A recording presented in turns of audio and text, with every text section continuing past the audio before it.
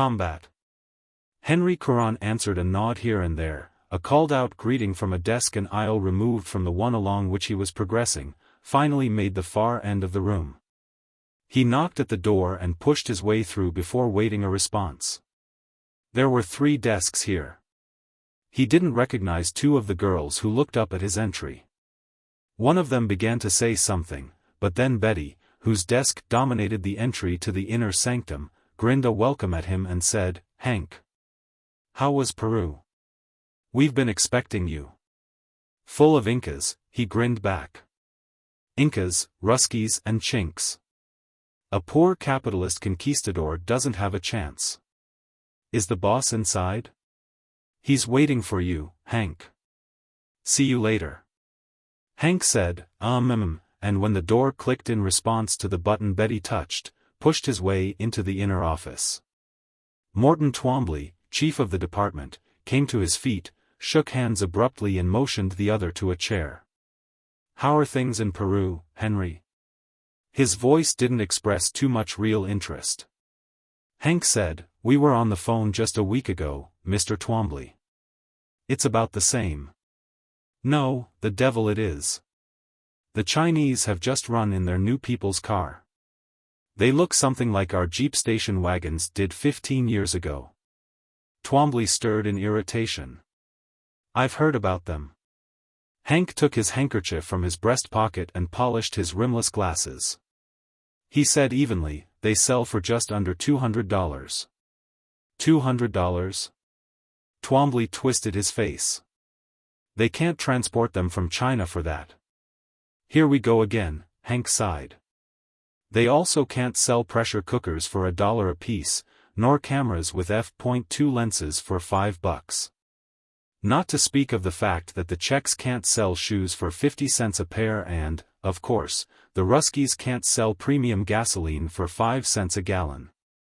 Twombly muttered, "They undercut our prices faster than we can vote through new subsidies." "Where's it going to end, Henry?" "I don't know. Perhaps we should have thought a lot more about it 10 or 15 years ago when the best men our universities could turn out went into advertising. Show business and sales, while the best men the Ruskies and Chinese could turn out were going into science and industry." As a man who worked in the field, Hank Coron occasionally got bitter about these things, and didn't mind this opportunity of sounding off at the chief. Hank added, "The height of achievement over there is to be elected to the Academy of Sciences. Our young people call scientists eggheads, and their height of achievement is to become a TV singer or a movie star." Morton Twombly shot his best field man a quick glance. "You sound as though you need a vacation, Henry." Henry Coron laughed. "Don't mind me, Chief. I got into a hassle with the Hungarians last week and I'm in a bad frame of mind." Twombly said, "Well, we didn't bring you back to Washington for a trade conference. I gathered that from your wire. What am I here for?" Twombly pushed his chair back and came to his feet. It occurred to Hank Coron that his chief had aged considerably since the forming of this department nearly 10 years ago. The thought went through his mind, a general in the Cold War. A general who's been in action for a decade, has never won more than a skirmish and is currently in full retreat. Morton Twombly said, "I'm not sure I know. Come along." They left the office by a back door and Hank was in unknown territory. Silently his chief led him through busy corridors, each one identical to the last, each sterile and cold in spite of the bustling. They came to a marine-guarded door, were passed through, once again obviously expected. The inner office contained but one desk occupied by a youthfully brisk army major.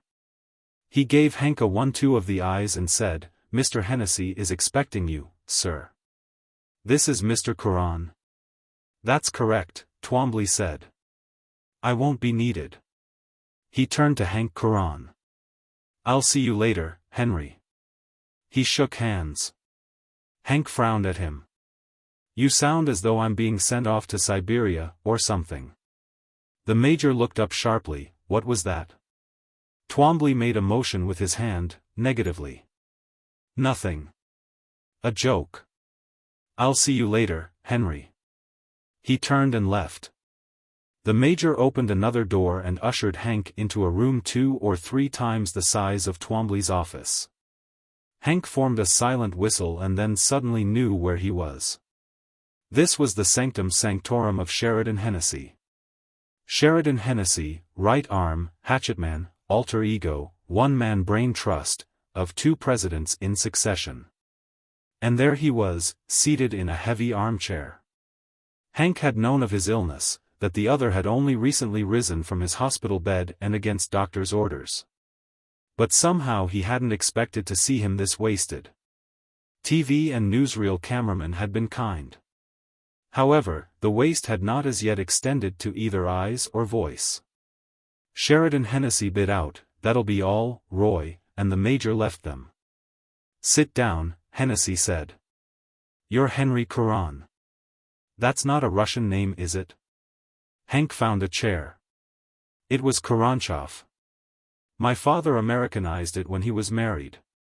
He added, "About once every 6 months some Department of Justice or CIA joker runs into the fact that my name was originally Russian and I'm investigated all over again." Hennessy said, "But your Russian is perfect?" "Yes, sir. My mother was English-Irish, but we lived in a community with quite a few Russian-born emigrants. I learned the language." "Good, Mr. Karan, how would you like to die for your country?" Hank Karan looked at him for a long moment. He said slowly, "I'm 32 years old, healthy and reasonably adjusted and happy." "I'd hate it." The sick man snorted. "That's exactly the right answer. I don't trust heroes. Now, how much have you heard about the extraterrestrials?" "I beg your pardon? You haven't heard the news broadcasts the past couple of days? How the devil could you have missed them?" Hennessy was scowling sourly at him. Hank Karan didn't know what the other was talking about. 2 days ago I was in the town of Machu Picchu in the Andes trying to peddle some mining equipment to the Peruvians. Peddle it, hell. I was practically trying to give it away, but it was still even Steven that the Hungarians would undersell me. Then I got a hurry-up wire from Morton Twombly to return to Washington soonest. I flew here in an Air Force jet. I haven't heard any news for 2 days or more. I'll have the Major get you all the material we have to date and you can read it on the plane to England." "Plane to England?" Hank said blankly. "Look, I'm in the Department of Economic Development of Neutral Nations, specializing in South America.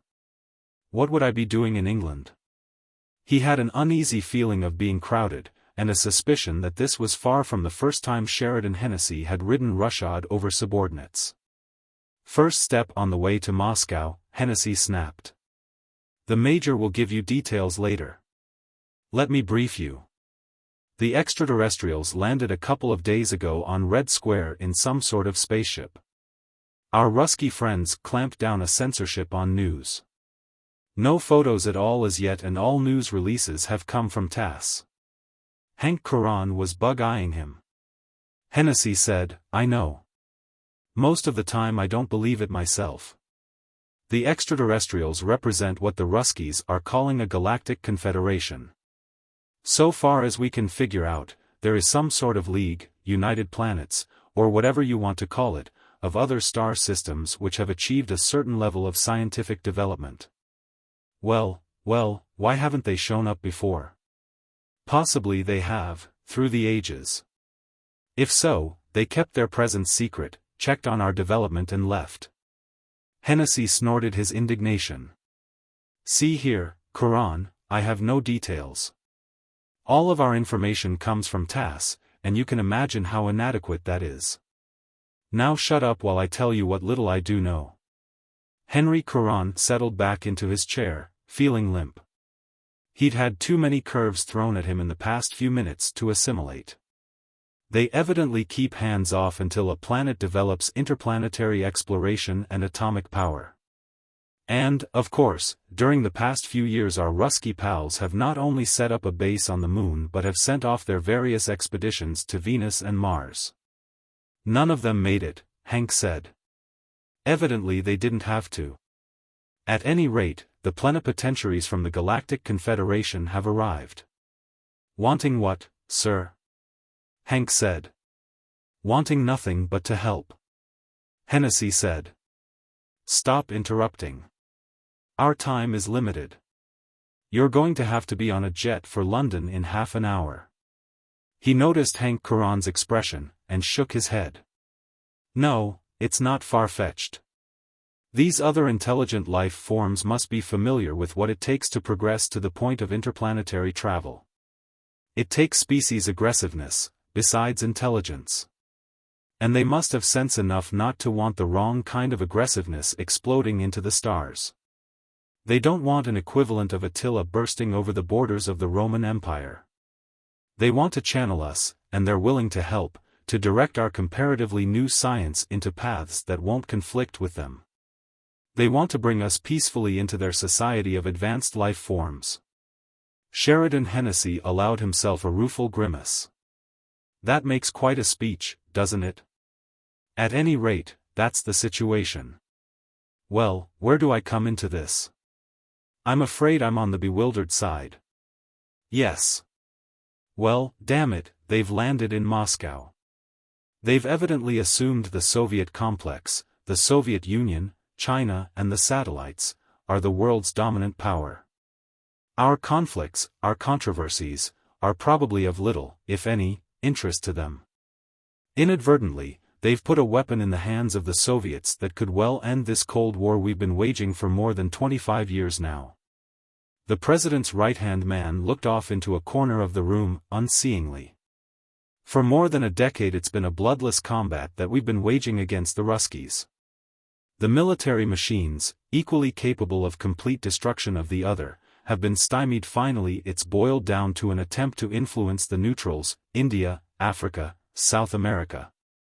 To attempt to bring them into one camp or the other. Thus far, we've been able to contain them in spite of their recent successes.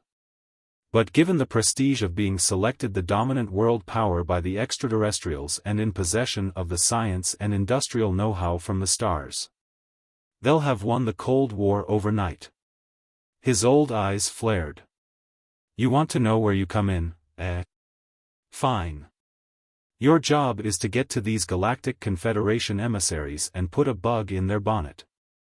Get over to them that there's more than one major viewpoint on this planet.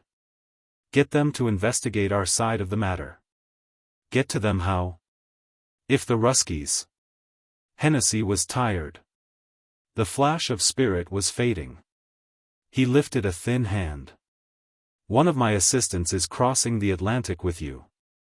He'll give you the details. But why me? I'm strictly a... You're an unknown in Europe. Never connected with espionage. You speak Russian like a native. Morton Twombly says you're his best man. Your records show that you can think on your feet, and that's what we need above all. Hank Curran said flatly, you might have asked for volunteers. We did. You, and you. The old army game, Hennessy said wearily. Mr. Curran, we're in the clutch. We can lose, forever, right now. Right in the next month or so. Consider yourself a soldier being thrown into the most important engagement the world has ever seen, combating the growth of the Soviets. We can't afford such luxuries as asking for volunteers. Now do you get it? Hank Curran could feel impotent anger rising inside him. He was off balance. I get it, but I don't like it. None of us do, Sheridan Hennessy said sourly. Do you think any of us do? He must have pressed a button. From behind them the major's voice said briskly, will you come this way, Mr. Curran? In the limousine, on the way out to the airport, the bright, impossibly cleanly shaven CIA man said, you've never been behind the Iron Curtain before, have you, Curran? No, Hank said. I thought that term was passé. Look, aren't we even going to my hotel for my things? The second CIA man, the older one, said, all your gear will be waiting for you in London. They'll be sure there's nothing in it to tip off the KGB if they go through your bags. The younger one said, we're not sure, things are moving fast, but we suspect that that term, Iron Curtain, applies again. Then how am I going to get in? Hank said irritably. I've had no background for this cloak and dagger stuff. The older CIA man said, we understand the KGB has increased security measures, but they haven't cut out all travel on the part of non-communists. The other one said, probably because the Ruskies don't want to tip off the spacemen that they're being isolated from the Western countries. It would be too conspicuous if suddenly all Western travelers disappeared. They were passing over the Potomac. To the right and below them Hank Curran could make out the twin pentagons, symbols of a military that had at long last by its very efficiency eliminated itself. War had finally progressed to the point where even a minor nation, such as Cuba or Portugal, could completely destroy the whole planet. Eliminated wasn't quite the word. In spite of their sterility, the military machines still claimed their million masses of men, still drained a third of the products of the world's industry. One of the CIA men was saying urgently, so we're going to send you in as a tourist. As inconspicuous a tourist as we can make you. For 15 years the Ruskies have boomed their tourist trade, all for propaganda, of course. Now they're in no position to turn this tourist flood off. If the aliens got wind of it, they'd smell a rat. Hank Curran brought his attention back to them. All right. So you get me to Moscow as a tourist. What do I do then? I keep telling you jokers that I don't know a thing about espionage. I don't know a secret code from judo. That's one reason the chief picked you. Not only do the Ruskies have nothing on you in their files, neither do our own people. You're safe from betrayal. There are exactly 6 people who know your mission and only one of them is in Moscow. Who's he? The CIA man shook his head. You'll never meet him. But he's making the arrangements for you to contact the underground. Hank Curran turned in his seat. What underground? In Moscow? The bright, pink-faced CIA man chuckled and began to say something, but the older one cut him off. Let me, Jimmy. He continued to Hank. Actually, we don't know nearly as much as we should about it, but a Soviet underground is there and getting stronger. You've heard of the Stelyaji and the Metrofonushka? Hank nodded. Moscow's equivalent to the juvenile delinquents or the teddy boys, as the British call them. Not only in Moscow, they're everywhere in urban Russia. At any rate, our underground friends operate within the Stelyaji, the so-called jet set, using them as protective coloring. This is new to me, Hank said. And I don't quite get it. It's clever enough. Suppose you're out late some night on an underground job and the police pick you up. They find out you're a juvenile delinquent, figure you've been out getting drunk, and toss you into jail for a week. It's better than winding up in front of a firing squad as a counter-revolutionary, or a Trotskyite, or whatever they're currently calling anybody they shoot. The chauffeur rapped on the glass that divided their seat from his, and motioned ahead. Here's the airport, Jimmy said. We'll drive right over to the plane. Hid your face with your hat, just for luck. Wait a minute, now, Hank said. Listen, how do I contact these Beat Generation characters? You don't. They contact you. How? That's up to them. Maybe they won't at all, they're plenty careful. Jimmy snorted without humor. It must be getting to be an instinct with Russians by this time. Nihilists, anarchists, Mensheviks, Bolsheviks, now anti-communists. Survival of the fittest. By this time the Russian underground must consist of members that have bred true as revolutionists. There have been Russian undergrounds for 20 generations. Hardly long enough to affect genetics, the older one said wryly. Hank said, let's stop being witty. I still haven't a clue as to how Sheridan Hennessy expects me to get to these Galactic Confederation people, or things, or whatever you call them. They evidently are humanoid, Jimmy said. Look more or less human. And stop worrying, we've got several hours to explain things while we cross the Atlantic. You don't step into character until you enter the offices of Progressive Tours, in London. The door of Progressive Tours, Limited 100 Rochester Row, was invitingly open. Hank Coran entered, looked around the small room. He inwardly winced at the appearance of the girl behind the counter. What was it about commies outside their own countries that they drew such crackpots into their camp? Heavy lenses, horn-rimmed to make them more conspicuous, wild hair, mawkish tweeds, and dirty fingernails to top it off. She said, "What can I do for you, comrade?" "Not comrade," Hank said mildly. "I'm an American." "What did you want?" she said coolly. Hank indicated the travel folder he was carrying. "I'd like to take this tour to Leningrad and Moscow. I've been reading propaganda for and against Russia as long as I've been able to read, and I've finally decided I want to see for myself. Can I get the tour that leaves tomorrow?" She became businesslike as was within her ability. "There is no country in the world as easy to visit as the Soviet Union, Mr. Stevenson," Hank Coran said. "Henry Stevenson." "Stevenson. Fill out these 2 forms, leave your passport and 2 photos, and we'll have everything ready in the morning. The Baltica leaves at 12. The visa will cost 10 shillings. What class do you wish to travel?" "The cheapest. And least conspicuous," Hank added under his breath. "Third class comes to 55 guineas. The tour lasts 18 days including the time it takes to get to Leningrad. You have 10 days in Russia." "I know, I read the folder. Are there any other Americans on the tour?"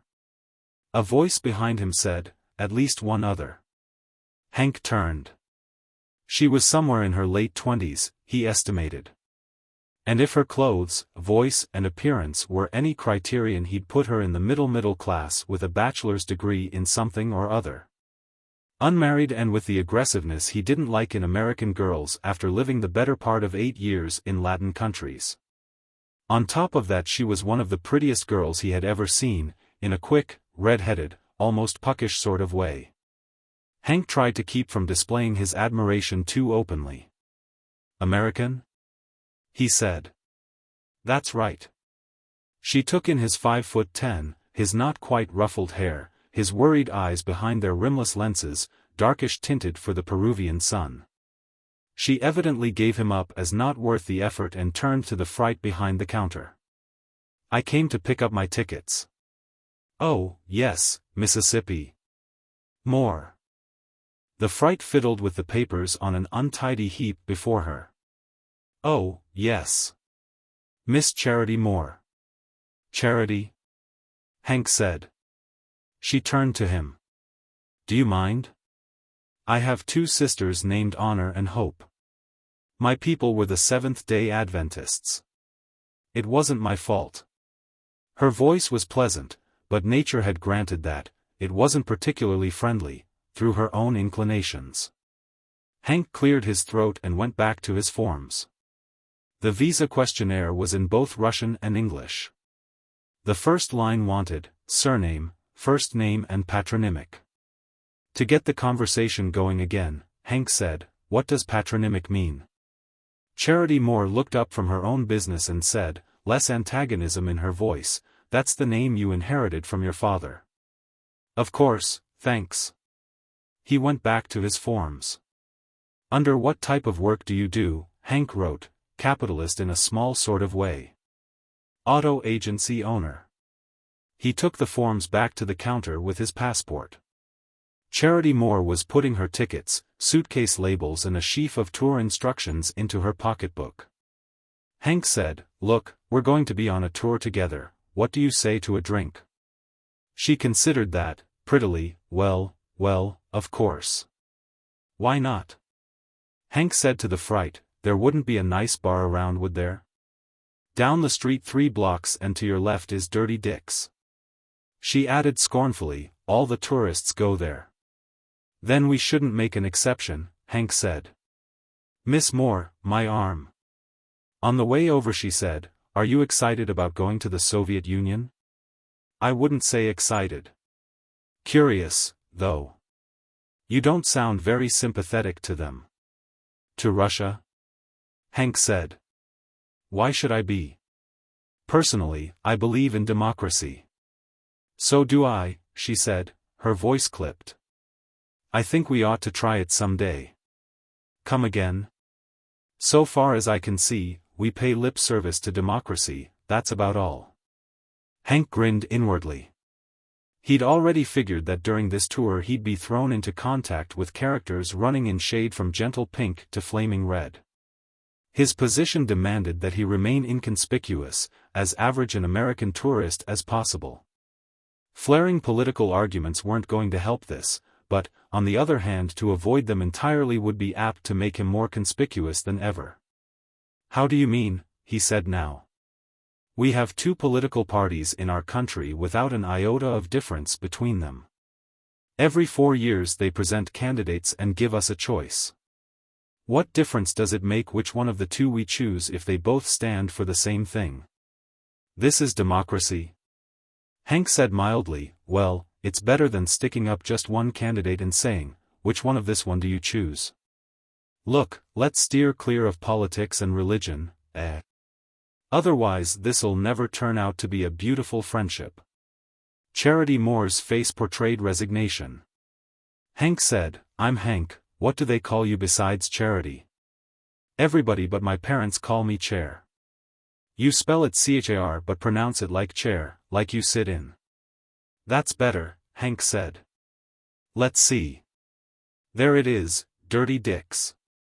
Crummy-looking joint. You want to go in? Yes, Char said. I've read about it. An old coaching house.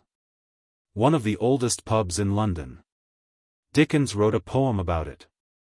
The pub's bar extended along the right wall, as they entered. To the left was a sandwich counter with a dozen or so stools. It was too early to eat, they stood at the ancient bar and Hank said to her, ale, and when she nodded, to the bartender, 2 Worthingtons. While they were being drawn, Hank turned back to the girl, noticing all over again how impossibly pretty she was. It was disconcerting. He said, how come Russia? You'd look more in place on a beach in Biarritz or the Lido.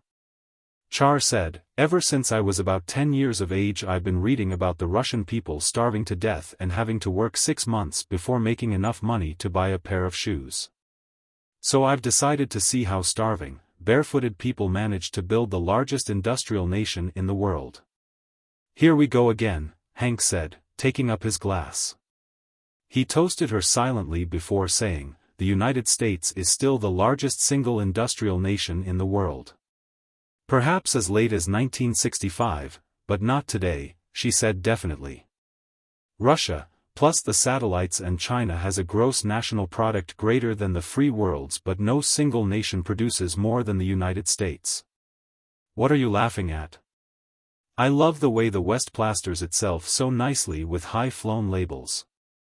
The free world. Saudi Arabia, Ethiopia, Pakistan, South Africa, just what is your definition of free? Hank had her placed now. A college radical. One of the tens of thousands who discover, usually somewhere along in the sophomore year, that all is not perfect in the land of their birth and begin looking around for answers. 10 to 1 she wasn't a commie and would probably never become one, but meanwhile she got a certain amount of kicks trying to upset ideological apple carts. For the sake of staying in character, Hank said mildly, look here, are you a communist? She banged her glass down on the bar with enough force that the bartender looked over worriedly. Did it ever occur to you that even though the Soviet Union might be wrong, if it is wrong, that doesn't mean that the United States is right? You remind me of that politician, whatever his name was, when I was a girl. Anybody who disagreed with him was automatically a communist. McCarthy, Hank said. I'm sorry, so you're not a communist. She took up her glass again, still in a huff. I didn't say I wasn't. That's my business. The turboelectric ship Baltica turned out to be the pride of the USSR Baltic State Steamship Company. In fact, she turned out to be the whole fleet. Like the rest of the world, the Soviet complex had taken to the air so far as passenger travel was concerned, and already the Baltica was a leftover from yesteryear. For some reason the CIA thought there might be less observation on the part of the KGB if Hank approached Moscow indirectly, that is by sea and from Leningrad. It was going to take an extra 4 or 5 days, but, if he got through, the squandered time would have been worth it. An English-speaking steward took up Hank's bag at the gangplank and hustled him through to his quarters. His cabin was forward and 4 flights down into the bowels of the ship. There were 4 berths in all, 2 of them already had bags on them. Hank put his hand in his pocket for a shilling. The steward grinned and said, "No tipping. This is a Soviet ship." Hank looked after him. A newcomer entered the cabin, still drying his hands on a towel. "Greetings," he said. "Evidently we're fellow passengers for the duration." He hung the towel on a rack, reached out a hand. "Rodriguez," he said. "You can call me Paco, if you want. Did you ever meet an Argentine that wasn't named Paco?" Hank shook the hand. "I don't know if I ever met an Argentine before." "You speak English well." "Harvard," Paco said. He stretched widely. "Did you spot those Russian girls in the crew? Blonde, every one blonde." He grinned. "Not much time to operate with them, but enough." A voice behind them, heavy with British accent, said, "Good afternoon, gentlemen." He was as ebony as a Negro can get and as nattily dressed as only Savile Row can turn out a man. He said, "My name is Lou Montlamel." He looked at them expressionlessly for a moment. Paco put out his hand briskly for a shake. "Rodriguez," he said. "Call me Paco. I suppose we're all Moscow bound." Lou Montlamel seemed relieved at his acceptance, clasped Paco's hand, then Hank's. Hank shook his head as the 3 of them began to unpack to the extent it was desirable for the short trip. The classless society. I wonder what first-class cabins look like. Here we are, jammed 3 in a telephone booth-sized room. Paco chucked, "My friend, you don't know the half of it. There are 5 classes on this ship. Needless to say, this is Tourist B, the last. And we'll probably be fed borscht and black bread the whole trip," Hank growled. Lou Montlamel said mildly, "I hear the food is very good." Paco stood up from his luggage, put his hands on his hips. "Gentlemen, do you realize there is no lock on the door of this cabin? The crime rate is said to be negligible in the Soviet countries," Lou said. Paco put up his hands in despair. "That isn't the point.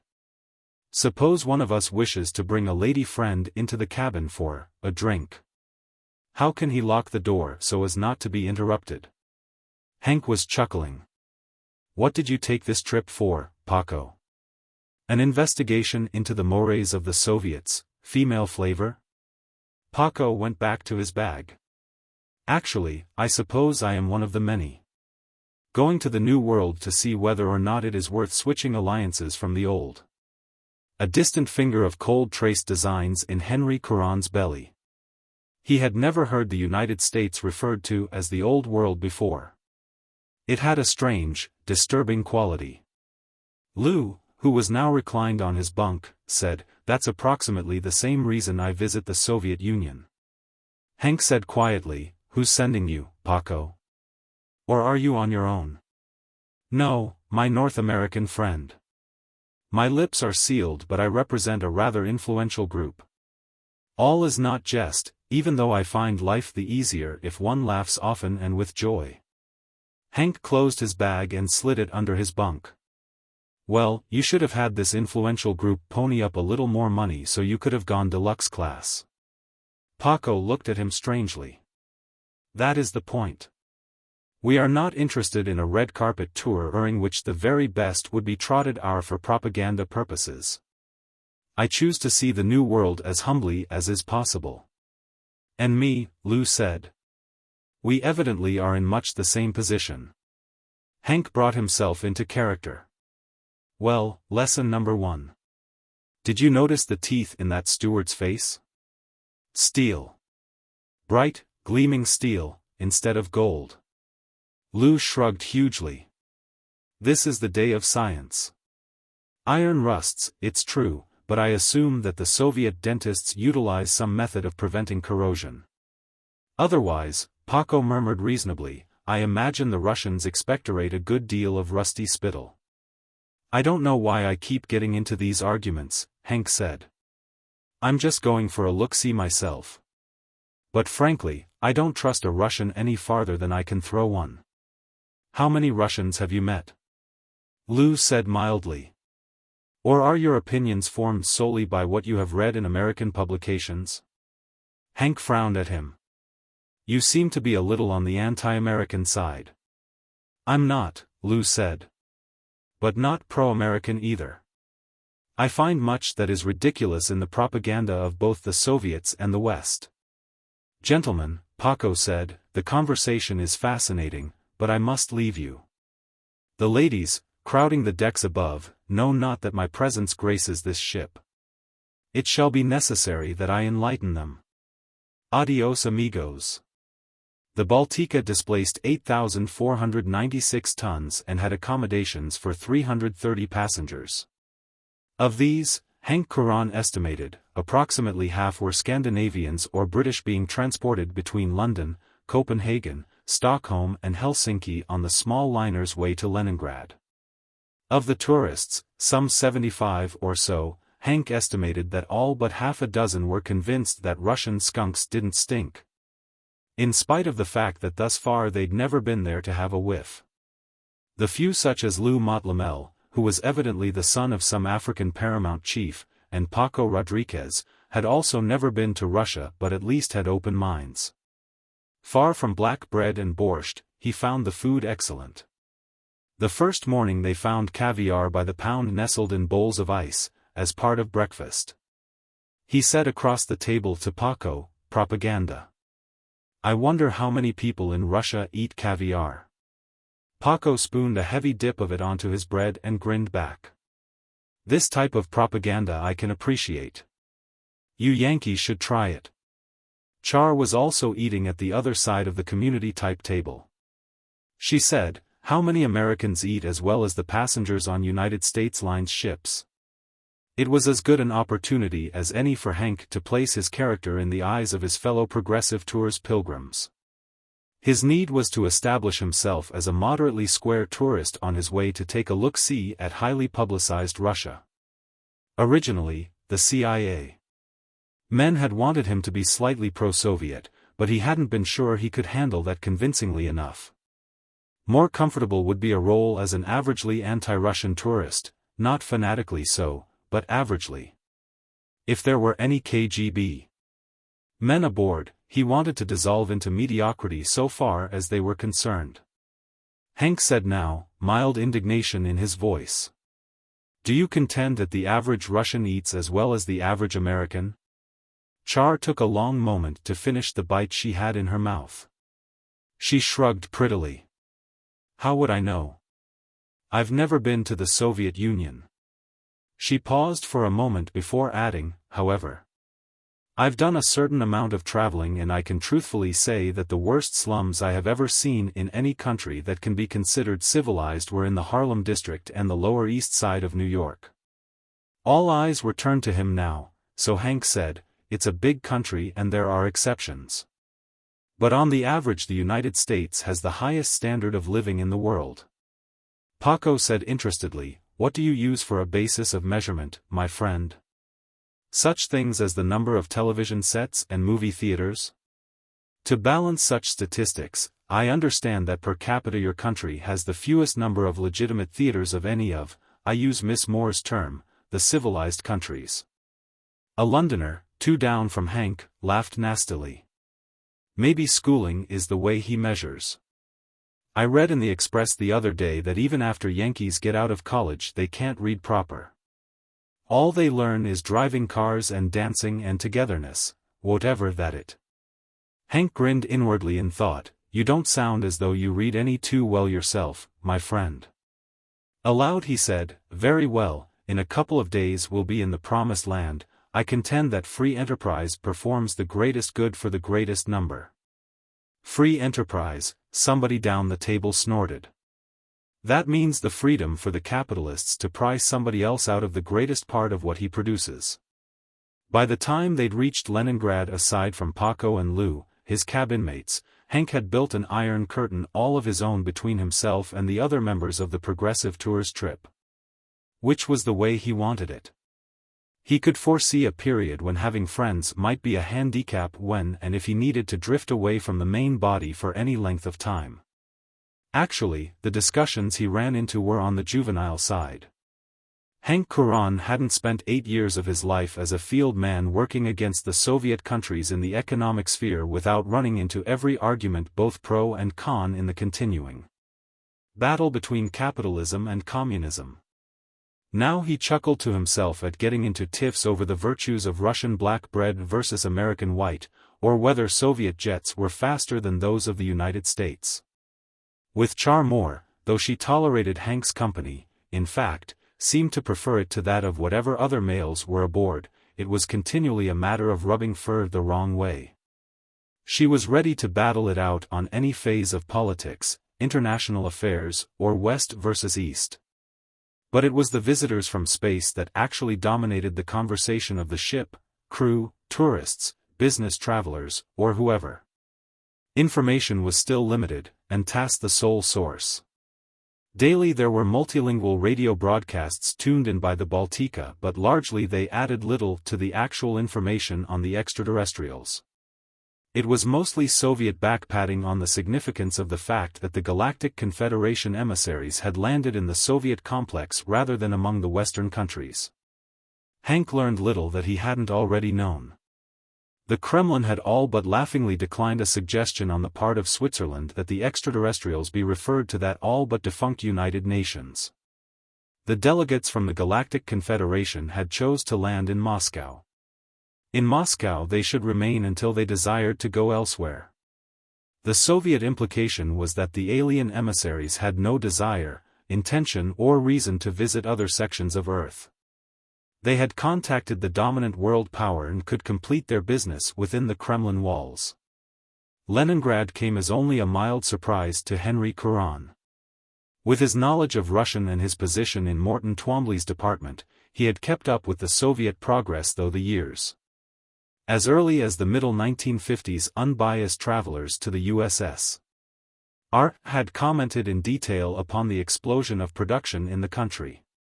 By the end of the decade, such books as Gunther's Inside Russia Today had dwelt upon the ultra-cleanliness of the cities, the mushrooming of apartment houses, the easing of the restrictions of Stalin's day, or at least the beginning of it.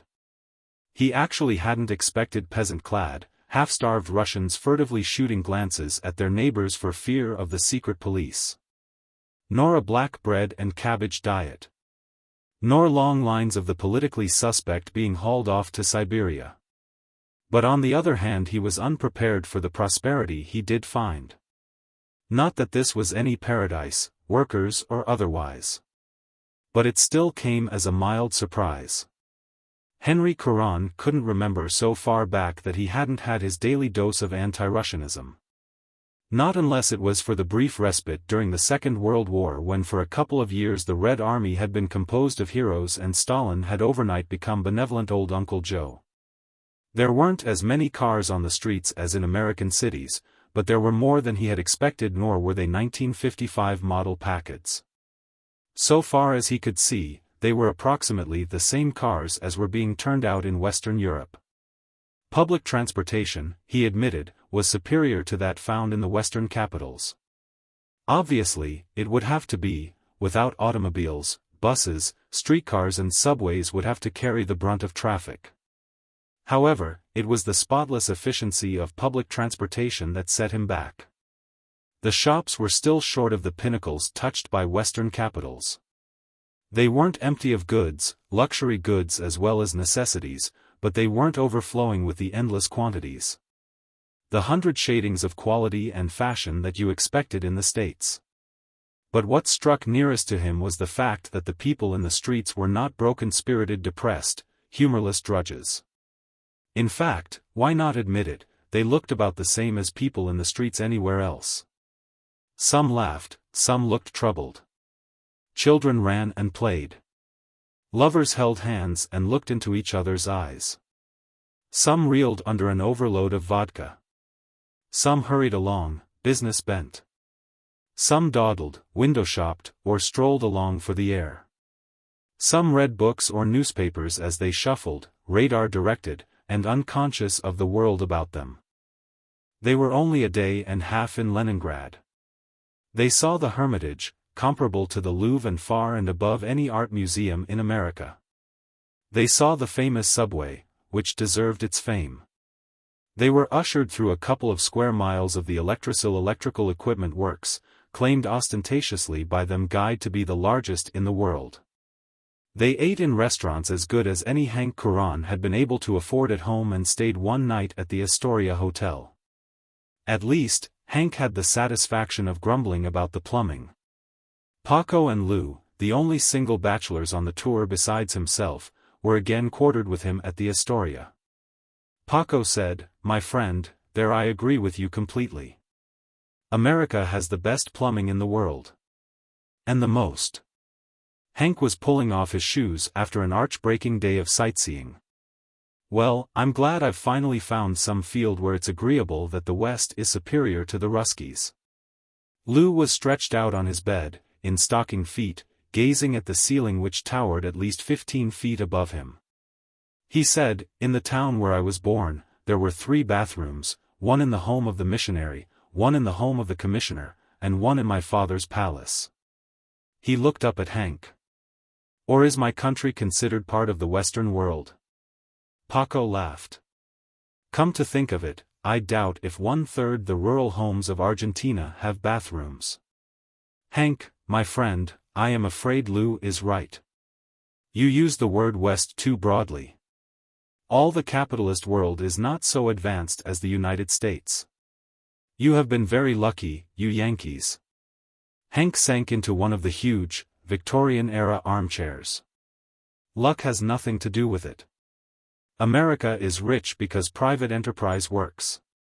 Of course," Paco pursued humorously, "the fact that your country floats on a sea of oil, has some of the richest forest land in the world, is blessed with some of the greatest mineral deposits anywhere, and millions of acres of unbelievably fertile land has nothing to do with it." "I get your point," Hank said. "The United States was handed the wealth of the world on a platter. But that's only part of it." "Yes," Lou agreed. "Also to be considered is the fact that for more than 100 years you have never had a serious war, serious, that is, in that your land was not invaded, your industries destroyed. That's to our credit. We're a peace-loving people." Lou laughed abruptly. "You should tell that to the American Indians." Hank scowled over at him. "What did you mean by that, Lou? That has all the elements of a nasty crack. Or tell it to the Mexicans. Isn't that where you got your whole Southwest?" Hank looked from Lou to Paco and back. Paco brought out cigarettes and tossed one to each of the others. "Aren't these long Russian cigarettes the end? I heard somebody say that by the time the smoke got through all the filter, you'd lost the habit." He looked over at Hank. "Easy, my friend, easy. On a trip like this it would be impossible not to continually be comparing East and West, dwelling continually on politics, the pros and cons of both sides. All of us are continually assimilating what we hear and see. Among other things, I note that on the newsstands there are no publications from Western lands. Why? Because still, after 50 years, our communist bureaucracy dare not allow its people to read what they will. I note, too, that the shops on October 25th Avenue are not all directed toward the Russian man on the street, unless he is paid unbelievably more than we have heard. Sable coats? Jewelry? Luxurious furniture? I begin to suspect that our Soviet friends are not quite so classless as Mr. Marx had in mind when he and Mr. Engels worked out the rough framework of the society of the future." Lou said seriously, "Oh, there are a great many things of that type to notice here in the Soviet Union." Hank had to grin. Well, I'm glad you jokers still have open minds. Paco waggled a finger negatively at him. We've had open minds all along, my friend. It is yours that seems closed. In spite of the fact that I spent 4 years in your country, I sometimes confess I don't understand you Americans. I think you are too immersed in your TV programs, your movies, and your light fiction.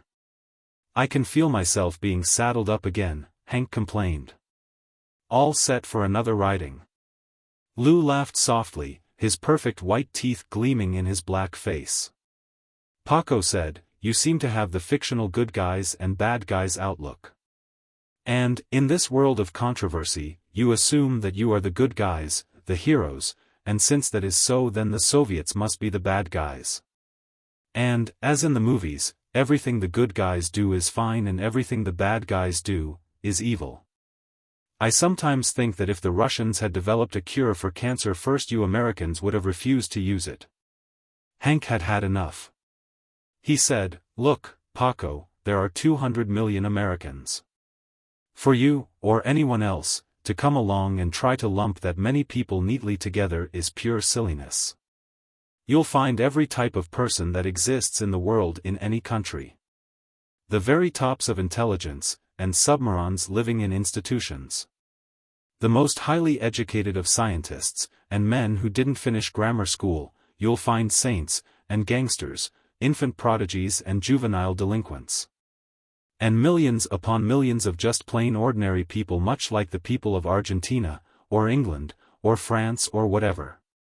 True enough, among all our 200 million there are some mighty prejudiced people, some mighty backward ones, and some downright foolish ones. But if you think the United States got to the position she's in today through the efforts of a whole people who are foolish, then you're obviously pretty far off the beam yourself. Paco was looking at him narrowly.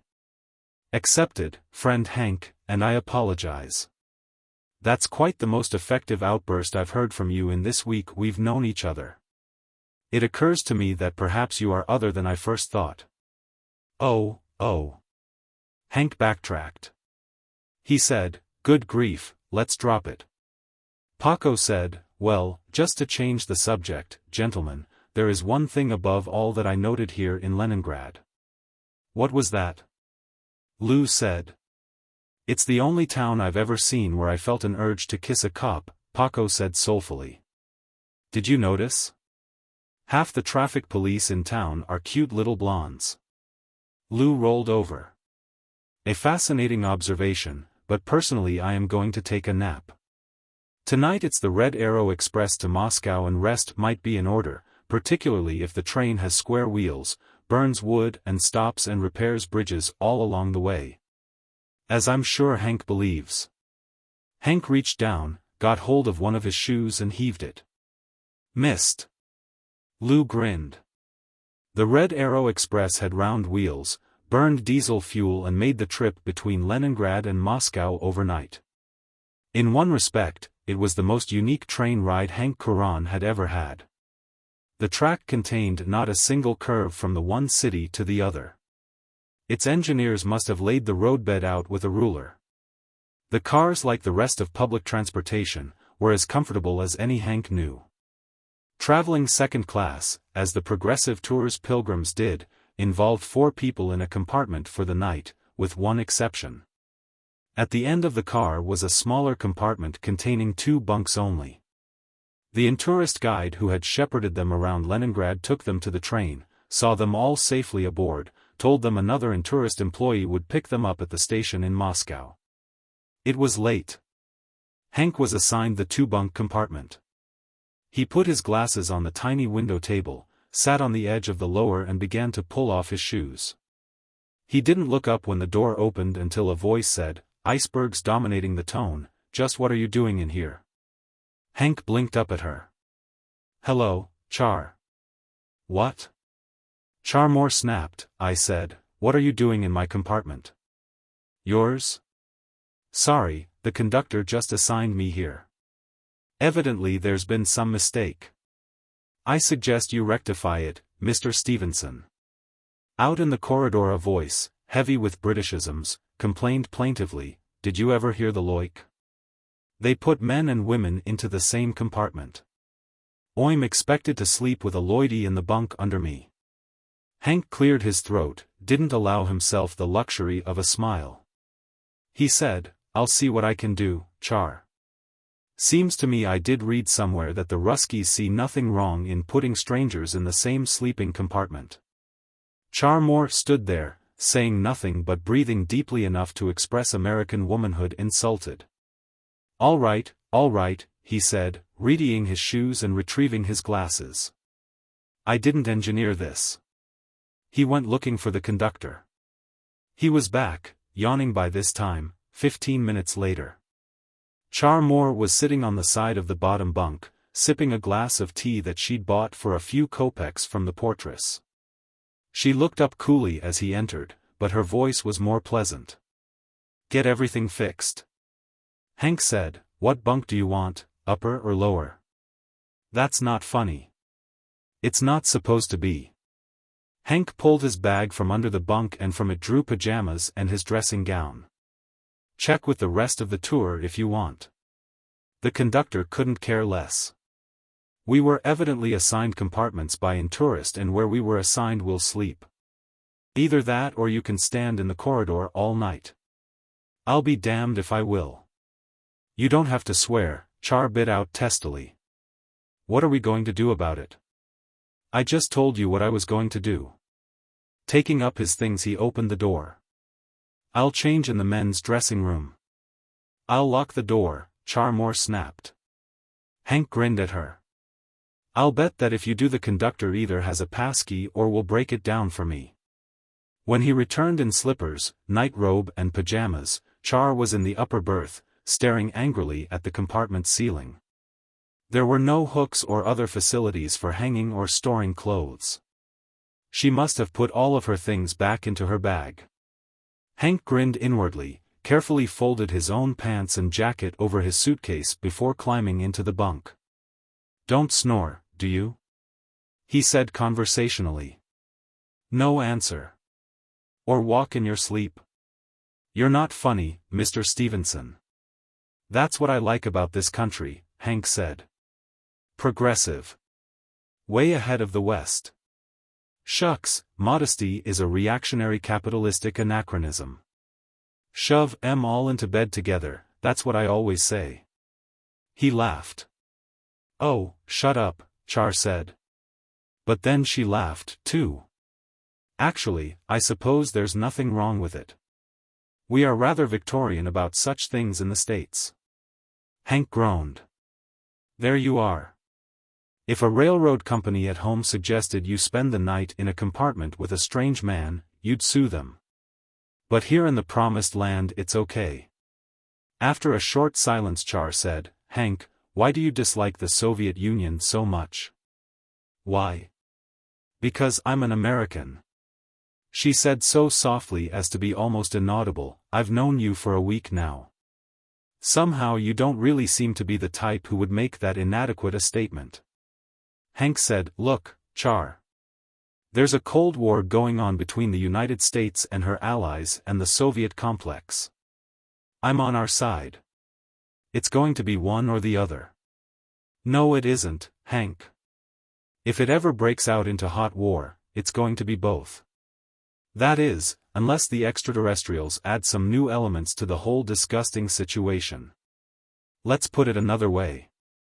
Why are you so pro-Soviet? She raised herself on one elbow and scowled down over the edge of her bunk at him. Inside, Hank turned over twice to see the unbound red hair, the serious green eyes. Imagine looking at that face over the breakfast table for the rest of your life. The hell with South American senoritas. Char said earnestly, I'm not. Confound it, Hank, can't the world get any further than this cowboys and Indians relationship between nations? Our science and industry has finally developed to the point where the world could be a paradise. We've solved all the problems of production. We've conquered all the major diseases. We have the wonders of eternity before us, and look at us. Tell that to the Ruskies and their pals. They're out for the works. Well, haven't we been? The United States isn't trying to take over the world. No? Possibly not in the old sense of the word, but aren't we trying desperately to sponsor our type of government and social system everywhere? Frankly, I'm neither pro-West nor pro-Soviet. I think they're both wrong. Fine, Hank said. What is your answer?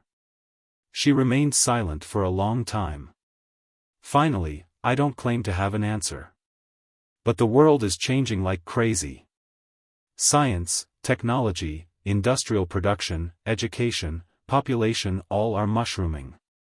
For us to claim that sweeping and basic changes aren't taking place in the Western nations is just nonsense. Our own country's institutions barely resemble the ones we had when you and I were children. And certainly the Soviet Union has changed and is changing from what it was 30 or 40 years ago. Listen, Char, Hank said in irritation, you still haven't come up with any sort of an answer to the Cold War. I told you I hadn't any. All I say is that I'm sick of it. I can't remember so far back that there wasn't a Cold War. And the more I consider it, the sillier it looks. Currently the United States and her allies spend between 1/3 and 1/2 of their gross national product on the military, The military. And in fighting the Soviet complex in international trade. Well, Hank said, I'm sick of it, too, and I haven't any answer either, but I'll be darned if I've heard the Ruskies propose one. And just between you and me, if I had to choose between living Soviet style and our style, I'd choose ours any day. Char said nothing. Hank added flatly, who knows, maybe the coming of these Galactic Confederation characters will bring it all to a head. She said nothing further, and in 10 minutes the soft sounds of her breathing had deepened to the point that Hank Coran knew she slept. He lay there another half hour in the full knowledge that probably the most desirable woman he'd ever met was sleeping less than 3 feet away from him. Leningrad had cushioned the first impression of Moscow for Henry Coran. Although, if anything, living standards and civic beauty were even higher here in the capital city of world communism. They pulled into the Leningrad Sky Station on Komsomolskaya Square in the early morning to be met by tourist guides and buses. Hank sat next to Char Moore, still feeling on the argumentative side after their discussion of the night before. He motioned with his head at some excavation work going on next to the station. There you are. Women doing manual labor. Char said, I'm from the Western States, it doesn't impress me. Have you ever seen fruit pickers, potato diggers, or just about any type of itinerant harvest workers? There is no harder work, and women, and children for that matter, do half of it at home. He looked at the husky, raw-boned women laborers working shoulder to shoulder with the men. I still don't like it. Char shrugged.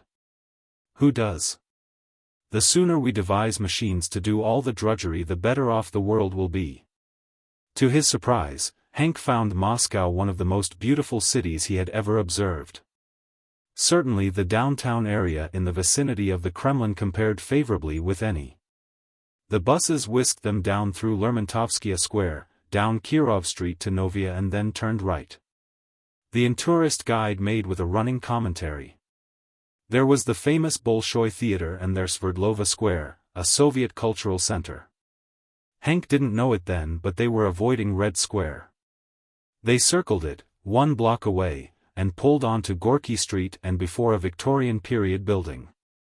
The Grand Hotel, the guide announced, where you will stay during your Moscow visit. Half a dozen porters began manhandling their bags from the top of the bus. They were ushered into the lobby and assigned rooms. Russian hotel lobbies were a thing apart. No souvenir stands, no bellhops, no sign saying to the bar, to the barber shop, or to anything else. A hotel was a hotel, period. Hank trailed Lou and Paco and 3 porters to the second floor and to the room they were assigned in common. Like the Astoria's rooms, in Leningrad, it was king-sized. In fact, it could easily have been divided into 3 chambers. There were 4 full-sized beds, 6 armchairs, 2 sofas, 2 vanity tables, a monstrous desk, and 1 wash bowl which gurgled when you ran water. Paco, hands on hips, stared around. A dance hall, he said. Gentlemen, this room hasn't changed since some Grand Duke stayed in it before the Revolution. Lou, who had assumed his usual prone position on one of the beds, said, from what I've heard about Moscow housing, you could get an average family in this amount of space. Hank was stuffing clothes into a dresser drawer. Now who's making with anti-Soviet comments? Paco laughed at him. Have you ever seen some of the housing in the Harlem district in New York? You can rent a bed in a room that has possibly 10 beds, for an 8-hour period. When your 8 hours are up you roll out and somebody else rolls in. The beds are kept warm, 3 shifts every 24 hours. Hank shook his head and muttered, they call me Dobbin, I've been ridden so much. Paco laughed and rubbed his hands together happily. It's still early.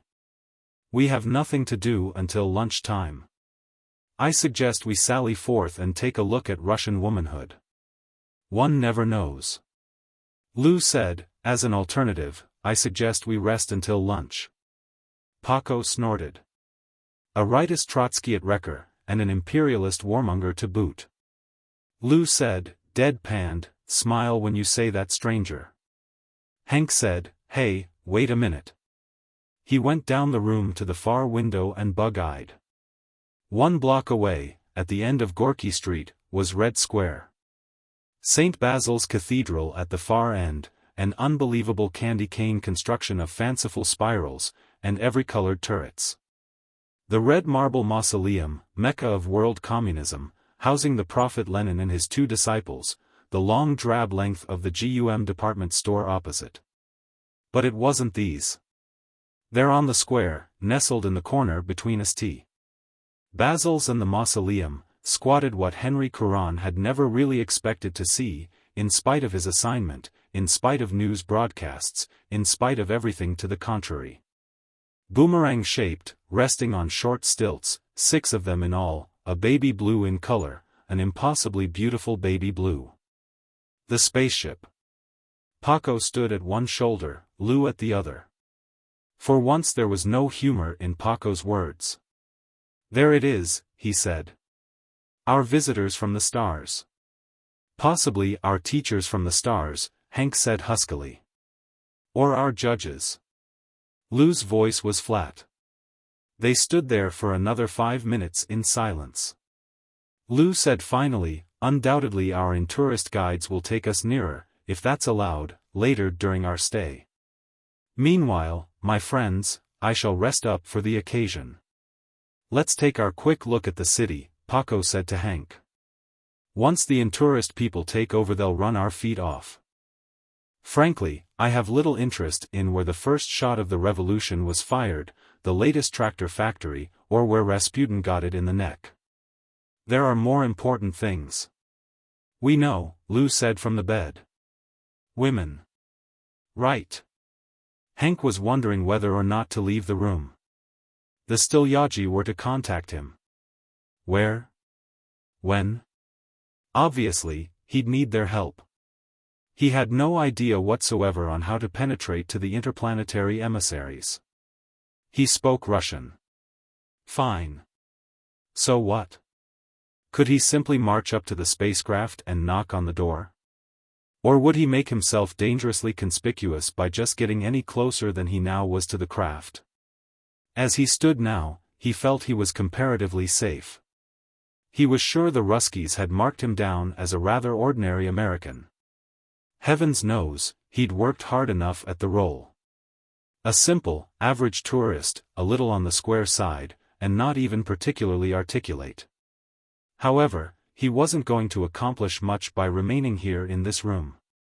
He doubted that the Stilyaji would get in touch with him either by phone or simply knocking at the door.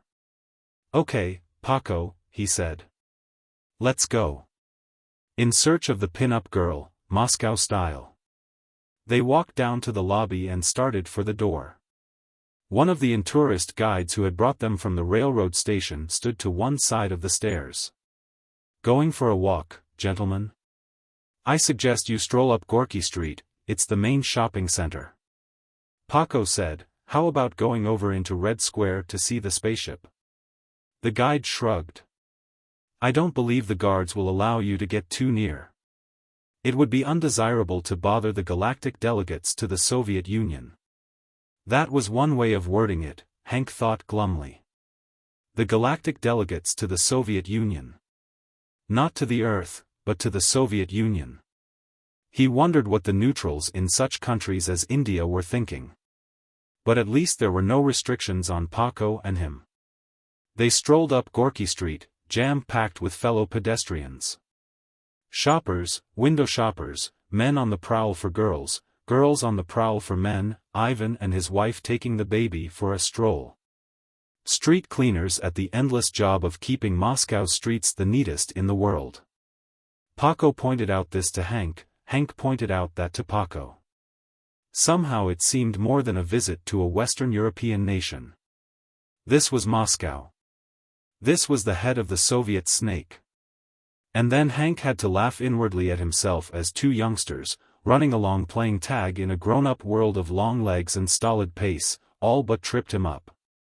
Head of a snake it might be, but Moscow's people looked astonishingly like those of Portland, Maine or Portland, Oregon. How do you like those two, coming now? Paco said. Those two coming now consisted of two better-than-averagely dressed girls who would run somewhere in their early 20s. A little too much makeup by Western standards, and clumsily applied. Blondes, Paco said soulfully. They're all blondes here, Hank said. Wonderful, isn't it?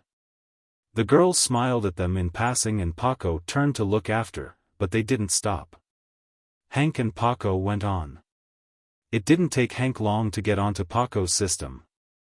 It was beautifully simple. He merely smiled widely at every girl that went by. If she smiled back, he stopped and tried to start a conversation with her. He got quite a few rebuffs, but Hank remembered an old joke. On the other hand, he got quite a bit of response. Before they had completed a block and a half of strolling, they were standing on a corner, trying to talk with two of Moscow's younger set, female variety. Here again, Paco was a wonder.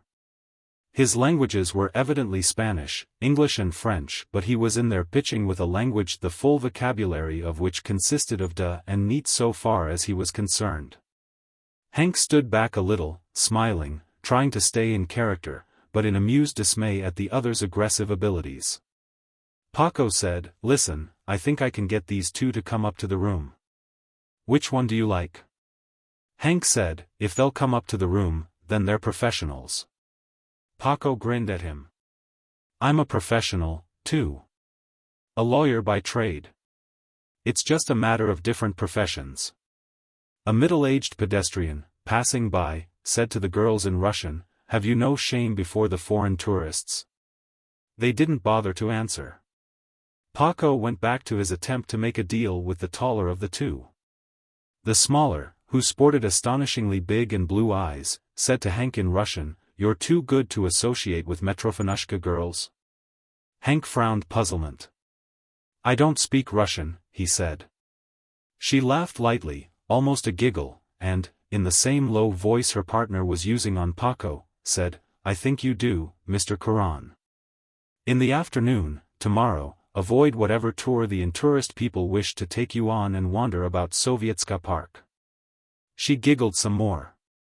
The worldwide epitome of a girl being picked up on the street. Hank took her in more closely. Possibly 25 years of age. The skirt she was wearing was probably Russian. It looked sturdy and durable, but the sweater was one of the new American fabrics. Her shoes were probably Western too, the latest flared heel effect. A typical Stilyaji or Metrofonushka girl, he assumed. Except for one thing, her eyes were cool and alert, intelligent beyond those of a street pickup. Paco said, "What do you think, Hank? This one will come back to the hotel with me." "Romeo, Romeo," Hank sighed, "wherefore do thou think thou art?" Paco shrugged. "What's the difference? Buenos Aires, New York, Moscow. Women are women. And men are evidently men," Hank said. "You do what you want. Okay, friend. Do you mind staying out of the room for a time? Don't worry about me, but you'll have to get rid of Lou, and he hasn't had his 18 hours sleep yet today." Paco had his girl by the arm. "I'll roll him into the hall. He'll never wake up." Hank's girl made a moue at him, shrugged as though laughing off the fact that she had been rejected, and disappeared into the crowds. Hank stuck his hands in his pockets and went on with his stroll. The contact with the underground had been made. Maintaining his front as an American tourist, he wandered into several stores, picked up some amber brooches at a bargain rate. Fingered through various books in English in an international bookshop. That was one thing that hit hard. The bookshops were packed. Prices were remarkably low and people were buying. In fact, he'd never seen a country so full of people reading and studying. The park benches were loaded with them. They read as they rode on streetcar and bus, they read as they walked along the street. He had an uneasy feeling that the jet-set kids were a small minority, that the juvenile delinquent problem here wasn't a fraction what it was in the West. He'd expected to be followed. In fact, that had puzzled him when he first was given this unwanted assignment by Sheridan Hennessy. How was he going to contact this so-called underground if he was watched the way he had been led to believe Westerners were? But he recalled their conducted tour of the Hermitage Museum in Leningrad. The tourist guide had started off with 25 persons and had clucked over them like a hen all afternoon. In spite of her frantic efforts to keep them together, however, she returned to the Astoria Hotel that evening with 8 missing, including Hank and Lou, who had wandered off to get a beer. The idea of the KGB putting tails on the tens of thousands of tourists that swarmed Moscow and Leningrad became a little on the ridiculous side. Besides, what secret does a tourist know, or what secrets could he discover? At any rate, Hank found no interference in his wanderings. He deliberately avoided Red Square and its spaceship, taking no chances on bringing himself to attention. Short of that locality, he wandered freely. At noon they ate at the Grand and the tourist guide outlined the afternoon program, which involved a general sightseeing tour ranging from the university to the Park of Rest and Culture. Moscow's equivalent of Coney Island. Lou said, "That all sounds very tiring. Do we have time for a nap before leaving?" "I'm afraid not, Mr. Montlamel," the guide told him. Paco shook his head. "I've seen a university, and I've seen a sports stadium, and I've seen statues and monuments. I'll sit this one out." "I think I'll lie this one out," Lou said. He complained plaintively to Hank. "You know what happened to me this morning, just as I was napping up in our room?" "Yes," Hank said, "I was with our Argentine Casanova when he picked her up." Hank took the conducted tour with the rest. If he was going to beg off the next day, he'd be less conspicuous tagging along on this one. Besides, it gave him the lay of the land.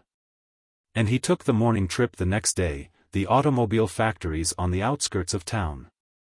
It had been possibly 15 years since Hank had been through Detroit, but he doubted greatly that automation had developed as far in his own country as it seemed to have here. Or, perhaps, this was merely a showplace. But he drew himself up at that thought. That was one attitude the Western world couldn't afford, deprecating Soviet progress. This was the very thing that had led to such shocks as the launching of the early Sputniks. Underestimate your adversary and sooner or later you paid for it. The Soviets had at long last built up a productive machine as great as any. Possibly greater. In sheer tonnage they were turning out more gross national product than the West. This was no time to be underestimating them. All this was a double interest to a field man in Morton Twombly's department, working against the Soviets in international trade. He was beginning to understand at least one of the reasons why the commies could sell their products at such ridiculously low prices. Automation beyond that of the West. In the Soviet complex, the labor unions were in no position to block the introduction of ultra-efficient methods, and featherbedding was unheard of. If a Russian worker's job was automated out from under him, he shifted to a new plant, a new job, and possibly even learned a new trade. The American Workers' Union, to the contrary, did its best to save the job. Hank Coran remembered reading, a few months earlier, of a British textile company which had attempted to introduce a whole line of new automation equipment. The unions had struck, and the company had to give up the project. What happened to the machinery? It was sold to China. Following the orders of his underground contact, he begged out of the afternoon tour, as did half a dozen of the others. Sightseeing was as hard on the feet in Moscow as anywhere else. After lunch he looked up Sovietska Park on his tourist map of the city. It was handy enough. A few blocks up Gorky Street. It turned out to be typical. Well done so far as fountains, monuments and gardens were concerned. Well equipped with park benches. In the early afternoon it was by no means empty, but, on the other hand, not nearly so filled as he'd noticed the parks to be the evening before. Hank stopped at one of the numerous cold drink stands where for a few kopecks you could get raspberry syrup fizzed up with soda water. While he sipped it, a teenager came up beside him and said in passable English, "Excuse me, are you a tourist? Do you speak English?" This had happened before. Another kid practicing his school language. "That's right," Hank said. The boy said, "You aren't a ham, are you?" He brought some cards from an inner pocket. "I'm UA3K.G.B. For a moment Hank looked at him blankly, and then he recognized the amateur radio call cards the other was displaying. "Oh, a ham. Well, no, but I have a cousin who is." Two more youngsters came up. "What's his call?" Hank didn't remember that. They all adjourned to a park bench, and little though he knew about the subject, international amateur radio was discussed in detail. In 15 minutes he was hemmed in by a dozen or so and had about decided he'd better make his excuses and circulate around making himself available to the Stilyaji outfit. He was searching for an excuse to shake them when the one sitting next to him reverted to Russian. "We're clear now, Henry Kuran." Hank said, "I'll be damned. I hadn't any idea." The other brushed aside trivialities. Looking at him more closely, Hank could see he was older than first estimate. Possibly 22 or so. Darker than most of the others, heavy-set, sharp and impatient. "You can call me Georgie," he said. "These others will prevent outsiders from bothering us. Now then, we've been told you Americans want some assistance." "What? And why should we give it to you?" Hank said, worriedly, "Haven't you some place we could go? Where I could meet one of your higher-ups? This is important." "Otherwise, I wouldn't be here," Georgie said impatiently. "For that matter there is no higher-up. We don't have ranks. We're a working democracy. And I'm afraid the day of the secret room in some cellar is past. With housing what it is, if there was an empty cellar in Moscow a family would move in.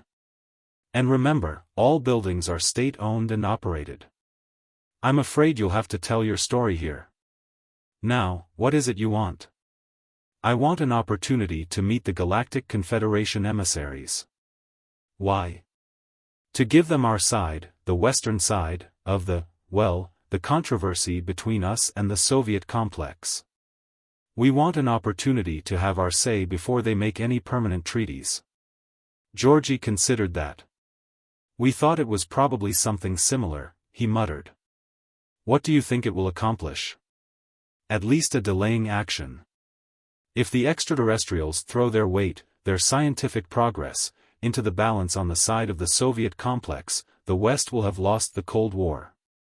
Every neutral in the world will jump on the bandwagon. International trade, sources of raw materials, will be a thing of the past. Without a shot being fired, we'd become second-rate powers overnight." Georgie said nothing for a long moment. A new youngster had drifted up to the group, but one of those on the outskirts growled something at him and he went off again. Evidently, Hank decided, all of this dozen-odd cluster of youngsters were connected with the jet-set underground. "All right, you want us to help you in the conflict between the Soviet government and the West," Georgie said. "Why should we?" Hank frowned at him.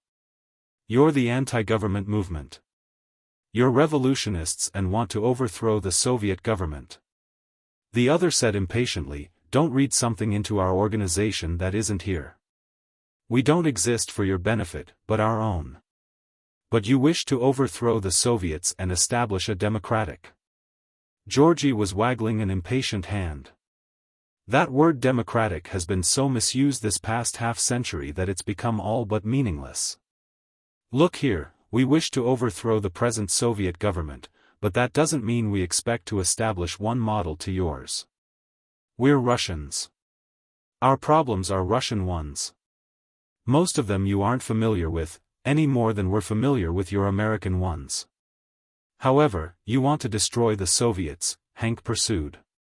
Yes, Georgie growled, but that doesn't necessarily mean that we wish you to win this Cold War, as the term goes. That is, just because we're opposed to the Soviet government doesn't mean we like yours. But you make a point. If the Galactic Confederation gives all-out support to the Soviet bureaucracy, it might strengthen it to the point where they could remain in office indefinitely. Hank pressed the advantage. Right. You'd never overthrow them then. On the other hand, Georgie muttered uncomfortably, "We're not interested in giving you Americans an opportunity that would enable you to collapse the whole fabric of this country and its allies." "Look here," Hank said. "In the States we seem to know surprisingly little about your movement. Just what do you expect to accomplish? To make it brief, we wish to enjoy the product of the sacrifices of the past 50 years. If you recall your Marx," he twisted his face here in wry amusement, "the idea was that the state was to wither away once socialism was established. Instead of withering away, it has become increasingly strong. This was explained by the early Bolsheviks in a fairly reasonable manner. Socialism presupposes a highly industrialized economy. It's not possible in a primitive nor even a feudalistic society. So our communist bureaucracy remained in the saddle through a period of transition. The task was to industrialize the Soviet countries in a matter of decades where it had taken the capitalist nations a century or two." Georgie shrugged. "I've never heard of a governing class giving up its once acquired power of its own accord, no matter how incompetent they might be." Hank said, "I wouldn't call the Soviet government incompetent." "Then you'd be wrong," the other said. "Progress had been made, but often in spite of the bureaucracy, not because of it. In the early days it wasn't so obvious, but as we develop, the rule of the political bureaucrat becomes increasingly a hindrance. Politicians can't operate industries and they can't supervise laboratories. To the extent our scientists and technicians are interfered with by politicians, to that extent we are held up in our progress. Surely you've heard of the Lysenko matter? He was the one who evolved the anti-Mendelian theory of genetics, 15 or 20 years ago." "Correct," Georgie snorted. "Acquired characteristics could be handed down by heredity. It took the Academy of Agricultural Science at least a decade to dispose of him. Why? Because his theories fitted into Stalin's political beliefs." The underground spokesman snorted again. Hank had the feeling they were drifting from the subject. "Then you want to overthrow the communist bureaucracy?" "Yes, but that is only part of the story. Overthrowing it without something to replace the bureaucracy is a negative approach. We have no interest in a return to Tsarist Russia, even if that were possible, and it isn't. We want to profit by what has happened in these years of ultra-sacrifice, not to destroy everything. The day of rule by politicians is antiquated, we look forward to the future." He seemed to switch subjects. "Do you remember Gillas' book which he wrote in one of Tito's prisons, The New Class?" "Vaguely. I read the reviews. It was a bestseller in the States some time ago." Georgie made with his characteristic snort. "It was a bestseller here, in underground circles. At any rate, that explains much. Our bureaucracy, no matter what its ideals might have been to begin with, has developed into a new class of its own. Russia sacrifices to surpass the West, but our bureaucrats don't. In Lenin's day the commissar was paid the same as the average worker, but today we have bureaucrats as wealthy as Western millionaires." Hank said, "Of course, these are your problems. I don't pretend to have too clear a picture of them. However, it seems to me we have a mutual enemy. Right at this moment it appears that they are to receive some support that will strengthen them.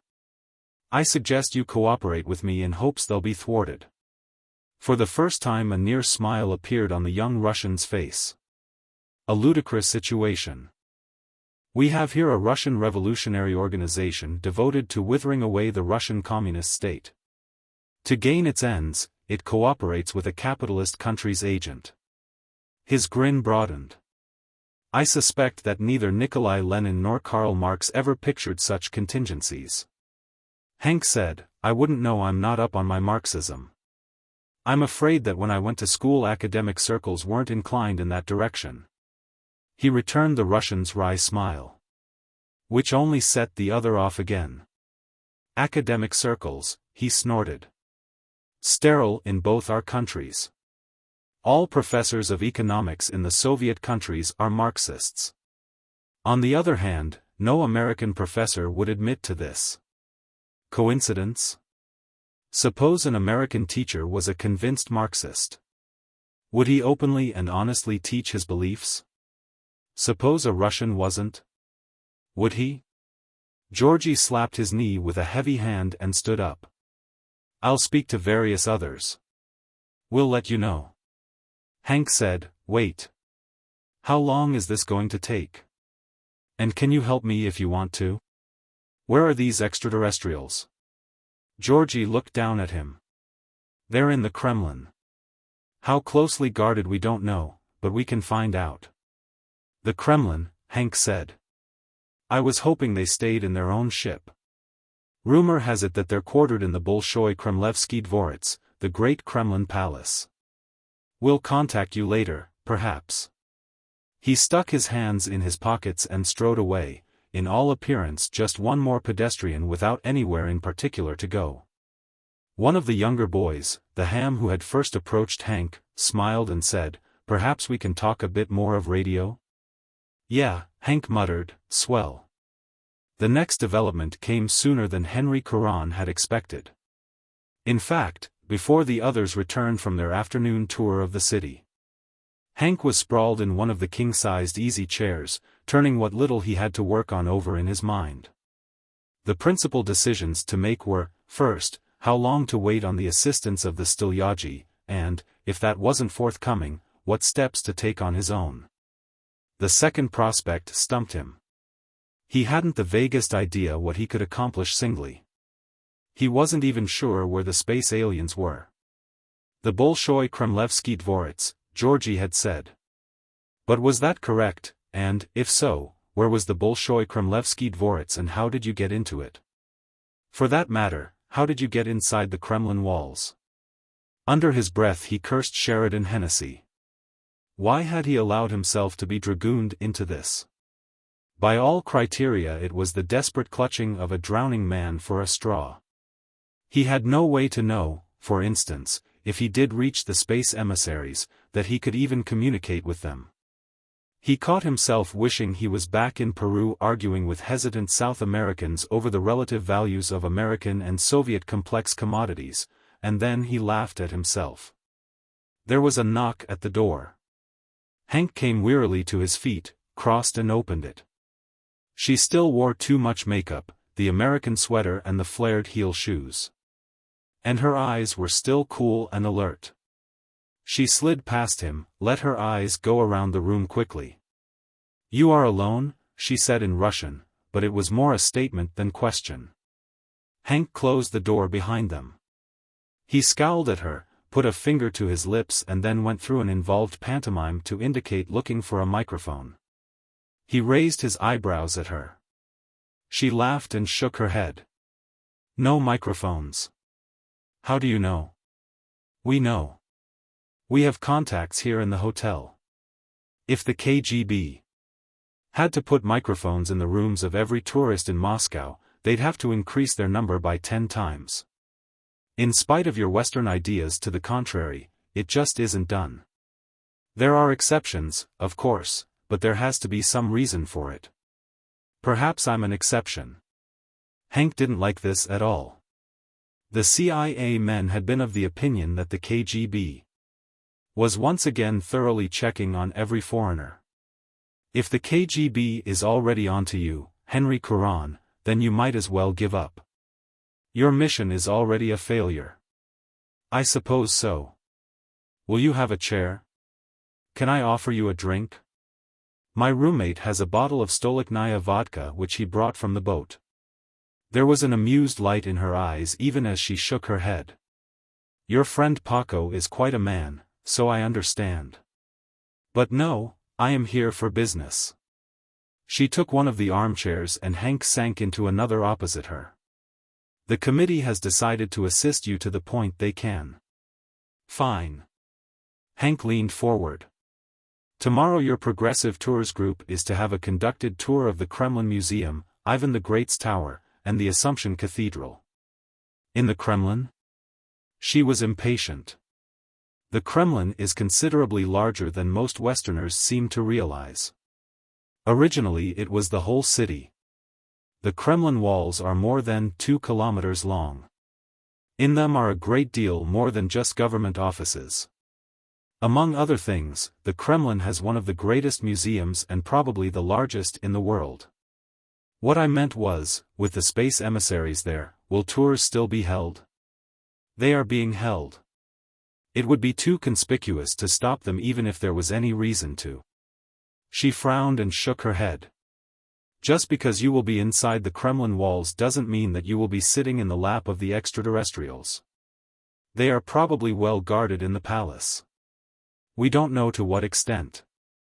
Hank said, then how can you help me? Only in a limited way. She pulled a folder paper from her purse. Here is a map of the Kremlin, and here one of the palace. Both of these date from Tsarist days, but such things as the general layout of the Kremlin and the Bolshoi Kremlevsky Dvorets do not change, of course. Do you know where the extraterrestrials are? We're not sure. The palace was built in the 17th century and was popular with various czars. It has been a museum for some time. We suspect that the Galactic Confederation delegates are housed in the Sobstvenaya Plavina, which used to be the private apartments of Nicholas I. It is quite defined that the conferences are being held in the Georgievskaya Sala. It's the largest and most impressive room in the Kremlin. Hank stared at the two maps, feeling a degree of dismay. She said impatiently, we can help you more than this. One of the regular guide guards at the facade which leads to the main entrance of the palace is a member of our group. Here are your instructions. They spent another 15 minutes going over the details, then she shot a quick glance at her watch and came to her feet. Is everything clear, comrade? Hank frowned slightly at the use of the word, then understood. I think so, and thanks, comrade. He, as well as she, meant the term in its original sense. He followed her to the door, but before his hand touched the knob, it opened inwardly. Paco stood there, and behind him in the corridor was Char Moore. The girl turned to Hank quickly, reached up and kissed him on the mouth and said, in English, "Goodbye, Dalink." She winked at Paco, swept past Char and was gone. Paco looked after her appreciatively, back at Hank and said, "Ah, ha. You are quite a dog after all, eh?" Char Moore's face was blank. She mumbled something to the effect of, "See you later," directed seemingly to both of them, and went on to her room. Hank said, "Damn." Paco closed the door behind him. "What's the matter, my friend?" he grinned. "Are you attempting to play two games at once?" The morning tour was devoted to Red Square and the Kremlin. Immediately after breakfast they formed a column with 2 or 3 other tourist parties and were marched briskly to where Gorky Street debouched into Red Square. First destination was the Mausoleum, backed against the Kremlin wall, which centered that square and served as a combined Vatican, Lhasa and Mecca of the Soviet complex. Built of dark red porphyry, it was the nearest thing to a really ultramodern building Hank had seen in Moscow. As foreign tourists they were taken to the head of the line which already stretched around the Kremlin back into Mokovaya Street along the western wall. A line of thousands. Once the doors opened the line moved quickly. They filed in, 2 by 2, down some steps, along a corridor which was suddenly cool as though refrigerated. Paco, standing next to Hank, said from the side of his mouth, "Now we know the secret of the embalming. I wonder if they're hanging on meat hooks." The line emerged suddenly into a room in the center of which were 3 glass chambers. The 3 bodies, the prophet and his 2 leading disciples flanking him. Lenin, Stalin, Khrushchev. On their faces, Hank decided, you could read much of their character. Lenin, the idealist and scholar. Stalin, utterly ruthless organization man. Khrushchev, energetic manager of what the first 2 had built. They were in the burial room no more than 2 minutes, filed out by an opposite door. In the light of the square again, Paco grinned at him. Nick and Joe didn't look so good, but Nikita is standing up pretty well. Trailing back and forth across Red Square had its ludicrous elements. The guide pointed out this and that. But all the time his charges had their eyes glued to the spaceship, settled there at the far end of the square near St. Basil's. In a way it seemed no more alien than so much else here. Certainly no more alien to the world Hank knew than the fantastic St. Basil's Cathedral. A spaceship from the stars, though. You still had to shake your head in effort to achieve clarity. To realize the significance of it. A spaceship with emissaries from a galactic confederation. How simple if it had only landed in Washington, London or even Paris or Rome, instead of here. They avoided getting very near it, although the Russians weren't being ostentatious about their guarding. There was a roped-off area about the craft and 20 or so guards, not overly armed, drifting about within the enclosure.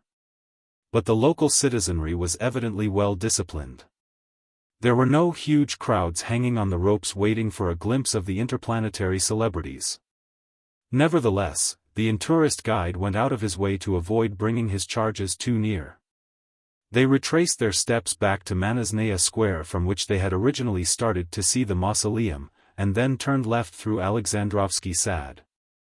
The Alexander Park which ran along the west side of the Kremlin to the Borovitsky Gate, on the Moskva River side of the fortress.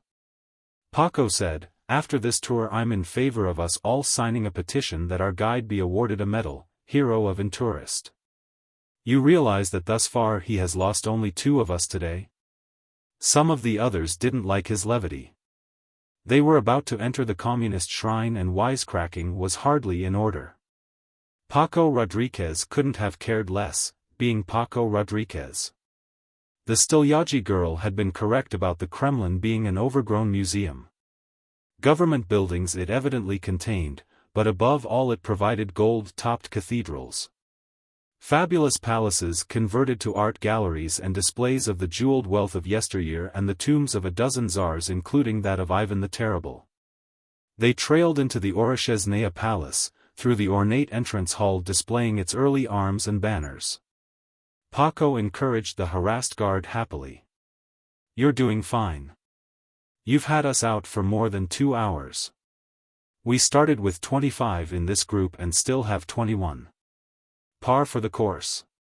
What happens to a tourist who wanders absently around in the Kremlin and turns up in the headman's office?" The guide smiled wanly. "And over here we have the thrones of the Empress Elizabeth and Tsar Paul." Unobtrusively, Hank dropped toward the tail of the group. He spent a long time peering at 2 silver panthers, gifts of the first Queen Elizabeth of England to Boris Godunov. The Progressive Tours assembly passed on into the next room. A guard standing next to the case said, "Mr. Karan?" Without looking up, Hand nodded. "Follow me, slowly." No one from the Progressive Tours group was in sight. Hank wandered after the guard, looking into display cases as he went. Finally the other turned a corner into an empty and comparatively narrow corridor. He stopped and waited for the American. "You're Karan?" he asked anxiously in Russian. "That's right. You're not afraid?" "No. Let's go." Inwardly Hank growled, "Of course I'm afraid. Do I look like a confounded hero?" What was it Sheridan Hennessy had said? This was combat, combat Cold War style, but still combat. Of course he was afraid. Had there ever in the history of combat been a participant who had gone into it unafraid? They walked briskly along the corridor. The guard said, "You have studied your maps?" "Yes. I can take you only so far without exposing myself." "Then you are on your own. You must know your maps or you are lost. These old palaces ramble." "I know," Hank said impatiently. "Brief me as we go along." "Just for luck." "Very well. We leave Orosheznaya Palace by this minor doorway. Across there, to our right, is the Bolshoi Kremlevsky Dvorets, the Great Kremlin Palace. It's there the Central Executive Committee meets, and the Assembly. The same hall used to be the Tsar's throne room in the old days. On the nearer side, on the ground floor, are the Sobstvenaya Plavina, the former private apartments of Nicholas I. The extraterrestrials are there." "You're sure?" The others weren't sure. "That's where they are." "How can we get to them?" "We can't." "Possibly you can. I can take you only so far. The front entrance is strongly guarded. We are going to have to enter the Great Palace from the rear, through the Teremni Palace. You remember your maps?" "I think so." They strode rapidly from the museum through a major courtyard. Hank to the right and a step behind the uniformed guard.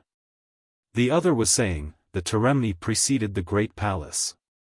One of its walls was used to become the rear of the later structure. We can enter it fairly freely. They entered through another smaller doorway 100 feet or more from the main entrance, climbed a short marble stairway and turned right down an ornate corridor, tapestry hung. They passed occasionally other uniformed guards, none of whom paid them any attention. They passed through 3 joined rooms, each heavily furnished in 17th century style, each thick with icons. The guide brought them up abruptly at a small door. He said, an air almost of defiance in his tone, "I go no further. Through this door and you are in the Great Palace, in the bathroom of the apartments of Catherine II. You remember your maps?" "Yes," Hank said. "I hope so." The guard hesitated. "You are armed?" "No. We were afraid that my things might be thoroughly searched. Had a gun been found on me, my mission would have been over then and there." The guard produced a heavy military revolver, offered it but foremost. But Hank shook his head. "Thanks. But if it comes to the point where I'd need a gun, I've already failed. I'm here to talk, not to shoot." The guard nodded. "Perhaps you're right. Now, I repeat. On the other side of this door is the bathroom of the Tsarina's apartments. Beyond it is her Paradnaya Divanaya, her dressing room, and beyond that the Ekaterinskaya Sala, the throne room of Catherine II. It is probable that there will be nobody in any of these rooms. Beyond that, I do not know." He ended abruptly with, "Good luck," turned and scurried away. "Thanks," Hank Karan said after him. He turned and tried the doorknob. Inwardly he thought, "All right, Henry Karan. Hennessy said you had a reputation for being able to think on your feet. Start thinking. Thus far all you've been called on to do is exchange low-level banter with a bevy of pro-commie critics of the United States. Now the chips are down." The apartments of the long-dead Tsarina were empty. He pushed through them and into the corridor beyond. And came to a quick halt. Halfway down the hall, Lou Motlamel crouched over a uniformed, crumpled body. He looked up at Hank Karan's approach, startled, a fighting man at bay. His lips thinned back over his teeth. A black thumb did something to the weapon he held in his hand. Hank said throatily, "Is he dead?" Lou shook his head, his eyes coldly wary. "No. I slugged him." Hank said, "What are you doing here?" Lou came erect. "It occurs to me that I'm evidently doing the same thing you are." But the dull metal gun in his hand was negligently at the ready and his eyes were cold, cold. It came to Hank that banjos on the levee were very far away. This lithe fighting man said tightly, "You know where we are?" "Exactly where we are?" "I'm not sure." Hank said, "In the hall outside the Sobstvenaya Plavina of the Bolshoi Kremlevsky Dvorets. The Tsar's private apartments." "And how did you get here?" "The hard way," Lou said softly. His eyes darted up and down the corridor. "I can't figure out why there aren't more guards. I don't like this." "You're armed?" "No," Hank said. Lou grinned down at his own weapon. "One of us is probably making a mistake, but we both seem to have gotten this far. By the way, I'm Inter-Commonwealth Security. You're CIA, aren't you?" "Talk fast, Hank, we're either a team from now on, or I've got to do something about you." "Special mission for the president," Hank said. "Why didn't we spot each other sooner?" Lou grinned again in deprecation. "Evidently because we're both good operatives. If I've got this right, the extraterrestrials are somewhere in here." Hank started down the corridor. There was no time to go into the whys and wherefores of Lou's mission. It must be approximately the same as his own. "There are some private apartments in this direction," he said over his shoulder.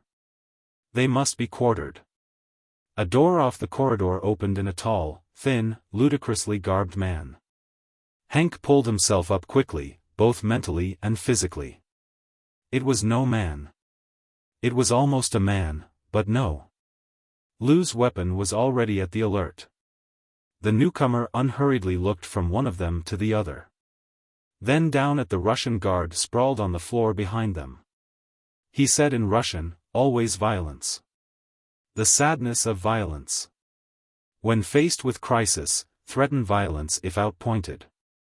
Your race has much to learn." He switched to English. "But this is probably your language, isn't it?" Lou gaped at him. The man from space was almost as dark-complected as the Negro. The extraterrestrial stepped to one side and indicated the room behind him. "Please enter, I assume you've come looking for us." They entered the ornate bedroom. The extraterrestrial said, "Is the man dead?" Lou said, "No. Merely stunned. He needs no assistance. Nothing could help him for half an hour or more. Then he'll probably have a severe headache." The extraterrestrial had even the ability to achieve a dry quality in his voice. "I am surprised at your forbearance." He took a chair before a Baroque desk. "Undoubtedly you have gone through a great deal to penetrate to this point. I am a member of the interplanetary delegation. What is it that you want?" Hank looked at Lou, received a slight nod, and went into his speech. The space alien made no attempt to interrupt. When Hank had finished, the extraterrestrial turned his eyes to Lou. "And you?" Lou said, "I represent the British Commonwealth rather than the United States, but my purpose in contacting you was identical. Her Majesty's government is anxious to consult with you before you make any binding agreements with the Soviet complex." The alien turned his eyes from one to the other. His face, Hank decided, had a Lincoln-esque quality, so ugly as to be beautiful in its infinite sadness. "You must think us incredibly naive," he said. Hank scowled. He had adjusted quickly to the space ambassador's otherness, both of dress and physical qualities, but there was an irritating something. He put his finger on it. He felt as he had, some decades ago, when brought before his grammar school principal for an infraction of school discipline. Hank said, "We haven't had too much time to think. We've been desperate." The alien said, "You have gone to considerable trouble. I can even admire your resolution. You will be interested to know that tomorrow we take ship to Peiping." "Peiping?" Lou said blankly. "Following 2 weeks there we proceed to Washington and following that to London." "What led your governments to believe that the Soviet nations were to receive all our attention, and your own none at all?" Hank blurted, "But you landed here. You made no contact with us. The size of our expedition is limited. We could hardly do everything at once. The Soviet complex, as you call it, is the largest government and the most advanced on Earth. Obviously, this was our first stop. His eyes went to Hank's. You're an American. Do you know why you have fallen behind in the march of progress? I'm not sure we have, Hank said flatly. Do you mean in comparison with the Soviet complex? Exactly. And if you don't realize it, then you've blinded yourself. You've fallen behind in a score of fields because a decade or so ago, in your years between 1957 and 1960, you made a disastrous decision. In alarm at Russian progress, you adopted a campaign of combating Russian science. You began educating your young people to combat Russian progress. We had to. The alien grunted. To the contrary, what you should have done was try to excel Russian science, technology and industry. Had you done that, you might have continued to be the world's leading nation, until, at least, some sort of world unity had been achieved. By deciding to combat Russian progress, you became a retarding force, a deliberate drag on the development of your species, seeking to cripple and restrain rather than to grow and develop. The way to win a race is not to trip up your opponent, but to run faster and harder than he. Hank stared at him. The space alien came to his feet. I am busy. Your missions, I assume, have been successfully completed. You have seen one of our group. Melodramatically, you have warned us against your enemy. Your superiors should be gratified. And now I shall summon a guide to return you to your hotels. A great deal went out of Hank Curran. Until now the tenseness had been greater than he had ever remembered in life. Now he was limp. In response, he nodded. Lou sighed, returned the weapon which he had until now held in his hand to a shoulder holster. Yes, he said, meaninglessly. He turned and looked at Hank Curran wryly. I have spent the better part of my life learning to be an ultra-efficient security operative. I suspect that my job has just become obsolete. I have an idea that perhaps mine is too, Hank said. In the morning, the Progressive Tours group was scheduled to visit a cooperative farm, specializing in poultry, on the outskirts of Moscow.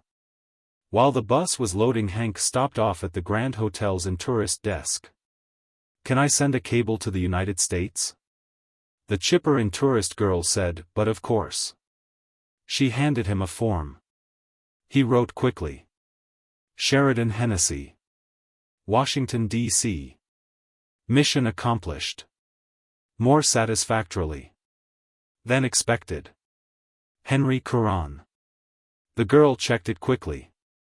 But your name is Henry Stevenson. That, Hank said, was back when I was a cloak and dagger man. She blinked and looked after him as he walked out and climbed aboard the tourist bus. He found an empty seat next to Char Moore and settled into it. Char said evenly, today you have time from your amorous pursuits to join the rest of us. He raised an eyebrow at her. Jealousy? His chances were evidently better than he had ever suspected. I meant to tell you about that, he said, the first time we're by ourselves. She said. Then, we've been in Russia for several days now. What do you think of it? Hank said, I think it's pretty good. And I have a sneaking suspicion that in another 10 years, when a few changes will have evolved, she'll be better still. She looked at him blankly. You do? Frankly, I've been somewhat disappointed. Sure. But wait till you see our country in 10 years. You know, Char, this world of ours has just got started. Medal of Honor. Don Mathers snapped to attention, snapped a crisp salute to his superior, said, Sub-Lieutenant Donald Mathers reporting, sir. The Commodore looked up at him, returned the salute, looked down at the report on the desk. He murmured, Mathers, one-man scout V-102. Sector A-22, K-223. Yes, sir, Don said. The Commodore looked up at him again. You've been out only 5 days, Lieutenant. Yes, sir, on the 3rd day I seem to be developing trouble in my fuel injectors. I stuck it out for a couple of days, but then decided I'd better come in for a check. Don Mathers added, as per instructions, sir. Of course. In a scout you can hardly make repairs in space. If you have any doubts at all about your craft, orders are to return to base. It happens to every pilot at one time or another. Yes, sir. However, Lieutenant, it has happened to you 4 times out of your last 6 patrols. Don Mathers said nothing. His face remained expressionless. The mechanics report that they could find nothing wrong with your engines, Lieutenant. Sometimes, sir, whatever is wrong fixes itself.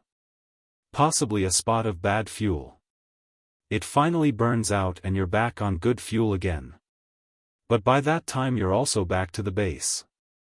The Commodore said impatiently, I don't need a lesson in the shortcomings of the one-man scout, Lieutenant.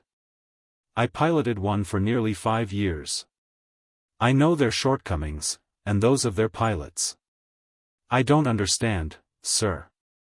The Commodore looked down at the ball of his thumb. You're out in space for anywhere from 2 weeks to a month. All alone. You're looking for Croydon ships which practically never turn up. In military history the only remotely similar situation I can think of were the pilots of World War I pursuit planes, in the early years of the war, when they still flew singly, not in formation. But even they were up there alone for only a couple of hours or so. Yes, sir, Don said meaninglessly. The Commodore said, we, here at command, figure on you fellows getting a touch of space cafard once in a while and, imagining something wrong in the engines and coming in. But, here the Commodore cleared his throat, 4 times out of 6. Are you sure you don't need a psych, Lieutenant? Don Mathers flushed. No, sir, I don't think so. The Commodore's voice went militarily expressionless. Very well, Lieutenant. You'll have the customary 3 weeks leave before going out again. Dismissed. Don saluted snappily, wheeled and marched from the office. Outside, in the corridor, he muttered a curse. What did that chairborne brass hat know about space cafard?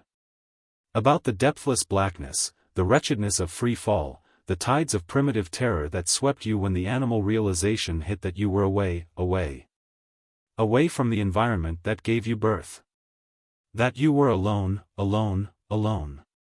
A million miles from your nearest fellow human.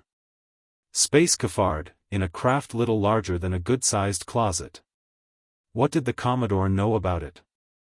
Don Mathers had conveniently forgotten the other's claim to 5 years' service in the Scouts. He made his way from Space Command Headquarters, 3rd Division, to Harry's Nuevo Mexico bar.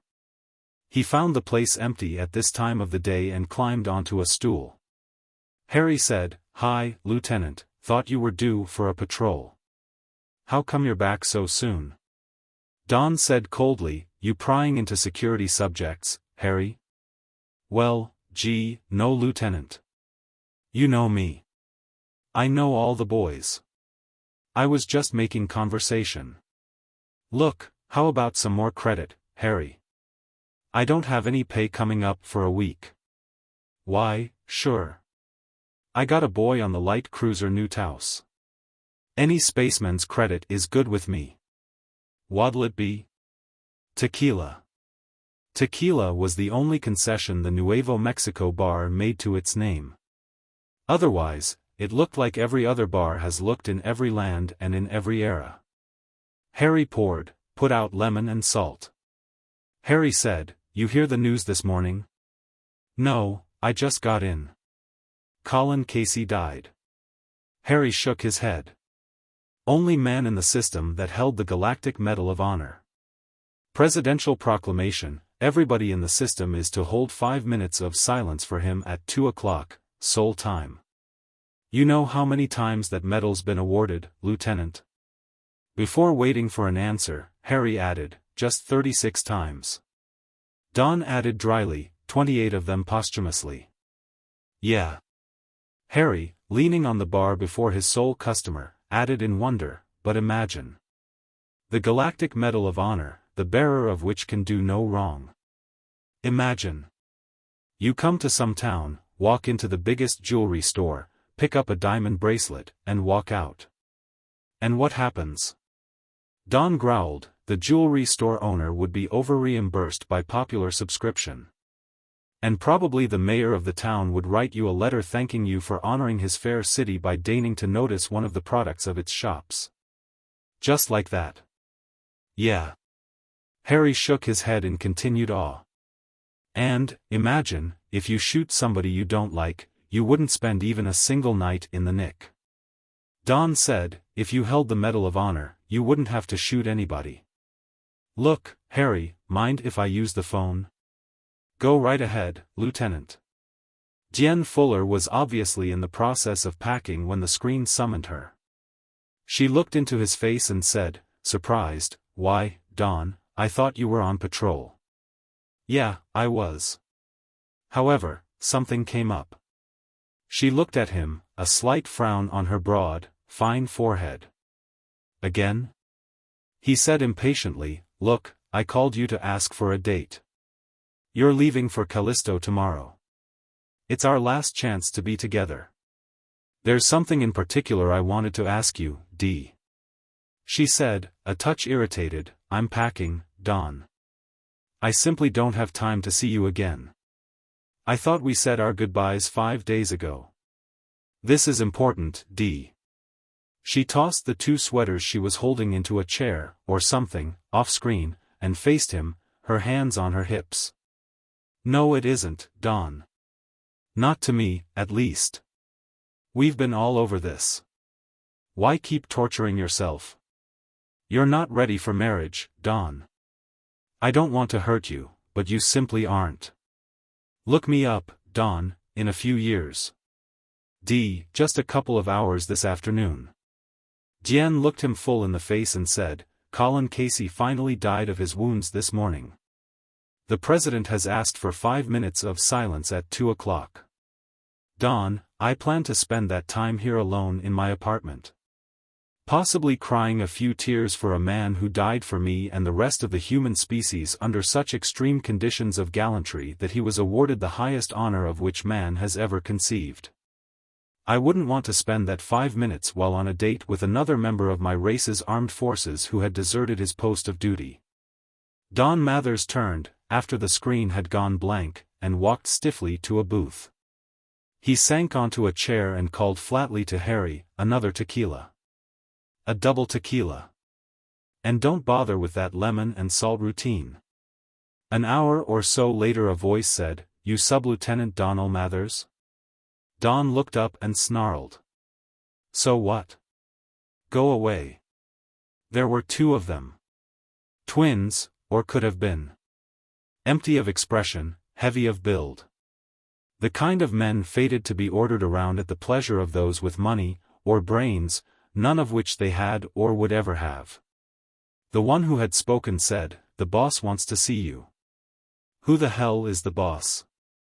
Maybe he'll tell you when he sees you, the other said, patiently and reasonably. Well, go tell the boss he can go to the...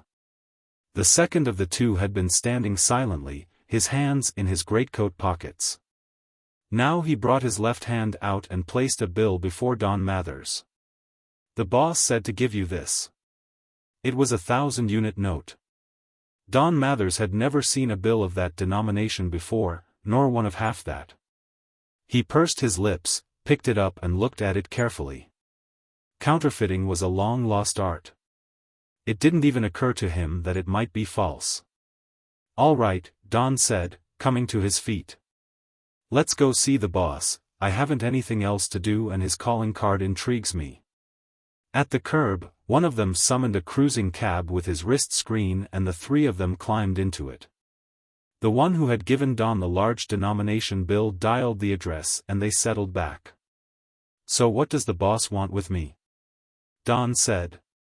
They didn't bother to answer. The Interplanetary Lines building was evidently their destination. The car whisked them up to the penthouse which topped it, and they landed on the terrace. Seated in beach chairs, an autobar between them, were 2 men. They were both in their middle years. The impossibly corpulent one, Don Mathers vaguely recognized. From a newscast? From a magazine article? The other could have passed for a video stereotype villain, complete to the built-in sneer.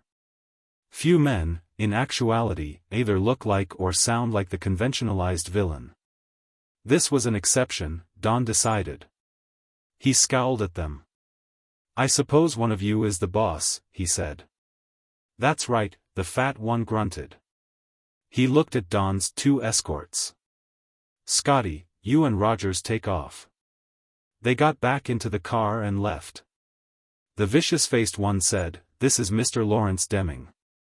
I am his secretary." Deming puffed, "Sit down, Lieutenant. What'll you have to drink?" "My secretary's name is Rostov. Max Rostov." Now we all know each other's names. "That is, assuming you're Sub-Lieutenant Donald Mathers." Don said, "Tequila." Max Rostov dialed the drink for him and, without being asked, another cordial for his employer. Don placed Deming now. Lawrence Deming, billionaire. Robber baron, he might have been branded in an earlier age. Transportation baron of the solar system. Had he been a pig he would have been butchered long ago. He was going unhealthily to Greece. Rostov said, "You have identification?" Don Mathers fingered through his wallet, brought forth his ID card. Rostov handed him his tequila, took the card and examined it carefully, front and back. Deming huffed and said, "Your collar insignia tells me you pilot a scout. What sector do you patrol, Lieutenant?" Don sipped at the fiery Mexican drink, looked at the fat man over the glass. "That's military information, Mr. Deming." Deming made a move with his plump lips.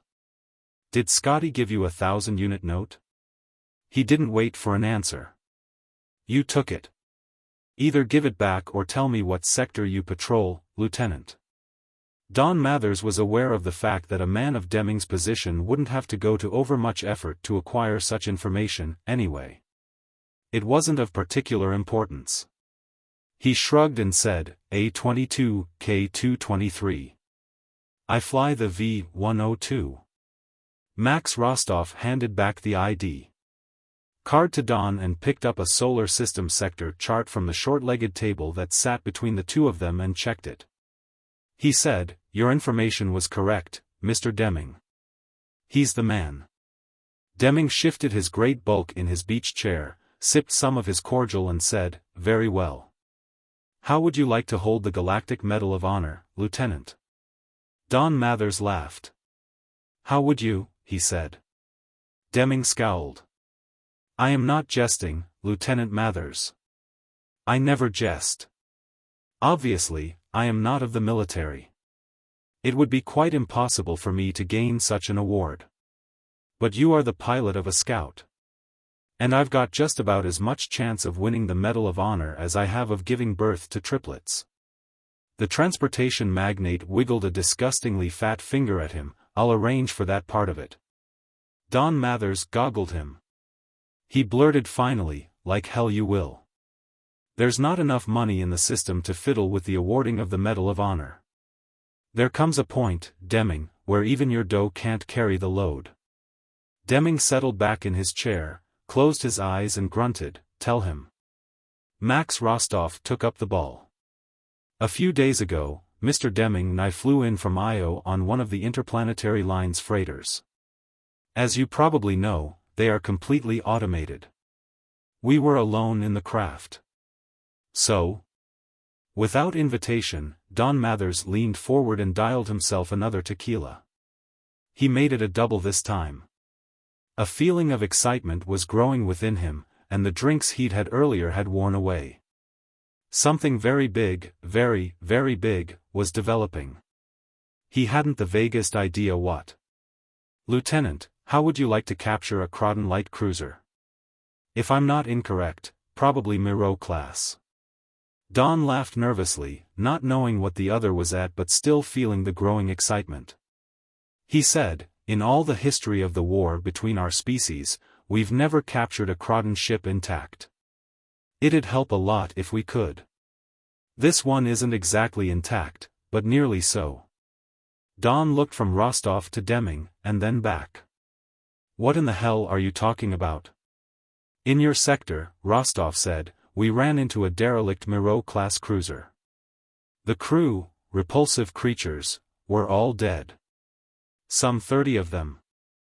Mr. Deming and I assumed that the craft had been hit during one of the actions between our fleet and theirs and that somehow both sides had failed to recover the wreckage. At any rate, today it is floating, abandoned of all life, in your sector. Rostov added softly, one has to approach quite close before any signs of battle are evident. The ship looks intact. Deming opened his eyes again and said, and you're going to capture it. Don Mathers bolted his tequila, licked a final drop from the edge of his lip. And why should that rate the most difficult decoration to achieve that we've ever instituted? Because, Rostov told him, his tone grating mockery, you're going to radio in reporting a Miro-class Croydon cruiser. We assume your superiors will order you to stand off, that help is coming. That your tiny scout isn't large enough to do anything more than to keep the enemy under observation until a squadron arrives. But you will radio back that they are escaping and that you plan to attack. When your reinforcements arrive, Lieutenant, you will have conquered the Croydon, single-handed, against odds of, what would you say, 50 to 1. Don Mathers' mouth was dry, his palms moist. He said, a one-man scout against a Miro-class cruiser? At least 50 to 1, Mr. Rostov. At least. Deming grunted. There would be little doubt of you getting the Galactic Medal of Honor, Lieutenant, especially since Colin Casey is dead and there isn't a living bearer of the award. Max, another drink for the lieutenant. Don said, look. Why? I think you might be right about getting the award. But why, and why me, and what's your percentage? Deming muttered, now we get to the point. He settled back in his chair again and closed his eyes while his secretary took over. Max Rostov leaned forward, his wolfish face very serious. Lieutenant, the exploitation of the Jupiter satellites is in its earliest stages. There is every reason to believe that the new sources of radioactives on Callisto alone may mean the needed power edge that can give us the victory over the Croydons. Whether or not that is so, someone is going to make literally billions out of this new frontier. I still don't see. Lieutenant Mathers, Rostov said patiently, the bearer of the Galactic Medal of Honor is above law. He carries with him an unalienable prestige of such magnitude that... Well, let me use an example. Suppose a bearer of the Medal of Honor formed a stock corporation to exploit the pitchblende of Callisto. How difficult would it be for him to dispose of the stock? Deming grunted. And suppose there were a few, crossed wires in the manipulation of the corporation's business? He sighed deeply. Believe me, Lieutenant Mathers, there are an incredible number of laws which have accumulated down through the centuries to hamper the businessman. It is a continual fight to be able to carry on at all. The ability to do no legal wrong would be priceless in the development of a new frontier. He sighed again, so deeply as to make his bulk quiver. Priceless. Rostov laid it on the line, his face a leer. We are offering you a three-way partnership, Mathers. You, with your Medal of Honor, are our front man. Mr. Deming supplies the initial capital to get underway. And I, he twisted his mouth with evil self-satisfaction. I was present when the Croydon ship was discovered, so I'll have to be cut in. I'll supply the brains. Deming grunted his disgust, but added nothing. Don Mathers said slowly, looking down at the empty glass he was twirling in his fingers, look, we're up to our necks in a war to the death with the Croydons. In the long run it's either us or them. At a time like this you're suggesting that we fake an action that will eventually enable us to milk the new satellites to the tune of billions. Deming grunted meaninglessly. Don said, the theory is that all men, all of us, ought to have our shoulders to the wheel. This project sounds to me like throwing rocks under it. Deming closed his eyes. Rostov said, Lieutenant, it's a dog-eat-dog society. If we eventually lick the Crawdons, one of the very reasons will be because we're a dog-eat-dog society. Every man for himself and the devil take the hindmost. Our apologists dream up some beautiful gobbledygook phrases for it, such as free enterprise, but actually it's dog-eat-dog.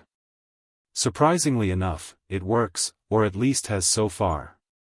Right now, the human race needs the radioactives of the Jupiter satellites.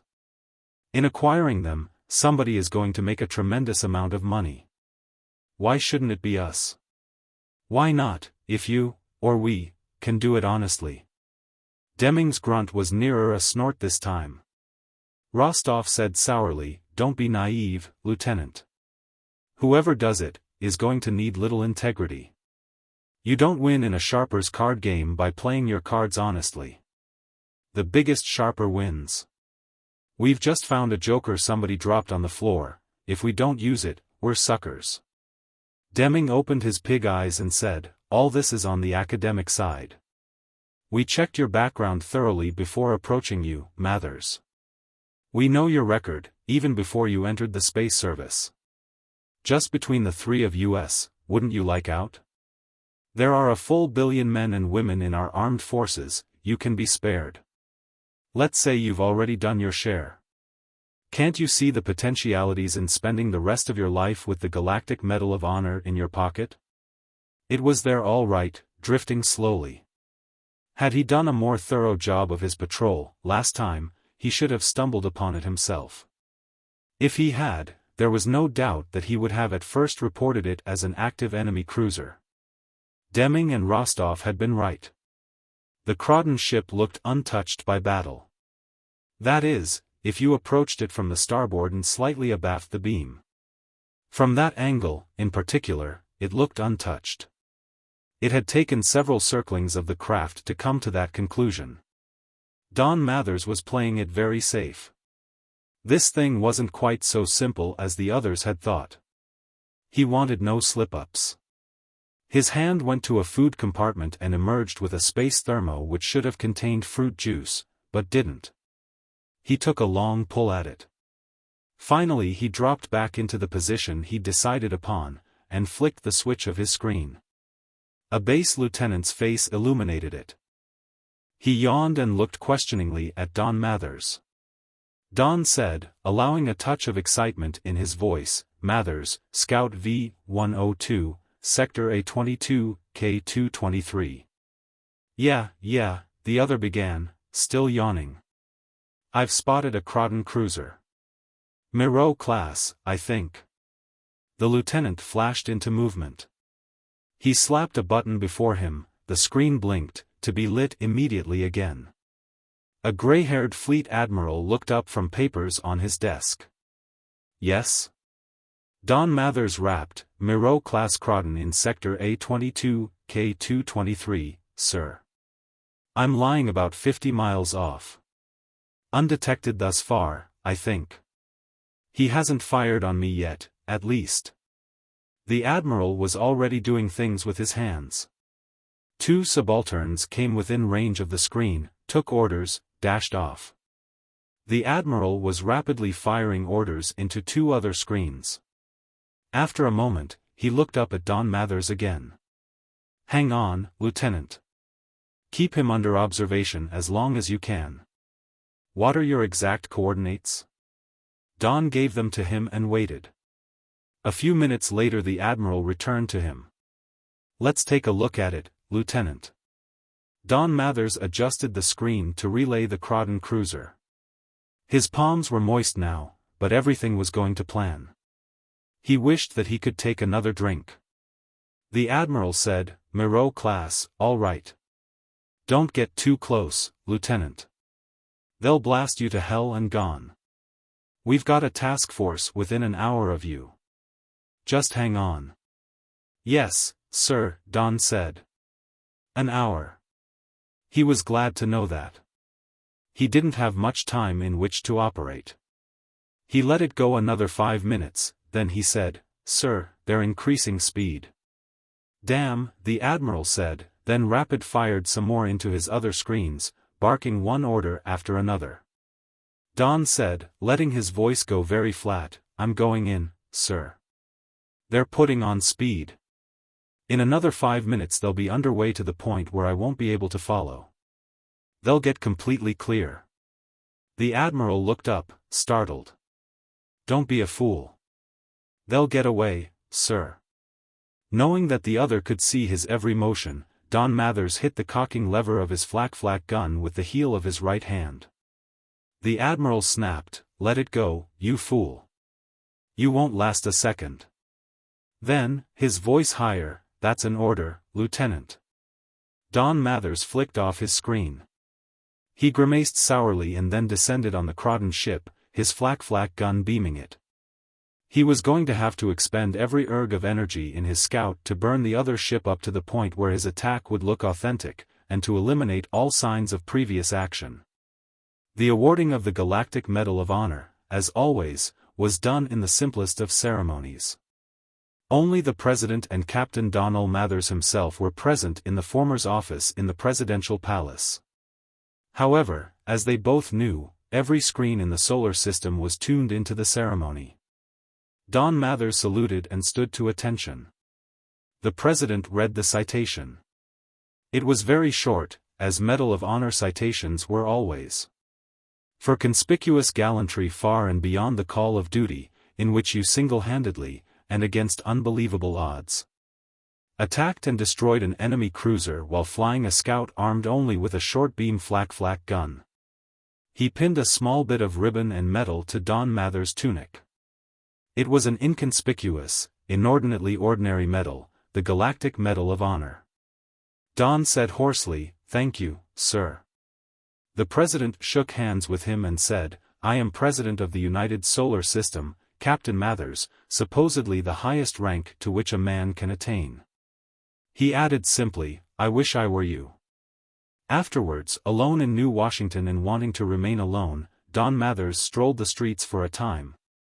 Bothered only occasionally when someone recognized his face and people would stop and applaud. He grinned inwardly. He had a suspicion already that after a time he'd get used to it and weary to death of it, but right now it was still new and fun. Who was the flyer, way back in history, the one who first flew the Atlantic in a propeller-driven aircraft? His popularity must have been something like this. He went into O'Donnell's at lunchtime and as he entered the orchestra broke off the popular tune they were playing and struck up the interplanetary anthem. The manager himself escorted him to his table and made suggestions as to the specialties and the wine. When he first sat down the other occupants of the restaurant, men and women, had stood and faced him and applauded. Don flushed. There could be too much of a good thing. After the meal, a fantastic production, Don finished his cigar and asked the head waiter for his bill, reaching for his wallet. The other smiled. "Captain, I am afraid your money is of no value in O'Donnell's, not for just this luncheon but whenever you honor us." The head waiter paused and added, "In fact, Captain, I doubt if there is a restaurant in the solar system where your money holds value. Or that there will ever be." Don Mathers was taken aback. He was only beginning to realize the ramifications of his holding his Galactic Medal of Honor. At Space Command Headquarters, 3rd Division, Don came to attention before the Commodore's desk and tossed the other a salute. The Commodore returned it snappily and leaned back in his chair. "Take a seat, Captain. Nice to see you again." He added pleasantly, "Where in the world have you been?" Don Mathers slumped into a chair, said wearily, "On a bust. The bust to end all busts." The Commodore chuckled. "Don't blame you," he said. "It was quite a bust," Don said. "Well," the Commodore chuckled again, "I don't suppose we can throw you in the guardhouse for being AWOL and not in view of your recent decoration." There was nothing to say to that. "By the way," the Commodore said, "I haven't had the opportunity to congratulate you on your Croydon. That was quite a feat, Captain." "Thank you, sir," Don added, modestly, "rather foolish of me, I suppose." "Very much so. On such foolishness are heroic deeds based, Captain." The Commodore looked at him questioningly. You must have had incredible luck. The only way we've been able to figure it was that his detectors were on the blink. That may be what happened. Yes, sir, Don nodded quickly. That's the way I figure it. And my first blast must have disrupted his fire control or something. The Commodore said, he didn't get in any return fire at all? A few blasts. But by that time I was in too close and moving too fast. Fact of the matter is, sir, I don't think they ever recovered from my first beaming of them. No, I suppose not, the Commodore said musingly. It's a shame you had to burn them so badly. We've never recovered a Croydon ship in good enough shape to give our tech something to work on. It might make a basic difference in the war, particularly if there was something aboard that'd give us some indication of where they were coming from. We've been fighting this war in our backyard for a full century. It would help if we could get into their backyard for a change. It's problematical how long we'll be able to hold them off, at this rate. Don Mathers said uncomfortably, well, it's not as bad as all that, sir. We've held them this far. His superior grunted. We've held them this far because we've been able to keep out enough patrol ships to give us ample warning when one of their task forces come in. Do you know how much fuel that consumes, Captain? Well, I know it's a lot. So much so that Earth's industry is switching back to petroleum and coal. Every ounce of radioactives is needed by the fleet. Even so, it's just a matter of time. Don Mathers pursed his lips. I didn't know it was that bad. The Commodore smiled sourly at him. I'm afraid I'm being a wet blanket thrown over your big bust of a celebration, Captain. Tell me, how does it feel to hold the system's highest award? Don shook his head, marveling. Fantastic, sir. Of course, like any member of the services I've always known of the Medal of Honor, but, well, nobody ever expects to get it. He added wryly, certainly not while he's still alive and in health. Why, sir, do you realize that I haven't been able to spend 1 unit of money since? There was an element of awe in his voice. Sir, do you realize that not even a beggar will take currency from me? The Commodore nodded in appreciation. You must understand the position you occupy, Captain. Your feat was inspiring enough, but that's not all of it. In a way you combine a popular hero with an unknown soldier element. Awarding you the Galactic Medal of Honor makes a symbol of you. A symbol representing all the millions of unsung heroes and heroines who have died fighting for the human species. It's not a light burden to carry on your shoulders, Captain Mathers. I would imagine it a very humbling honor. Well, yes, sir, Don said. The Commodore switched his tone of voice. That brings us to the present, and what your next assignment is to be. Obviously, it wouldn't do for you to continue in a scout.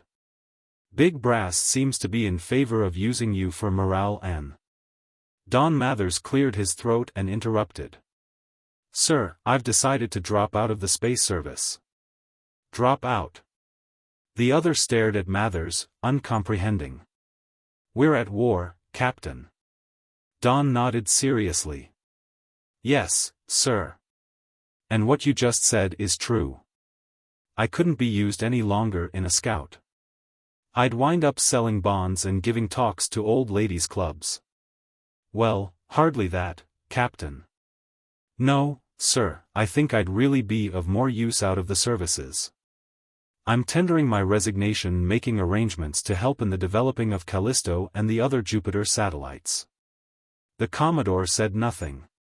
His lips seemed whiter than before. Don Mathers said doggedly, perhaps my prestige will help bring volunteers to work the new mines out there. If they see me, well, sacrificing, putting up with the hardships. The Commodore said evenly, Mr. Mathers, I doubt if you will ever have to put up with hardships again. No matter where you make your abode. However, good luck. You deserve it. Outside headquarters, Don Mathers summoned a cab and dialed his hotel. On the way over, he congratulated himself. It had gone easier than he had expected, really. Although, Come to think of it, there wasn't a damn thing that the brass could do. He had to laugh to himself. Imagine if he'd walked in on the Commodore a month ago and announced that he was going to drop out of the space service. He would have been dropped all right. Right into the lap of a squadron of psycho-experts. At the hotel he shucked his uniform, an action which gave him considerable gratification, and dressed in one of the score of civilian costumes that filled his closets to overflowing. He took pleasure in estimating what this clothing would have cost in terms of months of space service pay for a sub-lieutenant or even a captain. Years, my boy, years. He looked at himself in the dressing-room mirror with satisfaction, then turned to the autobar and dialed himself a stone-age-old Metaxa. He'd lost his taste for the plebeian tequila in the last few days. He held the old Greek brandy to the light and wondered pleasurably what the stuff cost, per pony glass. Happily, he'd never have to find out. He tossed the drink down and whistling, took his private elevator to the garages in the second level of the hotel's basement floors. He selected a limousine and dialed the Interplanetary Lines building. He left the car at the curb before the main entrance, ignoring all traffic regulations, and entered the building, still whistling softly and happily to himself. He grinned and a small crowd gathered outside and smiled and clapped their hands. He grinned and waved to them. A receptionist hurried to him and he told her he wanted to see either Mr. Deming or Mr. Rostov, and then when she offered to escort him personally he noticed her pixie-like cuteness and said, "What are you doing tonight, miss?" Her face went pale. "Oh, anything, sir," she said weakly. He grinned at her. "Maybe I'll take you up on that if I'm not too busy." He had never seen anyone so taken aback. She said, all flustered, "I'm Tony. Tony Fitzgerald. You can just call this building and ask for me. Any time." "Maybe I'll do that," he smiled. "But now, let's see old man Deming." That took her back too. Aside from being asked for a date, if asked could be the term, by the system's greatest celebrity, she was hearing for the first time the interplanetary tycoon being called Old Man Deming. She said, "Oh, right this way, Captain Mathers." Don said, "Mr. Mathers now, I'm afraid. I have new duties." She looked up into his face. "You'll always be Captain Mathers to me, sir." She added, softly and irrelevantly, "My two brothers were lost on the Minerva in that action last year off Pluto." She took a deep breath, which only stressed her figure. "I've applied 6 times for space service, but they won't take me." They were in an elevator now.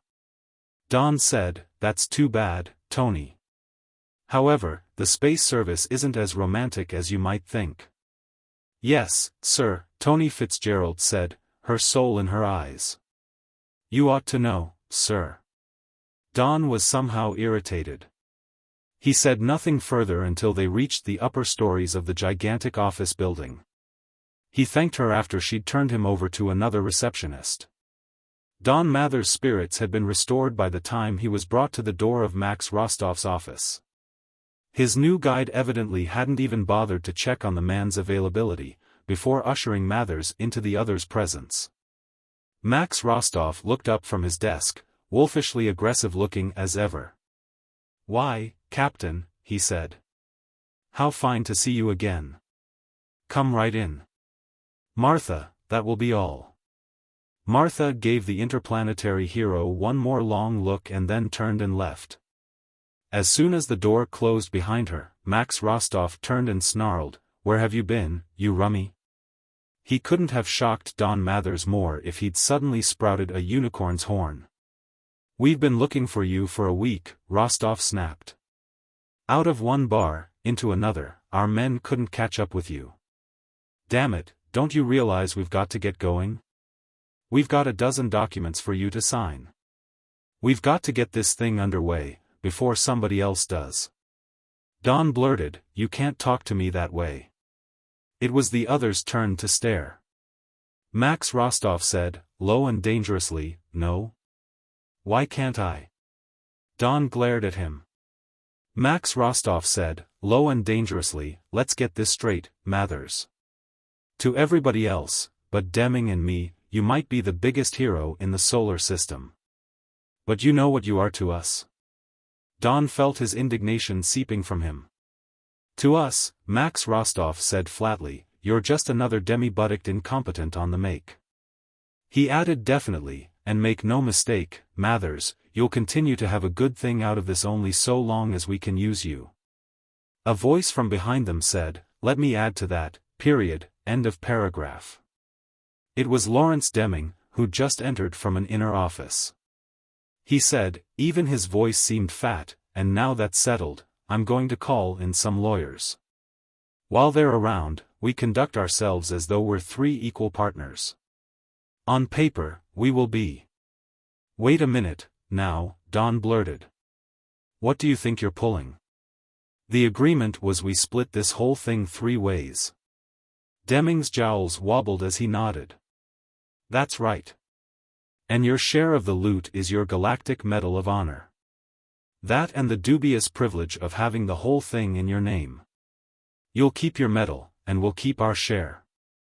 He growled heavily, you don't think you're getting the short end of the stick, do you? Max Rostov said, let's knock this off and get the law boys in. We've got enough paperwork to keep us busy the rest of the week. He sat down again at his desk and looked up at Don. Then we'll all be taking off for Callisto, to get things underway. With any luck, in 6 months we'll have every ounce of pitchblende left in the system sewed up. There was a crowd awaiting his ship at the Callisto spaceport. A crowd modest by Earth standards but representing a large percentage of the small population of Jupiter's moon. On the way out, a staff of the system's best speechwriters, and 2 top professional actors had been working with him. Don Mathers gave a short preliminary talk at the spaceport, and then the important one, the one that was broadcast throughout the system, that night from his suite at the hotel. He'd been well rehearsed, and they'd kept him from the bottle except for 2 or 3 quick ones immediately before going on.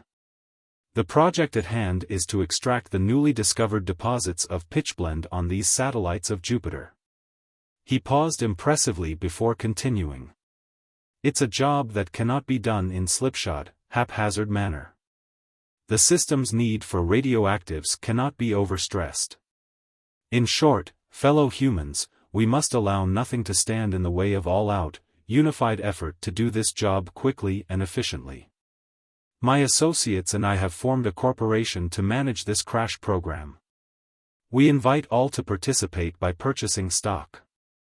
I will not speak of profits, fellow humans, because in this emergency we all scorn them. However, as I say, you are invited to participate. Some of the preliminary mining concessions are at present in the hands of individuals or small corporations. It will be necessary that these turn over their holdings to our single all-embracing organization for the sake of efficiency. Our experts will evaluate such holdings and recompense the owners. Don Mathers paused again for emphasis. This is no time for quibbling. All must come in. If there are those who put private gain before the needs of the system, then pressures must be found to be exerted against them. We will need thousands and tens of thousands of trained workers to operate our mines, our mills, our refineries. In the past, skilled labor here on the satellites was used to double or even triple the wage rates on Earth and the settled planets and satellites. I need only repeat, this is no time for personal gain and quibbling. The corporation announces proudly that it will pay only prevailing Earth rates. We will not insult our employees by bribing them to patriotism through higher wages. There was more, along the same lines. It was all taken very well. Indeed, with enthusiasm. On the 3rd day, at an office conference, Don waited for an opening to say, look, somewhere here on Callisto is a young woman named Jen Fuller. After we get me established in an office, I'd like her to be my secretary. Deming looked up from some reports he was scanning. He grunted to Max Rostov, tell him, and went back to the papers. Max Rostov settled back into his chair. He said to the 2 bodyguards, stationed at the door, Scotty, Rogers, go and make the arrangements to bring that damned prospector into line. When they were gone, Rostov turned back to Don Mathers. You don't need an office, Mathers. All you need is to go back to your bottles. Just don't belt it so hard that you can't sign papers every time we need a signature. Don flushed angrily. Look, don't push me, you too. You need me. Plenty. In fact, from what I can see, this corporation needs me more than it does you. He looked scornfully at Deming. Originally, the idea was that you put up the money. What money? We have 51% of the stock in my name, but all the credit units needed are coming from sales of stock. He turned to Rostov.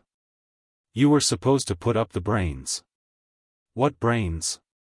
We've hired the best mining engineers, the best technicians, to do their end, the best corporation executives to handle that end. You're not needed. Deming grunted amusement at the short speech, but didn't bother to look up from his perusal. Max Rostov's face had grown wolfishly thin in his anger. Look, bottle baby, he sneered, you're the only one that's vulnerable in this setup.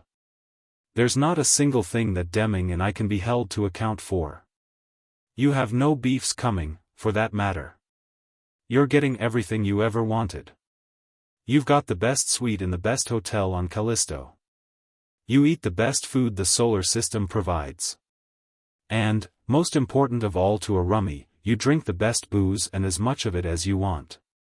What's more, unless either Deming or I go to the bother, you'll never be exposed. You'll live your life out being the biggest hero in the system. It was Don Mathers' turn to sneer. What do you mean, I'm the only one vulnerable? There's no evidence against me, Rostov, and you know it. Who'd listen to you if you sounded off? I burned that Crawdon cruiser until there wasn't a sign to be found that would indicate it wasn't in operational condition when I first spotted it. Deming grunted his amusement again. Max Rostov laughed sourly. Don't be an ass, Mathers. We took a series of photos of that derelict when we stumbled on it. Not only can we prove you didn't knock it out, we can prove that it was in good shape before you worked it over. I imagine the fleet technician would have loved to have seen the inner workings of that Crawdon cruiser, before you loused it up. Deming chuckled flatly. I wonder what kind of a court-martial they give a hero who turns out to be a saboteur. He ran into her, finally, after he'd been on Callisto for nearly 8 months. Actually, he didn't remember the circumstances of their meeting. He was in an alcoholic daze and the fog rolled out, and there she was across the table from him. Don shook his head, and looked about the room. They were in some sort of night spot. He didn't recognize it. He licked his lips, scowled at the taste of stale vomit. He slurred, hello, D. Tien Fuller said, hi, Don. He said, I must have blanked out. Guess I've been hitting it too hard. She laughed at him. You mean you don't remember all the things you've been telling me the past 2 hours? She was obviously quite sober. Tien never had been much for the sauce. Don looked at her narrowly. What have I been telling you for the past 2 hours? Mostly about how it was when you were a little boy. About fishing, and your first .22 rifle.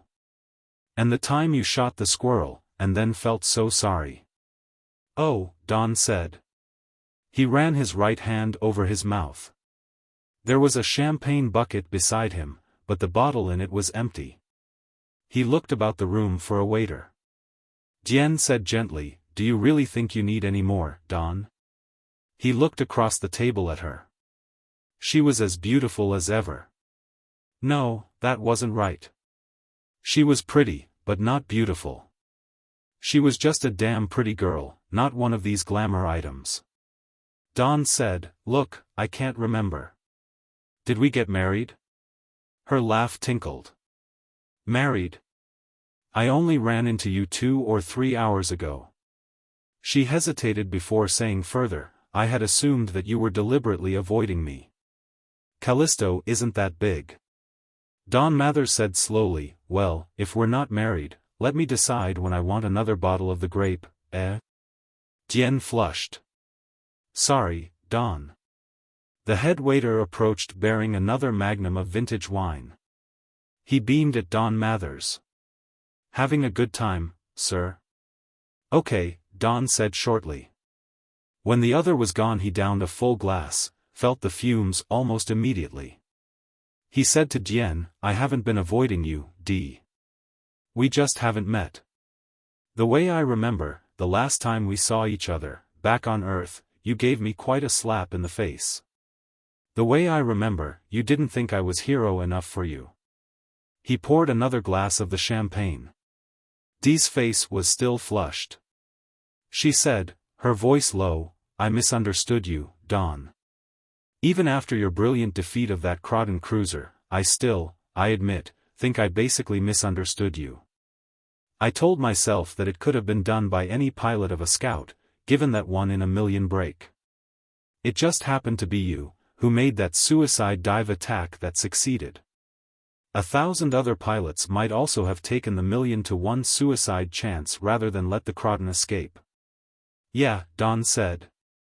Even in his alcohol, he was surprised at her words.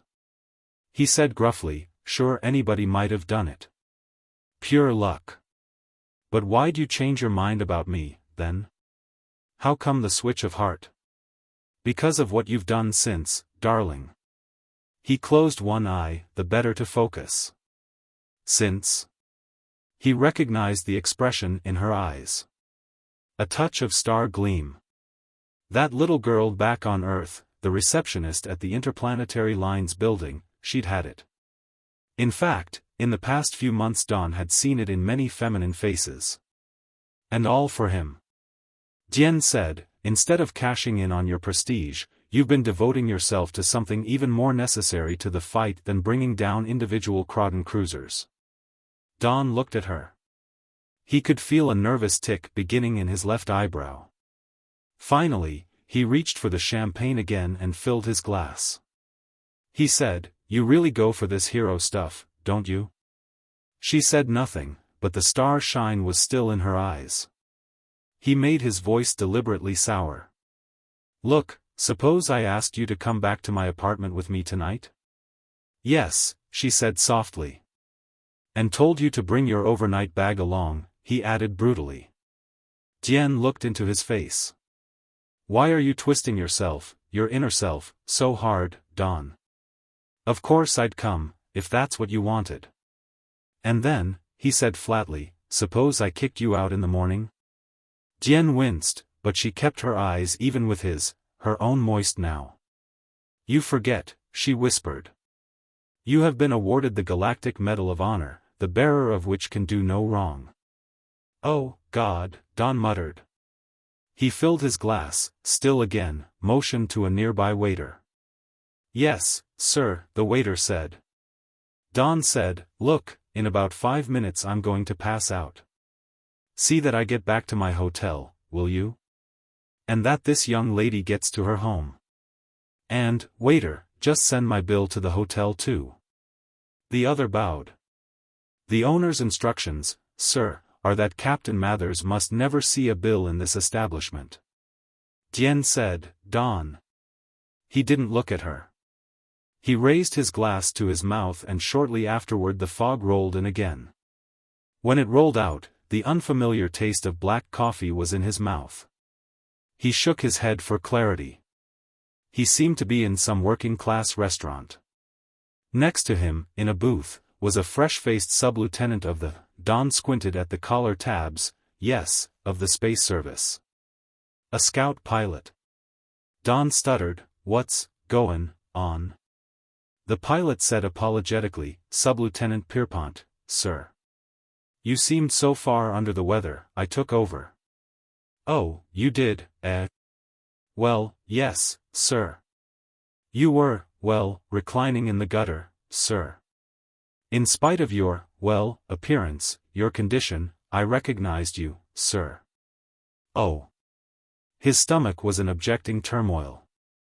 The lieutenant said, want to try some more of this coffee now, sir? Or maybe some soup or a sandwich? Don groaned. No. No, thanks. Don't think I could hold it down. The pilot grinned. You must have thrown a classic, sir. I guess so. What time is it? No, that doesn't make any difference. What's the date? Pierpont told him. It was hard to believe. The last he could remember he'd been with Dee. With Dee in some nightclub. He wondered how long ago that had been. He fumbled in his clothes for a smoke and couldn't find one. He didn't want it anyway.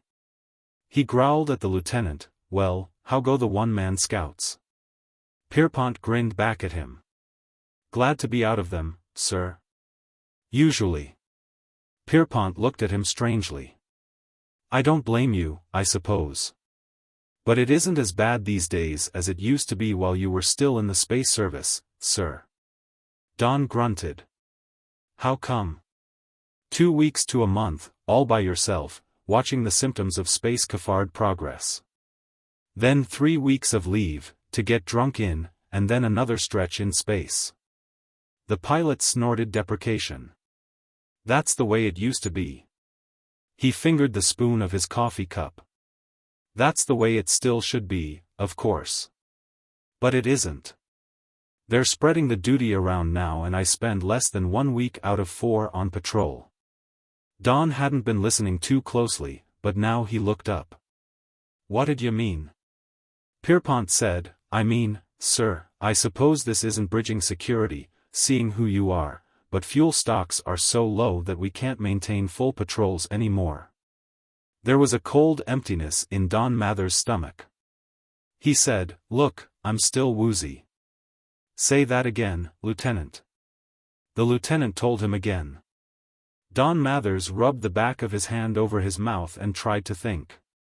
He said finally, look, Lieutenant. First let's get another cup of coffee into me, and maybe that sandwich you were talking about. Then would you help me to get back to my hotel? By the 4th day, his hands weren't trembling any longer. He ate a good breakfast, dressed carefully, then took a hotel limousine down to the offices of the Mathers, Deming and Rostov Corporation. At the entrance to the inner sanctum the heavy-set Scotty looked up at his approach. He said, the boss has been looking for you, Mr. Mathers, but right now you ain't got no appointment, have you? Him and Mr. Rostov is having a big conference. He says to keep everybody out. That doesn't apply to me, Scotty, Don snapped. Get out of my way. Scotty stood up, reluctantly, but barred the way. He said it applied to everybody, Mr. Mathers. Don put his full weight into a blow that started at his waist, dug deep into the other's middle. Scotty doubled forward, his eyes bugging. Don Mathers gripped his hands together into a double fist and brought them upward in a vicious uppercut. Scotty fell forward and to the floor. Don stood above him momentarily, watchful for movement which didn't develop. The hefty bodyguard must have been doing some easy living himself. He wasn't as tough as he looked. Don knelt and fished from under the other's left arm a vicious-looking short-barreled scrambler. He tucked it under his own jacket into his belt, then turned, opened the door and entered the supposedly barred office. Deming and Rostov looked up from their work across a double desk. Both scowled. Rostov opened his mouth to say something and Don Mathers rapped, "Shut up." Rostov blinked at him. Deming leaned back in his swivel chair. "You're sober for a change," he wheezed, almost accusingly. Don Mathers pulled up a stenographer's chair and straddled it, leaning his arms on the back. He said coldly, "Comes a point when even the lowest worm turns. I've been checking on a few things." Deming grunted amusement. Don said, "Space patrols have been cut far below the danger point." Rostov snorted. "Is that supposed to interest us? That's the problem of the military, and the government." "Oh, it interests us, all right," Don growled. "Currently, Mathers, Deming and Rostov control probably 3/4 of the system's radioactives." Deming said in greasy satisfaction, "More like 4/5." "Why?" Don said bluntly. "Why are we doing what we're doing?" They both scowled, but another element was present in their expressions too. They thought the question unintelligent. Deming closed his eyes in his porcine manner and grunted, "Tell him." Rostov said, "Look, Mathers, don't be stupid. Remember when we told you, during that first interview, that we wanted your name in the corporation, among other reasons, because we could use a man who was above law? That a maze of ridiculously binding ordinances have been laid on business down through the centuries?" "I remember," Don said bitterly. "Well, it goes both ways. Government today is also bound, very strongly, and even in great emergency, not to interfere in business. These complicated laws balance each other, you might say. Our whole legal system is based upon them. Right now, we've got government right where we want it. This is free enterprise, Mathers, at its pinnacle. Did you ever hear of Jim Fisk and his attempt to corner gold in 1869, the so-called Black Friday affair? Well, Jim Fisk was a peanut peddler compared to us. What's this got to do with the fleet having insufficient fuel to—" Don Mathers stopped as comprehension hit him. "You're holding our radioactives off the market, pressuring the government for a price rise which it can't afford." Deming opened his eyes and said fatly, "For triple the price, Mathers. Before we're through, we'll corner half the wealth of the system." Don said, but the species is at war." Rostov sneered, "You seem to be getting noble rather late in the game, Mathers. Business is business." Don Mathers was shaking his head. "We immediately begin selling our radioactives at cost of production. I might remind you gentlemen that although we're supposedly a three-way partnership, actually, everything's in my name. You thought you had me under your thumb so securely that it was safe, and you probably didn't trust each other. Well, I'm blowing the whistle." Surprisingly fast for such a fat man, Lawrence Deming's hand flitted into a desk drawer to emerge with a twin of the scrambler tucked in Don's belt. Don Mathers grinned at him, even as he pushed his jacket back to reveal the butt of his own weapon. He made no attempt to draw it, however. He said softly, "Shoot me, Deming, and you've killed the most popular man in the solar system. You'd never escape the gas chamber, no matter how much money you have. On the other hand, if I shoot you—" He put a hand into his pocket and it emerged with a small, inordinately ordinary bit of ribbon and metal. He displayed it on his palm. The fat man's face whitened at the ramifications and his hand relaxed to let the gun drop to the desk. "Listen, Don," he broke out. "We've been unrealistic with you. We'll reverse ourselves and split, honestly, split three ways." Don Mathers laughed at him. "Trying to bribe me with money, Deming? Why don't you realize that I'm the only man in existence who has no need for money, who can't spend money? That my fellow men, whom I've done such a good job of betraying, have honored me to a point where money is meaningless?" Rostov snatched up the fallen gun, snarling, "I'm calling your bluff, you gutless rummy." Don Mathers said, "Okay, Rostov. There's just two other things I want to say first. 1, I don't care if I die or not. 2, you're only 20 feet or so away, but you know what? I think you're probably a lousy shot. I don't think you've had much practice. I think I can get my scrambler out and cut you down before you can finish me." He grinned thinly, "Want to try?" Max Rostov snarled a curse and his finger whitened on the trigger. Don Mathers fell sideward, his hand streaking for his weapon. Without thought there came back to him the long hours of training in hand weapons, in judo, in hand-to-hand combat. He went into action with cool confidence. At the spaceport he took a cab to the presidential palace. It was an auto cab, of course, and at the palace gates he found he had no money on him. He snorted wearily. It was the first time in almost a year that he'd had to pay for anything. 4 sentries were standing at attention. He said, "Do one of you boys have some coins to feed into this slot? I'm fresh out." A sergeant grinned, approached, and did the necessary. Don Mathers said wearily, "I don't know how you go about this. I don't have an appointment, but I want to see the president. We can turn you over to one of the assistant secretaries, Captain Mathers, the sergeant said. We can't go any further than that.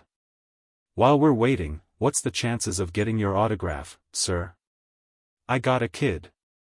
It wasn't nearly as complicated as he'd thought it was going to be.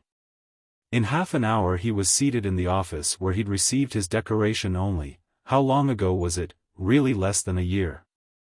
He told the story briefly, making no effort to spare himself. At the end he stood up long enough to put a paper in front of the other, then sat down again. I'm turning the whole corporation over to the government. The president said, wait a minute. My administration does not advocate state ownership of industry. I know. When the state controls industry you only put the whole mess off one step. The question then becomes, who controls the state? However, I'm not arguing political economy with you, sir. You didn't let me finish.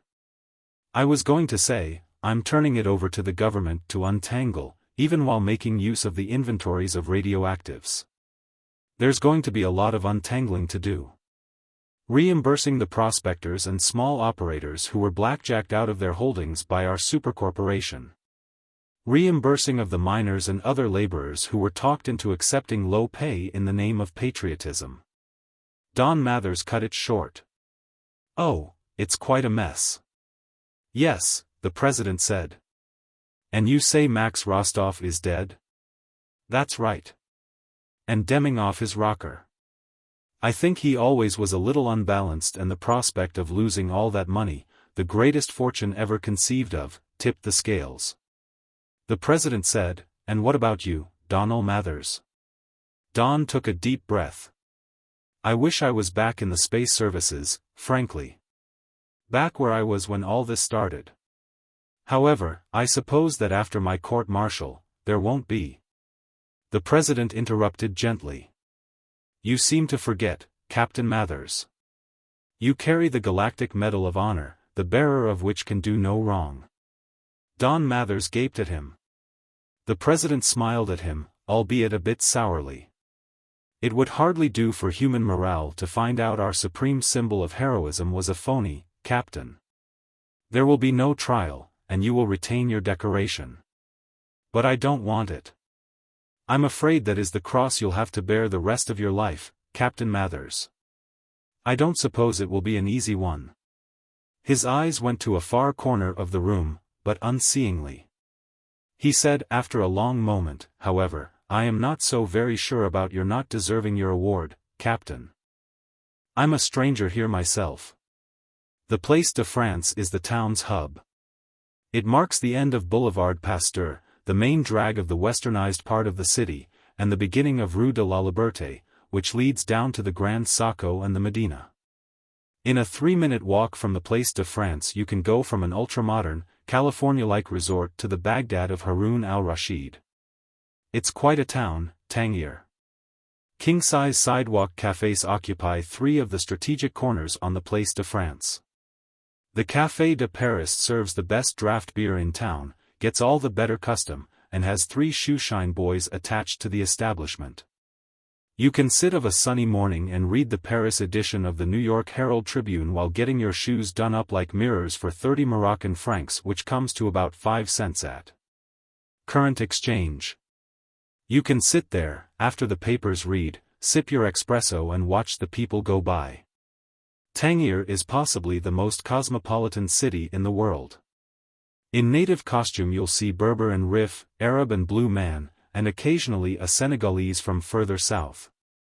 In European dress you'll see Japs and Chinese, Hindus and Turks, Levantines and Filipinos, North Americans and South Americans, and, of course, even Europeans, from both sides of the curtain. In Tangier you'll find some of the world's poorest and some of the richest. The poorest will try to sell you anything from a shoeshine to their not very lily-white bodies, and the richest will avoid your eyes, afraid you might try to sell them something. In spite of recent changes, the town still has its unique qualities. As a result of them the permanent population includes smugglers and black marketeers, fugitives from justice and international con men, espionage and counter-espionage agents, homosexuals, nymphomaniacs, alcoholics, drug addicts, displaced persons, ex-royalty, and subversives of every flavor. Local law limits the activities of few of these. Like I said, it's quite a town. I looked up from my Herald Tribune and said, "Hello, Paul. Anything new cooking?" He sank into the chair opposite me and looked around for the waiter. The tables were all crowded, and since mine was a face he recognized, he assumed he was welcome to intrude. It was more or less standard procedure at the Café de Paris. It wasn't a place to go if you wanted to be alone. Paul said, "How are you, Rupert? Haven't seen you for donkey's years." The waiter came along and Paul ordered a glass of beer. Paul was an easygoing, sallow-faced little man. I vaguely remembered somebody saying he was from Liverpool and in exports. "What's in the newspaper?" he said, disinterestedly. "Pogo and Albert are going to fight a duel," I told him, "and Lil Abner is becoming a rock-and-roll singer." He grunted. "Oh," I said, "the intellectual type." I scanned the front page. The Ruskies have put up another manned satellite. They have, eh?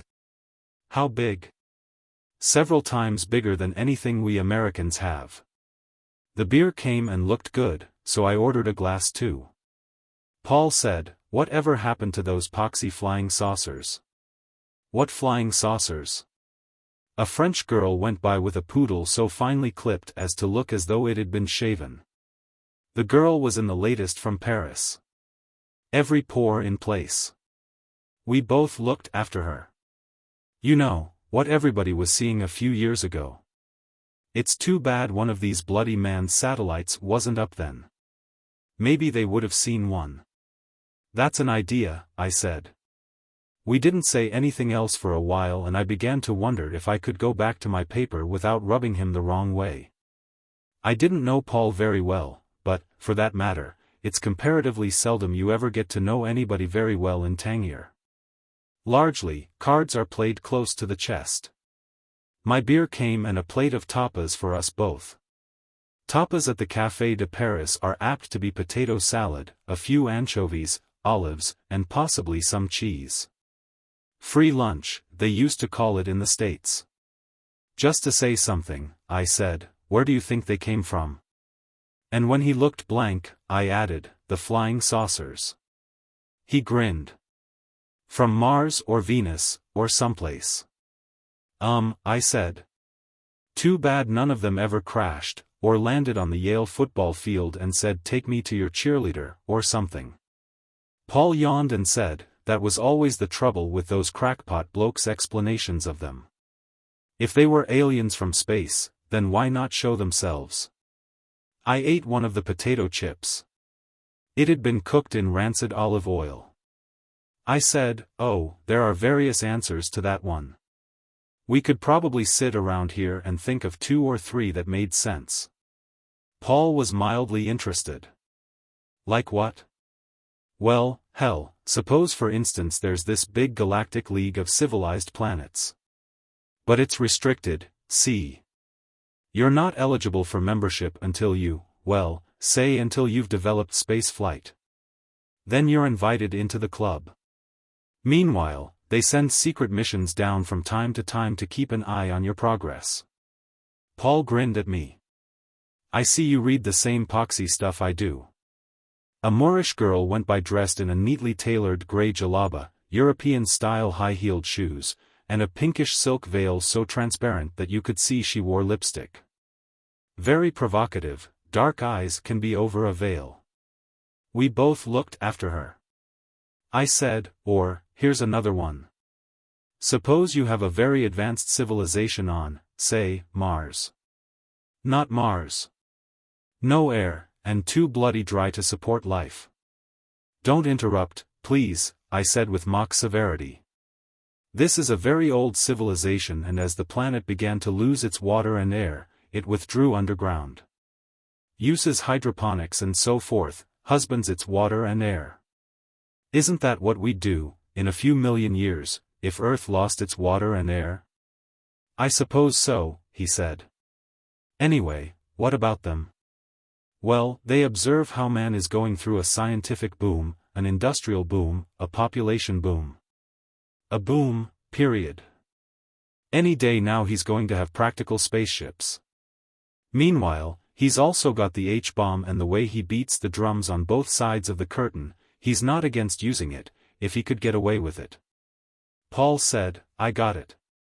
So they're scared and are keeping an eye on us. That's an old one. I've read that a dozen times, dished up different. I shifted my shoulders. Well, it's one possibility. I got a better one. How's this? There's this alien life form that's way ahead of us. Their civilization is so old that they don't have any records of when it began and how it was in the early days. They've gone beyond things like wars and depressions and revolutions, and greed for power or any of these things giving us a bad time here on Earth. They're all like scholars, get it?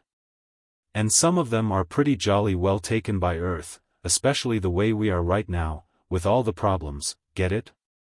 Things developing so fast we don't know where we're going or how we're going to get there. I finished my beer and clapped my hands for Molly. How do you mean, where we're going? Well, take half the countries in the world today. They're trying to industrialize, modernize, catch up with the advanced countries. Look at Egypt, and Israel, and India and China, and Yugoslavia and Brazil, and all the rest. Trying to drag themselves up to the level of the advanced countries, and all using different methods of doing it. But look at the so-called advanced countries. Up to their bottoms in problems. Juvenile delinquents, climbing crime and suicide rates, the loony bins full of the balmy, unemployed, threat of war, spending all their money on armaments instead of things like schools. All the bloody mess of it. Why, a man from Mars would be fascinated, like. Molly came shuffling up in his babush slippers and we both ordered another schooner of beer. Paul said seriously, you know, there's only one big snag in this sort of talk. I've sorted the whole thing out before, and you always come up against this brick wall. Where are they, these observers, or scholars, or spies or whatever they are? Sooner or later we'd nab one of them. You know, Scotland Yard, or the FBI. Or Russia's secret police, or the French Charité, or Interpol. This world is so deep in police, counter-espionage outfits and security agents that an alien would slip up in time, no matter how much he'd been trained. Sooner or later, he'd slip up, and they'd nab him. I shook my head. Not necessarily. The first time I ever considered this possibility, it seemed to me that such an alien would base himself in London or New York. Somewhere where he could use the libraries for research, get the daily newspapers and the magazines. Be right in the center of things. But now I don't think so. I think he'd be right here in Tangier. Why Tangier? It's the one town in the world where anything goes. Nobody gives a damn about you or your affairs. For instance, I've known you a year or more now, and I haven't the slightest idea of how you make your living. That's right, Paul admitted. In this town you seldom even ask a man where he's from. He can be British, a White Russian, a Basque or a Sikh and nobody could care less. Where are you from, Rupert? California, I told him. No, you're not, he grinned. I was taken aback. What do you mean? I felt your mind probe back a few minutes ago when I was talking about Scotland Yard or the FBI possibly flushing an alien. Telepathy is a sense not trained by the humanoids. If they had it, your job, and mine, would be considerably more difficult. Let's face it, in spite of these human bodies we're disguised in, neither of us is humanoid. Where are you really from, Rupert? Aldebaran, I said. How about you? Deneb, he told me, shaking. We had a laugh and ordered another beer. What are you doing here on Earth? I asked him. Researching for one of our meat trusts. We're protein eaters. Humanoid flesh is considered quite a delicacy. How about you? Scouting the place for thrill tourists. My job is to go around to these backward cultures and help stir up intertribal, or international, conflicts, all according to how advanced they are. Then our tourists come in, well shielded, of course, and get their kicks watching it. Paul frowned. That sort of practice could spoil an awful lot of good meat. Gun for hire. Joe Prantera called softly. Al, the pleasurable, comfortable, warm feeling began spreading over him, the way it always did. The older man stopped and squinted, but not suspiciously, even now. The evening was dark. It was unlikely that the other even saw the circle of steel that was the mouth of the shotgun barrel, now resting on the car's window ledge. Who's it? He growled. Joe Prantera said softly, Big Louis sent me, Al. And he pressed the trigger. And at that moment, the universe caved inward upon Joseph Marie Prantera. There was nausea and nausea upon nausea.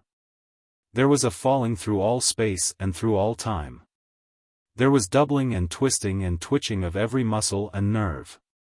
There was pain, horror and tumultuous fear. And he came out of it as quickly and completely as he'd gone in. He was in, he thought, a hospital, and his first reaction was to think, this here California. Everything different. Then his second thought was something went wrong. Big Louis, he ain't going to like this. He brought his thinking to the present. So far as he could remember, he hadn't completely pulled the trigger. That at least meant that whatever the rap was, it wouldn't be too tough. With luck, the syndicate would get him off with a couple of years at Quinton. A door slid open in the wall in a way that Joe had never seen a door operate before. This here California. The clothes on the newcomer were wrong, too. For the first time, Joe Prantera began to sense an alienness, a something that was awfully wrong. The other spoke precisely and slowly, the way a highly educated man speaks a language which he reads and writes fluently but has little occasion to practice vocally. You have recovered? Joe Prantera looked at the other expressionlessly. Maybe the old duck was one of these foreign doctors, like. The newcomer said, You have undoubtedly been through a most harrowing experience. If you have any untoward symptoms, possibly I could be of assistance. Joe couldn't figure out how he stood. For one thing, there should have been some kind of police guard. The other said, perhaps a bit of stimulant? Joe said flatly, I want a lawyer. The newcomer frowned at him. A lawyer? I'm not saying nothin'. Not until I get a mouthpiece.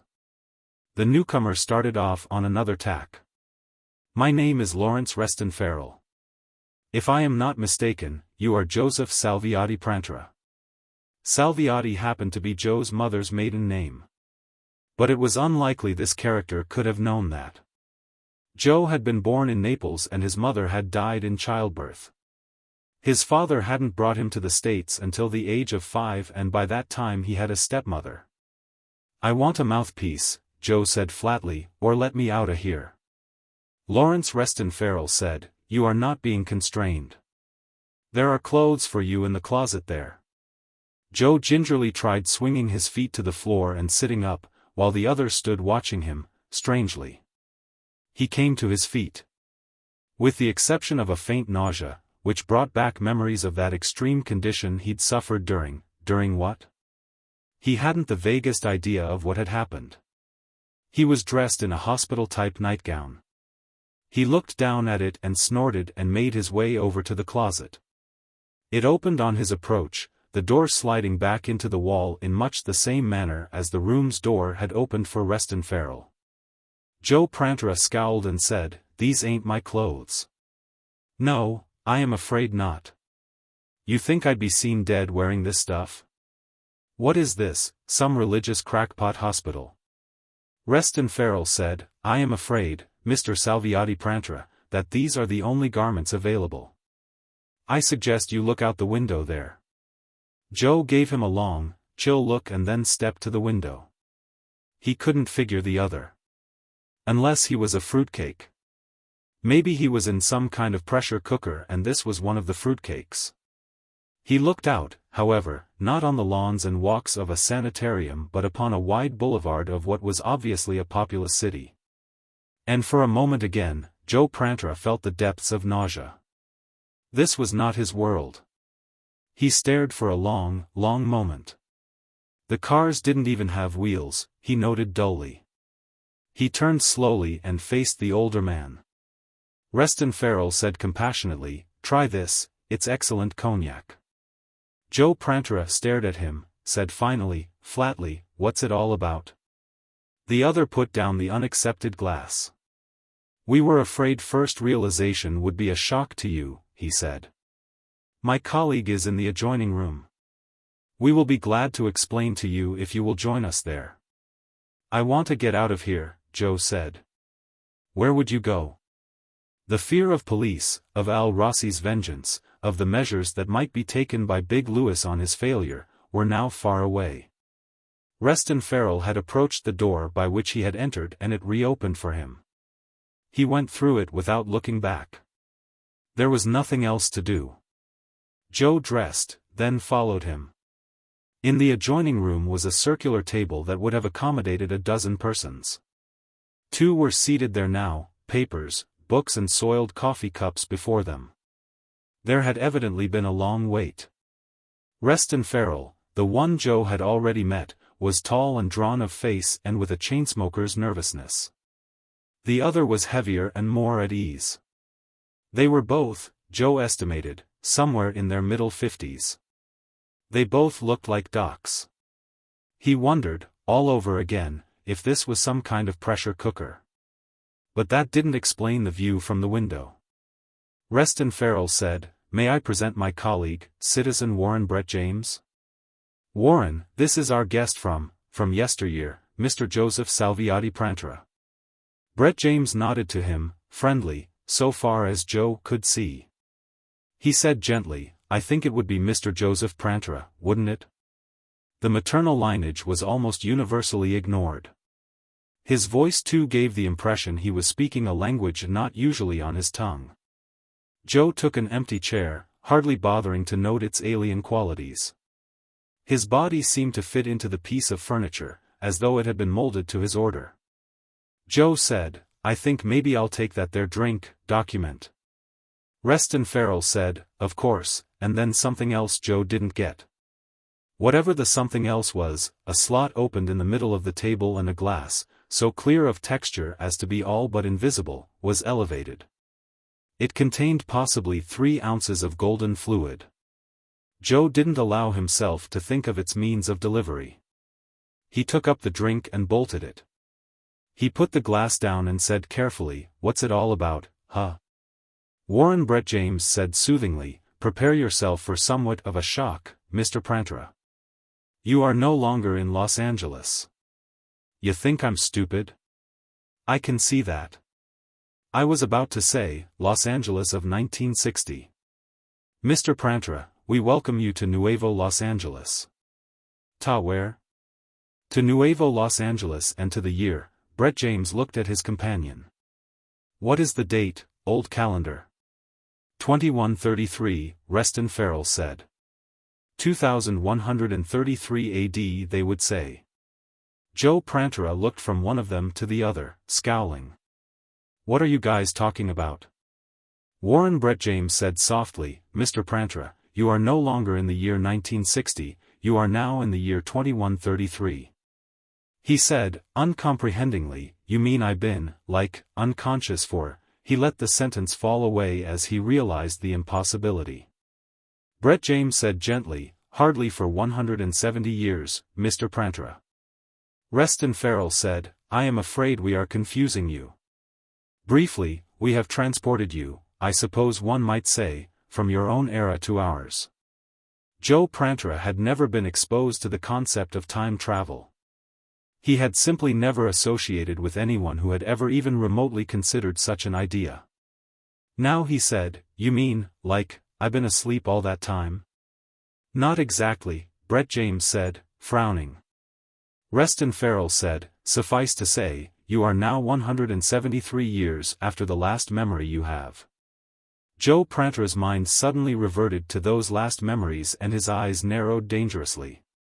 He felt suddenly at bay. He said, "Maybe you guys better let me in on what's this all about." Reston Farrell said, "Mr. Prantra, we have brought you from your era to perform a task for us." Joe stared at him, and then at the other. He couldn't believe he was getting through to them.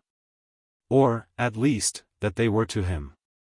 Finally he said, "If I get this, you want me to do a job for you."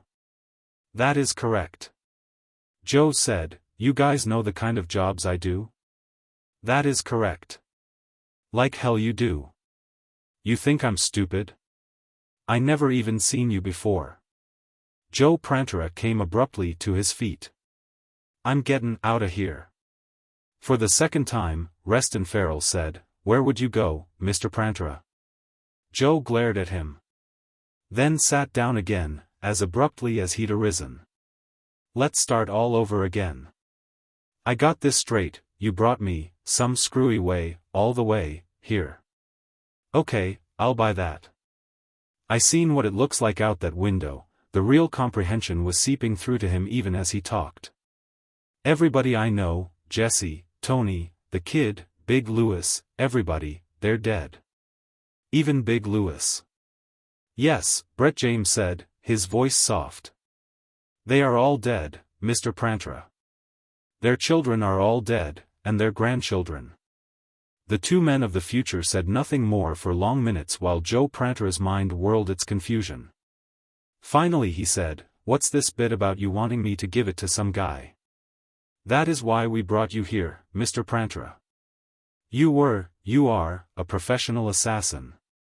"Hey, wait a minute, now." Reston Farrell went on, ignoring the interruption. "There is small point in denying your calling. Pray remember that at the point when we transported you, you were about to dispose of a contemporary named Alfonso Annunziata Rossi. A citizen, I might say, whose demise would probably have caused small dismay to society. They had him pegged all right." Joe said, "But why me? Why don't you get some heavy from now? Somebody knows the ropes these days." Brett James said, "Mr. Prantra, there are no professional assassins in this age, nor have there been for over a century and a half." "Well, then do it yourself." Joe Prantra's irritation over this whole complicated mess was growing. And already he was beginning to long for the things he knew, for Jesse and Tony and the others, for his favorite bar, for the lasagna down at Papa Giovanni's. Right now he could have welcomed a calling down at the hands of Big Louis. Reston Farrell had come to his feet and walked to one of the large room's windows. He looked out, as though unseeing. Then, his back turned, he said, "We have tried, but it is simply not in us, Mr. Prantra." "You mean you're yella?" "No, if by that you mean afraid. It is simply not within us to take the life of a fellow creature, not to speak of a fellow man." Joe snapped, "Everything you guys say sounds crazy. Let's start all over again." Brett James said, "Let me do it, Lawrence." He turned his eyes to Joe. "Mr. Prantra, in your own era, did you ever consider the future?" Joe looked at him blankly. "In your day you were confronted with national and international problems. Just as we are today and just as nations were a century or a millennium ago." "Sure, okay, so we had problems. I know what you mean, like wars, and depressions and dictators and like that." "Yes, like that," Brett James nodded. The heavy-set man paused a moment. "Yes, like that," he repeated. "That we confront you now indicates that the problems of your day were solved.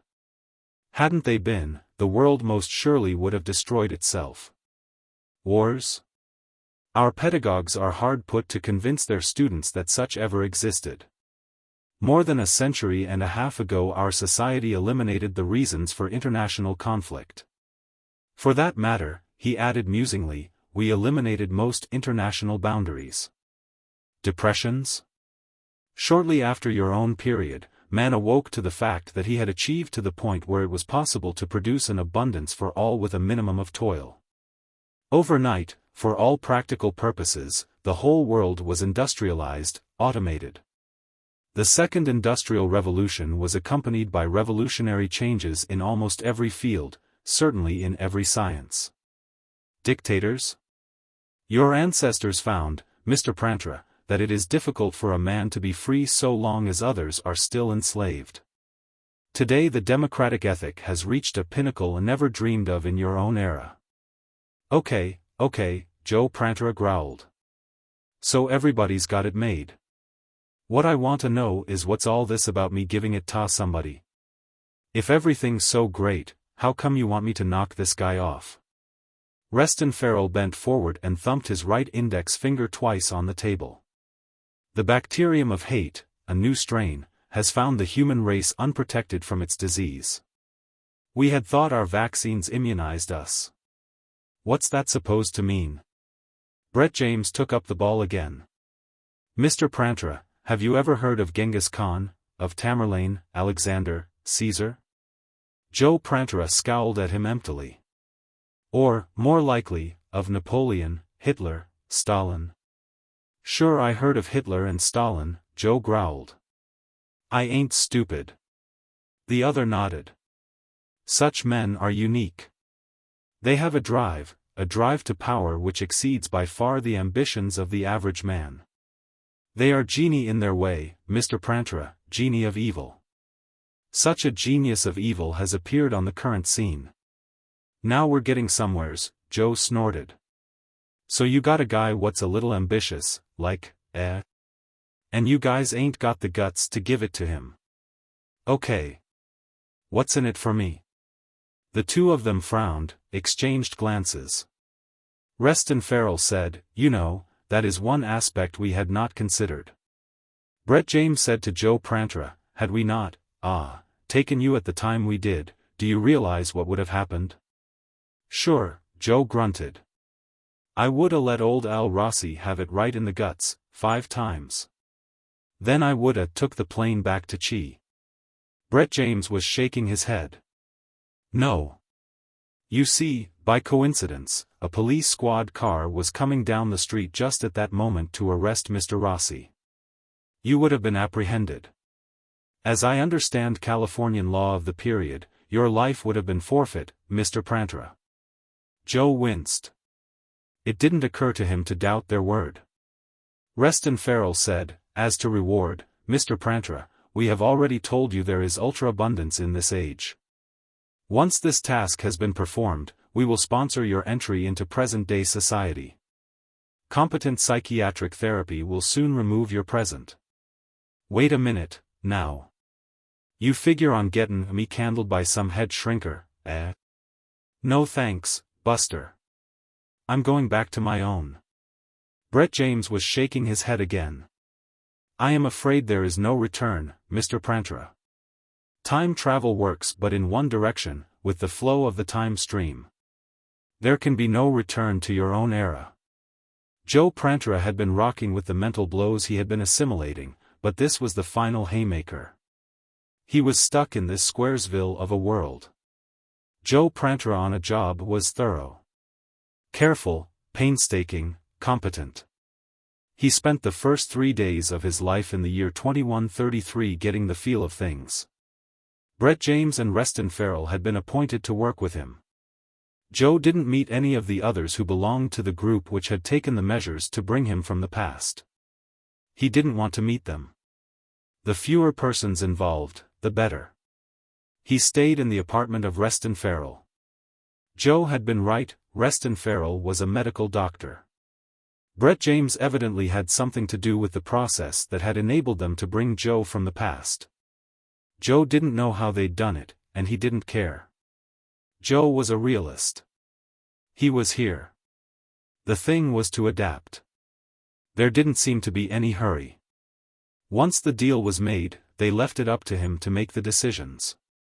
They drove him around the town, when he wished to check the traffic arteries. They flew him about the whole vicinity.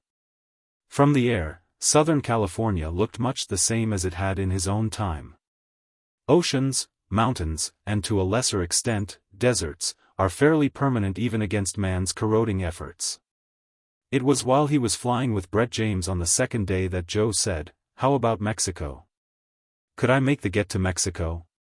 The physicist looked at him questioningly. "Get," he said. Joe Prantera said impatiently, "the getaway. After I give it to this Howard Temple Tracy guy, I gotta go on the run, don't I?" "I see." Brett James cleared his throat.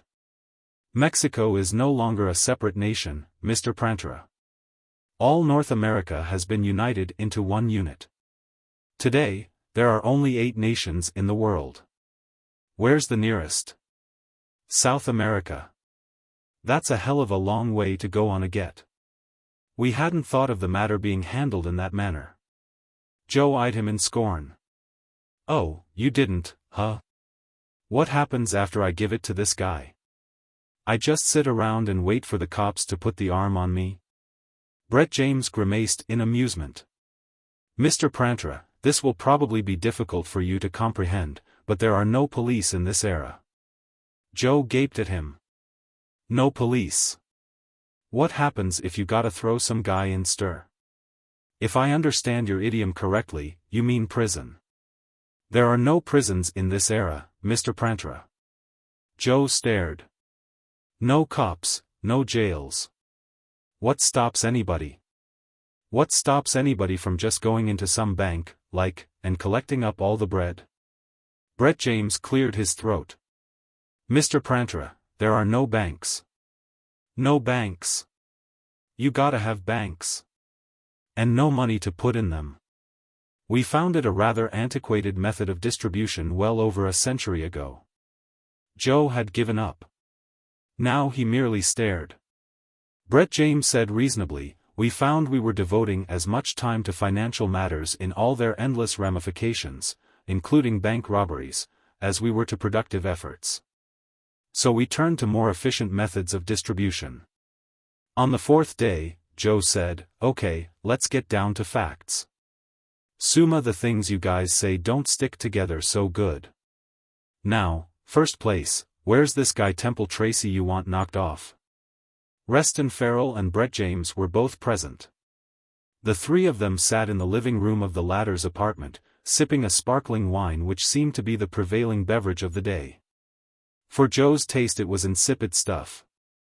Happily, rye was available to those who wanted it.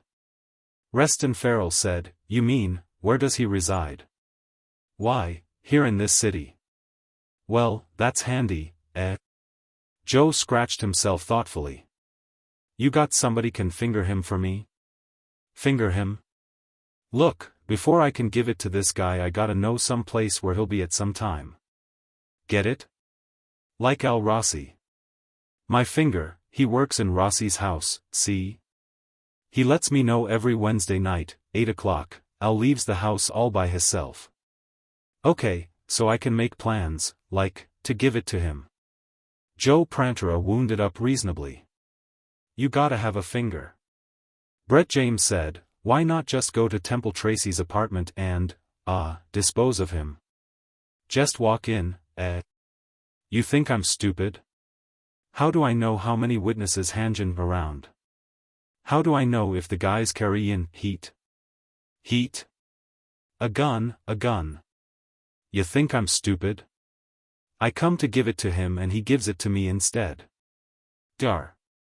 Reston Farrell said, "Howard Temple Tracy lives alone.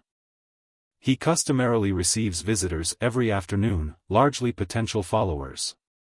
He is attempting to recruit members to an organization he is forming. It would be quite simple for you to enter his establishment and dispose of him. I assure you, he does not possess weapons." Joe was indignant. "Just like that, he said sarcastically. "Then what happens? How do I get out of the building? Where's my get car parked? Where do I hide out? Where do I dump the heat? Dump the heat? Get rid of the gun. You want I should get caught with the gun on me? I'd wind up in the gas chamber so quick." "See here, Mr. Prantera," Brett James said softly. We no longer have capital punishment, you must realize. Okay. I still don't want to get caught. What is the rap these days, huh? Joe scowled. You said they didn't have no jails anymore. This is difficult for you to understand, I imagine, Reston Farrell told him, but, you see, we no longer punish people in this era. That took a long, unbelieving moment to sink in. You mean, like, no matter what they do? That's crazy. Everybody'd be running around giving it to everybody else. The motivation for crime has been removed, Mr. Prantra, Reston Farrell attempted to explain. A person who commits a violence against another is obviously in need of medical care. And, consequently, receives it. You mean, like, if I steal a car or something, they just take me to a doctor? Joe Prantra was unbelieving. Why would anybody wish to steal a car? Reston Farrell said easily. But if I give it to somebody? You will be turned over to a medical institution. Citizen Howard Temple Tracy is the last man you will ever kill, Mr. Prantra. A chillness was in the belly of Joe Prantra. He said very slowly, very dangerously, you guys figure on me getting caught, don't you? Yes, Brett James said evenly. Well then, figure something else. You think I'm stupid? Mr. Prantra, Dr. Reston Farrell said, there has been as much progress in the field of psychiatry in the past 2 centuries as there has in any other. Your treatment would be brief and painless, believe me. Joe said coldly, and what happens to you guys? How do you know I won't rat on you? Brett James said gently, the moment after you have accomplished your mission, we plan to turn ourselves over to the nearest institution to have determined whether or not we also need therapy. Now I'm beginning to wonder about you guys, Joe said. Look, all over again, what did you want to give it to this guy for? The doctor said, we explained the other day, Mr. Prantra. Citizen Howard Temple Tracy is a dangerous, atavistic, evil genius. We are afraid for our institutions if his plans are allowed to mature. Well, if you got things so good, everybody's got it made, like, who'd listen to him?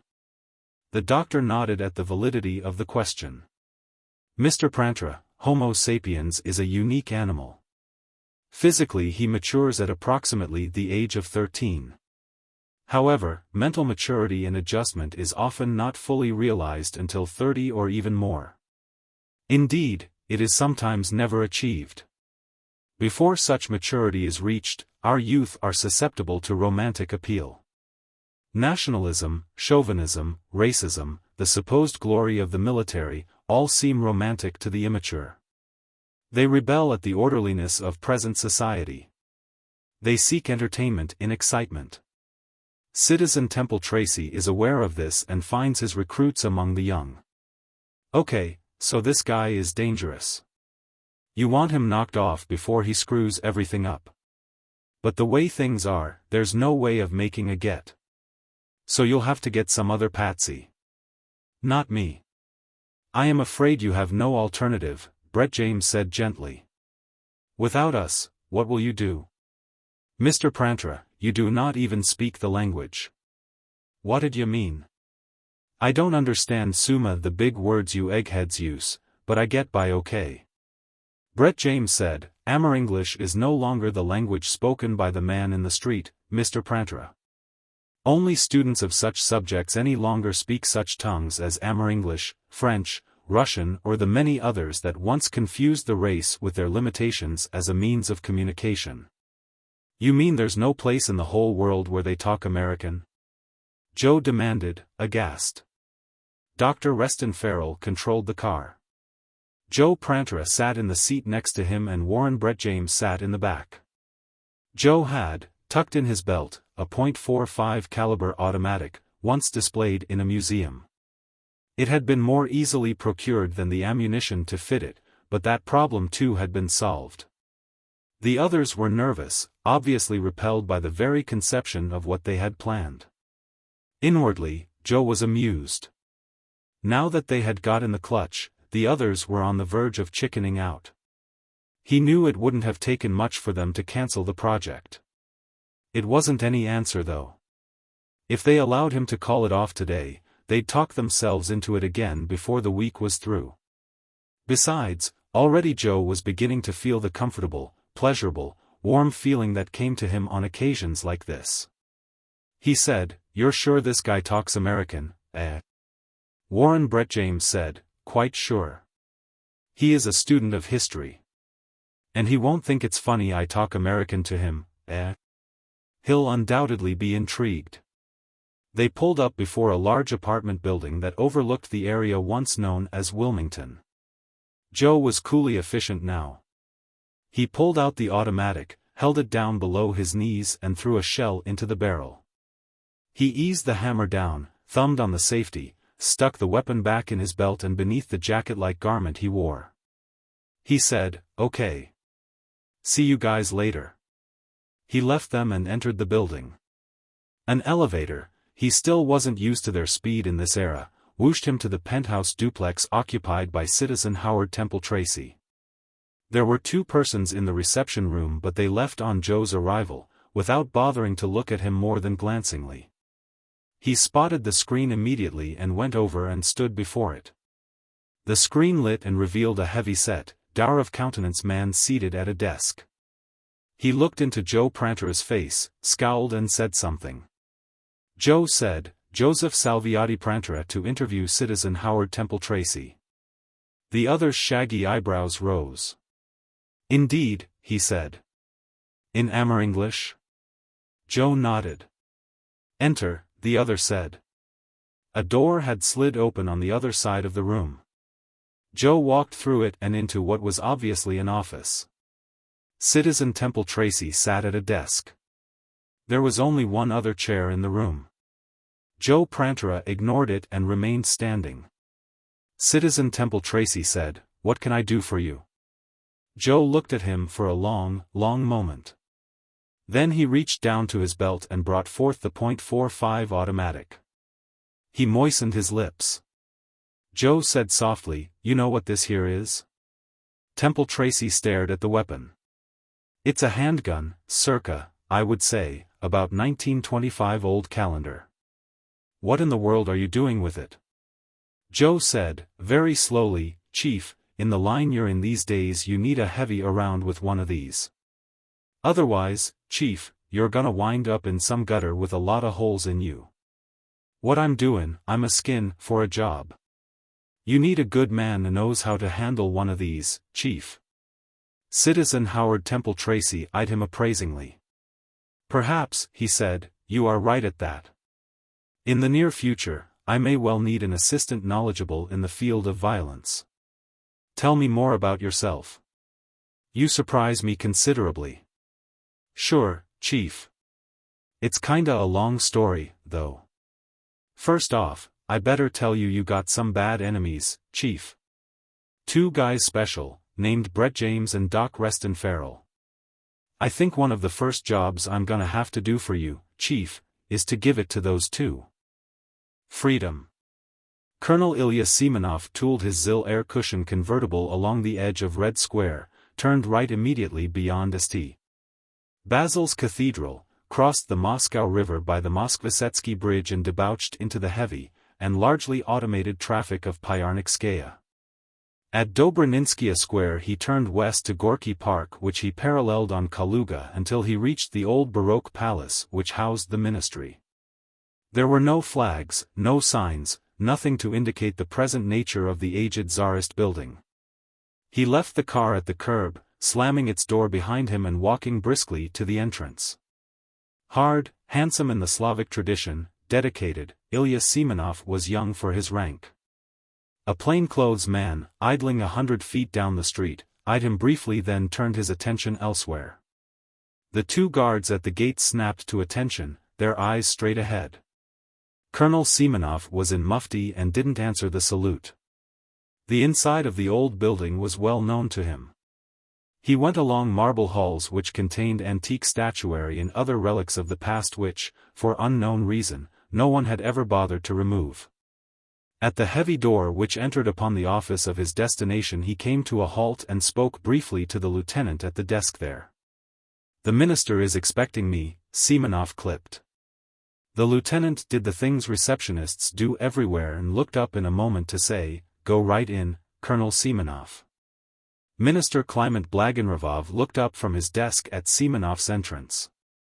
He was a heavy-set man, heavy of face, and he still affected the shaven head, now rapidly disappearing among upper echelons of the party. His jacket had been thrown over the back of a chair and his collar loosened, even so there was a sheen of sweat on his face. He looked up at his most trusted field man, said in the way of greeting, "Ilya," and twisted in his swivel chair to a portable bar. He swung open the door of the small refrigerator and emerged with a bottle of Stolichnaya vodka. He plucked 2 3-ounce glasses from a shelf and pulled the bottle's cork with his teeth.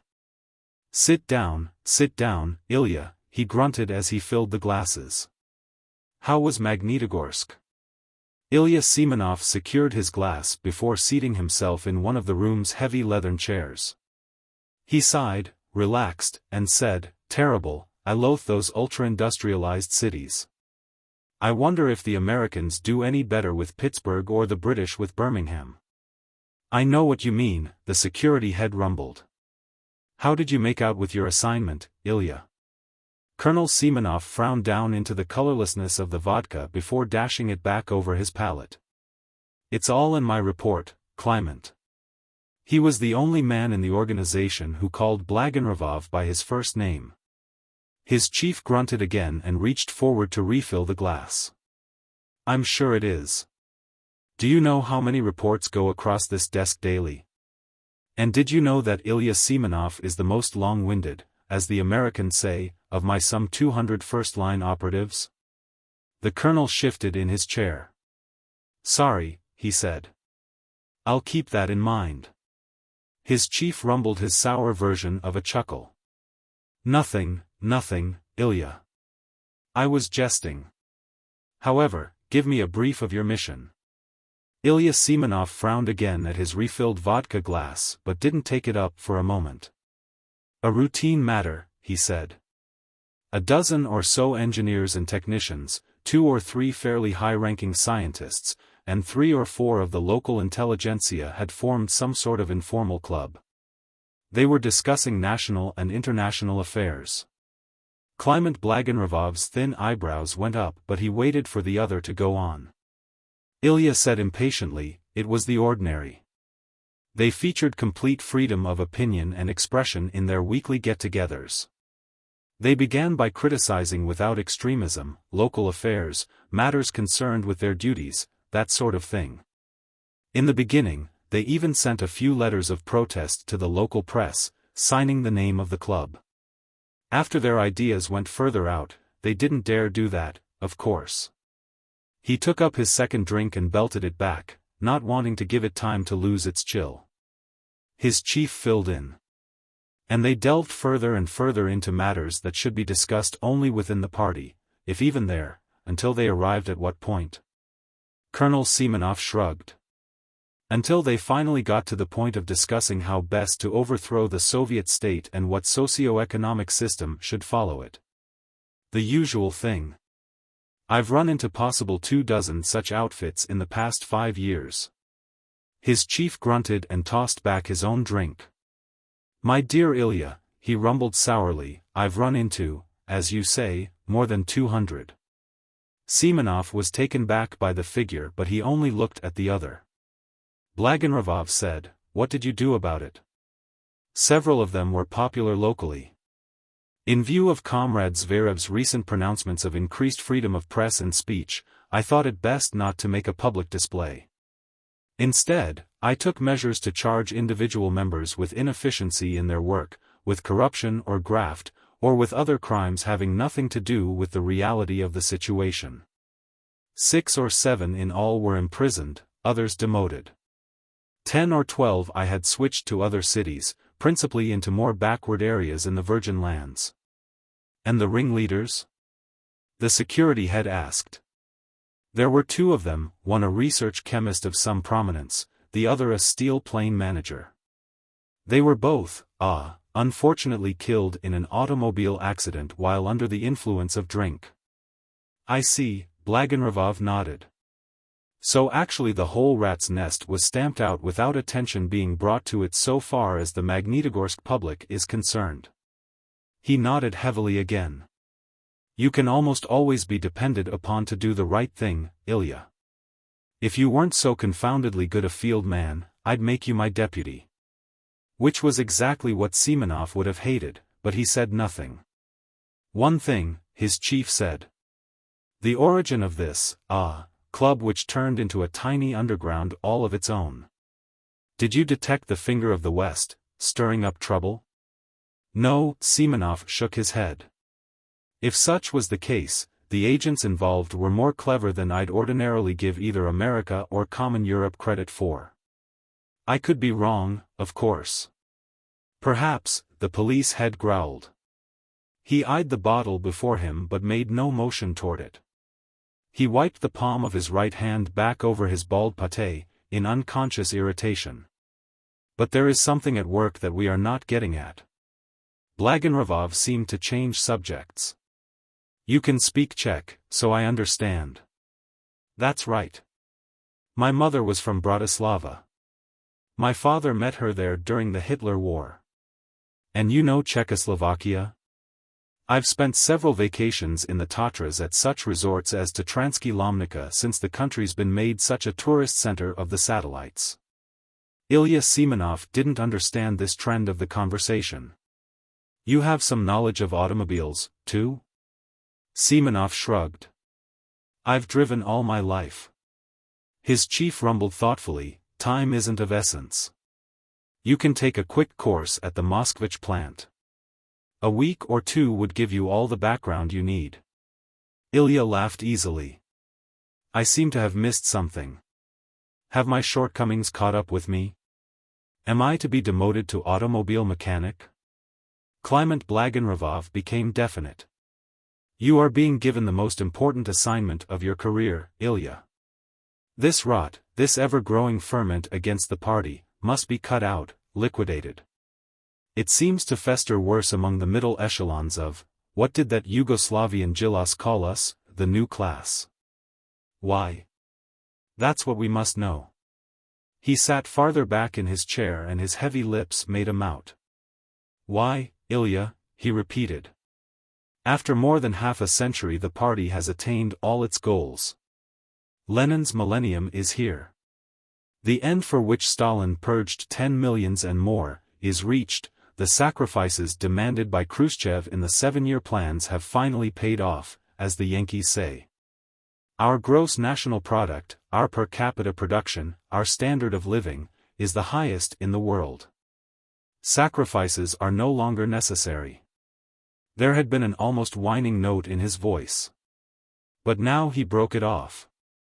He poured them still another drink. At any rate, Ilya, I was with Frol Zverev this morning. Number 1 is incensed. It seems that in the Azerbaijan Republic, for one example, that even the Komsomols were circulating among themselves various proscribed books and pamphlets. Comrade Zverev instructed me to concentrate on discovering the reason for this disease. Colonel Semenov scowled. What's this got to do with Czechoslovakia, and automobiles? The security head waggled a fat finger at him. What we've been doing, thus far, is dashing forth upon hearing of a new conflagration and stamping it out. Obviously, that's no answer. We must find who is behind it. How it begins. Why it begins. That's your job. Why Czechoslovakia? You're unknown as a security agent there, for one thing. You will go to Prague and become manager of the Moskvich Automobile Distribution Agency. No one, not even the Czech unit of our ministry, will be aware of your identity. You will play it by ear, as the Americans say. To whom do I report? Only to me, until the task is completed. When it is, you will return to Moscow and report fully. A grimace twisted Blagorovov's face. If I am still here.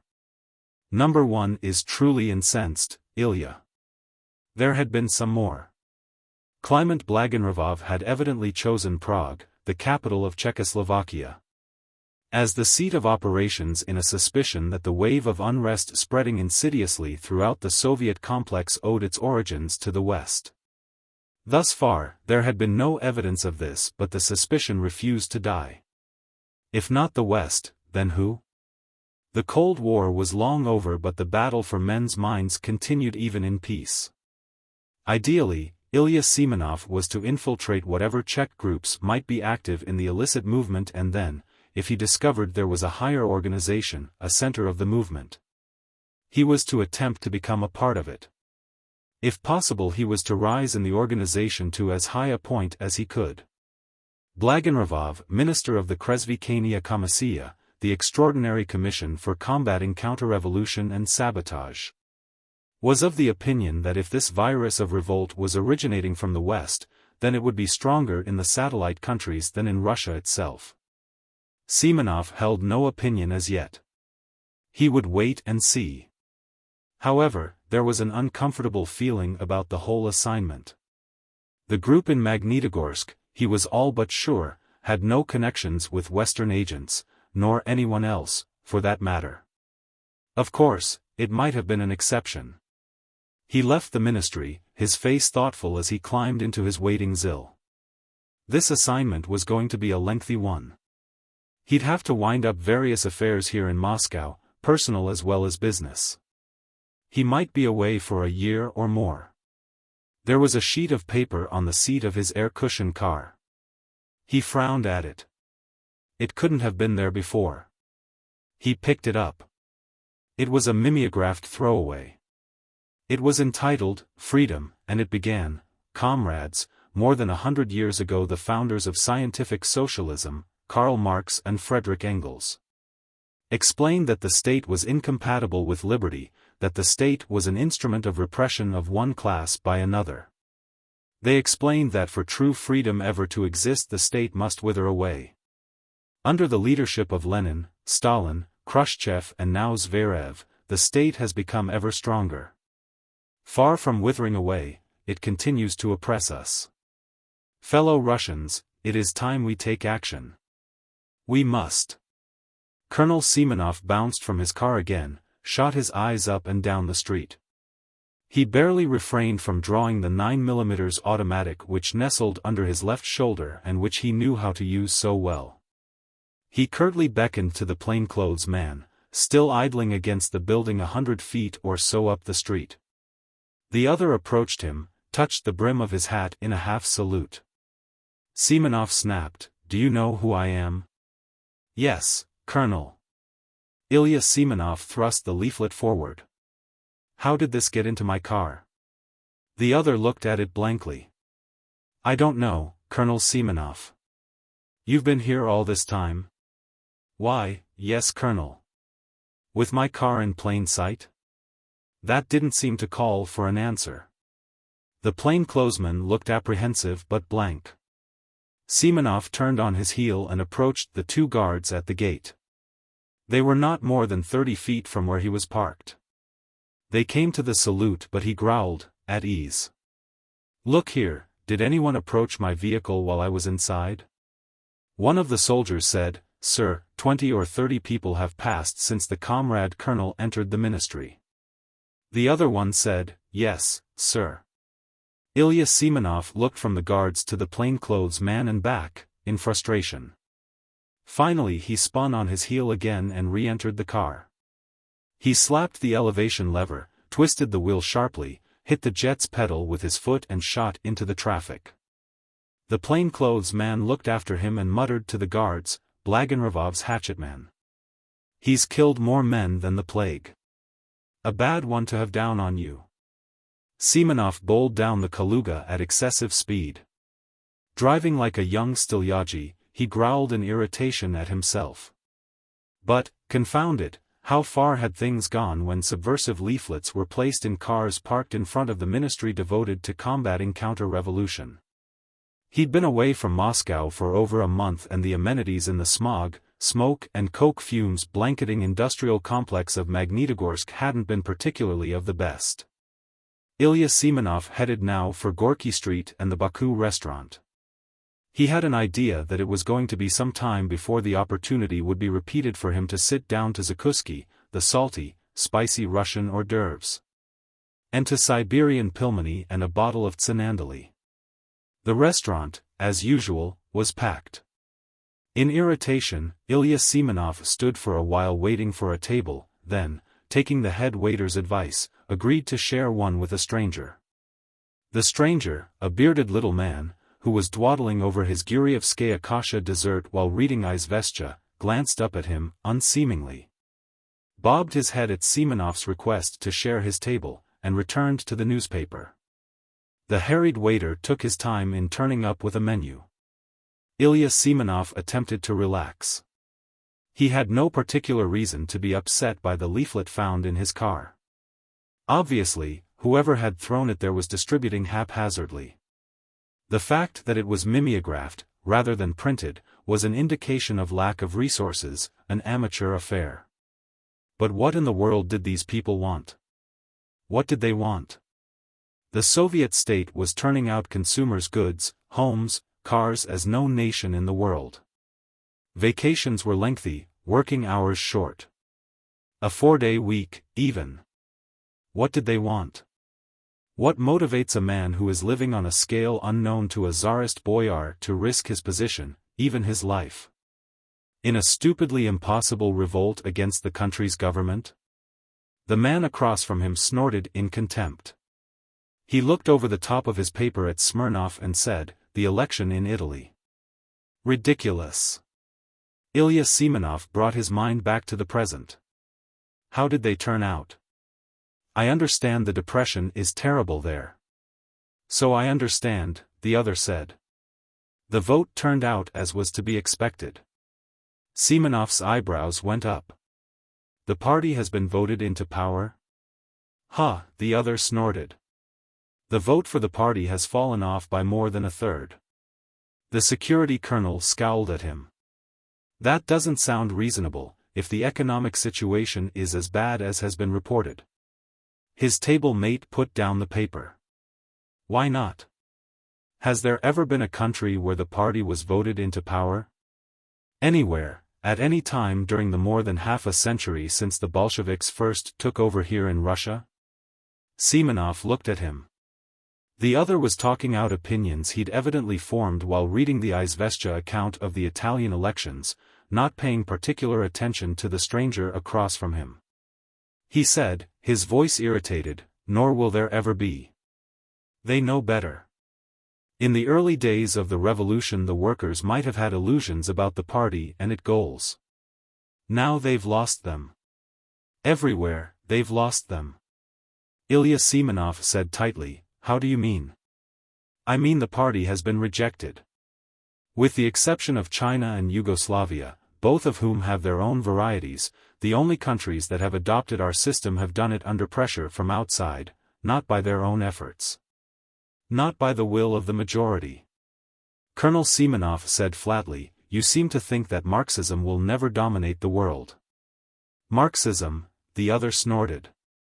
"If Marx were alive in Russia today, Frol Zverev would have him in a Siberian labor camp within 24 hours. Ilya Semenov brought forth his wallet and opened it to his police credentials. He said coldly, "Let me see your identification papers. You are under arrest." The other stared at him for a moment, then snorted his contempt.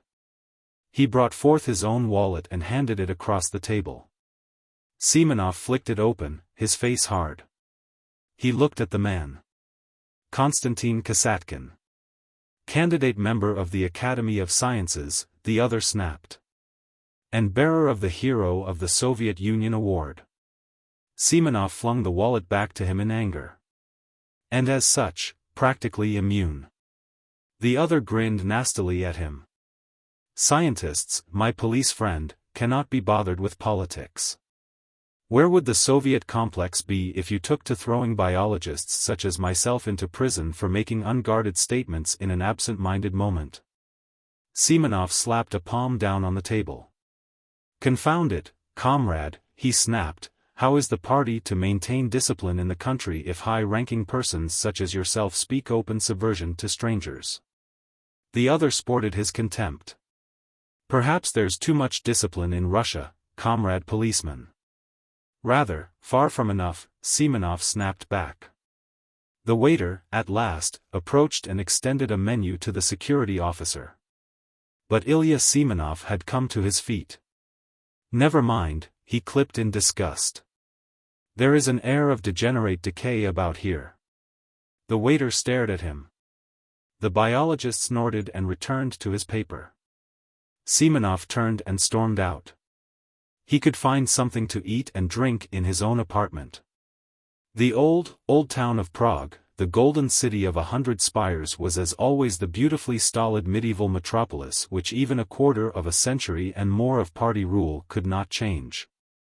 The old town, nestled in a bend of the Vltava River, as no other city in Europe, breathed its centuries, its air of yesteryear.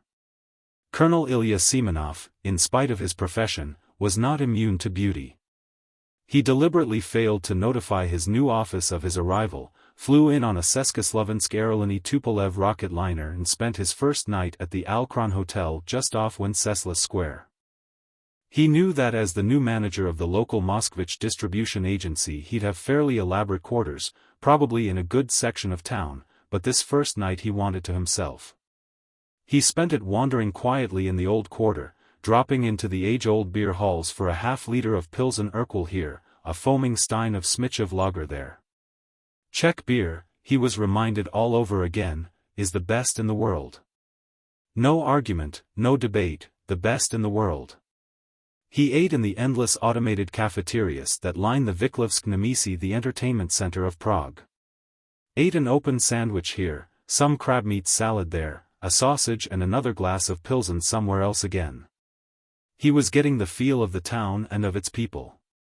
Of recent years, some of the tension had gone out of the atmosphere in Moscow and the other Soviet centers. With the coming of economic prosperity there had also come a relaxation. The fear, so heavy in the Stalin era, had fallen off in that of Khrushchev and still more so in the present reign of Frol Zverev. In fact, Ilya Semenov was not alone in party circles in wondering whether or not discipline had been allowed to slip too far. It is easier, the old Russian proverb goes, to hang on to the reins than to regain them once dropped. But if Moscow had lost much of its pall of fear, Prague had certainly gone even further. In fact, in the Upinkasu beer hall Semenov had idly picked up a magazine left by some earlier wassler. It was a light literary publication devoted almost exclusively to humor. There were various cartoons, some of them touching political subjects. Ilya Semenov had been shocked to see a caricature of Frol Zverev himself. Zverev, number 1. Ridiculed in a second-rate magazine in a satellite country. Ilya Semenov made a note of the name and address of the magazine and the issue. Across the heavy wooden community table from him, a beer drinker grinned, in typically friendly Czech style. "A good magazine," he said. "You should subscribe." A waiter, bearing an even dozen liter-size steins of beer hurried along, spotted the fact that Semenov's mug was empty, slipped a full one into its place. Gave the police agent's saucer a quick mark of a pencil, and hurried on again. In the Upinkasu, it was supposed that you wanted another beer so long as you remained sitting. When you finally staggered to your feet, the nearest waiter counted the number of pencil marks on your saucer and you paid up. Ilya Semenov said cautiously to his neighbor, "Seems to be quite, brash." He tapped the magazine with a finger. The other shrugged and grinned again. "Things loosen up as the years go by," he said. What a man wouldn't have dared say to his own wife 5 years ago, they have on TV today. "I'm surprised the police don't take steps," Semenov said, trying to keep his voice expressionless. The other took a deep swallow of his Pilsen Urquell. He pursed his lips and thought about it. "You know, I wonder if they'd dare. Such a case brought into the people's courts might lead to all sort of public reaction these days." It had been some years since Ilya Semenov had been in Prague, and even then he'd only gone through on the way to the ski resorts in the mountains. He was shocked to find the Czech state's control had fallen off to this extent. Why, here he was, a complete stranger, being openly talked to on political subjects. His cross-the-table neighbor shook his head, obviously pleased. "If you think Prague is good, you ought to see Warsaw. It's as free as Paris. I saw a 3D cinema up there about 2 months ago. You know what it was about? The purges in Moscow back in the 1930s. A rather unique subject," Semenov said. Made a very strong case for Bukharin, in particular." Semenov said, very slowly, "I don't understand. You mean this film supported the, old Bolsheviks?" "Of course. Why not? Everybody knows they weren't guilty." The Czech snorted deprecation. "At least not guilty of what they were charged with. They were in Stalin's way and he liquidated them." The Czech thought about it for a while. "I wonder if he was already insane, that far back." Had he taken up his mug of beer and dashed it into Semenov's face, he couldn't have surprised the Russian more. Ilya Semenov had to take control of himself. His first instinct was to show his credentials, arrest the man and have him hauled up before the local agency of Semenov's ministry. But obviously that was out of the question. He was in Czechoslovakia and, although Moscow still dominated the Soviet complex, there was local autonomy and the Czech police just didn't enjoy their affairs being meddled with unless in extreme urgency. Besides, this man was obviously only one among many. A stranger in a beer hall. Ilya Semenov suspected that if he continued his wanderings about the town, he'd meet in the process of only one evening a score of persons who would talk the same way. Besides, still again, he was here in Prague incognito, his job to trace the sources of this dry rot, not to run down individual Czechs. But the cinema, and TV. Surely anti-party sentiment hadn't been allowed to go this far. He got up from the table shakily, paid up for his beer and forced himself to nod goodbye in friendly fashion to the subversive Czech he'd been talking to. In the morning he strolled over to the offices of the Moskvich agency, which was located only a few blocks from his hotel on Soletna Hybernsky.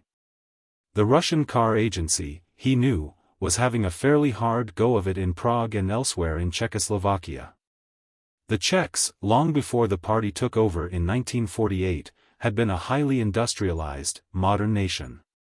They consequently had their own automobile works, such as Skoda, and their models were locally more popular than the Russian Moskvich, Zim and Pobeda. Theoretically, the reason Ilya Semenov was the newly appointed agency head was to push Moskvich sales among the Czechs. He thought, half humorously, half sourly, to himself, even under the party we have competition and pressure for higher sales. What was it that some American economist had called them? A system of state capitalism. At the Moskvich offices he found himself in command of a staff that consisted of 3 fellow Russians, and a dozen or so Czech assistants. His immediate subordinate was a Katharina Panova, whose dossier revealed her to be a party member, though evidently not a particularly active one. At least not since she'd been assigned here in Prague. She was somewhere in her mid-20s, a graduate of the University of Moscow, and although she'd been in the Czech capital only a matter of 6 months or so, had already adapted to the more fashionable dress that the style-conscious women of this former Western capital went in for. Besides that, Katharina Panova managed to be one of the downright prettiest girls Ilya Semenov had ever seen. His career had largely kept him from serious involvement in the past. Certainly the dedicated women you usually found in party ranks seldom were of the type that inspired you to romance, but he wondered now, looking at this new assistant of his, if he hadn't let too much of his youth go by without more investigation into the usually favorite pastime of youth. He wondered also, but only briefly, if he should reveal his actual identity to her. She was, after all, a party member. But then he checked himself. Kliment Blagonravov had stressed the necessity of complete secrecy. Not even the local offices of the ministry were to be acquainted with his presence. He let Katharina introduce him around, familiarize him with the local methods of going about their business affairs and the problems they were running into. She ran a hand back over her forehead, placing a wisp of errant hair, and said, "I suppose, as an expert from Moscow, you'll be installing a whole set of new methods." It was far from his intention to spend much time at office work. He said, "Not at all. There is no hurry. For a time, we'll continue your present policies, just to get the feel of the situation. Then perhaps in a few months, we'll come up with some ideas."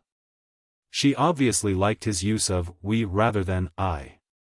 Evidently, the staff had been a bit nervous upon his appointment as new manager. He already felt, vaguely, that the 3 Russians here had no desire to return to their homeland. Evidently, there was something about Czechoslovakia that appealed to them all. The fact irritated him but somehow didn't surprise. Katharina said, "As a matter of fact, I have some opinions on possible changes myself. Perhaps if you'll have dinner with me tonight, we can discuss them informally." Ilya Semenov was only mildly surprised at her suggesting a rendezvous with him.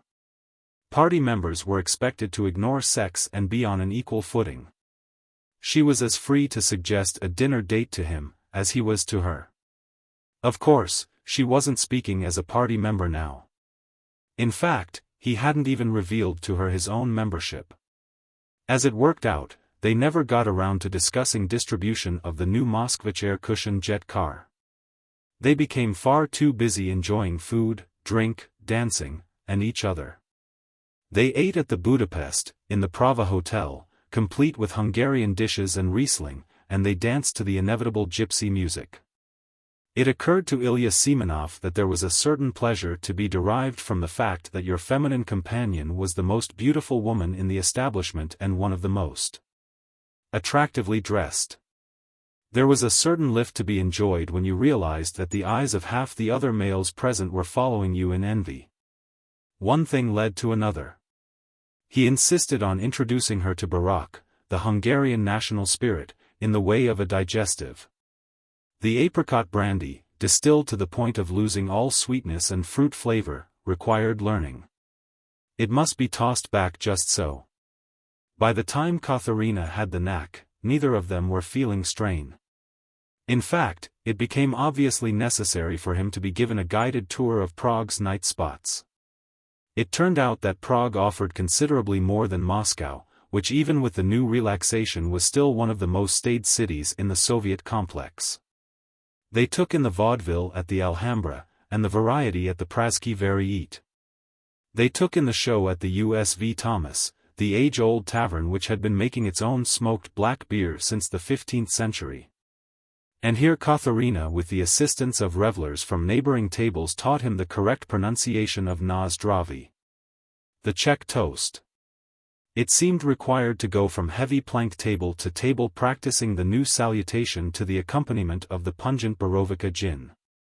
Somewhere in here they saw the Joseph Skupa puppets, and at this stage, Ilya Semenov found only great amusement at the political innuendos involved in half the skits. It would never had one in Moscow or Leningrad, of course, but here it was very amusing indeed. There was even a caricature of a security police minister who could only have been his superior Kliment Blagonravov. They wound up finally at the Ukalicha, made famous by Hasek in The Good Soldier Schweik. In fact, various illustrations from the original classic were framed on the walls. They had been laughing over their early morning snack. Now Ilya Semenov looked at her approvingly. "See here," he said. "We must do this again." "Fine," she laughed. "In fact, tomorrow," he insisted.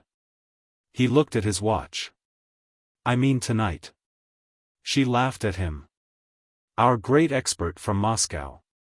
Far from improving our operations, there'll be less accomplished than ever if you make a nightly practice of carrying on like we did this evening." He laughed too.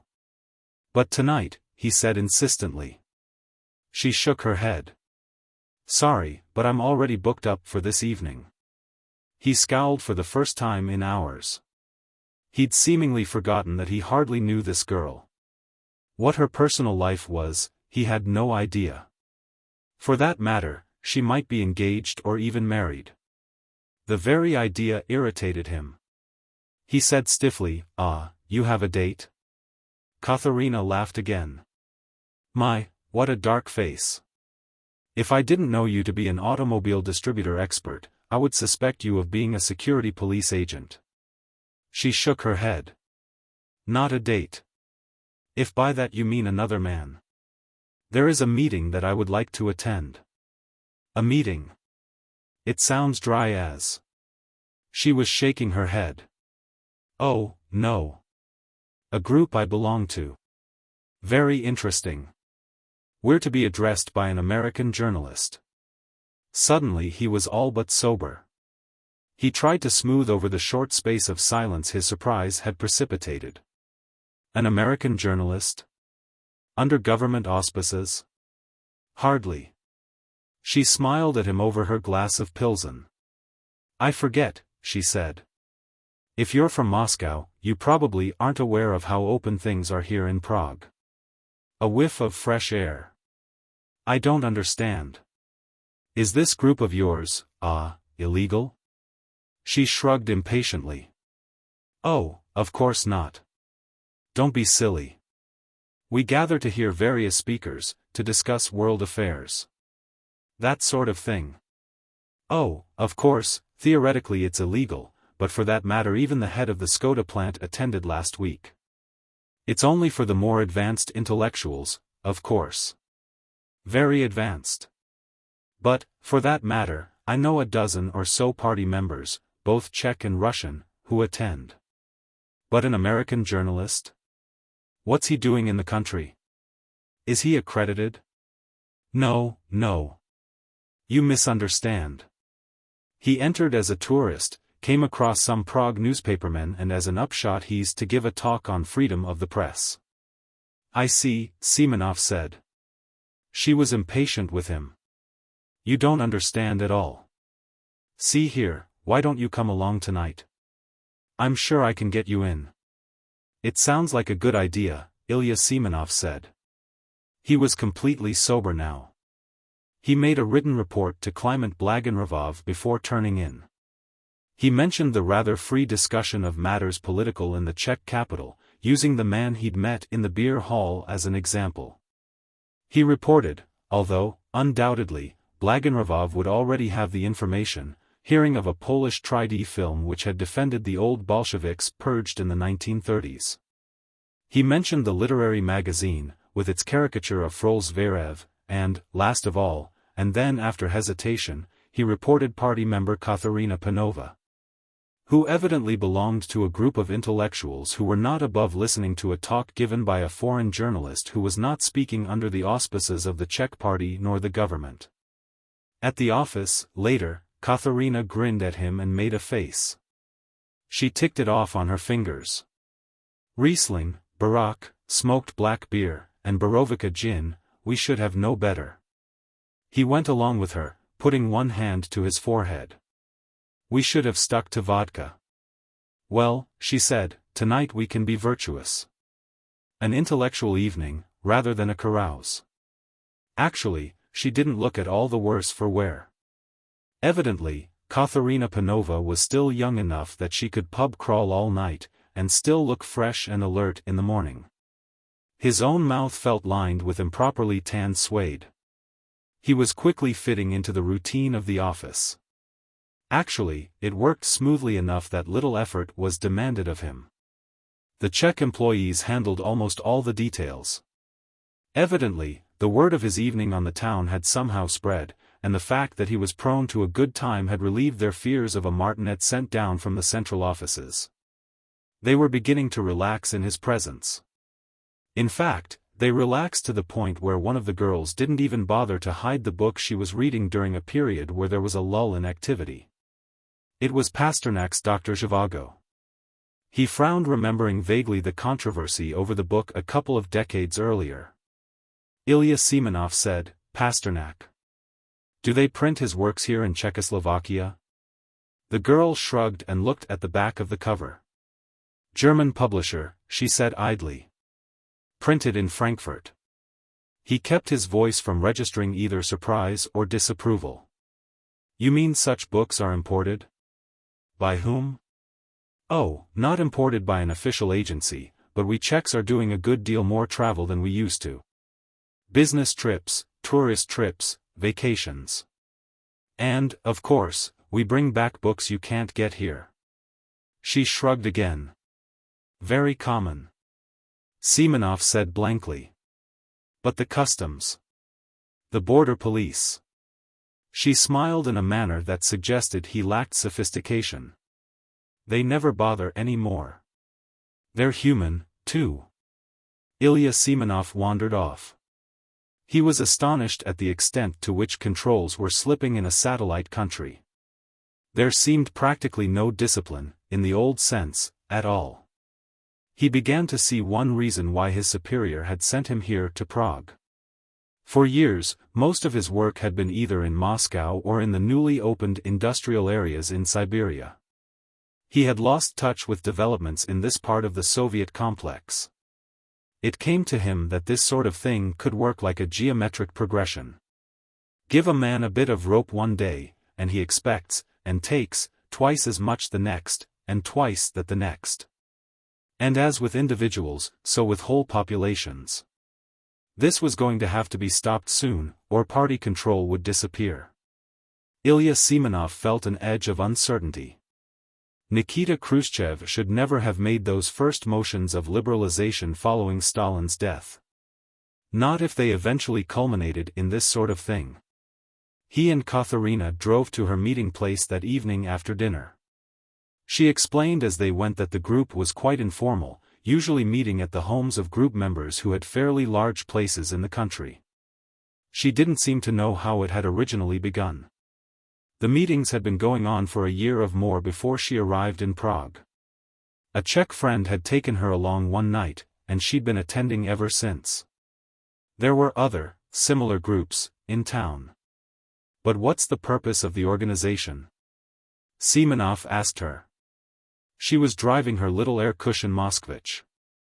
They crossed over the Vltava River by the Sechev Bridge and turned right. On the hill above them loomed the fantastically large statue of Stalin which had been raised immediately following the Second War. She grimaced at it, muttered, "I wonder if he was insane from the first." He hadn't understood her change of subject. "How do you mean?" he said. "Stalin. I wonder how early it was in his career that he went insane." This was the second time in the past few days that Ilya Semenov had run into this matter of the former dictator's mental condition. He said now, "I've heard the opinion before." "Where did you pick it up?" "Oh, it's quite commonly believed in the Western countries." "But, have you ever been, West?" "Oh, from time to time. Berlin, Vienna, Geneva. Even Paris twice, on vacation, you know, and to various conferences. But that's not what I mean. In the Western magazines and newspapers. You can get them here in Prague now. But to get back to your question. There is no particular purpose of the organization." She turned the car left on Budenska and sped up into the Holsovis section of town. The nonchalance of it all was what stopped Ilya Semenov. Here was a party member calmly discussing whether or not the greatest Russian of them all, after Lenin, had been mad. The implications were, of course, that many of the purges, certainly the latter ones, were the result of the whims of a mental case. That the Soviet complex had for long years been ruled by a man as unbalanced as Tsar Peter the Great. They pulled up before a rather large house that would have been called a dacha back in Moscow. Evidently, Ilya Semenov decided, whoever was sponsoring this night's get-together, was a man of prominence. He grimaced inwardly. A lot of high-placed heads were going to roll before he was through. It turned out that the host was Leos Dvorak, the internationally famed cinema director and quite an idol of Ilya Semenov in his earlier days when he'd found more time for entertainment. It was a shock to meet the man under these circumstances. Katharina Panova was obviously quite popular among this gathering. Their host gave her an affectionate squeeze in way of greeting, then shook hands with Semenov when Katharina introduced him. "Newly from Moscow, eh?" the film director said, squinting at the security agent. He had a sharp glance, almost, it seemed to Semenov, as though he detected the real nature of the newcomer. "It's been several years since I've been to Moscow. Are things loosening up there?" "Loosening up?" Semenov said. Leos Dvorak laughed and said to Katharina, "Probably not. I've always been of the opinion that the party's influence would shrivel away first at its extremities. Membership would fall off abroad, in the neutral countries and in common Europe and the Americas. Then in the so-called satellite countries. Last of all in Russia herself.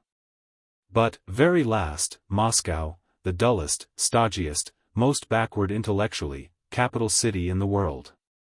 The director laughed again and turned away to greet a new guest. This was open treason. Ilya Semenov had been lucky. Within the first few days of being in the Czech capital he'd contacted one of the groups which he'd been sent to unmask. "Now," he said mildly to Katharina Panova, "he seems rather outspoken." She chuckled. "Leos is quite strongly opinionated. His theory is that the more successful the party is in attaining the goals it set half a century ago, the less necessary it becomes. He's of the opinion that it will eventually atrophy, shrivel away to the point that all that will be needed will be the slightest of pushes to end its domination." Ilya Semenov said, "And the rest of the group here, do they agree?" Katharina shrugged. "Some do, some don't. Some of them are of the opinion that it will take another bloodbath. That the party will attempt to hang on to its power and will have to be destroyed." Semenov said evenly, "And you? What do you think?" She frowned, prettily. "I'm not sure. I suppose I'm still in the process of forming an opinion." Their host was calling them together and leading the way to the garden where chairs had been set up. There seemed to be about 25 persons present in all. Ilya Semenov had been introduced to no more than half of them. His memory was good and already he was composing a report to Kliment Blagonravov, listing those names he recalled. Some were Czechs, some citizens of other satellite countries, several, including Katharina, were actually Russians. The American, a newspaperman named Dixon, had an open-faced freshness, hardly plausible in an agent from the West trying to subvert party leadership. Ilya Semenov couldn't quite figure him out. Dixon was introduced by Leos Dvorak, who informed his guests that the American had been reluctant but had finally agreed to give them his opinion on the press on both sides of what had once been called the Iron Curtain. Dixon grinned boyishly and said, "I'm not a public speaker, and, for that matter, I haven't had time to put together a talk for you. I think what I'll do is read a little clipping I've got here, sort of a text, and then, well, throw the meeting open to questions. I'll try to answer anything you have to ask." He brought forth a piece of paper. "This is from the British writer, Huxley. I think it's pretty good." He cleared his voice and began to read. "Mass communication is simply a force, and like any other force, it can be used either well or ill. Used one way, the press, the radio and the cinema are indispensable to the survival of democracy. Used in another way, they are among the most powerful weapons in the dictator's armory. In the field of mass communications, as in almost every other field of enterprise, technological progress has hurt the little man and helped the big man. As lately as 50 years ago, every democratic country could boast of a great number of small journals and local newspapers. Thousands of country editors expressed thousands of independent opinions. Somewhere or other almost anybody could get almost anything printed. Today the press is still legally free, but most of the little papers have disappeared. The cost of wood pulp, of modern printing machinery and of syndicated news is too high for the little man. In the totalitarian East there is political censorship, and the media of mass communications are controlled by the state. In the democratic West there is economic censorship and the media of mass communication are controlled by members of the power elite. Censorship by rising costs and the concentration of communication power in the hands of a few big concerns is less objectionable than state ownership and government propaganda. But certainly it is not something to which a Jeffersonian Democrat could approve. Ilya Semenov looked blankly at Katharina and whispered, why, what he's reading is as much an attack on the West as it is on us. She looked at him and whispered back, well, why not? This gathering is to discuss freedom of the press. He said blankly, but as an agent of the West. She frowned at him.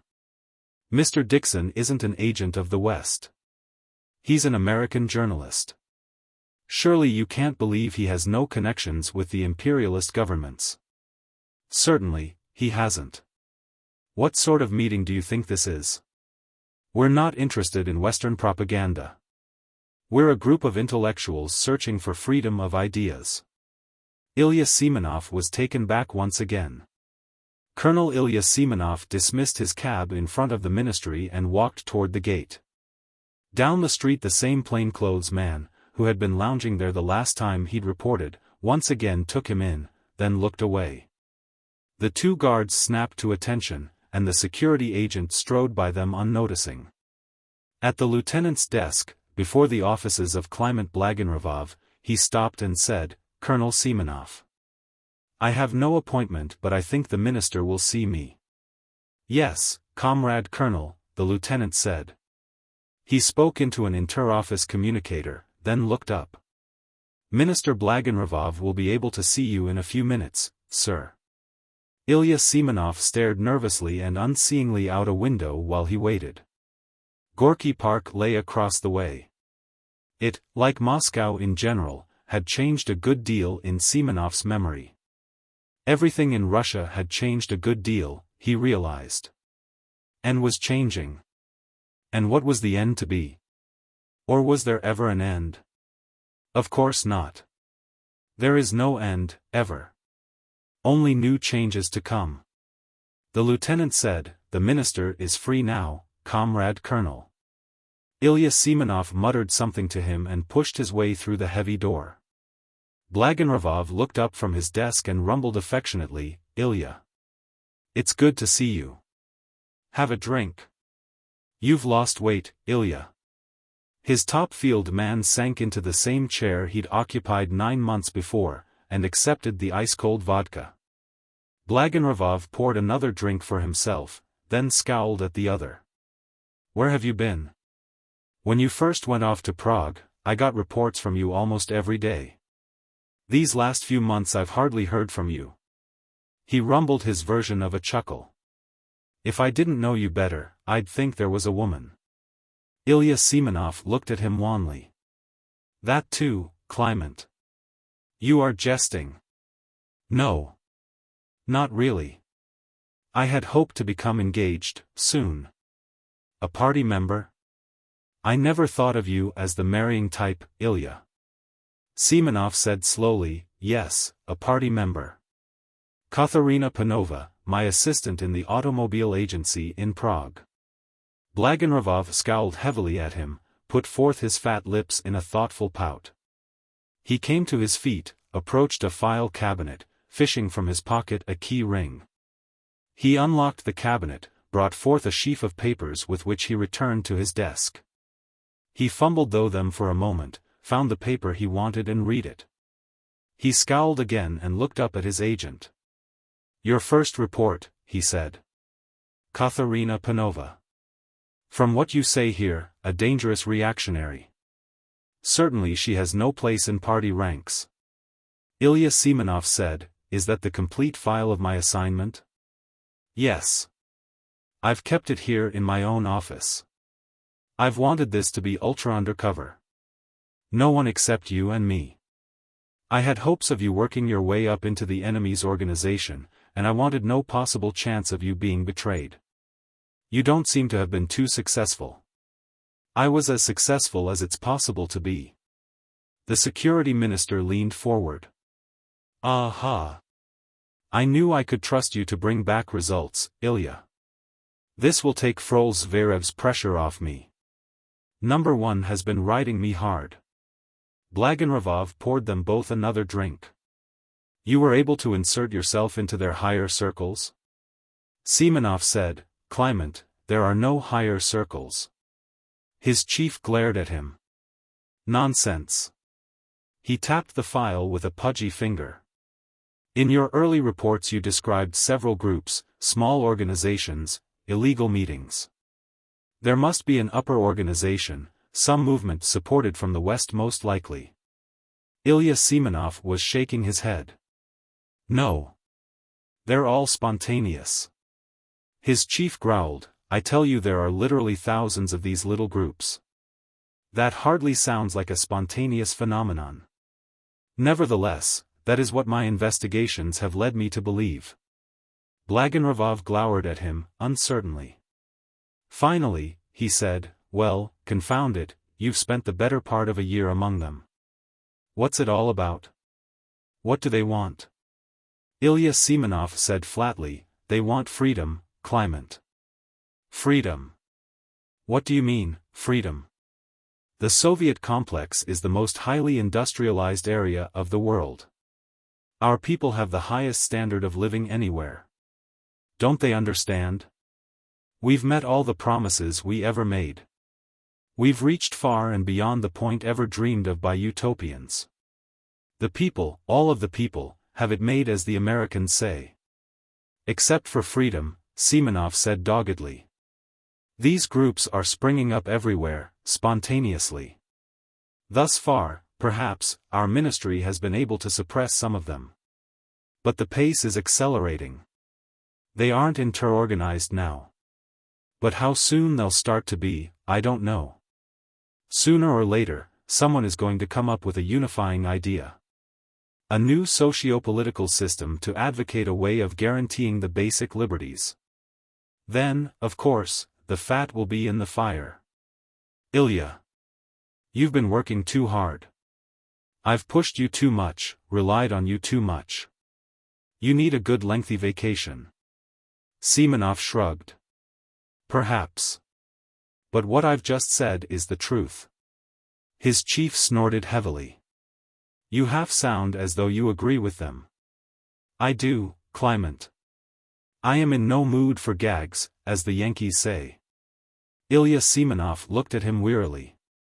He said slowly, you sent me to investigate an epidemic, a spreading disease. Very well, I report that it's highly contagious. Blagonerov poured himself more vodka angrily. Explain yourself. What's this all about? His former best field man said, Clement. I want no familiarities from you, Colonel. Yes, sir. Ilya Semenov went on doggedly. Man never achieves complete freedom. It's a goal never reached, but one continually striven for. The moment as small a group as 2 or 3 gather together, all of them must give up some of the individual's freedom. When man associates with millions of his fellow men, he gives up a good many freedoms for the sake of the community. But always he works to retain as much liberty as possible, and to gain more. It's the nature of our species, I suppose. You sound as though you've become corrupted by Western ideas, the security head muttered dangerously. Semenov shook his head. No. The same thing applies over there. Even in countries such as Sweden and Switzerland, where institutions are as free as anywhere in the world, the people are continually striving for more. Governments and socioeconomic systems seem continually to whittle away at individual liberty. But always man fights back and tries to achieve new heights for himself. In the name of developing our country, the party all but eliminated freedom in the Soviet complex, but now the goals have been reached and the people will no longer put up with us, sir. Us. Clement Blagonerov growled bitterly. You are hardly to be considered in the party's ranks any longer, Semenov. Why in the world did you ever return here? He sneered fatly. Your best bet would have been to escape over the border into the West. Semenov looked at the file on the other's desk. I wanted to regain those reports I made in the early days of my assignment. I've listed in them some 50 names, names of men and women who are now my friends. The fat lips worked in and out. It must be that woman. You've become soft in the head, Semenov. Blagonerov tapped the file beneath his heavy fingers. Never fear, before the week is out these 50 persons will be either in prison or in their graves. With a fluid motion, Ilya Semenov produced a small-caliber gun, a special model designed for security agents. An unusual snout proclaimed its quiet virtues as guns go. "No, Clement," Ilya Semenov said. "Are you mad?" "No, Clement, but I must have those reports." Ilya Semenov came to his feet and reached for them. With a roar of rage, Clement Blagonerov slammed open a drawer and dove a beefy paw into it. With shocking speed for so heavy a man, he scooped up a heavy military revolver. And Colonel Ilya Semenov shot him neatly and accurately in the head. The silenced gun made no more sound than a pop. Blagonerov, his dying eyes registering unbelieving shock, fell back into his heavy swivel chair. Semenov worked quickly. He gathered up his reports, checked quickly to see they were all there. Struck a match, lit one of the reports and dropped it into the large ashtray on the desk. One by one he lit them all, and when all were consumed, stirred the ashes until they were completely pulverized. He poured himself another vodka, downed it, stiff-wristed, then without turning to look at the dead man again, made his way to the door. He slipped out and said to the lieutenant, "The minister says that he is under no circumstances to be disturbed for the next hour." The lieutenant frowned at him. "But he has an appointment." Colonel Ilya Semenov shrugged. Those were his instructions. Not to be bothered under any circumstances. But it was an appointment with number one. That was bad. And unforeseen. Ilya Semenov said, "It's probably been cancelled. All I'm saying is that Minister Blagonerov instructs you not to bother him under any circumstances for the next hour."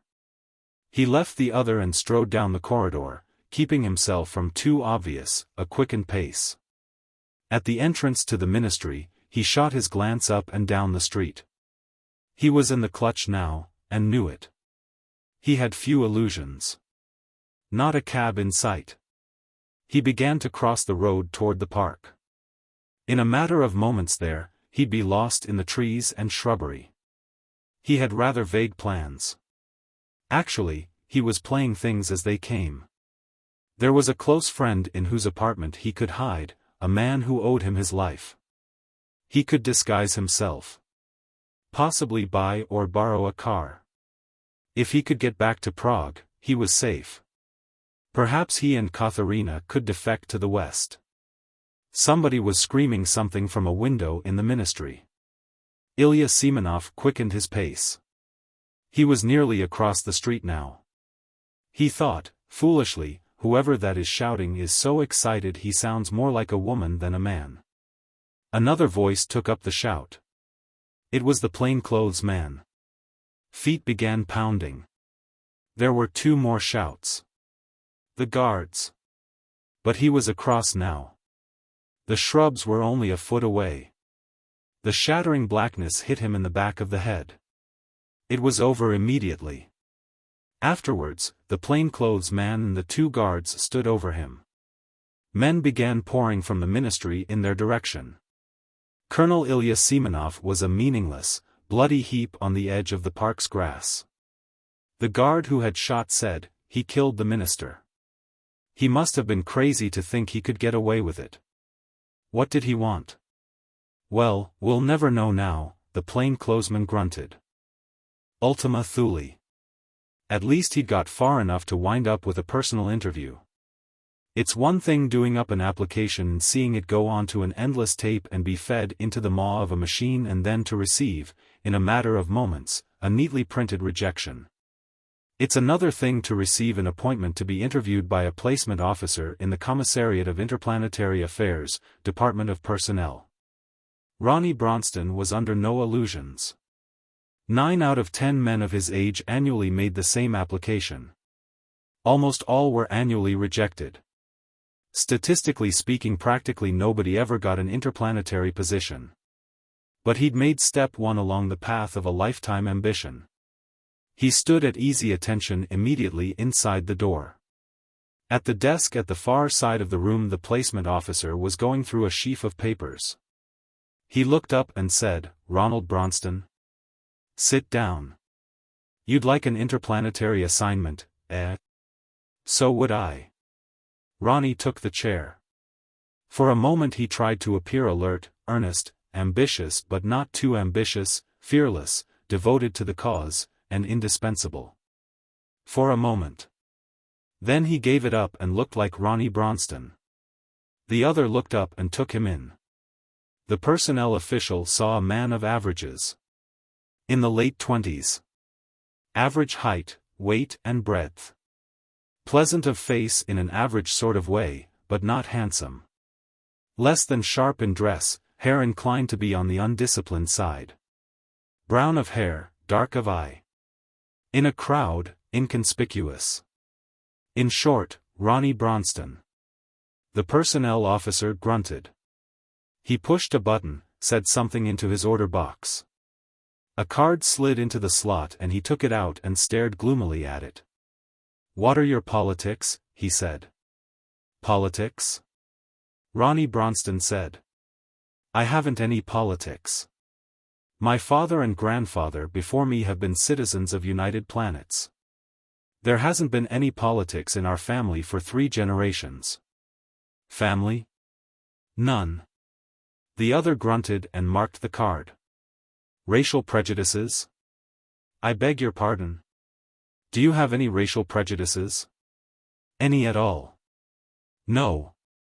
The personnel officer said, "Most people answer that way at first, these days, but some don't at second. For instance, suppose you had to have a blood transfusion. Would you have any objection to it being blood donated by, say, a Negro, a Chinese, or, say, a Jew?" Ronnie ticked it off on his fingers. "One of my great-grandfathers was a French colon who married a Moroccan girl. The Moors are a blend of Berber, Arab, Jew and Negro. Another of my great-grandfathers was a Hawaiian. They're largely a blend of Polynesians, Japanese, Chinese and Caucasians, especially Portuguese. Another of my great-grandfathers was Irish, English and Scotch. He married a girl who was half Latvian, half Russian."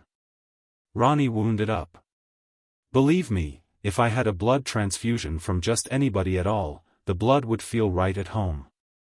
The interviewer snorted, even as he marked the card. "That accounts for 3 great-grandfathers," he said lightly. "You seem to have made a study of your family tree. What was the other one?" Rocky said expressionlessly, "A Texan." The secretary shrugged and looked at the card again. "Religion?" "Reformed agnostic," Ronnie said. This one was possibly where he ran into a brick wall. Many of the planets had strong religious beliefs of one sort or another. Some of them had state religions and you either belonged or else. "Is there any such church?" the personnel officer frowned. "No. I'm a one-man member. I'm of the opinion that if there are any greater powers that be, they're keeping the fact from us. And if that's the way they want it, it's their business. If and when they want to contact me, one of their puppets dangling from a string, then I suppose they'll do it. Meanwhile, I'll wait." The other said interestedly, "You think that if there is a higher power and if it ever wants to get in touch with you, it will? In its own good time. Sort of a don't call me thing, I'll call you." The personnel officer said, "There have been a few revealed religions, you know." "So they said, so they said. None of them have made much sense to me. If a superpower wanted to contact man, it seems unlikely to me that it'd be all wrapped up in a lot of complicated gobbledygook. It would all be very clear indeed." The personnel officer sighed. He marked the card, stuck it back into the slot in his order box and it disappeared. He looked up at Ronnie Bronston. "All right, that's all." Ronnie came to his feet. "Well, what happened?" The other grinned at him sourly. "Darned if I know," he said. "By the time you get to the outer office, you'll probably find out." He scratched the end of his nose and said, "I sometimes wonder what I'm doing here." Ronnie thanked him, told him goodbye, and left. In the outer office a girl looked up from a card she'd just pulled from her own order box. "Ronald Bronston?" That's right. She handed the card to him. You're to go to the office of Ross Metaxa in the Octagon, Commissariat of Interplanetary Affairs, Department of Justice, Bureau of Investigation, Section G. In a lifetime spent in first preparing for United Planets employment and then in working for the organization, Ronnie Bronston had never been in the Octagon building. He'd seen photographs, tri-D broadcasts, and he'd heard several thousand jokes on various levels from pun to obscenity about getting around in the building, but he'd never been there. For that matter, he'd never been in Greater Washington before, other than a long-ago tourist trip. Population Statistics, his department, had its main offices in New Copenhagen. His card was evidently all that he needed for entry.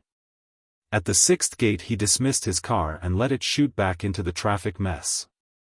He went up to one of the guard guides and presented the card.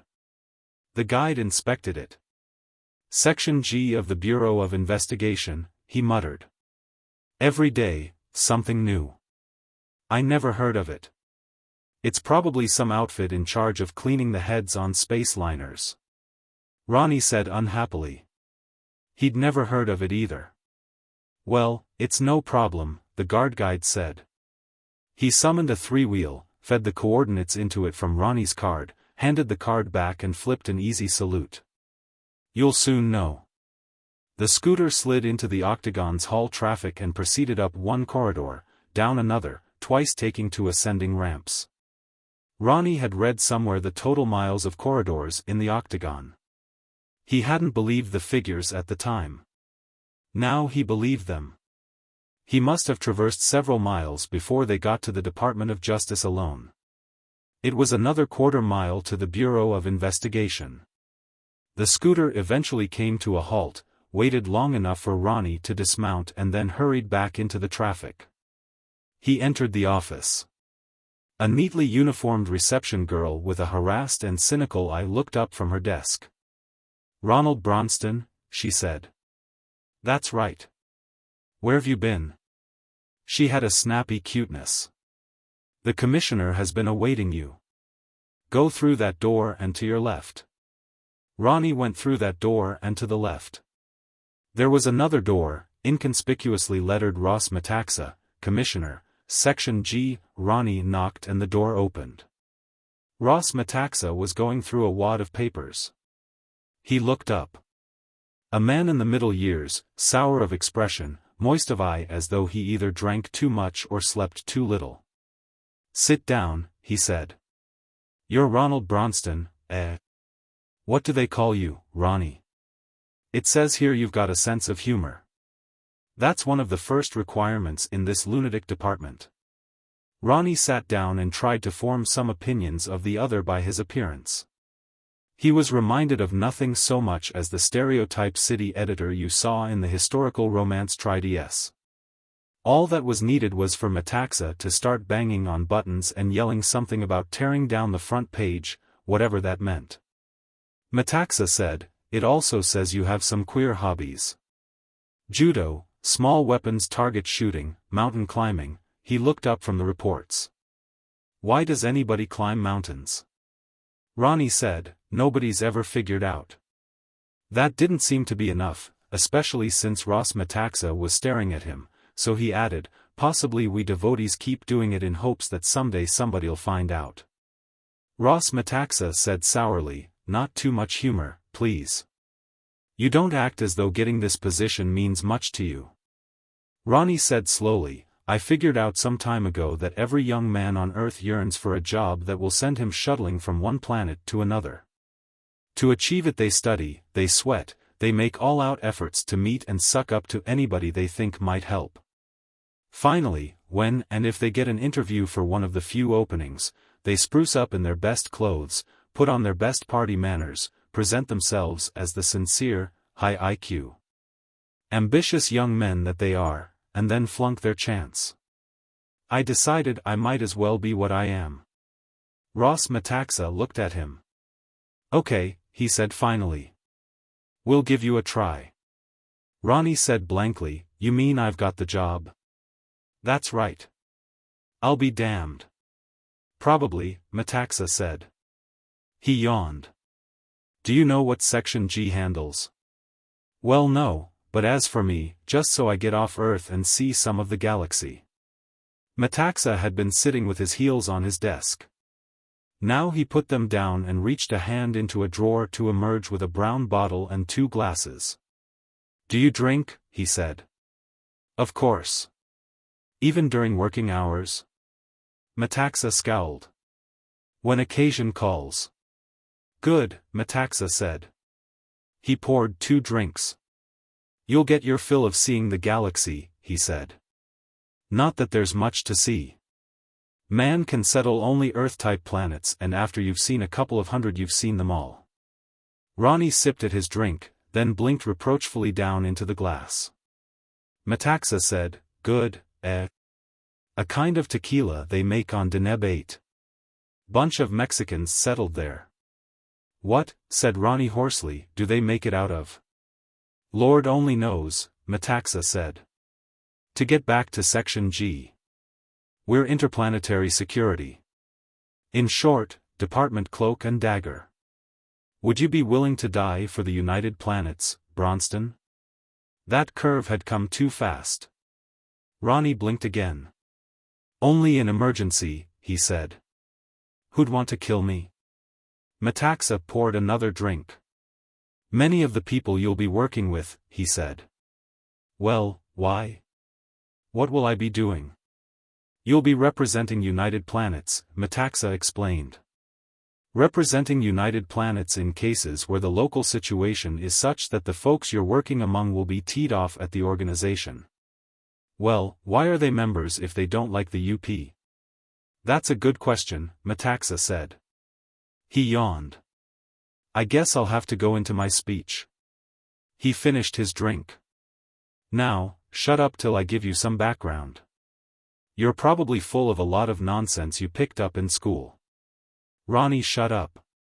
He'd expected more of an air of dedication in the Octagon and in such ethereal departments as that of interplanetary justice, however.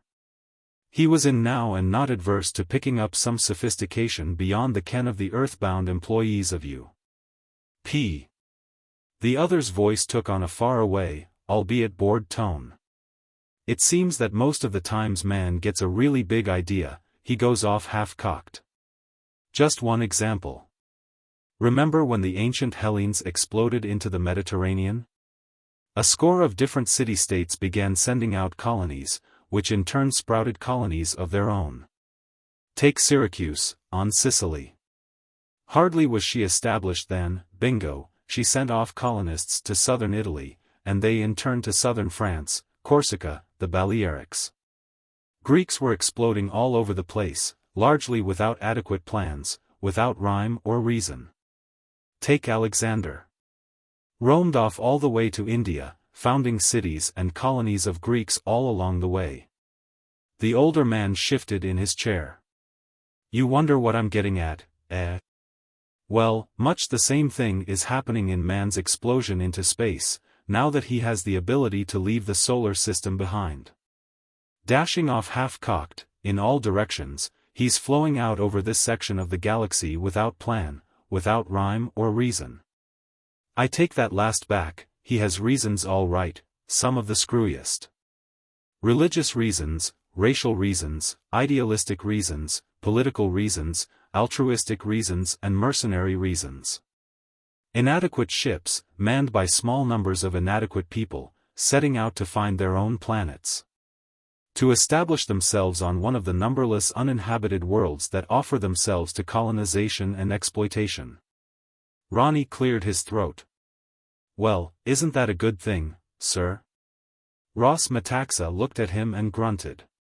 What difference does it make if it's good or not? It's happening. We're spreading our race out over tens of hundreds of new worlds in the most haphazard fashion. As a result, we of United Planets now have a chaotic mishmash on our hands. How we manage to keep as many planets in the organization as we do, sometimes baffles me. I suppose most of them are afraid to drop out, conscious of the protection UP gives against each other. He picked up a report. Here's Monet, originally colonized by a bunch of painters, writers, musicians and such. They had dreams of starting a new race, Metaxa snorted, with everybody artists. They were all so impractical that they even managed to crash their ship on landing. For 300 years they were uncontacted. What did they have in the way of government by that time? A military theocracy, something like the Aztecs of pre-conquest Mexico. A matriarchy, at that. And what's their religion based on? That of ancient Phoenicia, including plenty of human sacrifice to good old Moloch. What can United Planets do about it, now that they've become a member? Work away very delicately, trying to get them to at least eliminate the child sacrifice phase of their culture. Will they do it? Hell no, not if they can help it. The head priestess and her clique are afraid that if they don't have the threat of sacrifice to hold over the people, they'll be overthrown. Ronnie was surprised. I'd never heard of a member planet like that. Monet? Metaxa sighed. No, of course not. You've got a lot to learn, Ronnie, my lad.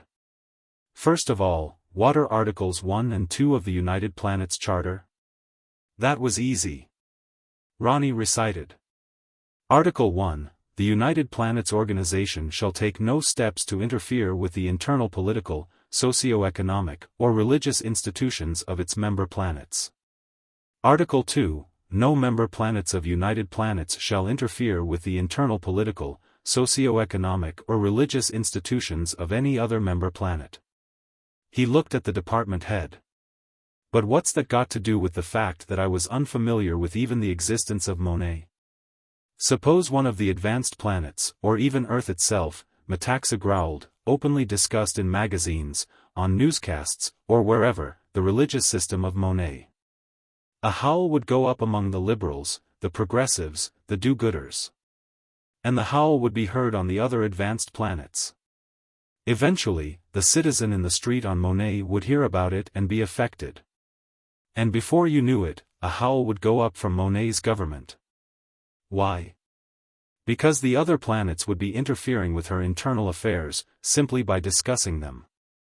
So what you mean is, Ronnie said, part of our job is to keep information about Monet's government and religion from being discussed at all on other member planets. That's right, Metaxa nodded. And that's just one of our dirty little jobs. One of many. Section G, believe me, gets them all. Which brings us to your first assignment. Ronnie inched forward in his chair. It takes me into space? It takes you into space all right, Metaxa snorted. At least it will after a few months of indoctrination. I'm sending you out after a legend, Ronnie. You're fresh, possibly you'll get some ideas older men in the game haven't thought of. A legend? I'm sending you to look for Tommy Paine. Some members of the department don't think he exists. I do. Tommy Paine? A pseudonym that somebody hung on him way back before even my memory in this section. Did you ever hear of Thomas Paine in American history? He wrote a pamphlet during the Revolutionary War, didn't he? Common sense, Metaxa nodded. But he was more than that. He was born in England but went to America as a young man, and his writings probably did as much as anything to put over the revolt against the British. But that wasn't enough. When that revolution was successful, he went back to England and tried to start one there. The government almost caught him, but he escaped and got to France, where he participated in the French Revolution. He seemed to get around, Ronnie Bronston said. And so does this namesake of his. We've been trying to catch up with him for some 20 years. How long before that he was active, we have no way of knowing. It was some time before we became aware of the fact that half the revolts, rebellions, revolutions and such that occur in the United Planets have his dirty fingers stirring around in them.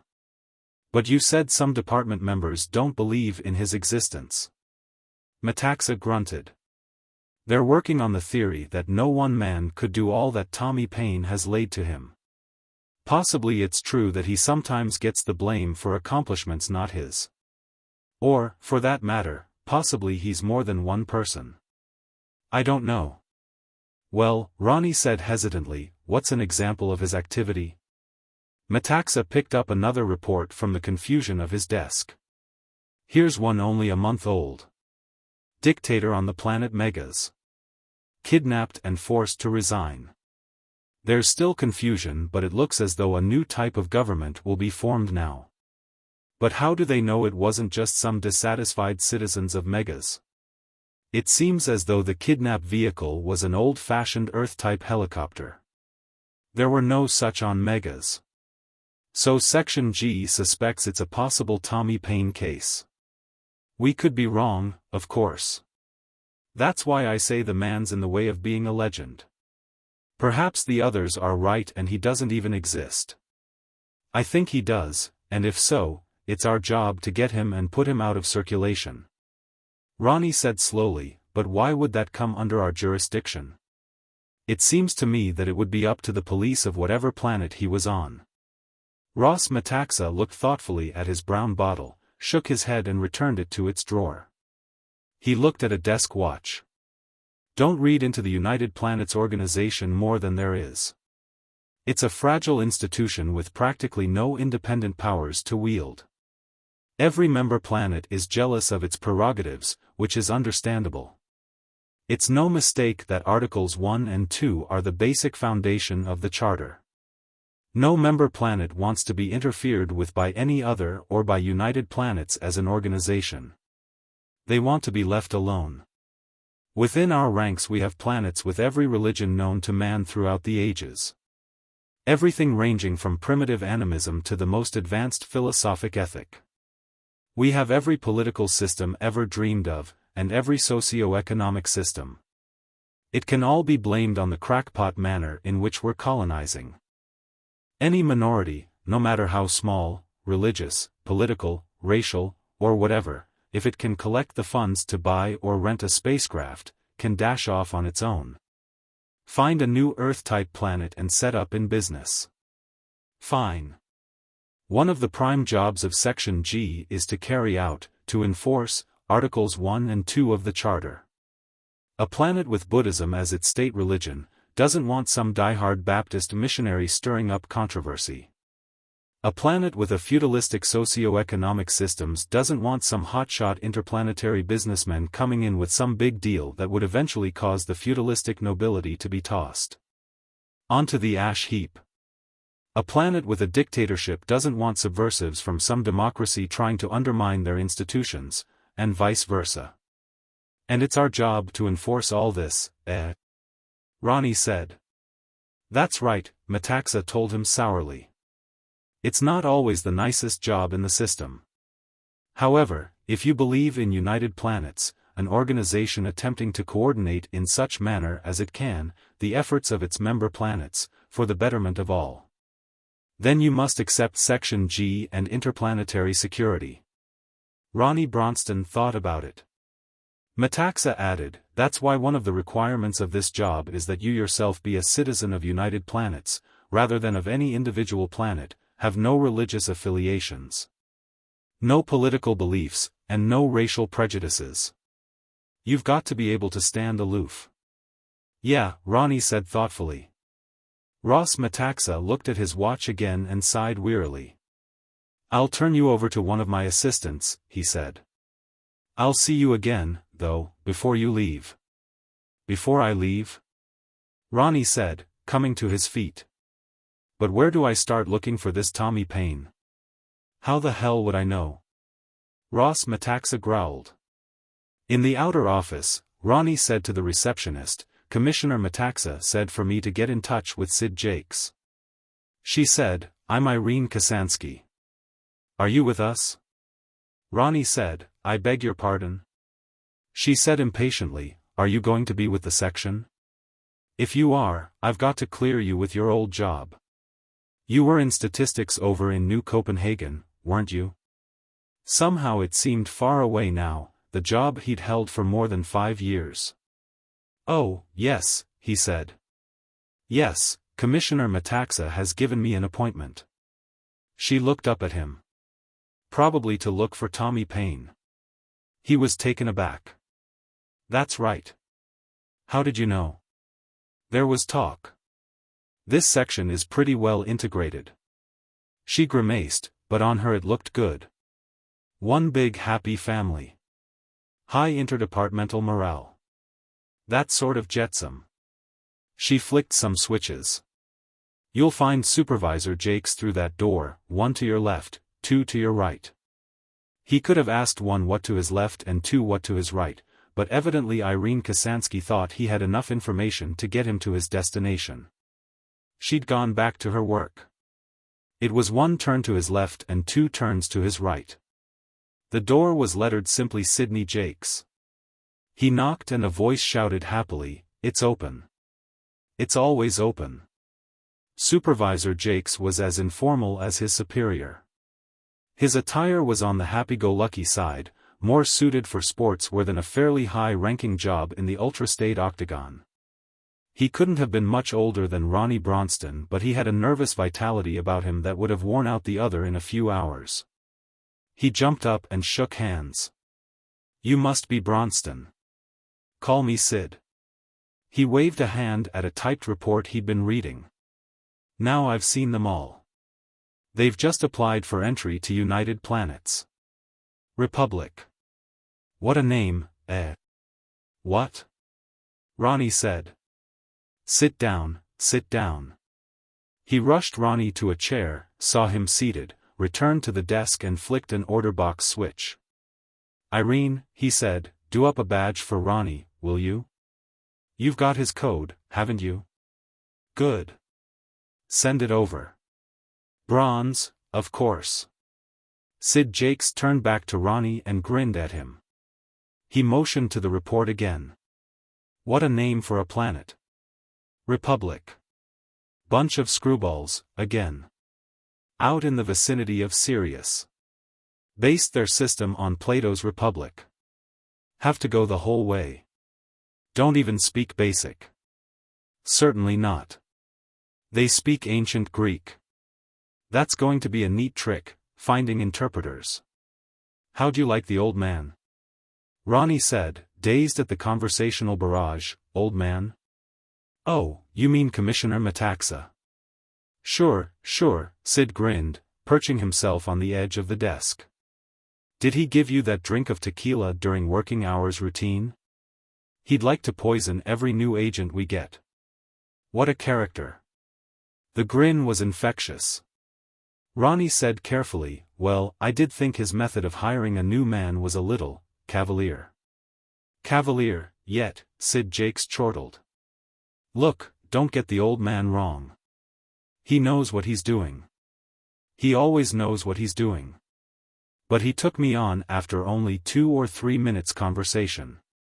Jakes cocked his head to one side. "Oh? You think so? When did you first apply for interplanetary assignment, Ronnie?" "I don't know, about 3 years ago." Jakes nodded. "Well, depend on it, you've been under observation for that length of time. At any one period, Section G is investigating possibly 1,000 potential agents. We need men but qualifications are high." He hopped down from his position, sped around to the other side of the desk and lowered himself into his chair. "Don't get the wrong idea, though. You're not in. You're on probation. Whatever the assignment the old man gave you, you've got to carry it out successfully before you're full-fledged." He flicked the order box switch and said, "Irene, where the devil's Ronnie's badge?" Ronnie Bronston heard the office girl's voice answer snappishly. All right, Jake said. "I love you, too. Send it in when it comes." He turned to Ronnie. "What is your assignment?" "He wants me to go looking for some firebrand nicknamed Tommy Payne. I'm supposed to arrest him. The commissioner said you'd give me details." Sid Jake's face went serious. He puckered up his lips. "Wow, that'll be a neat trick to pull off," he said. He flicked the order box switch again. Irene's voice snapped something before he could say anything and Sid Jakes grinned and said, Okay, darling, but if this is the way you're going to be I won't marry you." "Then what will the children say? Besides, that's not what I called about. Have ballistics do up a Model H gun for Ronnie, will you?" Be sure it's adjusted to his code. He flicked off the order box and turned back to Ronnie. I understand you're familiar with handguns. It's in this report on you. Ronnie nodded. He was just beginning to adjust to this freewheeling character. What will I need a gun for? Jakes laughed. Heavens to Betsy, you babe in the woods. Do you realize this Tommy Paine character has supposedly stirred up a couple of score wars, revolutions and revolts? Not to speak of having laid in his lap 2 or 3 dozen assassinations. He's a quick lad with a gun. A regular nihilist. Nihilist? Jakes chuckled. When you've been in this section for a while, you'll be familiar with every screwball outfit man has ever dreamed up. The nihilists were a European group, mostly Russian, back in the 19th century. They believed that by bumping off a few Grand Dukes and a Tsar or so they could force the ruling class to grant reforms. Sometimes they were pretty ingenious. Blew up trains, that sort of thing. Look here, Ronnie said, what motivates this Paine fellow? What's he get out of all this trouble he stirs up? Search me. Nobody seems to know. Some think he's a mental case. For one thing, he's not consistent. How do you mean? Well, he'll go to one planet and break his back trying to overthrow, say, feudalism. Then, possibly after being successful, he goes to another planet and devotes his energies to establishing the same socioeconomic system. Ronnie assimilated that. You're one of those who believes he exists. Oh, he exists all right, Sid Jake said happily. Matter of fact, I almost ran into him a few years ago. Ronnie leaned forward. I guess I ought to know about it. The more information I have, the better. Sure, Jake said. This deal of mine was on one of the Aldebaran planets. A bunch of nature boys had settled there. Nature boys? Back to nature. The trouble with the human race is that it's got too far away from nature. So a whole flock of them landed on this planet. They call it Mother, of all things. They landed and set up a primitive society. Absolute Stone Age. No metals. Lived by the chase and by picking berries, wild fruit, that sort of thing. Not even any agriculture. Wore skins. Bows and arrows were the nearest thing they allowed themselves in the way of mechanical devices. Good grief, Ronnie said. It was a laugh, Jakes told him. I was assigned there as Section G representative with the UP organization. Picture it.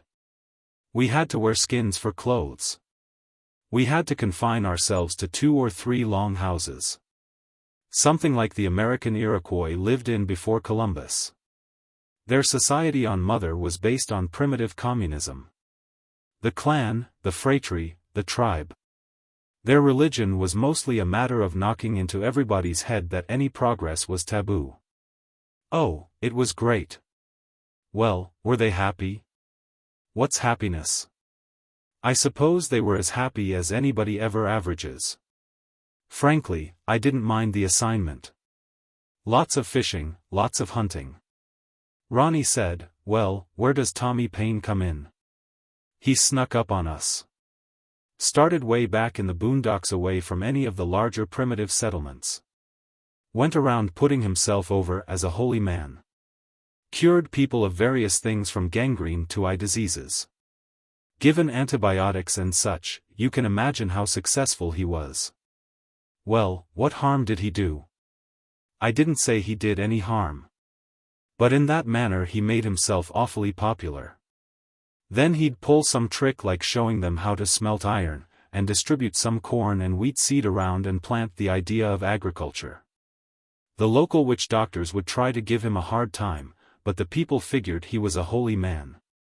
Well, what happened finally? Ronnie wasn't following too well.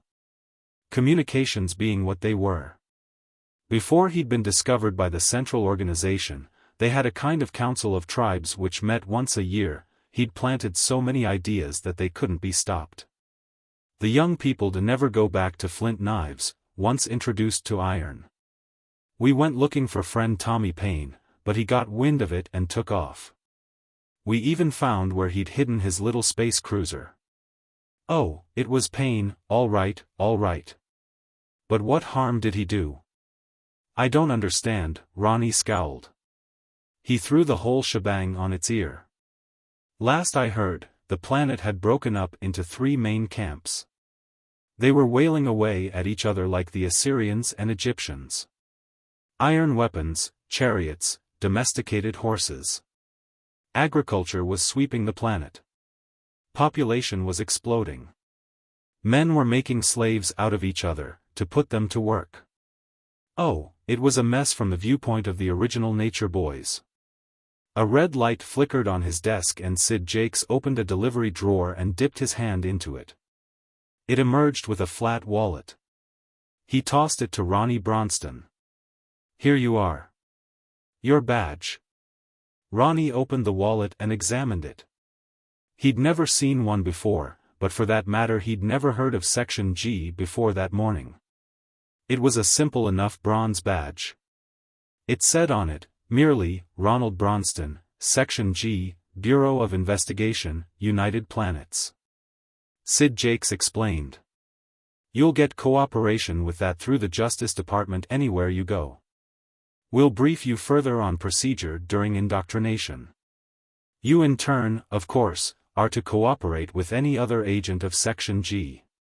You're under orders of anyone with, his hand snaked into a pocket and emerged with a wallet similar to Ronnie's, a silver badge, carried by a first-grade agent, or a gold one of supervisor rank. Ronnie noted that his badge wasn't really bronze. It had a certain sheen, a brightness. Jake said, Here, look at this. He tossed his own badge to the new man. Ronnie looked down at it in surprise. The gold had gone dull. Jakes laughed. Now give me yours. Ronnie got up and walked over to him and handed it over. As soon as the other man's hand touched it, the bronze lost its sheen. Jakes handed it back. See, it's tuned to you alone, he said. And mine is tuned to my code. Nobody can swipe a Section G badge and impersonate an agent. If anybody ever shows you a badge that doesn't have its sheen, you know he's a fake. Neat trick, eh? Very neat, Ronnie admitted. He returned the other's gold badge. Look, to get back to this Tommy Paine. But the red light flickered again and Jakes brought forth from the delivery drawer a handgun complete with shoulder harness. Nasty weapon, he said. But we'd better go on down to the armory and show you its workings.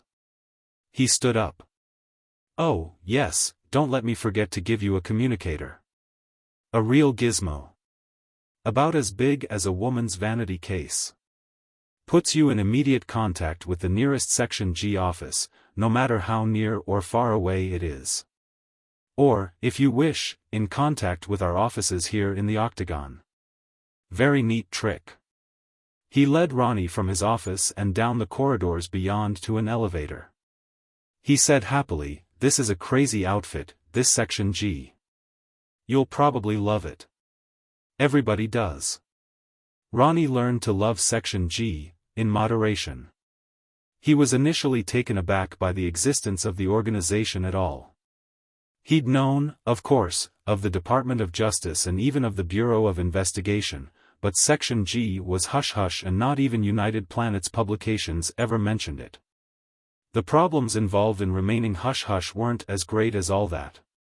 The very magnitude of the UP, which involved more than 2,000 member planets, a lot of departments and bureaus hidden away in the endless stretches of red tape. In fact, although Ronnie Bronston had spent the better part of his life, thus far, in studying for a place in the organization, and then working in the Population Statistics Department for some years, he was only now beginning to get the overall picture of the workings of the mushrooming, chaotic United Planets organization. It was Earth's largest industry by far. In fact, for all practical purposes it was her only major industry. Tourism, yes, but even that, in a way, was related to the United Planets organization. Millions of visitors whose ancestors had once emigrated from the mother planet, streamed back in racial nostalgia.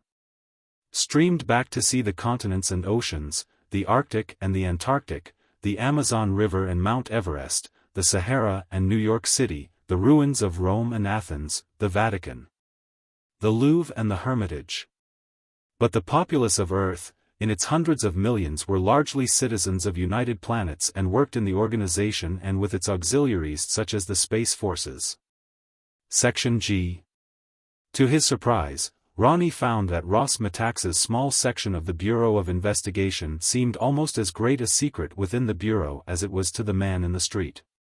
At one period, Ronnie wondered if it were possible that this was a department which had been lost in the wilderness of boondoggling that goes on in any great bureaucracy. Had Section G been set up a century or so ago and then forgotten by those who had originally thought there was a need for it?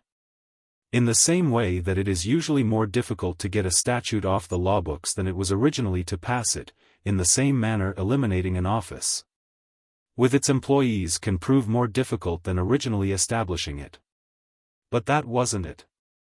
In spite of the informality, the unconventional brashness of its personnel on all levels, and the seeming chaos in which its tasks were done, Section G was no make-work project set up to provide juicy jobs for the relatives of high-ranking officials. To the contrary, it didn't take long in the section before anybody with open eyes could see that Ross Metaxa was privy to the decisions made by the upper echelons of UP. Ronnie Bronston came to the conclusion that the appointment he'd received was putting him in a higher bracket of the UP hierarchy than he'd at first imagined. His indoctrination course was a strain such as he'd never known in school years.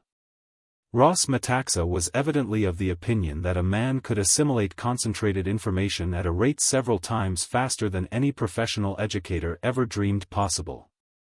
No threats were made, but Ronnie realized that he could be dropped even more quickly than he'd seemed to have been taken on.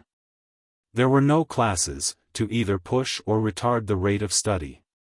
He worked with a series of tutors, and pushed himself.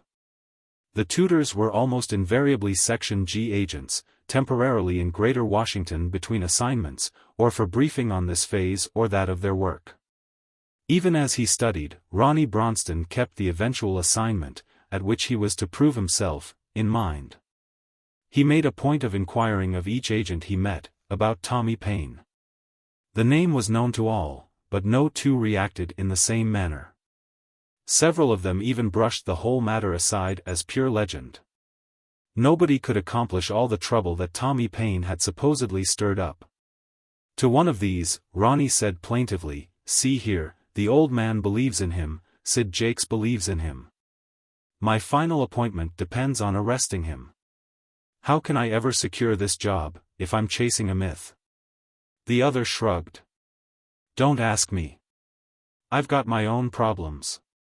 Okay, now, let's run over this question of Napoleonic law. There are at least 200 planets that base their legal system on it. But the majority of his fellow employees in Section G had strong enough opinions on the interplanetary firebrand. 3 or 4 even claimed to have seen him fleetingly, although no two descriptions jibed. That, of course, could be explained.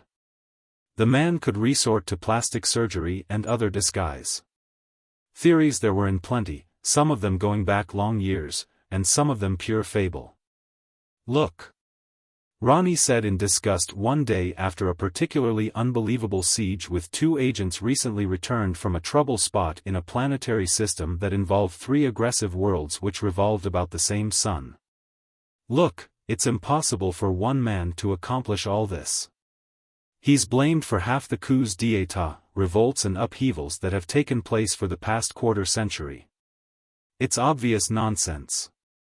Why, a revolutionist usually spends the greater part of his life toppling a government.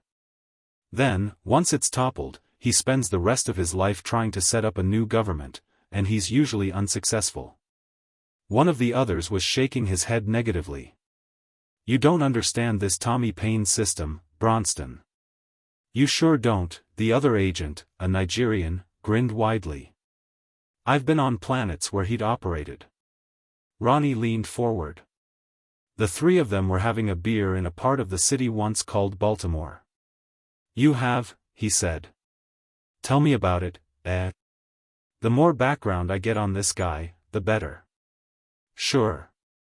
And this'll give you an idea of how he operates, how he can get so much trouble done. Well, I was on this planet Goshen, understand?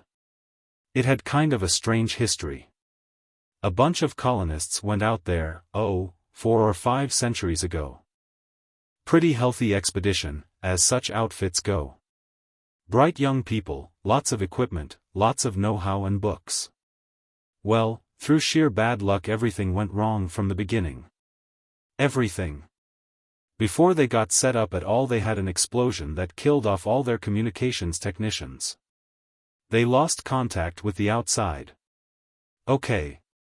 Within a couple of centuries they'd gotten into a state of chattel slavery. Pretty well organized, but static.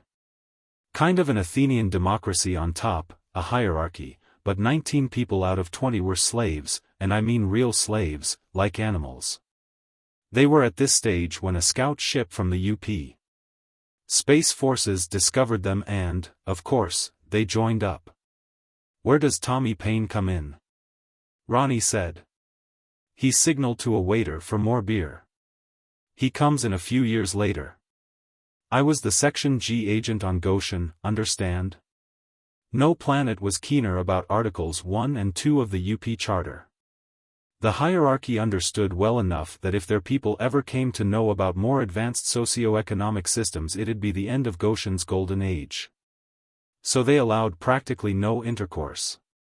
No contact whatsoever between UP personnel and anyone outside the upper class, understand? All right. That's where Tommy Paine came in. It couldn't have taken him more than a couple of months at most. Ronnie Bronston was fascinated. What did he do? He introduced the steam engine, and then left. Ronnie was looking at him blankly. Steam engine? That and the fly shuttle and the spinning jenny, the Nigerian said. That Goshen hierarchy never knew what hit them. Ronnie was still blank. The waiter came up with the steins of beer, and Ronnie took one and drained half of it without taking his eyes from the storyteller. The other agent took it up. Don't you see? Their system was based on chattel slavery, hand labor. Given machinery and it collapses. Chattel slavery isn't practical in a mechanized society. Too expensive a labor force, for one thing. Besides, you need an educated man and one with some initiative, qualities that few slaves possess, to run an industrial society. Ronnie finished his beer. Smart cookie, isn't he? He's smart all right. But I've got a still better example of his fouling up a whole planetary socio-economic system in a matter of weeks. A friend of mine was working on a planet with a highly developed feudalism. Barons, lords, dukes, counts and no accounts, all stashed safely away in castles and fortresses up on the top of hills. The serfs down below did all the work in the fields, provided servants, artisans and foot soldiers for the continual fighting that the aristocracy carried on. Very similar to Europe back in the Dark Ages. So? Ronnie said. I'd think that'd be a deal that would take centuries to change. The Section G agent laughed. Tommy Paine stayed just long enough to introduce gunpowder. That was the end of those impregnable castles up on the hills. What gets me, Ronnie said slowly, is his motivation. The other two both grunted agreement to that. Toward the end of his indoctrination studies, Ronnie appeared one morning at the Octagon Section G offices and before Irene Kasansky. Watching her fingers fly, listening to her voice rapping and snapping, OKNG and rejecting. He came to the conclusion that automation could go just so far in office work and then you were thrown back on the hands of the efficient secretary. Irene was a one-woman office staff. She looked up at him. Hello, Ronnie. Thought you'd be off on your assignment by now. Got any clues on Tommy Paine? No, he said. That's why I'm here. I wanted to see the commissioner. About what? She flicked a switch. When a light flickered on one of her order boxes, she said into it, "No," emphatically, and turned back to him. He said he wanted to see me again before I took off. She fiddled some more, finally said, "All right, Ronnie. Tell him he's got time for 5 minutes with you." 5 minutes. Then he's got an appointment with the Commissioner of Interplanetary Culture, she said. You'd better hurry along. Ronnie Bronston retraced the route of his first visit here. How long ago? It already seemed ages since his probationary appointment. Your life changed fast when you were in Section G.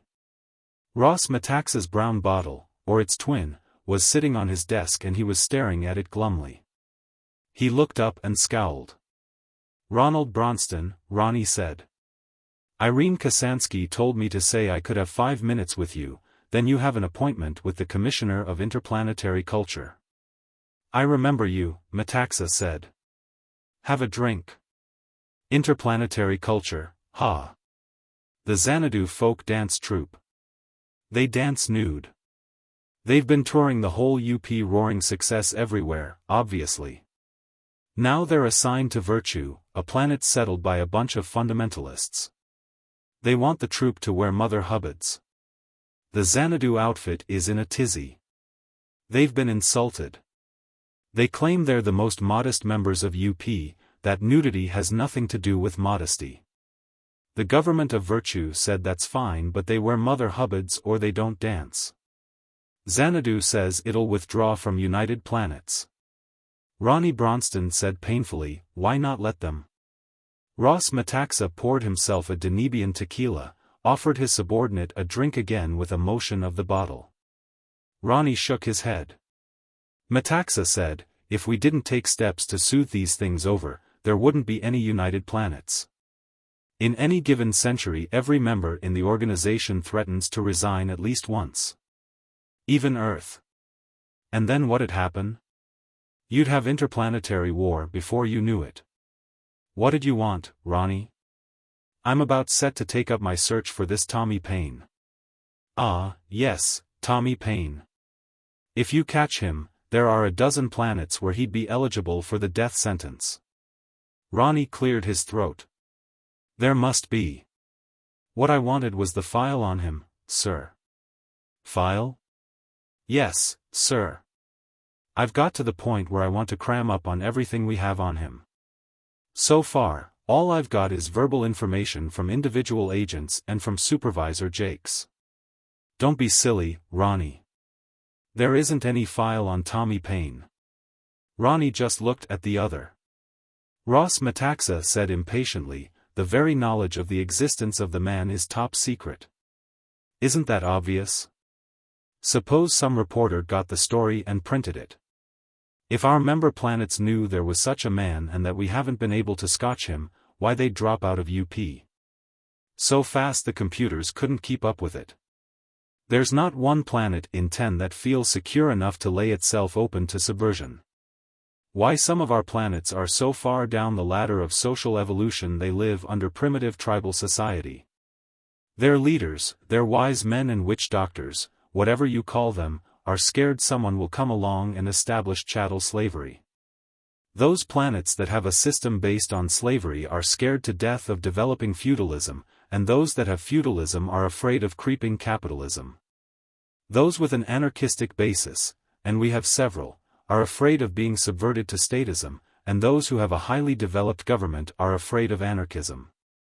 The socioeconomic systems based on private ownership of property hate the very idea of socialism or communism, and vice versa, and those planets with state capitalism hate them both." He glared at Ronnie. "What do you think the purpose of this section is, Bronston?" "Our job is to keep our member planets from being afraid of each other. If they found that Tommy Paine and his group, if he's got a group, were buzzing through the system subverting everything they can foul up, they'd drop out of UP.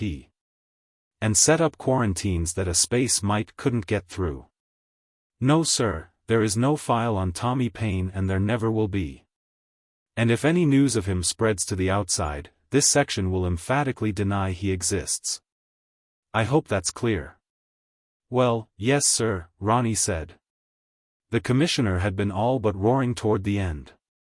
The order box clicked on Ross Metaxa's desk and he said loudly, "What?"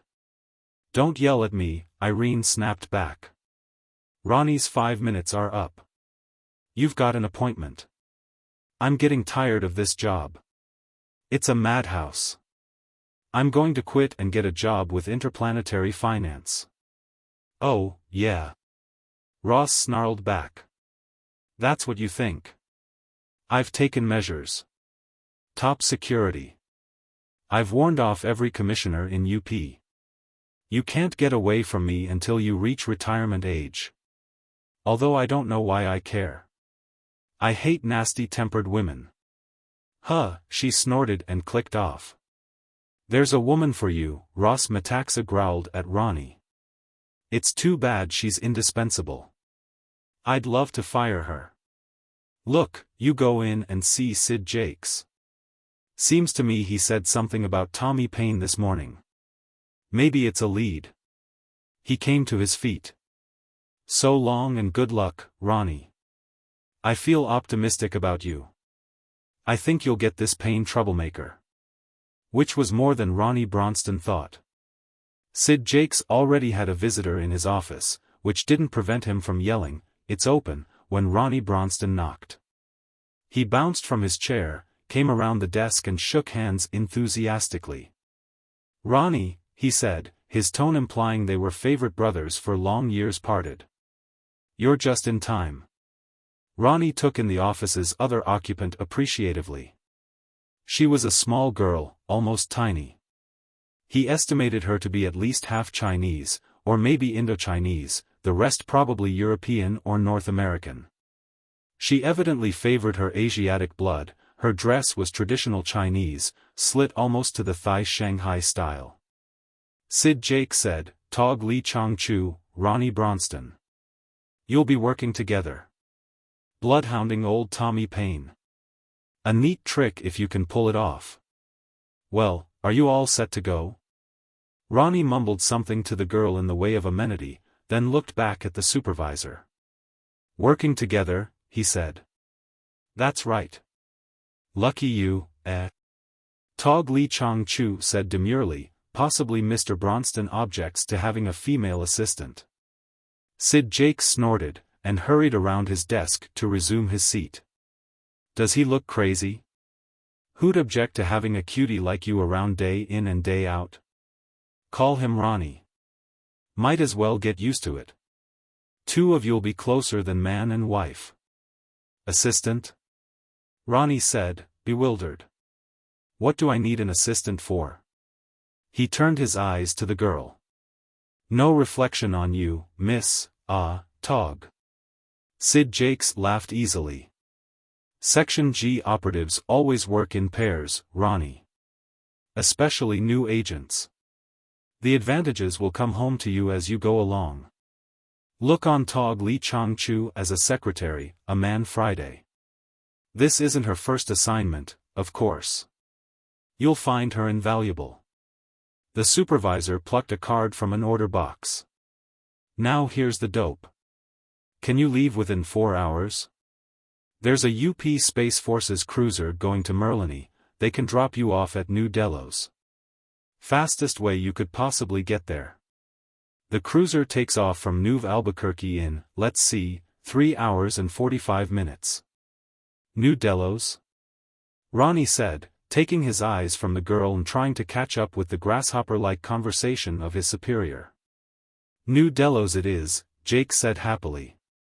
"With luck, you might catch him before he can get off the planet." He chuckled at the other's expression. "Look alive, Ronnie. The quarry is flushed and on the run. Tommy Payne's just assassinated the immortal God King of New Delos. A neat trick, eh?" The following hours were chaotic. There was no indication of how long a period he'd be gone. For all he knew, it might be years. For that matter, he might never return to Earth. This Ronnie Bronston had realized before he ever applied for an interplanetary appointment. Mankind was exploding through this spiral arm of the galaxy. There was a racial enthusiasm about it all. Man's destiny lay out in the stars, only a laggard stayed home of his own accord. It was the ambition of every youth to join the snowballing avalanche of man into the neighboring stars. It took absolute severity by Earth authorities to prevent the depopulation of the planet. But someone had to stay to administer the ever more complicated racial destiny. Earth became a clearinghouse for 1,000 cultures, attempting, with only moderate success, to coordinate her widely spreading children. She couldn't afford to let her best seed depart. Few there were, any more, allowed to emigrate from Earth. New colonies drew their immigrants from older ones. Lucky was the Earthling able to find service in interplanetary affairs, in any of the thousands of tasks that involve journey between member planets of UP. Possibly 1/100th of the population at one time or another, and for varying lengths of time, managed it. Ronnie Bronston was lucky and knew it. The thing now was to pull off this assignment and cinch the appointment for good. He packed in a swirl of confusion. He phoned a relative who lived in the part of town once known as Richmond, explained the situation and asked that the other store his things and dispose of the apartment he'd been occupying. Luckily, the roof of his apartment building was a copter cab pickup point and he was able to hustle over to the shuttle port in a matter of a few minutes. He banged into the reservations office, hurried up to one of the windows and said into the screen, "I've got to get to New Albuquerque immediately." The expressionless voice said, "The next rocket leaves at 16 hours. 16 hours. I've got to be at the spaceport by that time." The voice said dispassionately, "We are sorry." The bottom fell out of everything. Ronnie said, desperately, "Look, if I miss my ship in New Albuquerque, what is the next spaceliner leaving from there for New Delos?" "A moment, citizen." There was an agonized wait, and then the voice said, "There is a liner leaving for New Delos on the 14th of next month. It arrives in New Delos on the 31st, basic Earth calendar." The 31st. Tommy Payne could be halfway across the galaxy by that time. A gentle voice next to him said, "Could I help, Ronnie?" He looked around at her. "Evidently, nobody can," he said disgustedly. "There's no way of getting to New Albuquerque in time to get that cruiser to New Delos." Tog Lee Chong Chu fished in her bag and came up with a wallet similar to the one in which Ronnie carried his Section G badge. She held it up to the screen. "Bureau of Investigation, Section G," she said calmly. "It will be necessary that Agent Bronston and myself be in New Albuquerque within the hour." The metallic voice said, "Of course. Proceed to your right and through Corridor K to Exit 4. Your rocket will be there. Identify yourself to Lieutenant Ekonomu who will be at the desk at Exit 4. Tog turned to Ronnie Bronston. "Shall we go?" she said demurely. He cleared his throat, feeling foolish. "Thanks, Tog," he said. "Not at all, Ronnie. Why, this is my job." Was there the faintest of sarcasm in her voice? It hadn't been more than a couple of hours ago that he had been hinting rather heavily to Sid Jakes that he needed no assistance. She even knew the layout of the West Greater Washington shuttleport. Her small body swiveled through the hurrying passengers, her small feet a twinkle, as she led him to and down Corridor K and then to the desk at Exit 4. Ronnie anticipated her here. He flashed his own badge at the chairborne Space Forces lieutenant there. "Lieutenant Ekonomu," he said. "Ronald Bronston, of the Bureau of Investigation, Section G. We've got to get to New Albuquerque soonest." The lieutenant, only mildly impressed, said, "We can have you in the air in 10 minutes, citizen. Just a moment and I'll guide you myself." In the rocket, Ronnie had time to appraise her at greater length. She was a delicately pretty thing, although her expression was inclined to the over-serious. There was only a touch of the Mongolian fold at the corner of her eyes. On her it looked unusually good.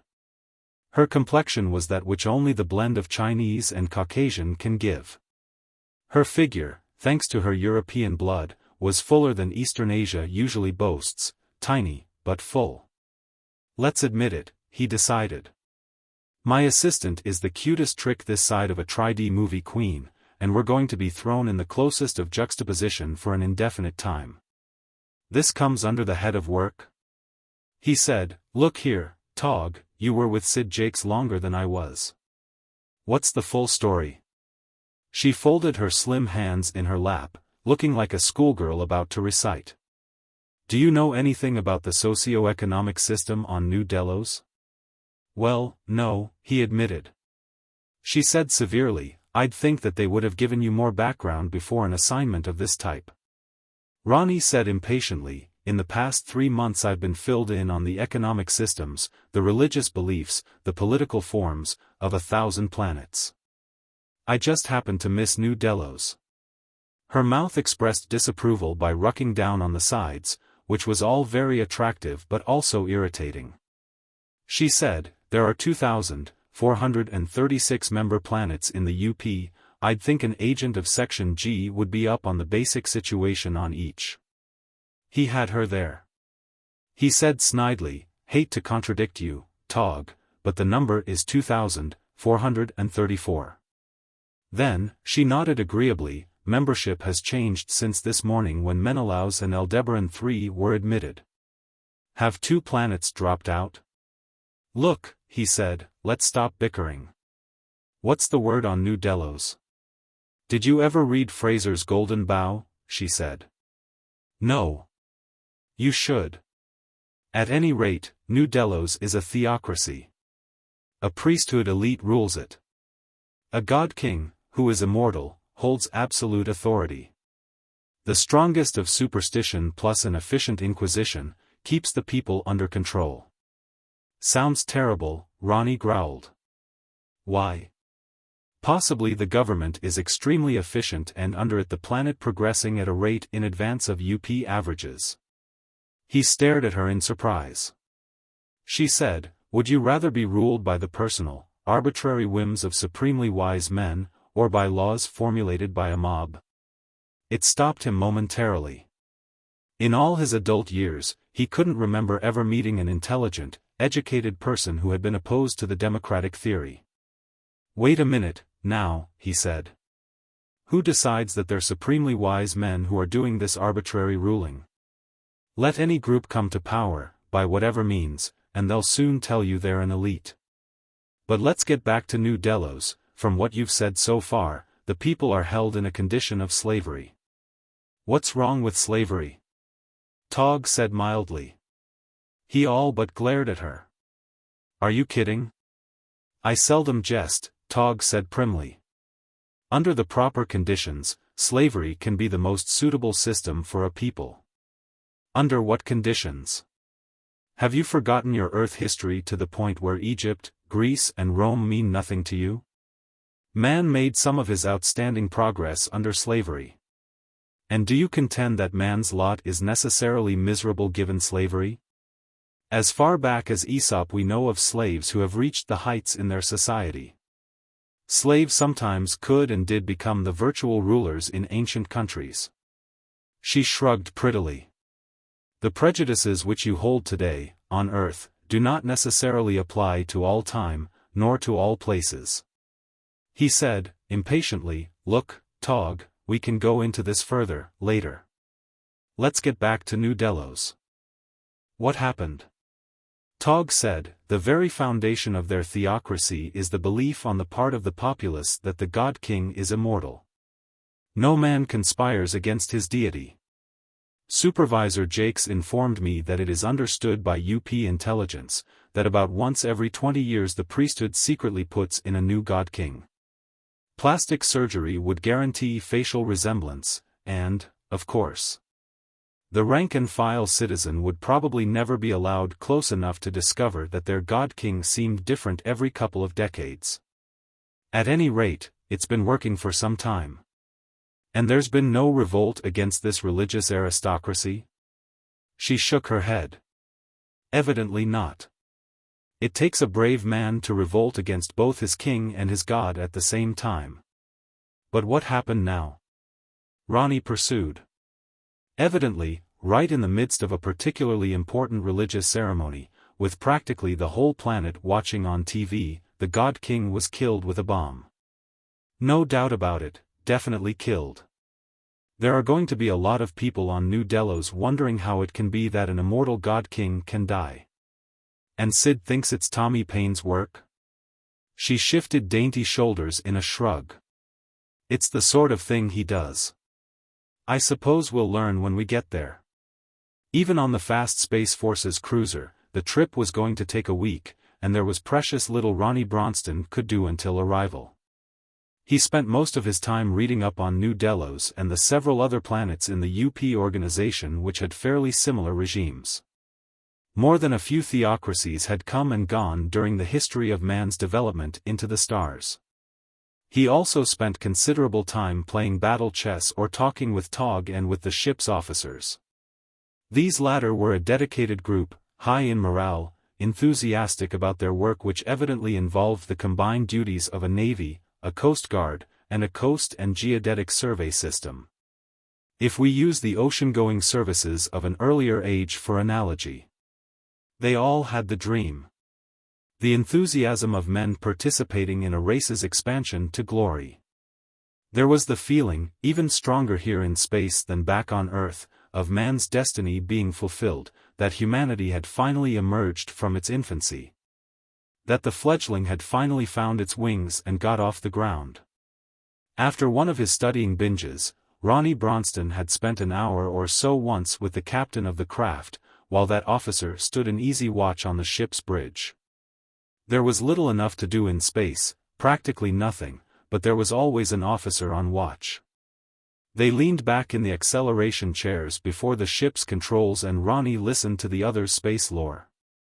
Stories of far planets, as yet untouched. Stories of planets that had seemingly been suitable for colonization, but had proved disastrous for man, for this reason or that. Ronnie said, and never in all this time have we run into a life form that has proved intelligent? Captain Woyski said, no.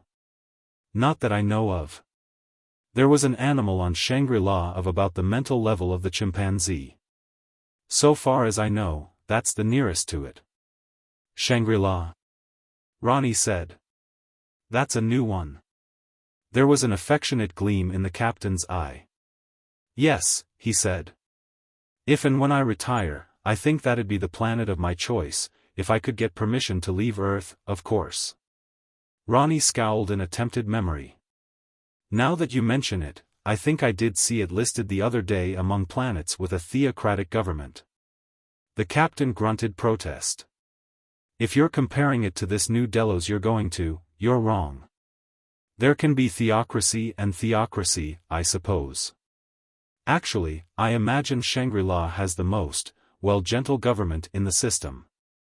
Ronnie was interested. His recent studies hadn't led him to much respect for a priesthood in political power.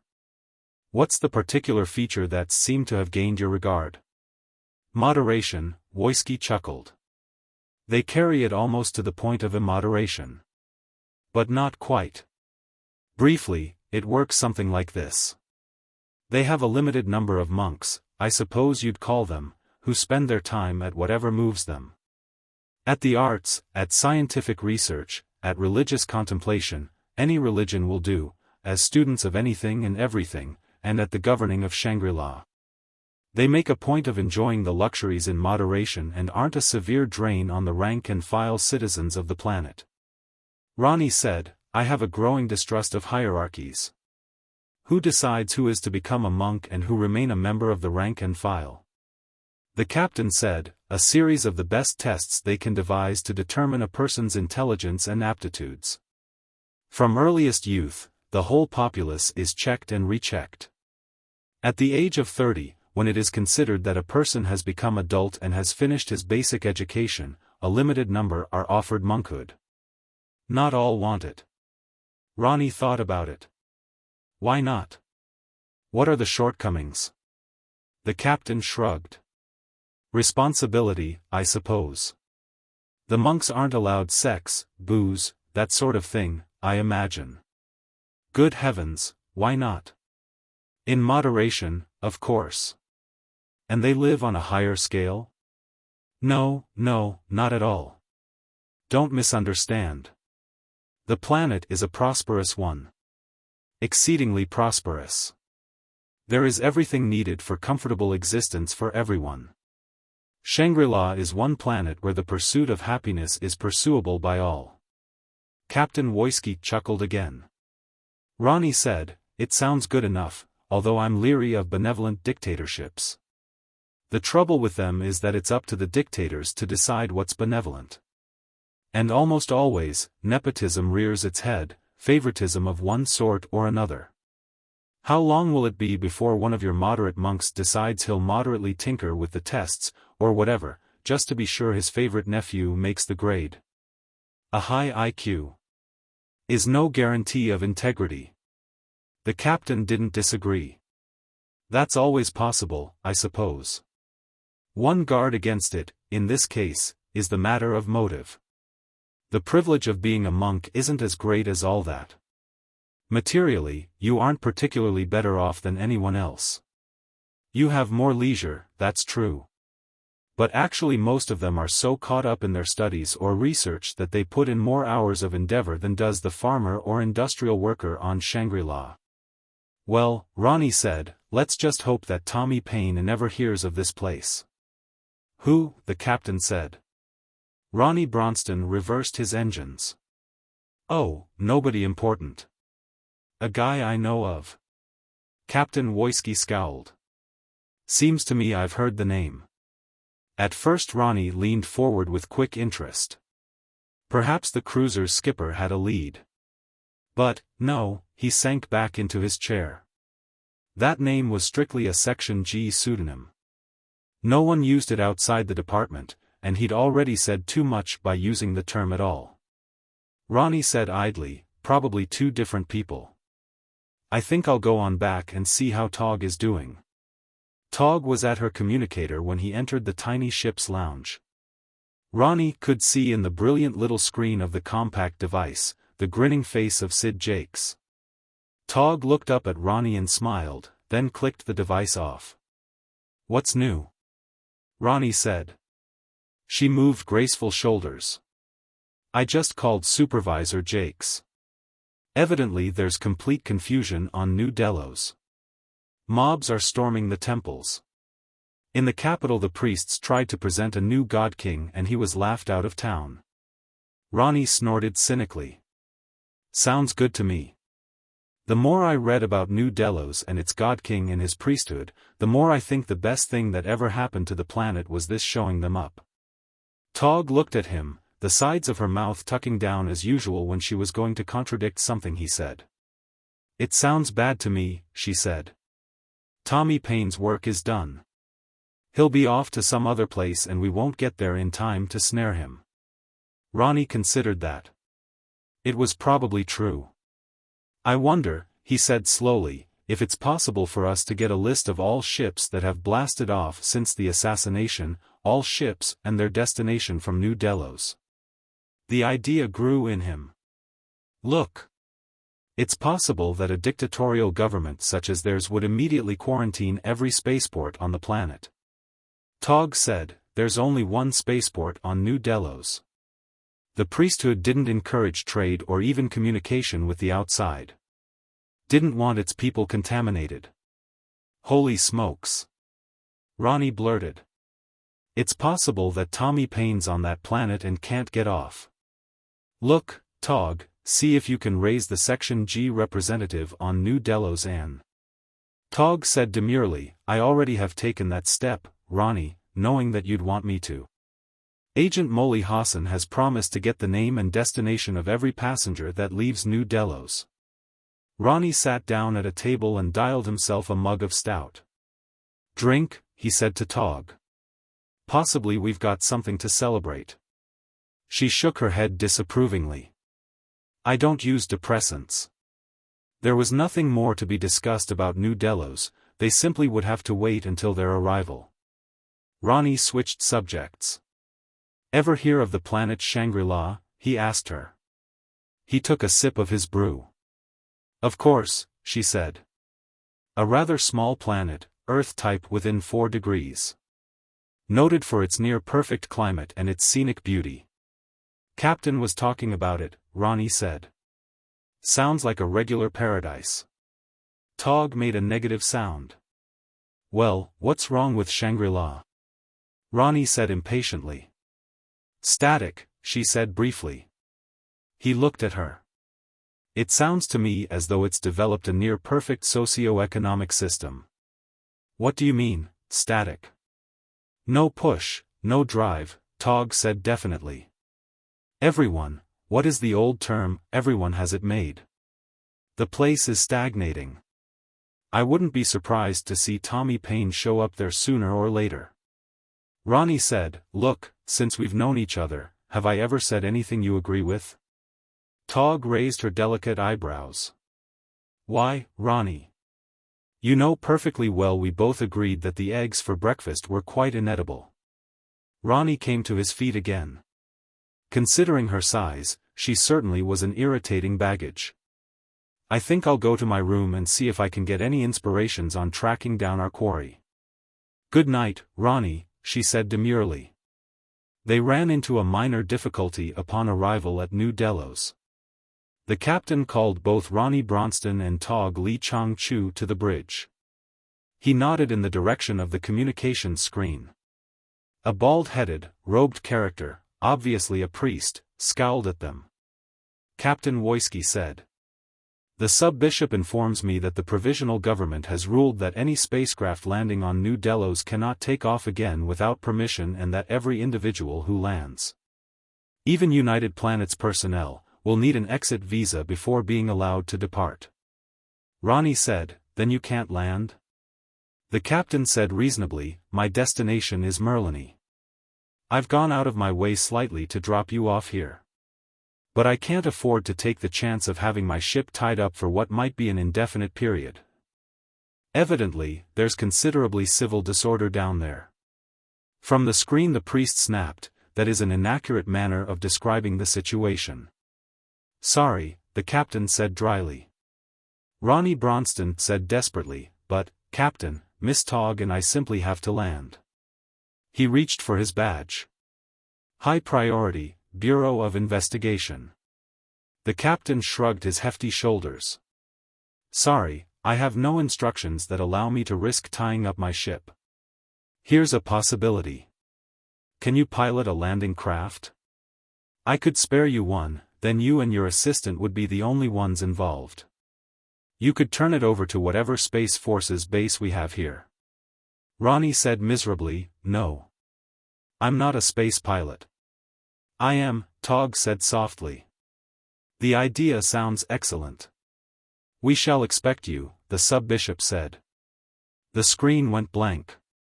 Tog Lee Chong Chu piloted a landing craft with the same verve that she seemed to be able to handle any other responsibility.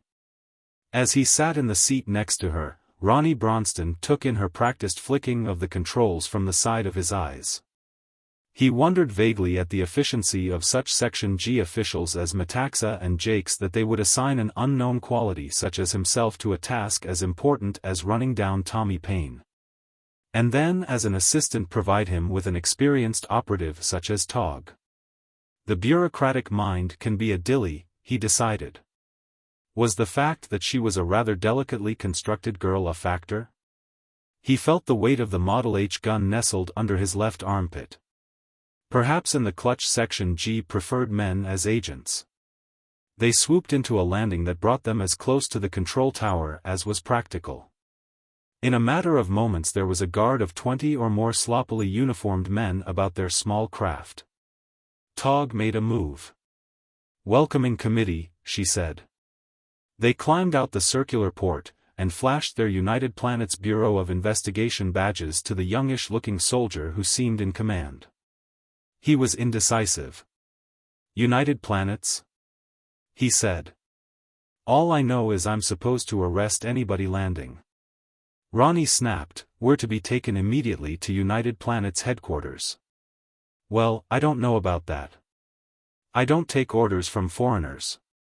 One of his men was nervously fingering the trigger of his submachine gun. Ronnie's mouth went dry. He had the feeling of being high high on a rock face, inadequately belayed from above. Tog said smoothly, "But, Major, I'm sure whoever issued your orders had no expectation of a special delegation from the United Planets coming to congratulate your new authorities on their success. Of course, it's unknown to arrest a delegation from United Planets." "It is?" He frowned at her. "I mean, you are?" "Yes," Tog said sweetly. Ronnie took the hint. "Where can we find a vehicle, Major, to get us to the capital and to United Planets headquarters? Evidently we arrived before we were expected. There should have been a big welcoming committee here." "Oh," the obviously recently promoted lad said hesitantly. "Well, I suppose we can make arrangements. This way please." He grinned at Tog as they walked toward the administration building. "Do all girls dress like you on Earth?" "Well, no," she said demurely. "That's too bad," he said gallantly. "Why, Major?" Tog said, keeping her eyes on the tarmac. At the administration building there was little of order, but eventually they managed to arrange for their transportation.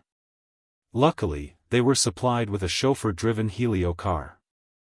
Luckily, because without the chauffeur to help them run the gauntlet they would have been held up by parades, demonstrations and monstrous street meetings a dozen times before they ever reached their destination.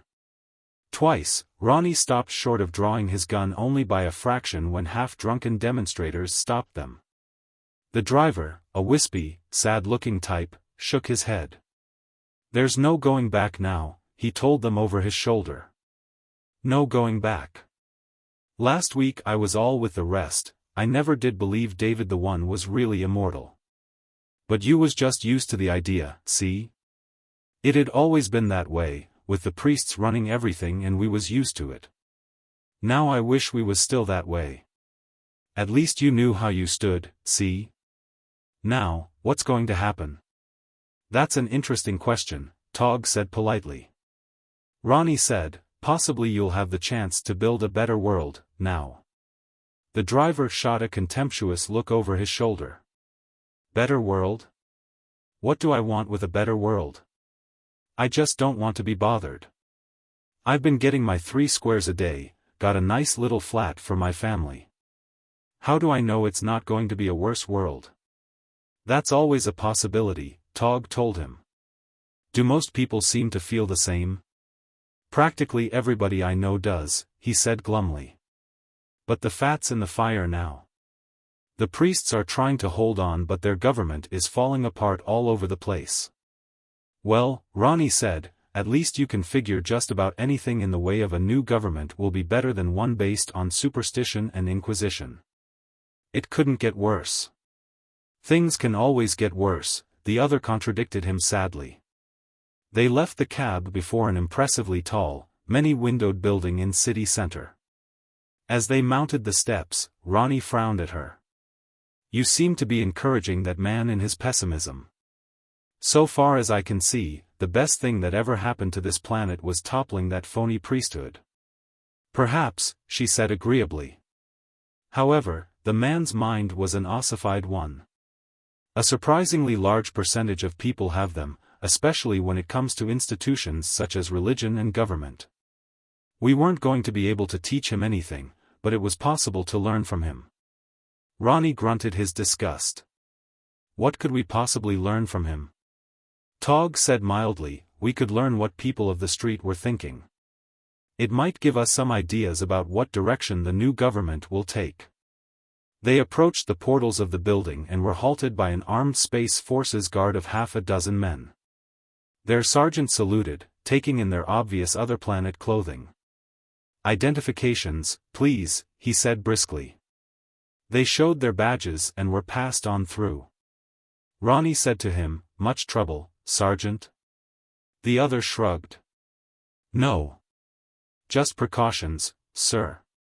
We've been here only 3 or 4 weeks. Civil disturbance. We're used to it.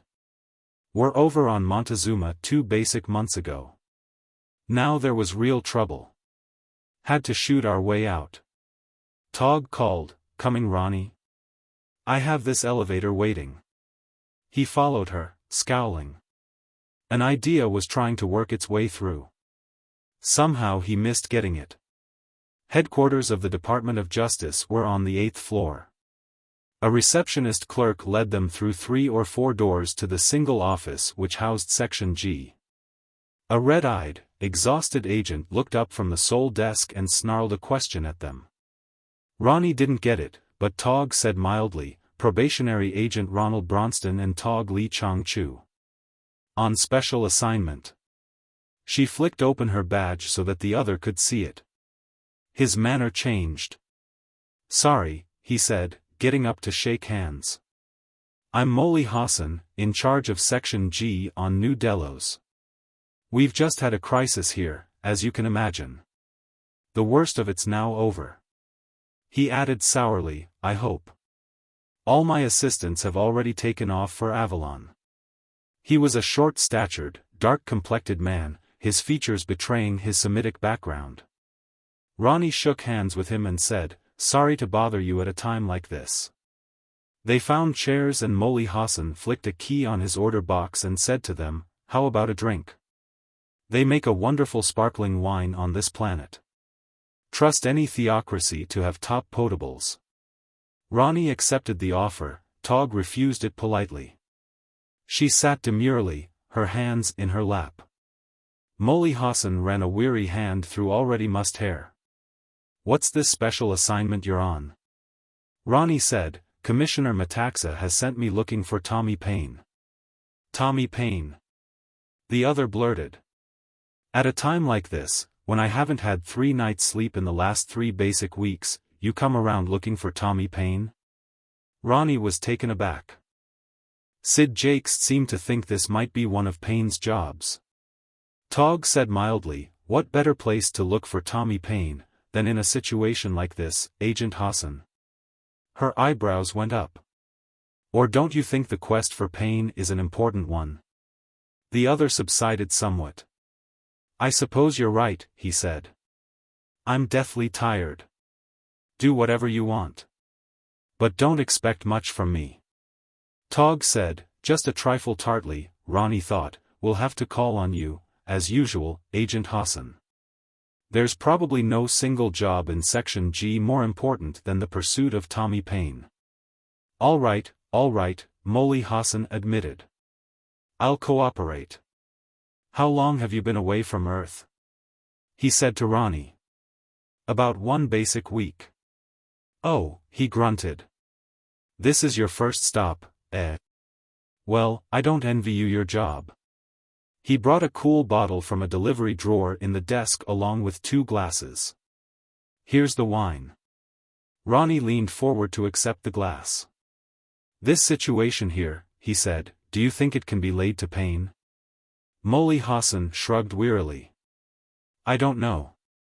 Ronnie sipped the drink, looking at the tired agent over the glass rim.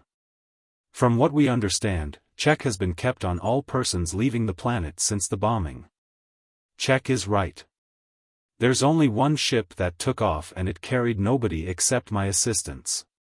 If you ask me, I still needed them, but some brass hat back on Earth decided they were more necessary over on Avalon." He was disgusted. Ronnie put the glass down. "You mean only 1 ship's left this planet since the God King was killed?" "That's right. It was like pulling teeth to get the visas." "How many men aboard?" Molly Hassan looked at him speculatively. 4-man crew and 6 Section G operatives. Tog said brightly, "Why, that means, then, that either Tommy Paine is still on this planet, or he's one of the passengers or crew members of that ship."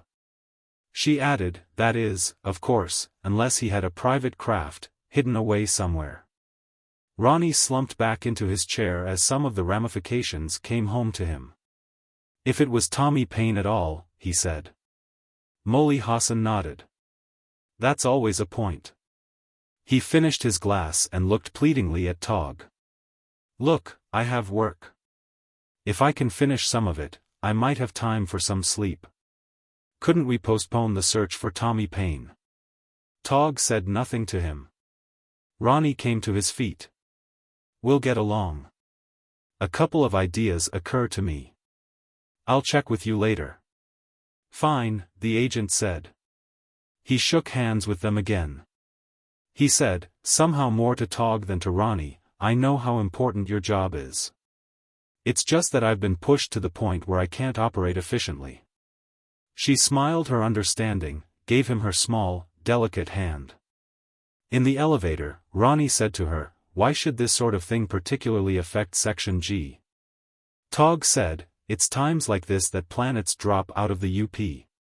Or, possibly, get into the hands of some jingoistic military group and start off half-cocked to provoke a war with some other planet, or to missionarize or propagandize it. She thought about it a moment. A new revolution, in government or religion, seems almost invariably to want to spread the light. An absolute compulsion to bring to others the new truths that they've found. She added, her voice holding a trace of mockery, usually the new truths are rather hoary ones, and there are few interested in hearing them. They spent their first day in getting accommodations in a centrally located hotel, in making arrangements, through the Department of Justice.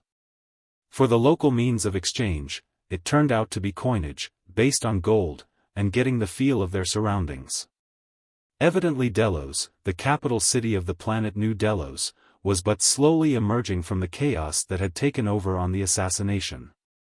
A provisional government, composed of representatives of half a dozen different organizations which had sprung up like mushrooms following the collapse of the regime, had assumed power.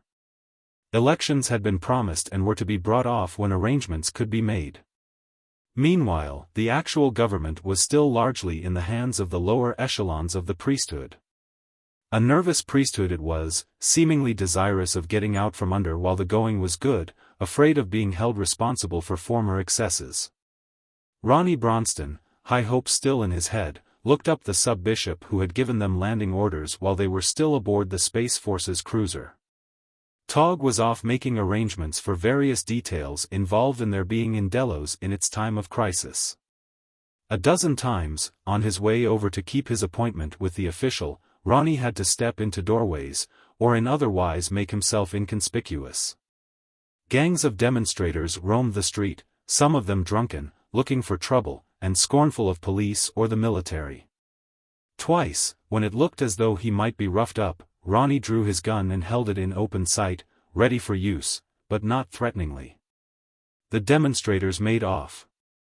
His throat was dry by the time he reached his destination. The life of a Section G agent, on interplanetary assignment, had its drawbacks. The sub-bishop had formerly been in charge of interplanetary communications which involved commerce as well as intercourse with united planets. It must have been an ultra-responsible position only a month ago. Now his offices were all but deserted. He looked at Ronnie's badge, only vaguely interested. Section G of the Bureau of Investigation, he said. I don't believe I am aware of your responsibilities. However, he nodded with sour courtesy, please be seated. You must forgive my lack of ability to offer refreshment.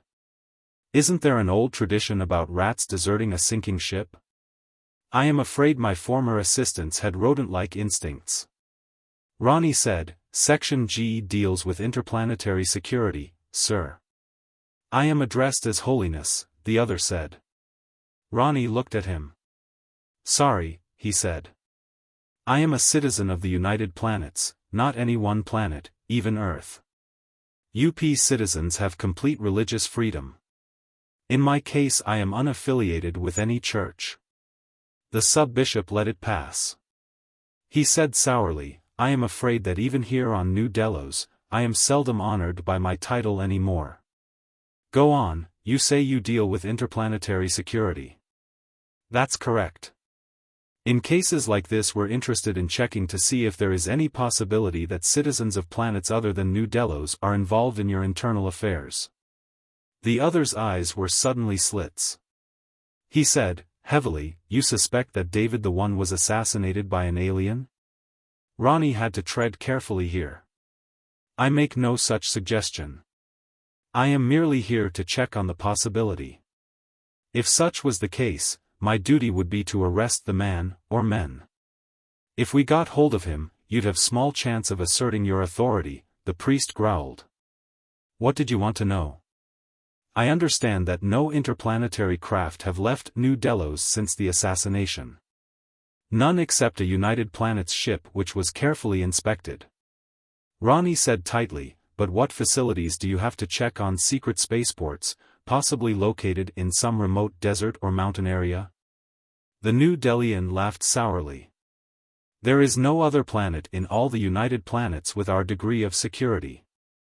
We even imported the most recent developments in artificial satellites equipped with the most delicate of detection devices. I assure you, it is utterly impossible for a spacecraft to land or take off from New Delos without our knowledge. Ronnie Bronston's eyes lit with excitement. These security measures of yours. To what extent do you keep under observation all aliens on the planet? The priest's chuckle had a nasty quality. You are quite ignorant of our institutions, evidently.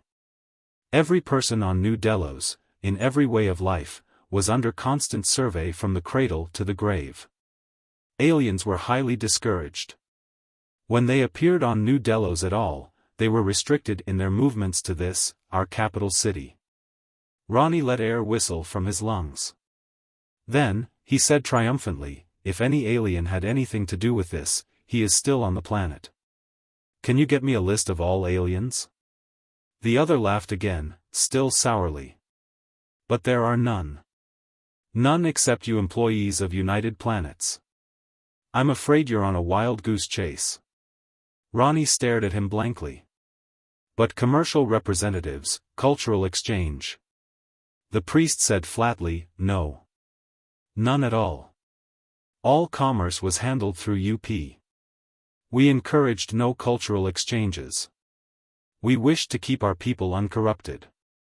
United Planets alone had the right to land on our one spaceport. The Section G agent came to his feet. This was much simpler than he could ever have hoped for. He thanked the other, but avoided the necessity of shaking hands, and left.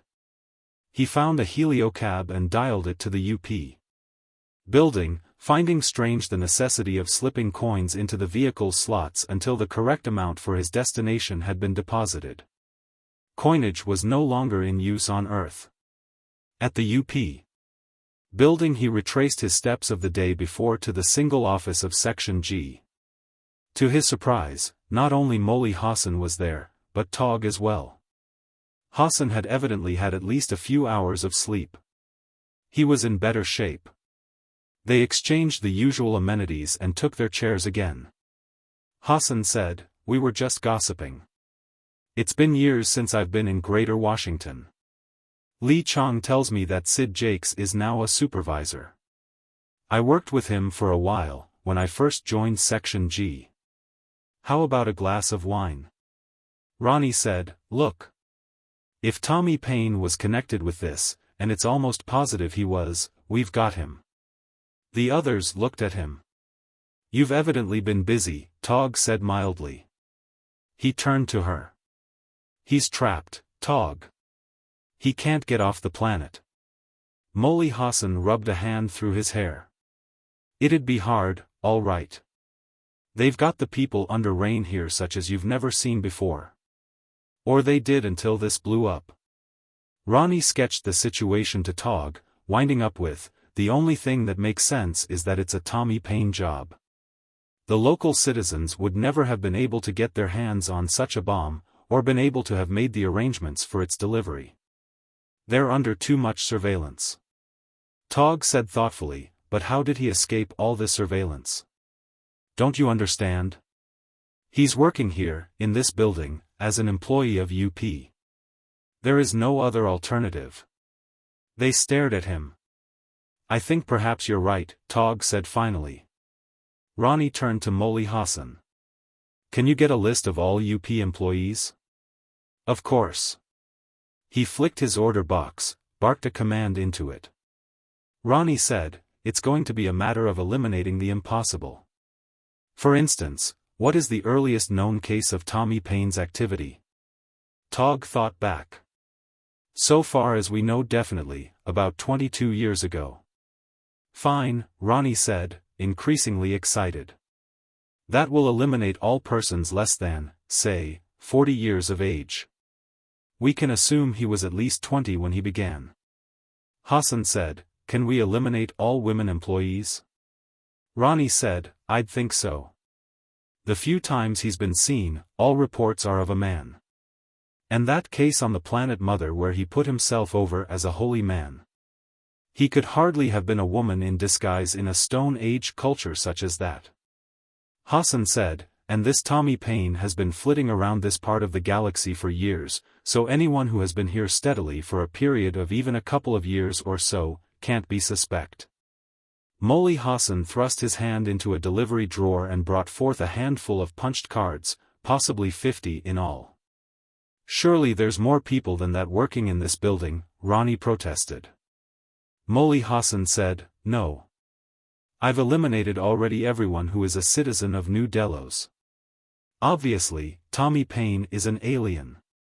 We have only 48 Earthlings and other United Planet citizens working here. He carried the cards to a small collator and worked for a moment on its controls, as Tog and Ronnie watched him with mounting tension. Let's see, he muttered. We eliminate all women, all those less than 40, all who haven't done a great deal of travel, those who have been here for several years. The end of it was that they eliminated everyone employed in the UP building. The cards were stacked back on Molly Hassan's desk again, and the three of them sat around and looked glumly at them. Ronnie said, he's tinkered with the files. He counterfeited fake papers for himself, or something. Possibly he's pulled his own card and it isn't in this stack you have. Molly Hassan said, we'll double-check all those possibilities, but you're wrong. Possibly a few hundred years ago, but not today. Forgery and counterfeiting are things of the past. And, believe me, the Bureau of Investigation and especially Section G, may look on the slipshod side, but they aren't. We're not going to find anything wrong with those cards. Tommy Paine simply is not working for UP on New Delos. Then, Ronnie said, there's only one alternative. He's on this UP ship going to, what was the name of its destination? Avalon, Molly Hassan said, his face thoughtful. Tog said, do you have any ideas on the men aboard? Molly Hassan said, there were 4 crew men, and 6 of our agents. Tog said, unless one of them has faked papers, the 6 agents are eliminated. That leaves the crew members. Do you know anything about them? Hassan shook his head. Ronnie said, let's communicate with Avalon. Tell our representatives there to be sure that none of the occupants of that ship leaves Avalon until we get there. Molly Hassan said, good idea. He turned to his screen and said into it, Section G, Bureau of Investigation, on the planet Avalon. In a moment the screen lit up. An elderly agent, as Section G agents seemed to go, looked up at them. Molly Hassan held his silver badge so the other could see it, and on the Avalon agent's nod said, I'm Hassan from New Delos. We've just had a crisis here and there seems to be a chance that it's a Tommy Paine job. Agent Bronston here is on an assignment tracking him down. I'll turn it over to Bronston. The Avalon agent nodded again, and looked at Ronnie. Ronnie said urgently, we haven't the time to give you details, but every indication is that Paine is on a UP spacecraft with Avalon as its destination. There are only 10 men aboard, and 6 of them are Section G operatives. The other pursed his lips. I see. You think you have the old fox cornered, eh? Possibly, Ronnie said. There are various ifs. Miss Tog and I can double-check here. Then as soon as we can clear exit visas, we'll make immediate way for Avalon. The Avalon Section G agent said, I haven't the authority to control the movements of other agents, they have as high rank as I have, he added, expressionlessly, and probably higher than yours. Ronnie said, but the 4-man crew? The other said, these men are coming to Avalon to work on a job that will take at least 6 months. We'll make a routine check, and I'll try and make sure the whole 10 will still be on Avalon when and if you arrive. They had to be satisfied with that. They checked all ways from the middle, nor did it take long. There was no doubt. If this was a Tommy Paine job, and it almost surely was, then there was only one way in which he could have escaped from the planet, and that was by the single spacecraft that had left. Destination Avalon. He was not on the planet, that was definite. Ronnie felt.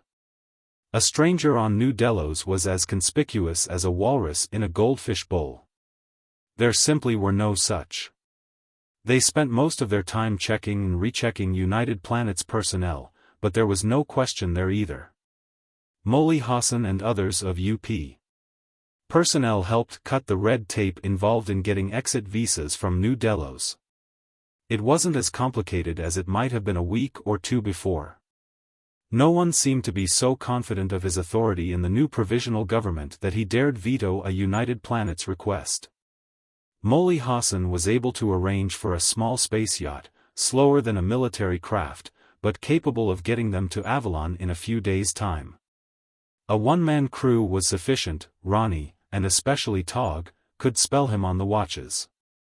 Time aboard was spent largely in studying up on Avalon, going over and over again anything known about the elusive Tommy Paine, and playing battle chess and bickering with Tog Lee Chong-chu.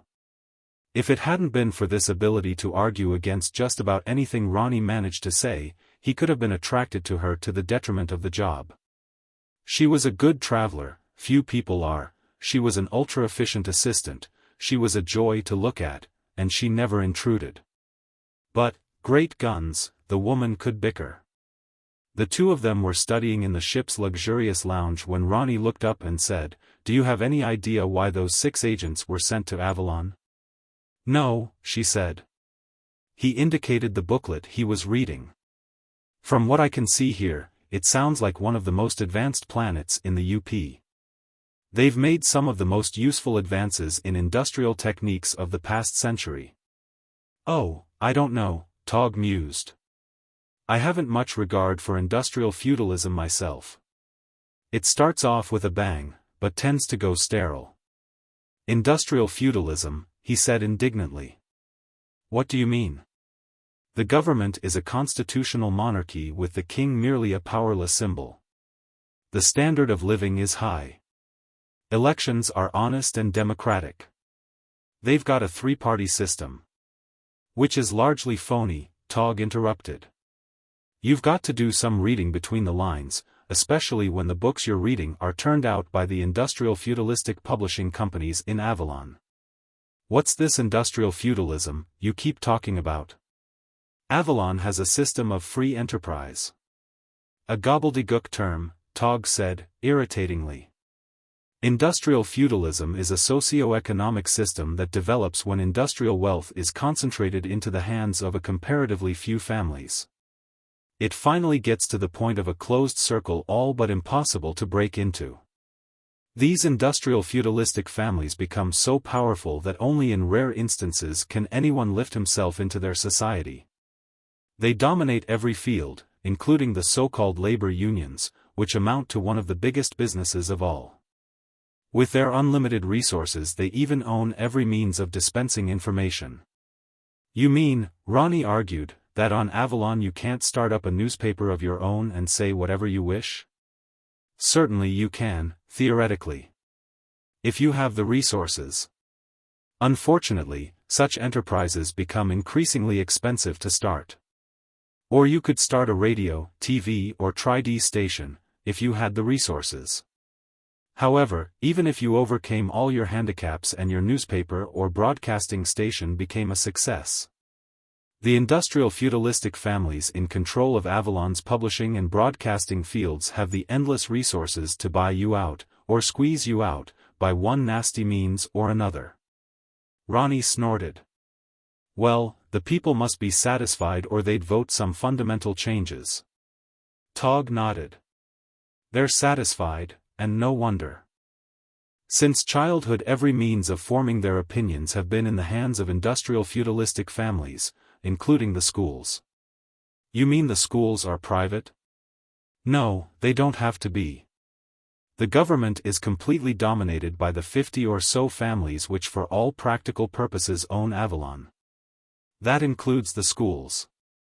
Some of the higher institutions of learning are private, but they, too, are largely dependent upon grants from the families. Ronnie was irritated by her know-all air. He tapped the book he'd been reading with a finger. They don't control the government. Avalon's got a three-party system. Any time the people don't like the government, they can vote in an alternative. That's an optical illusion. There are three parties, but each is dominated by the 50 families, and election laws are such that for all practical purposes it's impossible to start another party. Theoretically it's possible, actually it isn't. The voters can vary back and forth between the three political parties, but it doesn't make any difference which one they elect. They all stand for the same thing, a continuation of the status quo. Then you claim it isn't democracy at all? Tog sighed. That's a much abused word. Actually, pure democracy is seldom seen. They pretty well had it in primitive society where government was based on the family.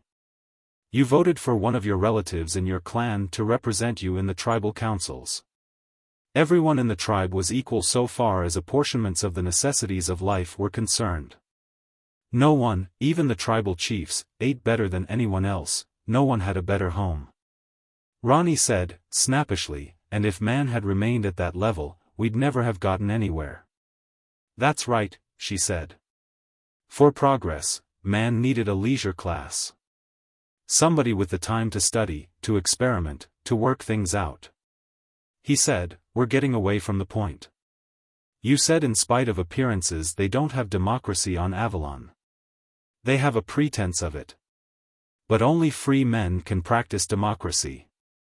So long as your food, clothing, and shelter are controlled by someone else, you aren't free. Wait until I think of an example. She put her right forefinger to her chin, thoughtfully. Holy smokes, she was a cute trick. If only she wasn't so confounded irritating. Tog said, do you remember the state of California in Earth history? I think so. On the west coast of North America. That's right. Well, back in the 20th century, Christian calendar, they had an economic depression. During it a crackpot organization called $30 Every Thursday managed to get itself on the ballot. Times were bad enough, but had this particular bunch got into power it would have become chaotic. At first no thinking person took them seriously. However, a majority of people in California at that time had little to lose, and in the final week or so of the election campaign the polls showed that $30 Every Thursday was going to win.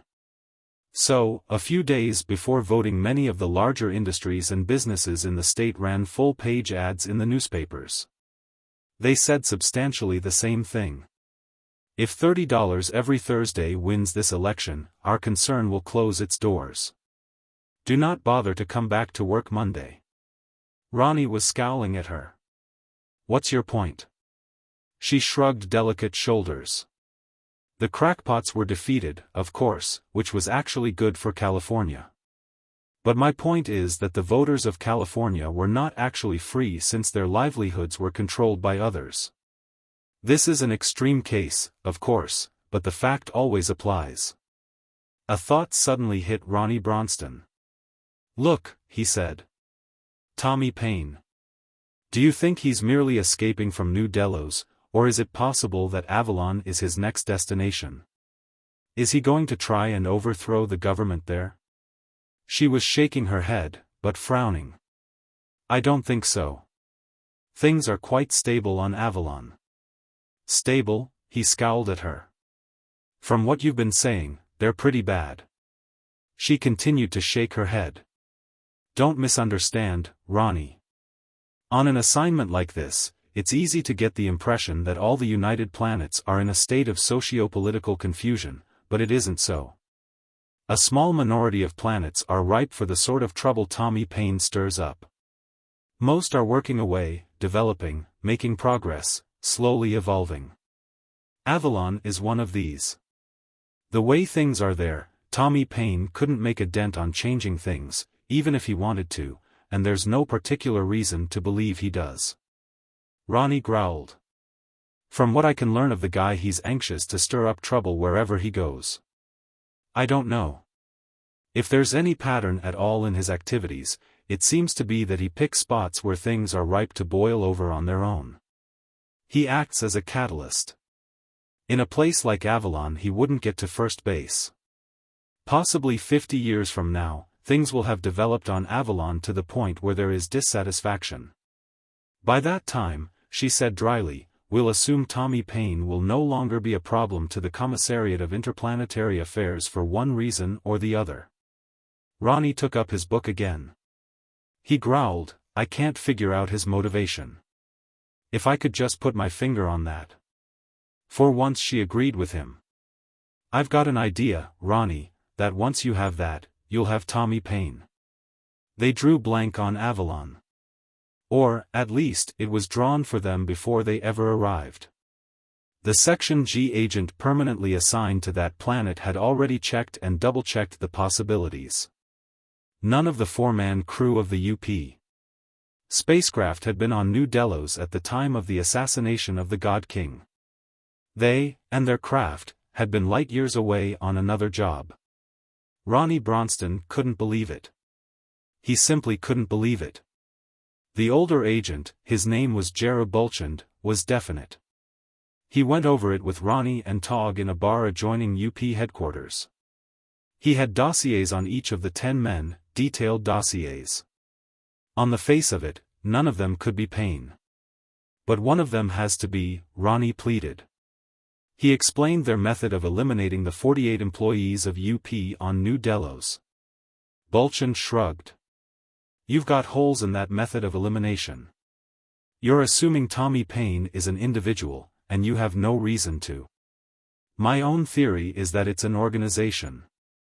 Ronnie said unhappily, then you're of the opinion that there is a Tommy Paine? The older agent was puffing comfortably on an old-style briar pipe. He nodded definitely. I believe Tommy Paine exists as an organization. Possibly once, originally, it was a single person, but now it's a group. How large, I wouldn't know.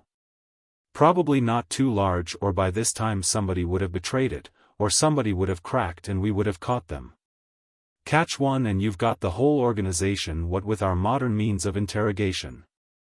Tog said, I've heard the opinion before. Jerry Bulchand pointed at Ronnie with his pipe stem. If it's an organization, then none of that eliminating you did is valid. Your assassin could have been one of the women. He could have been one of the men you eliminated as too young, someone recently admitted to the Tommy Paine organization. Ronnie checked the last of his theories. Why did Section G send 6 of its agents here? Nothing to do with Tommy Paine, Bulchand said. It's a different sort of crisis. Just for my own satisfaction, what kind of crisis? Bulchand sketched it quickly. There are 2 Earth-type planets in this solar system. Avalon was the first to be colonized and developed rapidly. After a couple of centuries, Avalonians went over and settled on Catalina. They eventually set up a government of their own. Now Avalon has a surplus of industrial products. Her economic system is such that she produces more than she can sell back to her own people. There's a glut. Tog said demurely, so, of course, they want to dump it in Catalina. Bulchand nodded. In fact, they're willing to give it away. They've offered to build railroads, turn over ships and aircraft, donate whole factories to Catalina's slowly developing economy.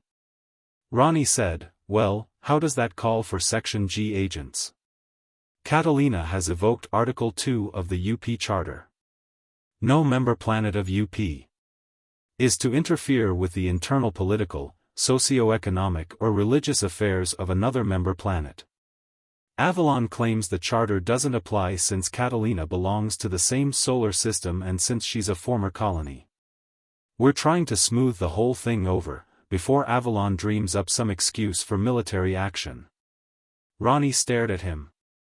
I get the feeling every other sentence is being left out of your explanation. It just doesn't make sense. In the first place, why is Avalon as anxious as all that to give away what sounds like a fantastic amount of goods? I told you, they have a glut. They've overproduced and, as a result, they've got a king-size depression on their hands, or will have unless they find markets. Well, why not trade with some of the planets that want her products? Tog said as though reasoning with a youngster, planets outside her own solar system are too far away for it to be practical even if she had commodities they didn't. She needs a nearby planet more backward than herself, a planet like Catalina. Well, that brings us to the more fantastic question. Why in the world doesn't Catalina accept? It sounds to me like pure philanthropy on the part of Avalon. Bulchand was wagging his pipe stem in a negative gesture. Bronston, governments are never motivated by idealistic reasons. Individuals might be, and even small groups, but governments never. Governments, including that of Avalon, exist for the benefit of the class or classes that control them. The only things that motivate them are the interests of that class. Well, this sounds like an exception, Ronnie said argumentatively. How can Catalina lose if the Avalonians grant them railroads, factories, and all the rest of it? Tog said, don't you see, Ronnie? It gives Avalon a foothold in the Catalina economy.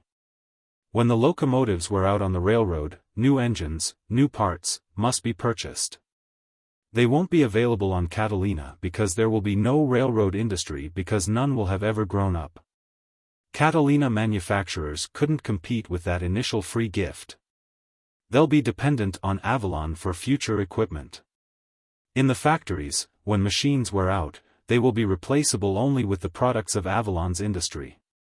Bulchand said, there's an analogy in the early history of the United States.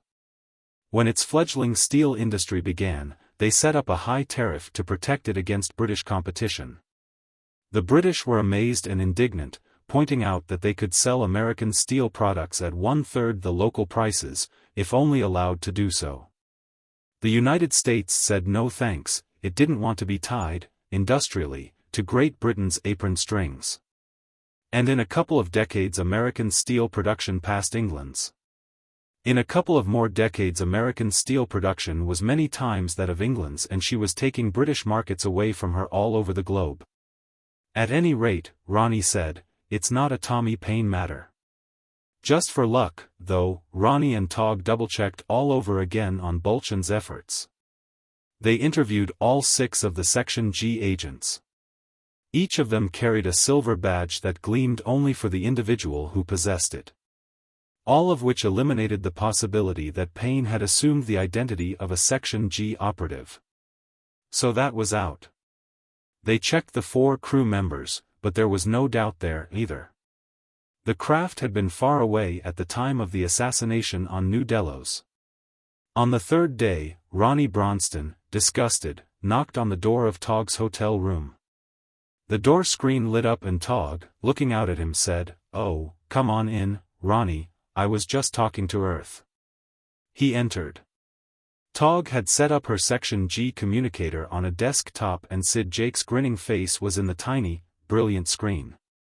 Ronnie approached close enough for the other to take him in. Jake said happily, "Hi, Ronnie, no luck, eh?" Ronnie shook his head, trying not to let his face portray his feelings of defeat. This after all was a probationary assignment, and the supervisor had the power to send Ronnie Bronston back to the drudgery of his office job at Population Statistics. Still working on it. I suppose it's a matter of returning to New Delos and grinding away at the 48 employees of the UP there. Sid Jakes pursed his lips. I don't know. Possibly this whole thing was a false alarm. At any rate, there seems to be a hotter case on the fire. If our local agents have it straight, Paine is about to pull one of his coups on Kropotkin. This is a top secret, of course, one of the few times we've ever detected him before the act. Ronnie was suddenly alert, his fatigue of disgust of but a moment ago, completely forgotten. Where? He said. Kropotkin, Jake said. One of the most backward planets in UP and seemingly a setup for Paine's sort of troublemaking. The authorities, if you can use the term applied to Kropotkin, are already complaining, threatening to invoke Article 1 of the Charter, or to resign from UP. Jake looked at Tog again. Do you know Kropotkin, Li Chang? She shook her head. I've heard of it, rather vaguely. Named after some old anarchist, I believe. That's the place. One of the few anarchist societies in UP. You don't hear much from them. He turned to Ronnie again. I think that's your bet. Hop to it, boy. We're going to catch this Tommy Paine guy, or organization, or whatever, soon, or United Planets is going to know it. We can't keep the lid on indefinitely. If word gets around of his activities, then we'll lose member planets like Christmas trees shedding needles after New Year's. He grinned widely. That sounds like a neat trick, eh? Ronnie Bronston had got to the point where he avoided controversial subjects with Tog even when provoked, and she had a sneaky little way of provoking arguments. They had only one really knock-down and drag-out verbal battle on the way to Kropotkin. It had started innocently enough after dinner on the space liner on which they had taken passage for the first part of the trip. To kill time they were playing battle chess with its larger board and added contingents of pawns and castles. Ronnie said idly, you know, in spite of the fact that I'm a third-generation United Planet citizen and employee, I'm just beginning to realize how far out some of our member planets are. I had no idea before. She frowned in concentration, before moving. She was advancing her men in echelon attack, taking losses in exchange for territory and trying to pen him up in such small space that he couldn't maneuver. She said, how do you mean? Ronnie lifted and dropped a shoulder. Well, New Delos and its theocracy, for instance, and Shangri-La and Mother and some of the other planets with extremes in government of socioeconomic system. I hadn't the vaguest idea about such places. She made a deprecating sound. You should see Amazonia, or, for that matter, the Orwellian state. Amazonia, he said, does that mean what it sounds like it does? She made her move and settled back in satisfaction. Her pawns were in such position that his bishops were both unusable. He'd tried to play a phalanx game in the early stages of her attack, but she'd broken through, rolling up his left flank after sacrificing a castle and a knight. Certainly does, she said. A fairly recently colonized planet. A few thousand feminists, no men at all, moved onto it a few centuries ago. And it's still an out-and-out matriarchy. Ronnie cleared his throat delicately. Without men, how did they continue several centuries? Tog suppressed her amusement. Artificial insemination, at first, so I understand. They brought their supply with them. But then there were boys among the first generation on the new planet, and even the Amazonians weren't up to cold-bloodedly butchering their children. So they merely enslaved them. Nice girls. Ronnie stared at her.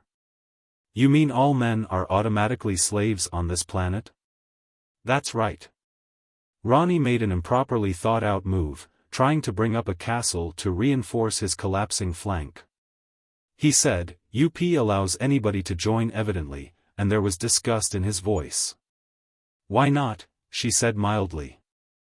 Well, there should be some standards. Tog moved quickly, dominating with a knight several squares he couldn't afford to lose. She looked up at him, her dark eyes sparking. The point of UP is to include all the planets. That way at least conflict can be avoided and some exchange of science, industrial techniques and cultural gains take place. And you must remember that while in power practically no socioeconomic system will admit to the fact that it could possibly change for the better. But actually there is nothing less stable. Socioeconomic systems are almost always in a condition of flux. Planets such as Amazonia might for a time seem so brutal in their methods as to exclude their right to civilized intercourse with the rest. However, one of these days there'll be a change, or one of these centuries. They all change, sooner or later. She added softly, even Han. Han? Ronnie said. Her voice was quiet. Where I was born, Ronnie. Colonized from China in the very early days. In fact, I spent my childhood in a commune. She said musingly, the party bureaucrats thought their system an impregnable, unchangeable one. Your move. Ronnie was fascinated. And what happened? He was in full retreat now, and with nowhere to go, his pieces pinned up for the slaughter. He moved a pawn to try and open up his queen. Why don't you concede, she said. Tommy Paine happened. Paine. It's a long story. I'll tell you about it sometime. She pressed closer with her own queen. He stared disgustedly at the board. Well, that's what I mean, he muttered. I had no idea there were so many varieties of crackpot politico-economic systems among the UP membership. They're not necessarily crackpot, she protested mildly. Just at different stages of development. Not crackpot, he said. Here we are heading for a planet named Kropotkin which evidently practices anarchy. Your move, she said. What's wrong with anarchism? He glowered at her, in outraged disgust. Was it absolutely impossible for him to say anything without her disagreement? Tog said mildly, the anarchistic ethic is one of the highest man has ever developed. She added, after a moment of pretty consideration. Unfortunately, admittedly, it hasn't been practical to put to practice. It will be interesting to see how they have done on Kropotkin. Anarchist ethic, yes, Ronnie snapped. I'm no student of the movement but the way I understand it, there isn't any. Tog smiled sweetly. The belief upon which they base their teachings is that no man is capable of judging another. Ronnie cast his eyes ceilingward. Okay, I give up. She began rapidly resetting the pieces. Another game, she said brightly. Hey! I didn't mean the game. I was just about to counterattack. She said. The Section G agent on Kropotkin was named Hideki Yamamoto, but he was on a field tour and wouldn't be back for several days. However, there wasn't especially any great hurry so far as Ronnie Bronston and Tog Lee Chang-chu knew. They got themselves organized in the rather rustic equivalent of a hotel, which was located fairly near UP headquarters, and took up the usual problems of arranging for local exchange, meals, means of transportation and such necessities. It was a greater problem than usual. In fact, hadn't it been for the presence of the UP organization, which had already gone through all this the hard way, some of the difficulties would have been all but insurmountable. For instance, there was no local exchange. There was no medium of exchange at all. Evidently simple barter was the rule. In the hotel, if it could be called a hotel, lobby, Ronnie Bronston looked at Tog. Anarchism, he said. Oh, great. The highest ethic of all. And what's the means of transportation on this wonderful planet? The horse. And how are we going to get a couple of horses with no means of exchange? She tinkled laughter. All right, he said. You're the man Friday. You find out the details and handle them. I'm going out to take a look around the town, if you can call this a town. It's the capital of Kropotkin, Tog said placatingly, though with a mocking background in her tone. Name of Bakunin. And very pleasant, too, from what little I've seen. Not a bit of smog, industrial fumes, street dirt, street noises. How could there be? He injected disgustedly. There isn't any industry, there aren't any cars, and for all practical purposes, no streets. The houses are a quarter of a mile or so apart. She laughed at him again. City boy, she said. Go on out there and enjoy nature a little. It'll do you good.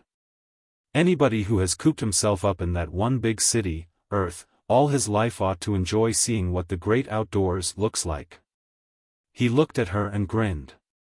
She was cute as a pixie, and there were no two ways about that. He wondered for a moment what kind of a wife she'd make. And then shuddered inwardly. Life would be one big contradiction of anything he'd managed to get out of his trap. He strolled idly along what was little more than a country path and it came to him that there were probably few worlds in the whole UP. where he'd have been prone to do this within the first few hours he'd been on the planet. He would have been afraid, elsewhere, of anything from footpads to police, from unknown vehicles to unknown traffic laws. There was something bewildering about being an Earthling and being set down suddenly in New Delos or on Avalon. Here, somehow, he already had a feeling of peace. Evidently, although Bakunin was supposedly a city, its populace tilled their fields and provided themselves with their own food. He could see no signs of stores or warehouses.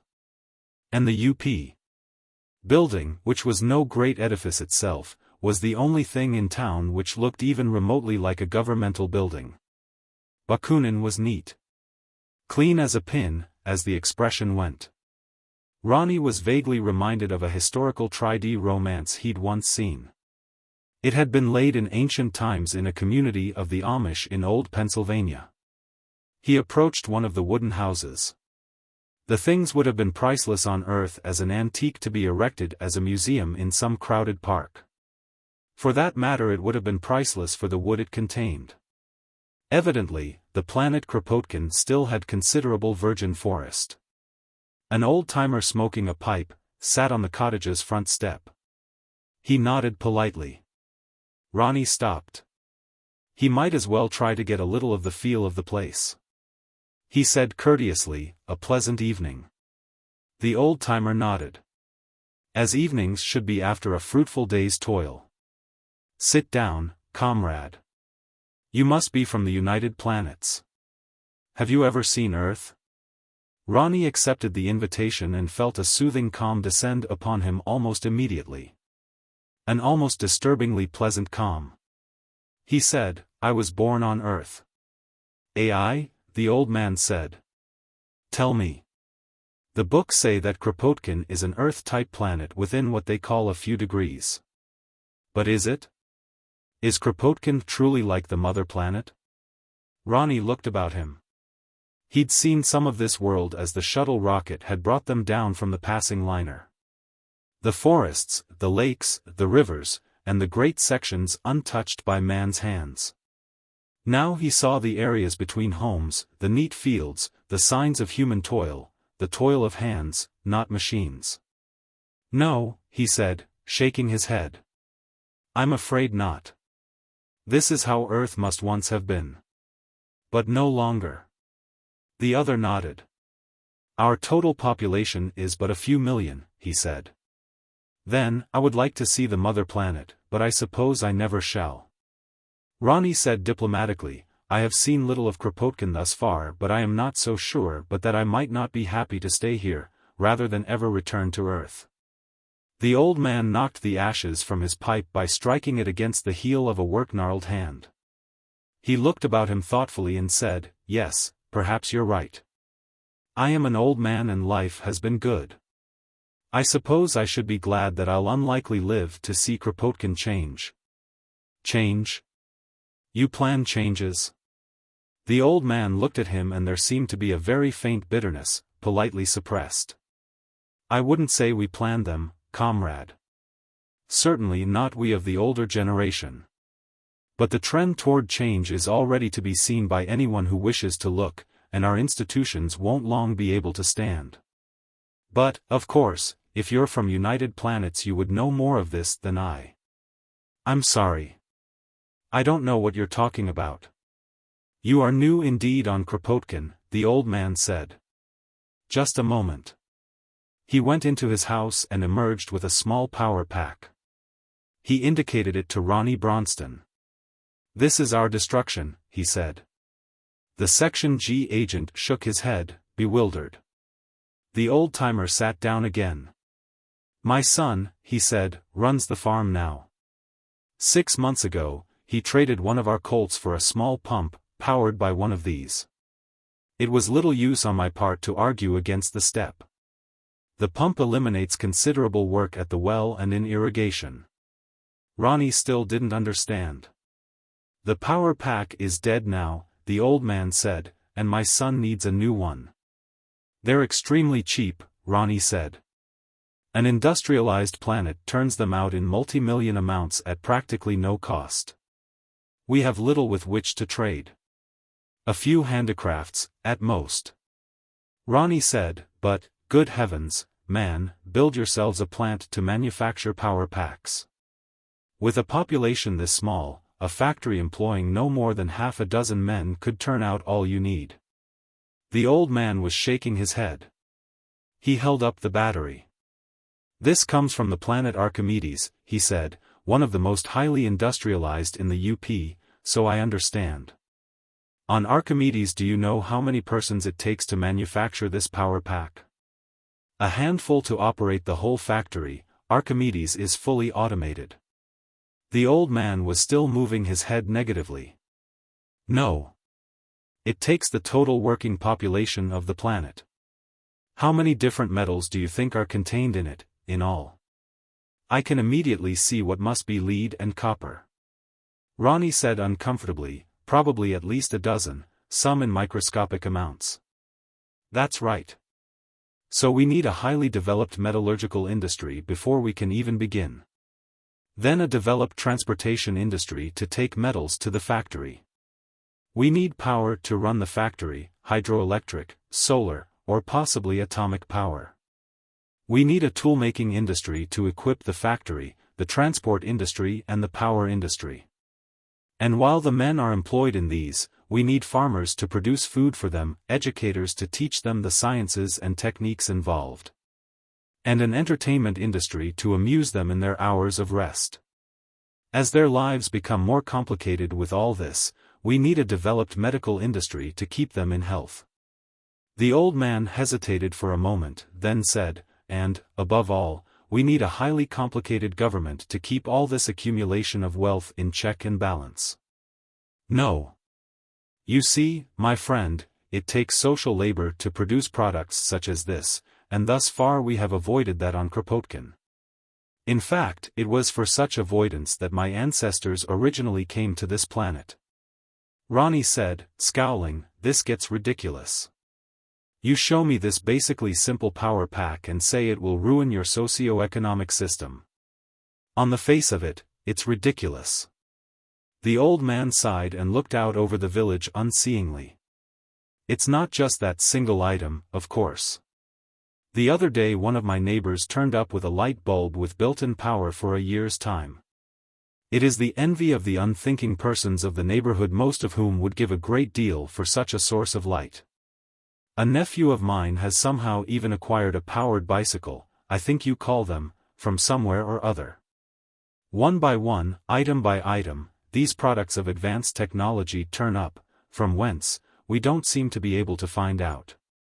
Under his breath, Ronnie muttered, pain. I beg your pardon, the old man said. Nothing, the Section G agent said. He leaned forward and, a worried frown working its way over his face, began to question the other more closely. Afterwards, Ronnie Bronston strode slowly toward the UP headquarters. There was only a small contingent of United Planets personnel on this little populated member planet, but, as always, there seemed to be an office for Section G. Ronnie stood outside it for a moment. There were voices from within, but he didn't knock. In fact, he cast his eyes up and down the short corridor. At the far end was a desk with a girl in the Interplanetary Cultural Exchange Department working away in concentration. She wasn't looking in his direction.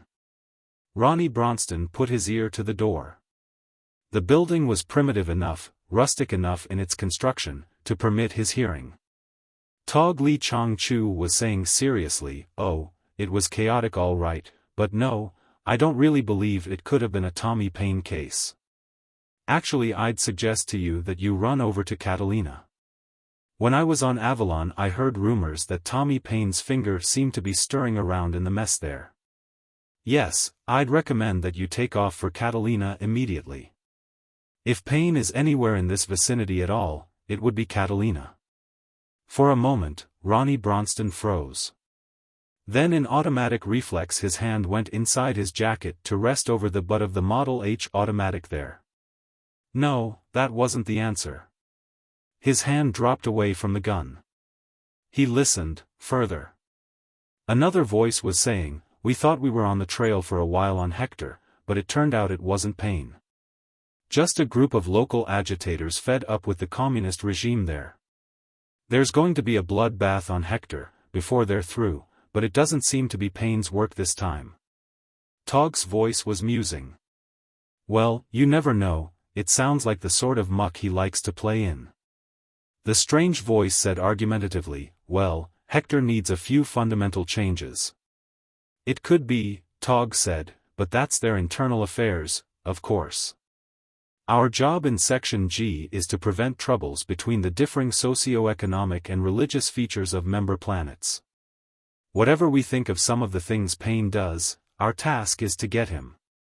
Ronnie Bronston pushed the door open and went through. Tog Lee Chong Chu was sitting at a desk, nonchalant and petitely beautiful as usual. Comfortably seated in easy chairs were two young men, by their attire probably citizens of United Planets and possibly even Earthlings.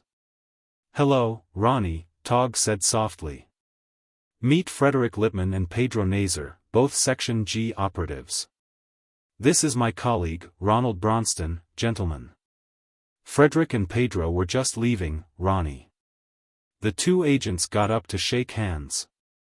Ronnie said, you can't be in that much of a hurry. What's your assignment, boys? Lippman, an earnest type, and by his appearance not more than 25 or so years of age, began to answer, but Nazar said hurriedly, actually, it's a confidential assignment. We're working directly out of the Octagon. Lippman said, frowning, it's not that confidential, Tog. Bronston's an agent, too. What's your assignment, Ronnie? Ronnie said very slowly, I'm beginning to suspect that it's the same as yours and various pieces are beginning to fall into place. Lippman was taken aback. You mean you're looking for Tommy Payne? His eyes went to his associate. How could that be, Tog? I didn't know more than one of us were on this job. Why, that means if Bronston here finds him first, I won't get my permanent appointment. Ronnie looked at Tog Lee Chong Chu, who was sitting demurely, hands in lap, and a resigned expression on her face. He said, nor if you find him first, will I. Look here, Tog, how many men does Sid Jakes have out on this assignment? I wouldn't know, she said mildly. He snapped, a few dozen or so. Or possibly a few hundred. It seems unlikely there could be that many, she said mildly. She looked at the other two agents. I think you two had better run along. Take my suggestion I made earlier. Wait a minute, Ronnie snapped. You mean that they go to Catalina? That's ridiculous. Tog Lee Chong Chu looked at Pedro Nazar and he turned and started for the door, followed by Frederick Lippman, who was still scowling his puzzlement. Wait a minute. Ronnie snapped. I tell you it's ridiculous. And why follow her suggestions?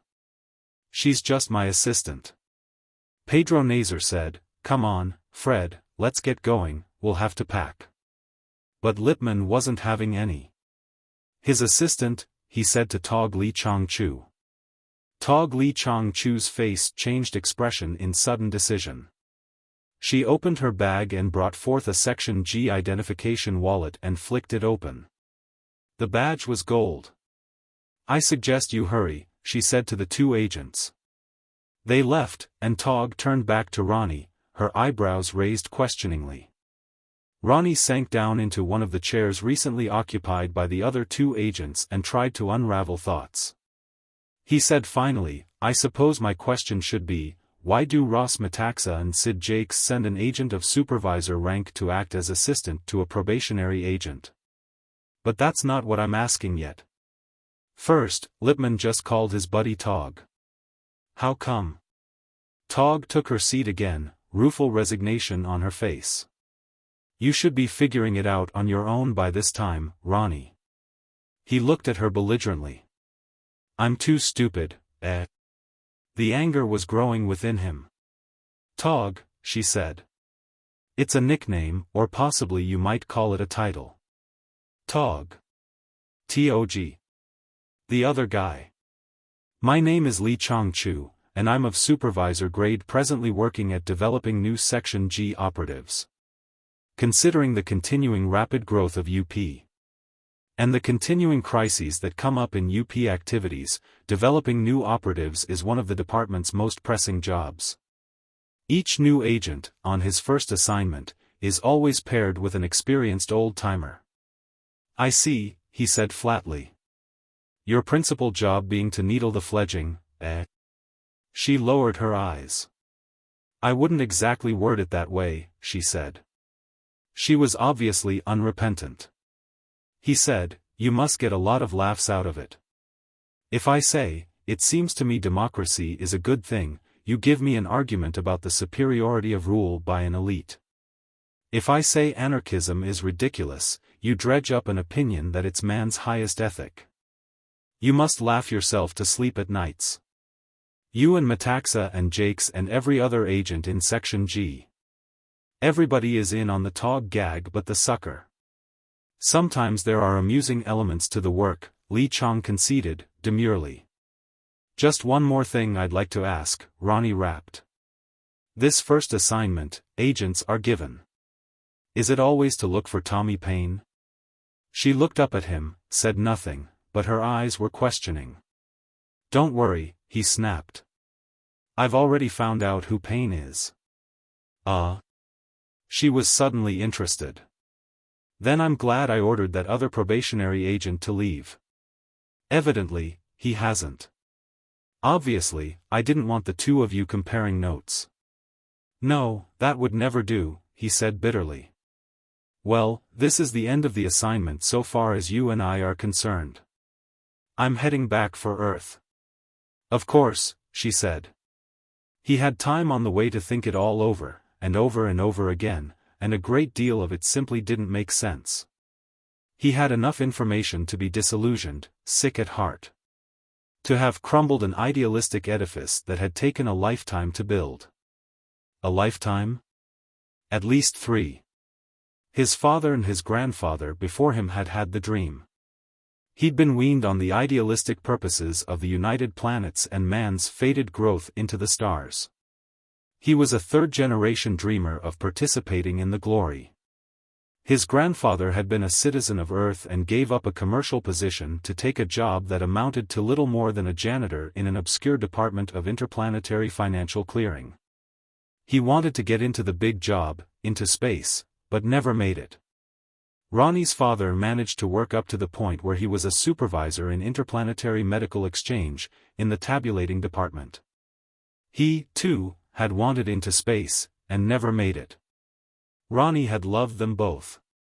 In a way, fulfilling his own dreams had been a debt he owed them, because at the same time he was fulfilling theirs. And now this. All that had been gold, was suddenly guilt-lead. The dream had become contemptuous nightmare. Finally back in Greater Washington, he went immediately from the shuttleport to the Octagon. His Bureau of Investigation badge was enough to see him through the guide guards and all the way through to the office of Irene Kasansky. She looked up at him quickly. Hi, she said. Ronnie Bronston, isn't it? That's right. I want to see Commissioner Metaxa. She scowled. I can't work you in now. How about Sid Jakes? He said, Jakes is in charge of the Tommy Paine routine, isn't he? She shot a sharper look up at him. That's right, she said warily. All right, Ronnie said. I'll see Jakes. Her deft right hand slipped open a drawer in her desk. You'd better leave your gun here, she said. I've known probationary agents to get excited, in my time. He looked at her. And she looked back, her gaze level. Ronnie Bronston shrugged, slipped the Model H from under his armpit and tossed it into the drawer. Irene Kasansky went back to her work. You know the way, she said. This time Ronnie Bronston pushed open the door to Sid Jakes' office without knocking. The Section G supervisor was poring over reports on his desk. He looked up and grinned his Sid Jakes grin. Ronnie, he said. Welcome back. You know, you're one of the quickest men ever to return from a Tommy Paine assignment. I was talking to Li Chang only a day or so ago. She said you were on your way. Ronnie grunted, his anger growing within him. He lowered himself into one of the room's heavy chairs, and glared at the other. Sid Jakes chuckled and leaned back in his chair. Before we go any further, just to check, who is Tommy Paine? Ronnie snapped, you are. The supervisor's eyebrows went up. Ronnie said, you and Ross Metaxa and Lee Chong-chu, and all the rest of Section G. Section G is Tommy Paine. Good man. Sid Jakes chortled. He flicked a switch on his order box. Irene, he said, how about clearing me through to the commissioner? I want to take Ronnie in for his finals. Irene snapped back something and Sid Jakes switched off and turned to Ronnie happily. Let's go, he said. Ross is free for a time. Ronnie Bronston said nothing. He followed the other. The rage within him was still mounting. In the months that had elapsed since Ronnie Bronston had seen Ross Metaxa, the latter had changed not at all. His clothing was still sloppy, his eyes bleary with lack of sleep or abundance of alcohol, or both. His expression was still sour and skeptical. He looked up at their entry and scowled, and made no effort to rise and shake hands. He said to Ronnie sourly, okay, sound off and get it over with. I haven't too much time this afternoon. Ronnie Bronston was just beginning to feel tentacles of cold doubt, but he suppressed them. The boiling anger was uppermost. He said flatly, all my life I've been a dedicated United Planets man. All my life I've considered its efforts the most praiseworthy and greatest endeavor man has ever attempted. Of course, old chap, Jakes told him cheerfully. We know all that, or you wouldn't ever have been chosen as an agent for Section G. Ronnie looked at him in disgust. I've resigned that position, Jakes. Jakes grinned back at him. To the contrary, you're now in the process of receiving permanent appointment. Ronnie snorted his disgust and turned back to Metaxa. Section G is a secret department of the Bureau of Investigation devoted to subverting Article 1 of the United Planets Charter. Metaxa nodded. You don't deny it? Metaxa shook his head. Article 1, Ronnie snapped, is the basic foundation of the Charter which every member of UP and particularly every citizen of United Planets, such as ourselves, has sworn to uphold. But the very reason for the existence of this Section G is to interfere with the internal affairs of member planets, to subvert their governments, their economic systems, their religions, their ideals, their very way of life. Metaxa yawned and reached into a desk drawer for his bottle. That's right, he said. Anybody like a drink? Ronnie ignored him. I'm surprised I didn't catch on even sooner, he said. On New Delos Molly Hassan, the local agent, knew the God King was going to be assassinated. He brought in extra agents and even a detail of Space Force's guards for the emergency. He probably engineered the assassination himself. Nope, Jake said. We seldom go that far. Local rebels did the actual work, but, admittedly, we knew what they were planning. In fact, I've got a sneaking suspicion that Molly Hassan provided them with the bomb. That lad's a bit too dedicated. But why? Ronnie blurted. That's deliberately interfering with internal affairs. If the word got out, every planet in UP would resign. Probably no planet in the system that needed a change so badly, Metaxa growled. If they were ever going to swing into real progress, that hierarchy of priests had to go. He snorted. An immortal God King, yet. Ronnie pressed on. That was bad enough, but how about this planet Mother, where the colonists had attempted to return to nature and live in the manner man did in earliest times? Most backward planet in the UP. Metaxa said sourly. They just had to be roused. And Kropotkin. Ronnie blurted. Don't you understand, those people were happy there. Their lives were simple, uncomplicated, and they had achieved a happiness that. Metaxa came to his feet. He scowled at Ronnie Bronston and growled, unfortunately, the human race can't take the time out for happiness. Come along, I want to show you something. He swung around the corner of his desk and made his way toward a ceiling-high bookcase. Ronnie stared after him, taken off guard, but Sid Jakes was grinning his amusement. Ross Metaxa pushed a concealed button and the bookcase slid away to one side to reveal an elevator beyond. Come along, Metaxa repeated over his shoulder. He entered the elevator, followed by Jakes. There was nothing else to do. Ronnie Bronston followed them, his face still flushed with the angered argument. The elevator dropped, how far, Ronnie had no idea. It stopped and they emerged into a plain, sparsely furnished vault. Against one wall was a box-like affair that reminded Ronnie of nothing so much as a deep freeze. For all practical purposes, that's what it was. Ross Metaxa led him over and they stared down into its glass-covered interior. Ronnie's eyes bugged. The box contained the partly charred body of an animal approximately the size of a rabbit. No, not an animal. It had obviously once been clothed, and its limbs were obviously those of a tool using life form. Metaxa and Jakes were staring down at it solemnly, for once no inane grin on the supervisor's face. And that of Ross Metaxa was more weary than ever.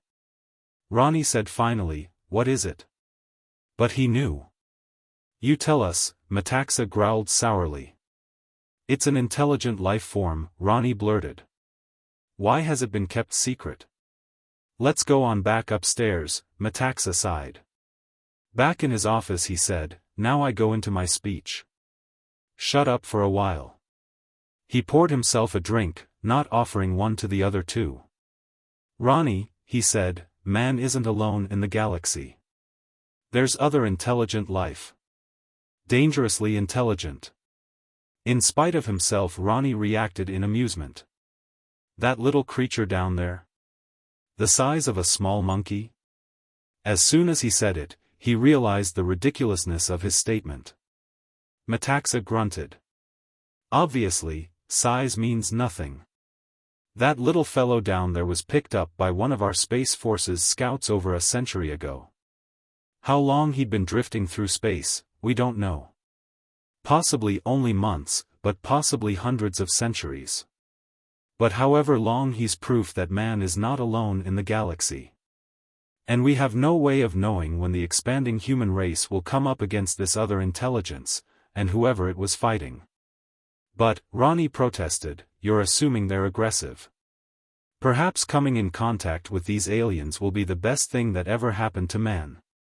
Possibly that little fellow down there is the most benevolent creature ever evolved." Metaxa looked at him strangely. "Let's hope so," he said.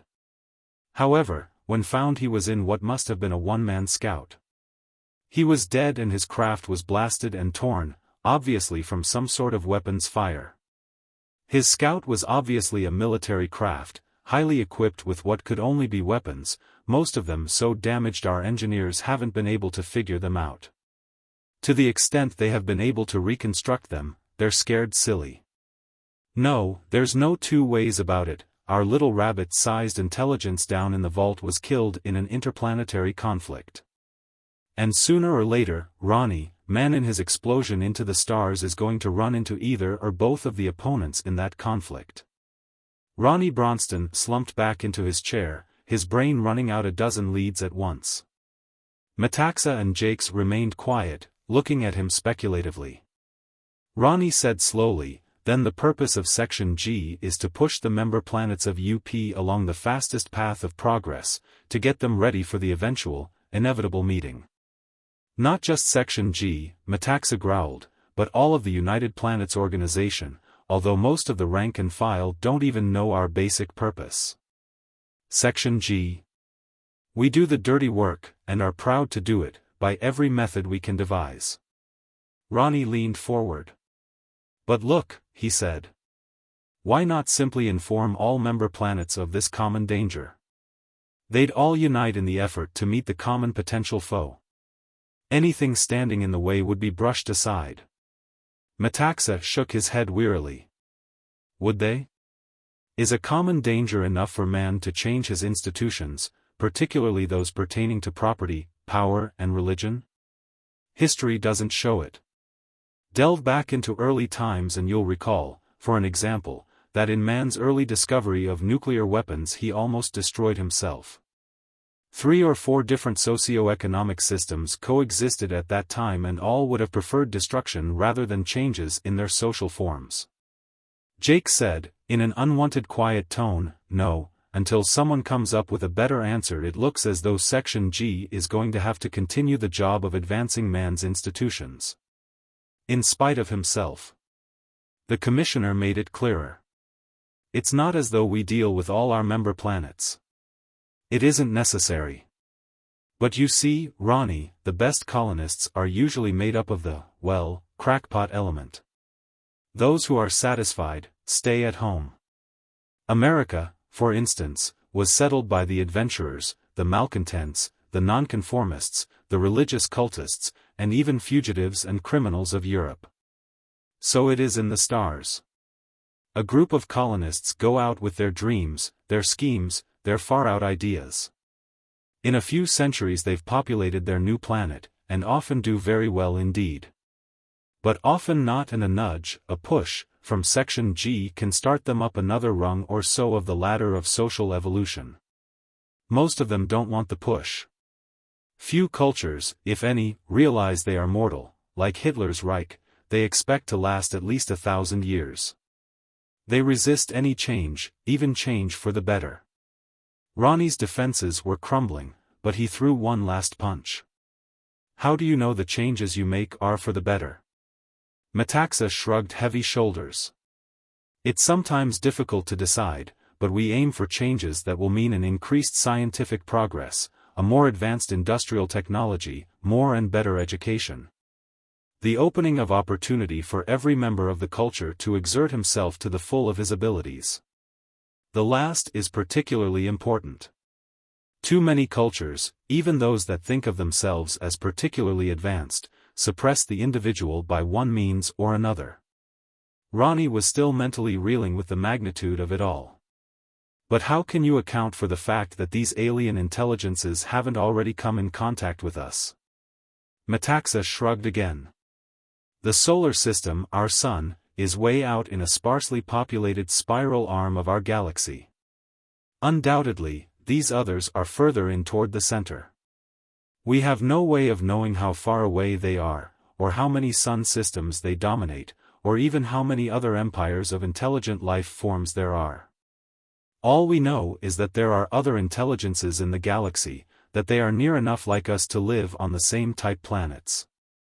The more opportunity man has to develop before the initial contact takes place, the stronger bargaining position, or military position, as the case may be, he'll be in." Sid Jakes summed up the Tommy Paine business for Ronnie's sake. "We need capable agents badly, but we need dedicated and efficient ones. We can't afford anything less.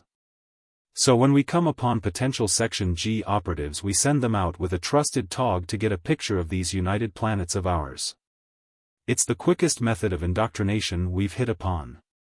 The agent literally teaches himself by observation and participation. Usually, it takes 4 or 5 stops, on this planet and that, before the probationary agent begins sympathizing with the efforts of this elusive Tommy Paine. Especially since every Section G agent he runs into, including the tog, of course, fills him full of stories of Tommy Paine's activities. You were one of the quickest to stumble on the true nature of our Section G. After calling at only 3 planets you saw that we ourselves are Tommy Paine. But what's the end?" Ronnie said plaintively. "You say our job is advancing man, even in spite of himself when it comes to that. We start at the bottom of the evolutionary ladder in a condition of savagery, clan communism in government, simple animism in religion, and slowly we progress through barbarism to civilization. Through paganism to the higher ethical codes, through chattel slavery and then feudalism and beyond. What is the final end, the Ultima Thule?" Metaxa was shaking his head again. He poured himself another drink, offered the bottle this time to the others. "We don't know," he said wearily, "perhaps there is none. Perhaps there is always another rung on this evolutionary ladder. He punched at his order box and said, "Irene, have them do up a silver badge for Ronnie." Ronnie Bronston took a deep breath and reached for the brown bottle. "Well," he said. "I suppose I'm ready to ask for my first assignment." He thought for a moment. "By the way, if there's any way to swing it, I wouldn't mind working with Supervisor Lee Chong-chu." Farmer. Chapter 1. One of the autocopters swooped in and landed. Johnny McCord emptied his pipe into the wastebasket, came to his feet and strolled toward the open door. He automatically took up a sun helmet before emerging into the Saharan sun. He was dressed in khaki shorts and short-sleeved shirt, wool socks and yellow Moroccan babouche slippers. The slippers were strictly out of uniform and would have been frowned upon by Johnny's immediate superiors. However, the Arabs had been making footwear suitable for sandy terrain for centuries before there had ever been a Sahara Reforestation Commission. Johnny was in favor of taking advantage of their know-how. Especially since the top brass made a point of staying in the swank air-conditioned buildings of Columbicher, Tamanrasset and Timbuktu. From whence they issued lengthy bulletins on the necessity of never allowing a Malian to see a commission employee in less than the correct dress and in less than commanding dignity. While they were busily at work composing such directives, field men such as Johnny McCord went about the commission's real tasks. It was Autocopter 4, which Johnny hadn't expected for another half hour. He extracted the reports and then peered into the cockpit to check. There were 2 red lights flickering on the panel. Work for Reuben. This damned sand was a perpetual hazard to equipment. Number 4 had just had an overhaul a few weeks before and here it was throwing red lights already. He took the reports back into the office and dumped them into the card punch. While they were being set up, Johnny went over to the office refrigerator and got out a can of Tuborg beer. Theoretically, it was as taboo to drink iced beer in this climate, and particularly at this time of day, as it was to go out into the sun without a hat. But this was one place where the commission's medics could go blow. By the time he'd finished the Danish brew, the card punch had stopped clattering, so he took the cards from the hopper and crossed to the sorter. He gave them a quick joggling. Cards held up well in this dry climate, though they were a terror further south, and sorted them through 4 code numbers, enough for this small an amount. He carried them over to the collator and merged them into the proper file. He was still running off a report on the alphabetiper when Derek Mason came in. Johnny drawled in a horrible caricature of a New England accent, "I say, see, did the cyclone hurt your barn any?" Derek's voice took on the same twang. "Don't know, Hiram, we ain't found it yet." Johnny said, "You get all your chores done, see?" Derek dropped the pseudo-twang and his voice expressed disgust. "I got a chore for you, Johnny, that you're going to love. Rounding up some livestock." Johnny looked up from the report he was running off and shot an impatient glance at him. "Livestock? What the hell are you talking about?" "Goats." Johnny McCord flicked the stop button on the alphabetiper. "Where've you been? There isn't a goat within 500 miles of here." Derek went over to the refrigerator for beer. He said over his shoulder, "I was just making a routine patrol over toward Amarine El Kasbak. I'd estimate there were 100 Tuareg in camp there. Camels, a few sheep, a few horses and donkeys. Mostly goats. Thousands of them. By the looks of the transplants, they've been there possibly a week or so." Johnny said in agony, "Oh, Lord. What clan were they?" Derek punched a hole in his beer can with the opener that hung from the refrigerator by a string. "I didn't go low enough to check. You can never tell with a Tuareg.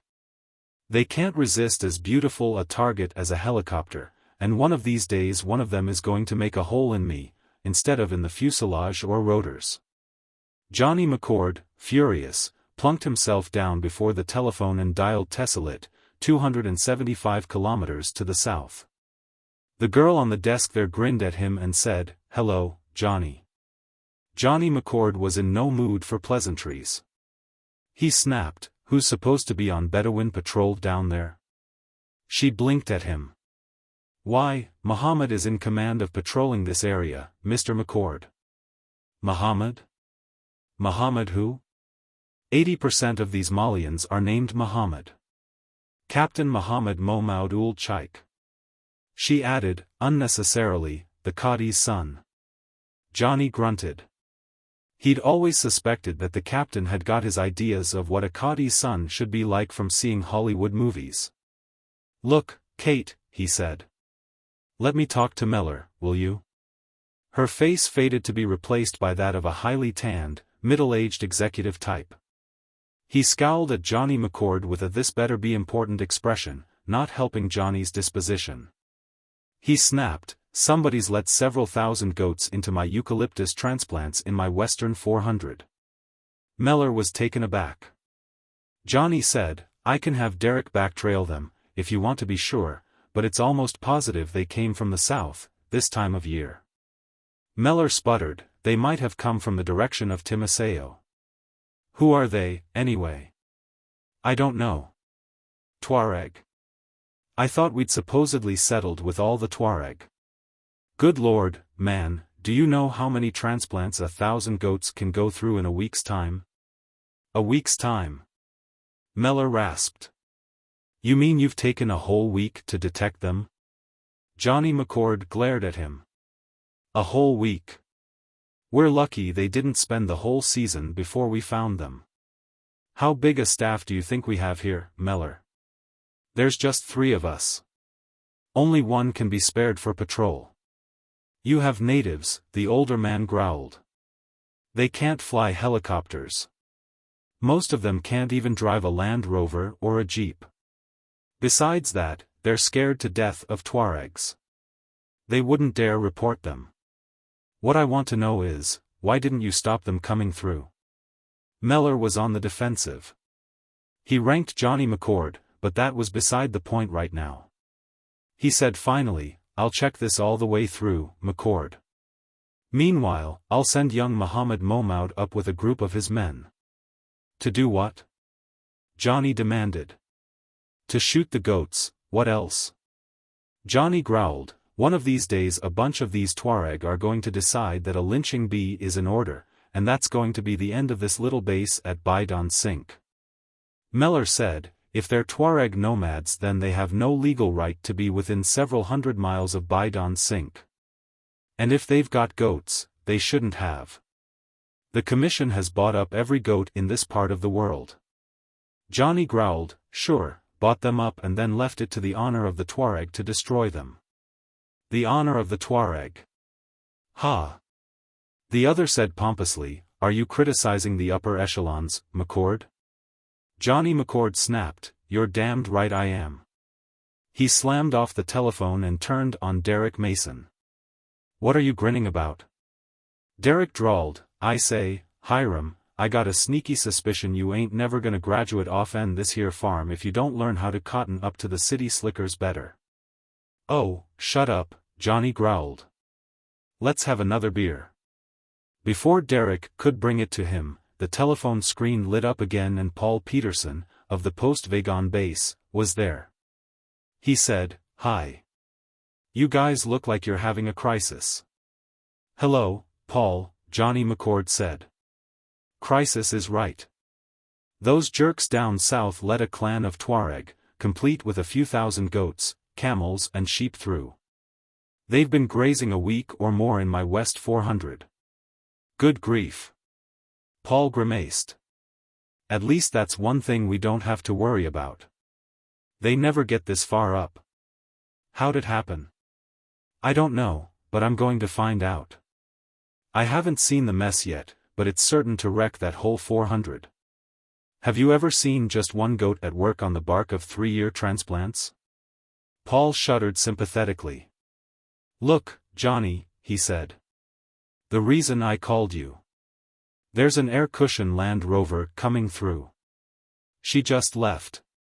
Derek Mason looked over Johnny's shoulder into the screen. "What do you mean, she?" Paul grinned.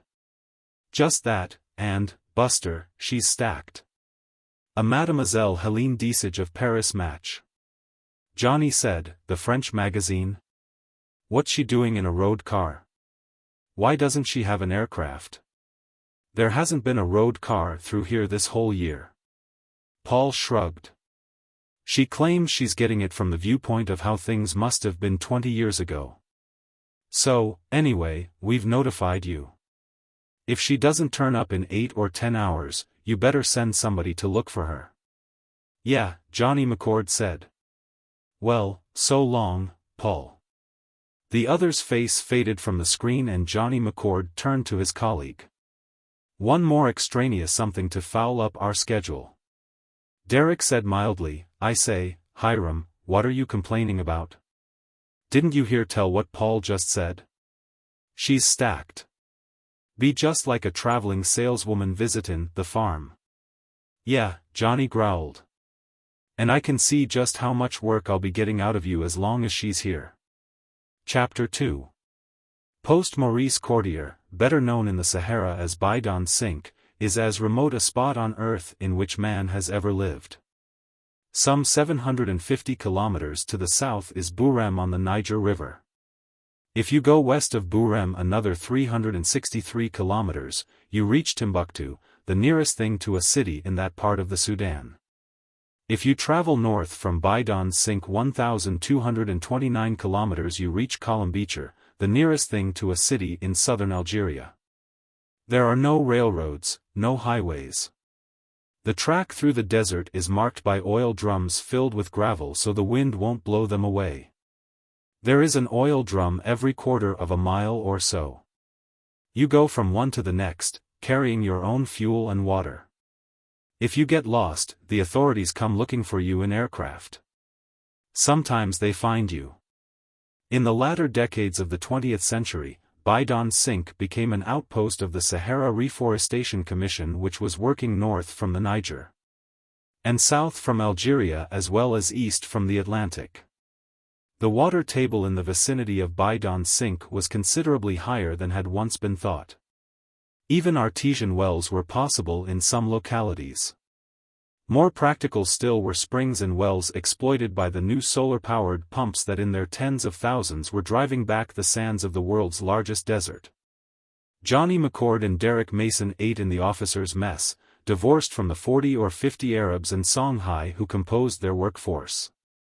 It wasn't snobbery, simply a matter of being able to eat in leisure and discuss the day's activities free of the chatter of the larger mess hall. Derek looked down into his plate. Hiram, he drawled, whoever invented this here couscous?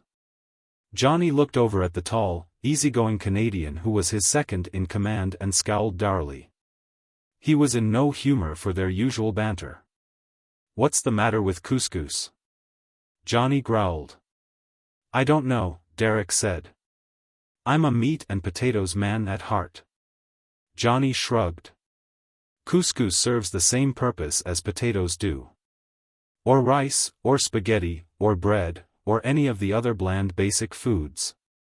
It's what you put on it that counts. Derek stared gloomily into his dish. Well, I wish they'd get something more interesting than 10-year-old mutton to put on this. Johnny said, where in the devil is Pierre? It's nearly dark. Reuben? Derek drawled. Why Reuben went out to check the crops up in the northeast 40. Took the horse and buggy. That didn't help Johnny's irritation. He took an air cushion jeep, instead of a copter. Why, for heaven's sake? He wanted to check quite a few of the pumps. Said landing and taking off was more trouble than the extra speed helped. He'll be back shortly. He's back now, a voice from the door said. Pierre Marimbert, brushing sand from his clothes, pushed into the room and made his way to the mess hall refrigerator. He said nothing further until he had a can of beer open. Johnny said, damn it, Pierre, you shouldn't stay out this late in a jeep. If you got stuck out there, we'd have one hell of a time finding you. In a copter you've at least got the radio. Pierre had washed the dust from his throat. Now he said quietly, I wanted to check on as many pumps as I could. You could have gone back tomorrow. The things are supposed to be self-sufficient, no checking necessary more than once every 3 months. There's practically nothing that can go wrong with them. Pierre finished off the can of beer, reached into the refrigerator for another. Dynamite can go wrong with them, he said. The other two looked at him, shocked silent. Pierre said, I don't know how many altogether. I found 22 of the pumps in the vicinity of Nziza had been blown to smithereens, out of 40 I checked. Johnny rapped, how long ago? How many trees? Pierre laughed sourly. I don't know how long ago. The transplants, especially the /pine, are going to be just so much kindling before I get new pumps in. Derek said, shocked, that's our oldest stand. Pierre Marimbert, a 40-year-old, sun-beaten Algerian eldest man on the team, sank into his place at the table. He poured the balance of his can of beer into a glass. Johnny said, what can we do? How many spare pumps can you get into there, and how soon? Pierre looked up at him wearily. You didn't quite hear what I said, Johnny.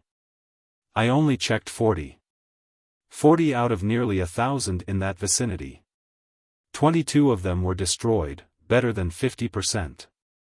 For all I know, that percentage applies throughout the whole Nziza area. If so, there's damn few of your trees going to be left alive. We have a few spare pumps on hand here, but we'd have to get a really large number all the way from Dakar. Derek said softly, that took a lot of men and a lot of dynamite. Which means a lot of transport, and a lot of money. We've had trouble before, but usually it was disgruntled nomads, getting revenge for losing their grazing land. Johnny snorted, damn little grazing this far north. Derek nodded. I'm simply saying that even if we could blame our minor sabotage on the Tuareg in the past, we can't do it this time. There's money behind anything this big. Johnny McCord said wearily, let's eat. In the morning we'll go out and take a look. I'd better call Timbuktu on this. If nothing else, the Mali Federation can send troops out to protect us. Derek grunted. With a standing army of about 25,000 men, they're going to patrol 1.5 million square miles of desert? Can you think of anything else to do? No. Pierre Marimbert began dishing couscous into a soup plate, then poured himself a glass of vin ordinaire. He said, I can't think of a better place for saboteurs.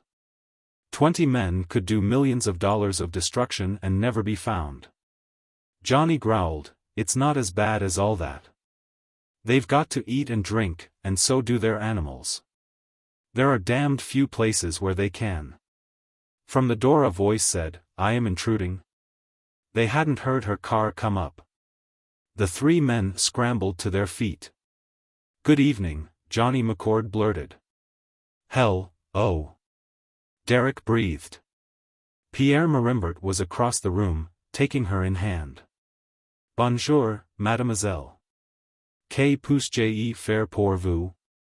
Voulez-vous un bière bien fraîche ou un apéritif? Il fait très chaud dans le désert. He led her toward the table. Easy there, Reuben, Derek grumbled. The young lady speaks English. Give a man a chance. Johnny was placing a chair for her. Paul Peterson, from Post Vegan, radioed that you were coming. You're a little late, Mademoiselle Desage. She was perhaps 30, slim, long-legged, Parisian style. Even at Bidon Sink, half a world away from the Champs-Élysées, she maintained her chic. She made a moue at Johnny, while taking the chair he held. I had hoped to surprise you, catch you off guard. She took in the sun-dried, dour-faced American wood technologist appraisingly, then turned her eyes in turn to Derek and Pierre. You three are out here all alone, she said demurely. Desperately, Derek said. Johnny McCord said, Mademoiselle Helene Desage, I am John McCord, and these are my associates, Monsieur Pierre Marimbert and Mr. Derek Mason. Gentlemen, Mademoiselle Desage is with Paris Match, the French equivalent of Life, so I understand. In short, she is undoubtedly here for a story. So ixnay on the pays. I would love cold beer, Helene Desage said to Pierre, and to Johnny McCord, these days a traveling reporter for Paris Match must be quite a linguist. My English, Spanish and Italian are excellent. My German passable. And while I am not fluent in Pig Latin, I can follow it. What is this you are saying about the pumps? Oh, Lord, Johnny said. Perhaps I'll tell you in the morning. But for now, would you like to clean up before supper? You must be exhausted after that 260 kilometers from Post-Vegan. Pierre said hurriedly, I'll take Mademoiselle Desage over to one of the guest bungalows. Zut, she said. The sand. It is even worse than between Rejgan and Post-Vegan. Do you realize that until I began coming across your new forests I saw no life at all between these two posts? The three forestry experts bowed in unison, as though rehearsed. Mademoiselle, Derek, from the heart, calling our transplant forests is the kindest thing you could have said in these parts. They all laughed and Pierre led her from the room. Derek looked at Johnny McCord. Wow, that was a slip mentioning the pumps. Johnny was looking through the door after her. I suppose so, he said sourly. I'll have to radio the brass and find out the line we're supposed to take with her. That's the biggest magazine in the French-speaking world and you don't get a job on it without knowing the journalistic ropes. That girl can probably smell a story as far as a Tuareg can smell water. Well, then undoubtedly she's already sniffing.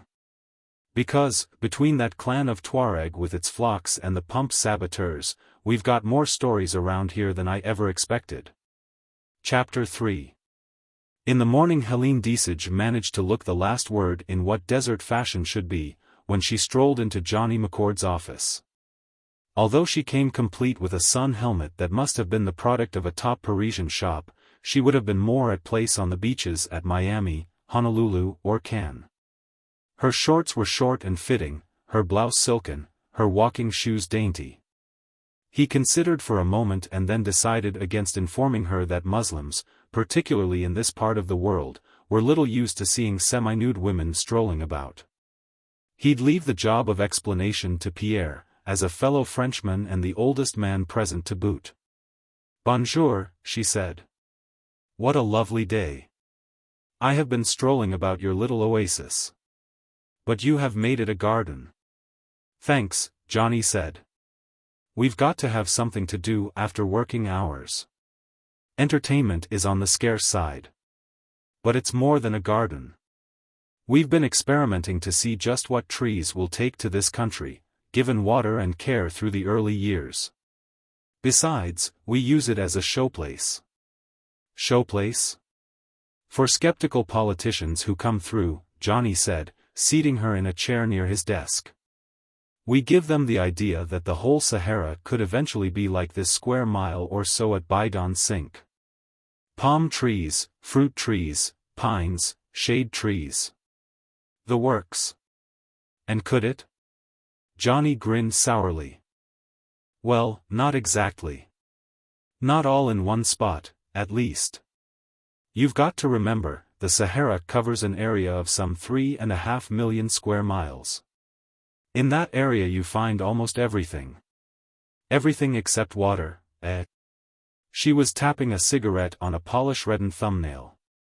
As he lit it for her, Johnny McCord realized that he hadn't seen fingernail polish for a year. He decided it was too long. Even water, in some parts, he said. There's more water than most people realize.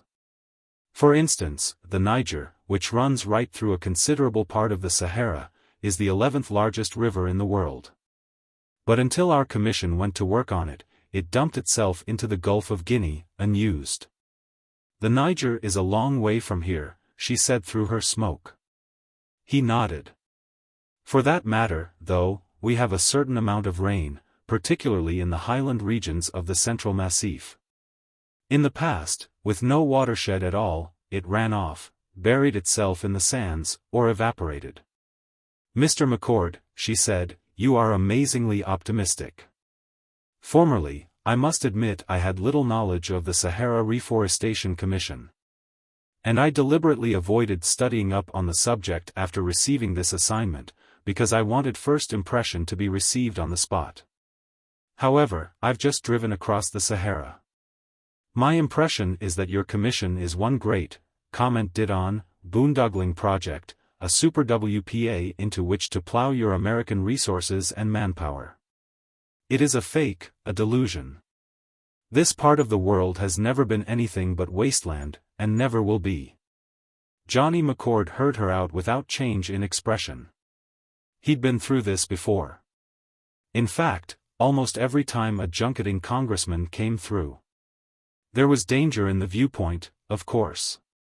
If the fantastic sums of money which were being spent were cut off, such pessimistic views would become automatically correct. He took the paperweight from a stack of the correspondence on his desk and handed it to her. She looked at it and scowled, very prettily, but still a scowl. What is this? It's a beautiful piece of stone.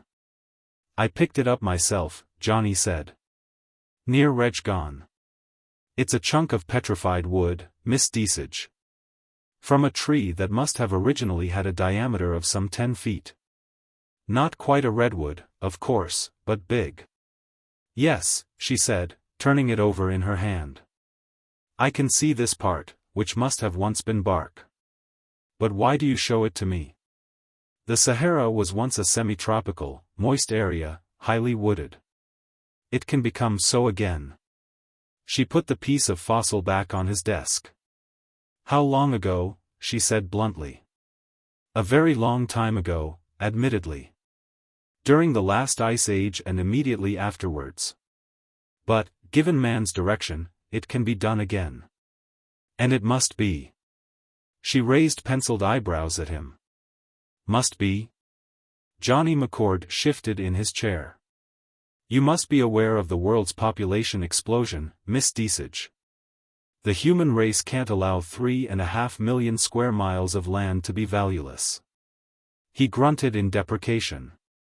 And at the rate it was going, it would have been 4 million before long. She didn't understand. Johnny spelled it out for her. A desert can be man-made. Have you ever been in the Middle East? At her nod, he went on. Visitors there usually wonder how in the world the ancient Jews could ever have thought of that area as a land of milk and honey. On the face of it, it's nothing but badlands. What was once the Fertile Crescent now looks like Arizona. Helene Deasage was frowning at him. And you suggest man did this, not nature? The goat did it. The goat, and the use of charcoal as fuel. Along with ignorance of soil erosion and the destruction of the wonderful watershed based on the cedars of Lebanon. Same thing applies to large areas of Libya and Tunisia, and to Morocco and Spain. Those countries used to be some of the richest agricultural areas of the Roman Empire. But you can't graze goats, probably the most destructive animal domesticated, and you can't depend on charcoal for fuel, unless you want to create desert. Those things happened a long time ago. Johnny snorted. When we first began operations, the Sahara was going south at the rate of 2 miles a year. Goats prefer twigs and bark even to grass. They strip a country. Well, the reporter said, shrugging shapely shoulders, at any rate, the task is one of such magnitude as to be fantastic. Yesterday, I drove for nearly 8 hours without seeing even a clump of cactus. The route you traveled is comparatively untouched by our efforts, thus far, Johnny nodded agreeably. However, we're slowly coming down from Algeria, up from the Niger, and, using the new chemical methods of freshening sea water, east from Mauritania. He came to his feet and pointed out spots on the large wall map. Our territory, of course, is only this area which once was called French West Africa, plus Algeria. The battle is being fought elsewhere by others.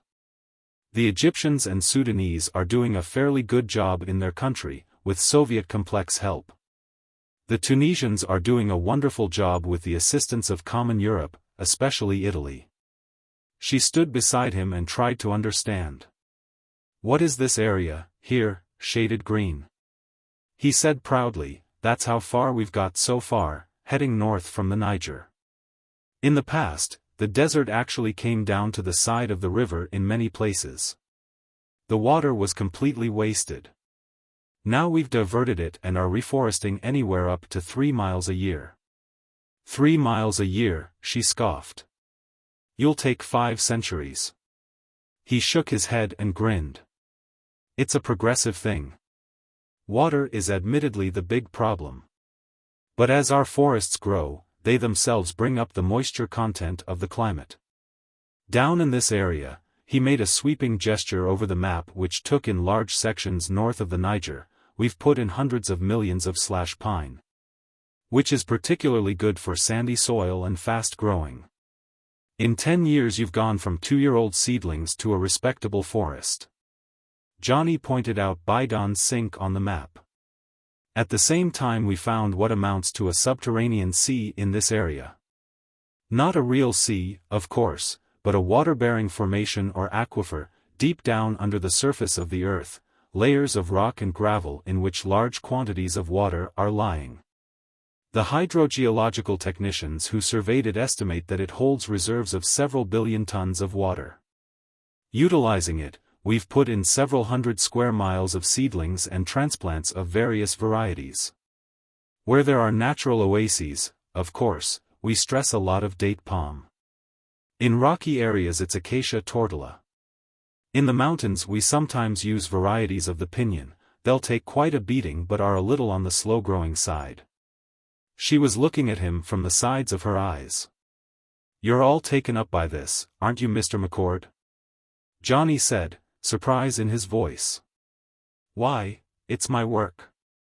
Derek came sauntering in and scaled his sun helmet onto his own desk. Good morning, mademoiselle, he said. And to Johnny, Hiram, that city slicker from Timbuktu just came up with his posse.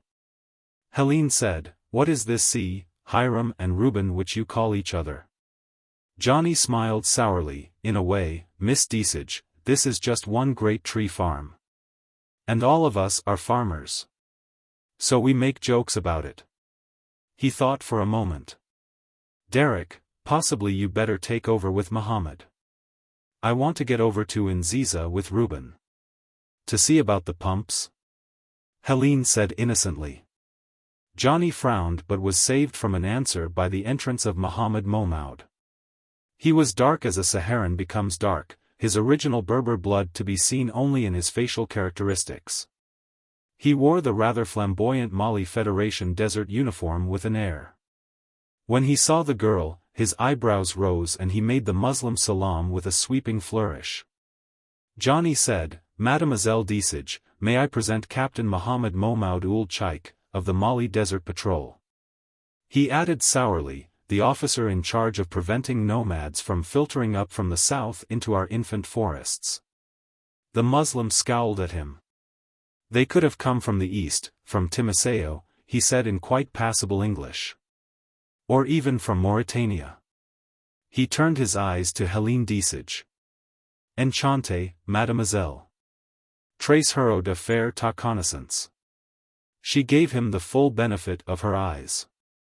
Moi aussi, monsieur. Johnny wasn't through with the Malian officer. There's 100 of them, he snapped, with several thousand head of goats and other livestock. It would have been impossible to push that number across from Mauritania or even from the east, and you know it. A lighter complexion would have shown a flush. Muhammad Momaud's displeasure was limited in expression to a flashing of desert eyes. He said, wherever their origin, the task would seem to be immediately to destroy the animals. That is why my men and I are here. Pierre Marimbert had entered while the conversation was going on. He said, Johnny, weren't you going over to Nziza with me? Helene Desage said, the tip of her right forefinger to her chin as she portrayed thought, I can't decide where to go. To this crisis of the Tuareg, or to the crisis of the pumps, whatever that is. Johnny said flatly, sorry, but you'd just be in the way at either place.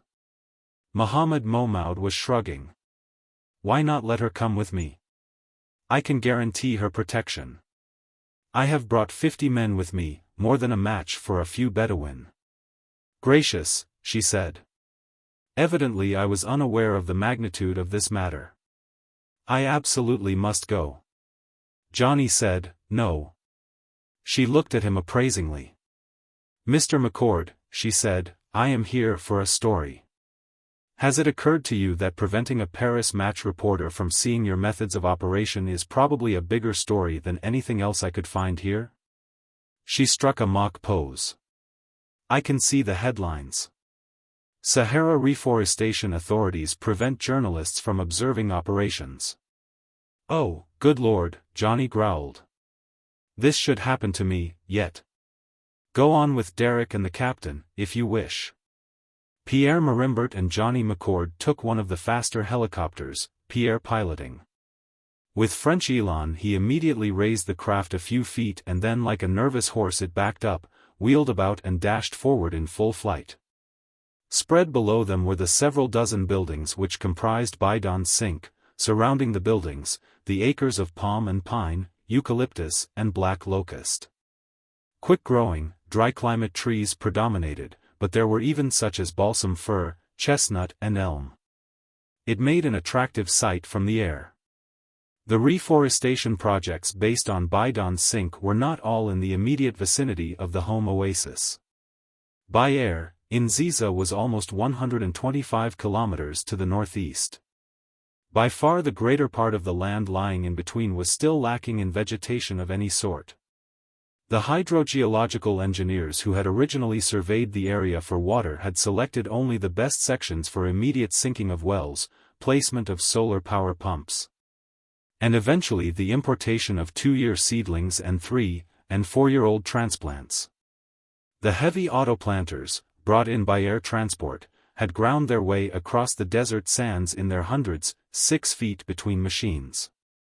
Stop, dig the hole, set the seedling, splash in water, artfully tamp down the soil, move on another 6 feet, stop, and begin the operation all over again. 50 trees an hour, per machine. In less than 2 months, the planters had moved on to a new base further north. The mob of scientists, engineers, water and forest technicians, mechanics and laborers melted away, leaving Johnny McCord, his 2 assistants, his half-dozen punch-card machines, his automated equipment and his 40 or 50 native workers. It was one of 100 such centers. It would eventually be one of thousands. The Sahara covered an area almost the size of Europe. Johnny McCord growled, "Friend Muhammad seems quite taken with our reporter." Pierre grinned and tried to imitate a New England twang. "Why not, Hiram? She's the first, women folk seen in these parts for many a day." He looked down at the endless stretches of sand dunes, gravel and rock outcroppings. "Mighty dry farmland you've got around here, Hiram." Johnny McCord grunted. "Derek said the other day it's so dry even the mirages are only mud holes." He pointed with his forefinger. "There's the first of our trees. Now, what pumps did you check?" Pierre directed the copter lower, skimmed not much higher than the young tree tops. Some of them had already reached an impressive height. But Johnny McCord realized that the time was not too distant when they'd have to replant. Casualties were considerably higher than in forest planting at home. Considerably so. And replanting wasn't nearly so highly automated as the original work. More manpower was required. "These pumps here seem all right," he said to Pierre. "A little further north," Pierre said. "I came in over the track there, from the road that comes off the main route to Post Vagon." "Yes, there we are. Look. Completely destroyed." Johnny swore. The trees that had depended on that particular pump wouldn't last a month, in spite of the fact that they were among the first set in this area. He said, "Go higher. We should be able to spot the complete damage with glasses." "You saw 22, you say?" "Yes, I don't know how many more there might be." There were 25 destroyed pumps in all. And all of them were practically together. It was sheer luck that Pierre Marimbert had located them so soon. Had his routine check taken place in some other section of the vast tree development, he would have found nothing untoward. "This isn't nearly so bad as I had expected," Johnny growled. He was scowling thoughtfully. "What's the matter?" Pierre said. "I just don't get it," Johnny said. "Number 1, nomads don't carry dynamite, unless it's been deliberately given them. 2, if it was given them by someone with a purpose, why only enough to blow 25 pumps? That isn't a drop in the bucket. A few thousand trees are all we'll lose. 3, where did they come from? Where are their tracks? And where have they gone? This job wasn't done so very long ago, probably within a week or 2 at most. How do you know that? Otherwise those trees affected would already be dying. At their age, they couldn't stand the sun long without water." Pierre said, his face registering disbelief. "Do you think it could be simple vandalism on the part of a small band of Tuareg?" "Sure, if the pumps had been destroyed by hand. But with explosives? Even if your band of Tuareg did have explosives, they wouldn't waste them on a few Sahara Reforestation Commission pumps. This whole thing just doesn't make sense," Pierre Marimbert decided. "Let's land and take a look at one of those pumps," Johnny said. "You know, if you get the whole crew to work on this, you might be able to replace them before we lose any of these transplants. It's all according to how long ago they were destroyed." Chapter 4. Back at Bidon Sink again that afternoon, Johnny McCord was greeted by the native office assistant he'd left in charge while all 3 of the officers were gone. Meller, at the Tsalit base, had made several attempts to get in touch with him. "Meller." Pierre grunted. "How do you Americans say it?" "Stuffed shirt." "Yeah," Johnny McCord said, sitting down to the telephone. "But my boss." While Pierre was fishing 2 cans of beer from the refrigerator, Johnny dialed Tsalit. Kate's face lit up the screen. Johnny said, "Hi. I understand the old man wants to talk to me." "That's right," the girl said, and moved a switch. "Just a minute, Johnny." Her face faded to be replaced by that of Meller. Johnny noted that as usual the other wore a business suit, complete with white shirt and tie, in the middle of the Sahara. Meller was scowling. "Where've you been, McCord?" "Checking some pumps near Nziza," Johnny said evenly. "Leaving no one at all at camp?" the other said. Johnny said, "There were at least a score of men here, Mr. Meller." "No officers. Suppose an emergency came up?" Johnny felt like saying, an emergency did come up, 2 of them in fact. That's why we were all gone at once. But for some reason he decided against explaining current happenings at Bidon Sink until he had a clearer picture. He said, "There are only 3 of us here, Mr. Meller. We have to stretch our manpower. Derek Mason had to go over to Amarin El Kasbak with Mohammed Momaud and his men to clear out those nomads and their livestock." "What did they find? Where were the Tuareg from?" "They haven't returned yet." Automatically, Johnny took up his can of beer and took a swallow from it. Meller's eyebrows went up. "Drinking this early in the day, McCord?" Johnny sighed deeply. "Look, Mr. Meller, Pierre Marimbert and I just returned from several hours in the desert, inspecting pumps. We're dehydrated, so we're drinking cold beer. It tastes wonderful. I doubt if it will lead either of us to a drunkard's grave." Meller scowled pompously. He said finally, "See here, McCord, the reason I called, you can be expecting a reporter from one of the French publications. She's here." "Oh," Meller said. "I just received notice this morning. Orders are to give her the utmost cooperation. Things are on the touchy side right now." "Very touchy. How do you mean?" Johnny said. "There are pressures on the highest levels," Meller said, managing to put over the impression that these matters were above and beyond such as Johnny McCord but that he, Meller, was privy to them. "What pressures?" Johnny said wearily. "If you want me to handle this woman with kid gloves, then I've got to know what I'm protecting her against, or hiding from her, or whatever the hell I'm supposed to do." Mellor glared at him. "I'm not sure I always appreciate your flippancy, McCord," he said.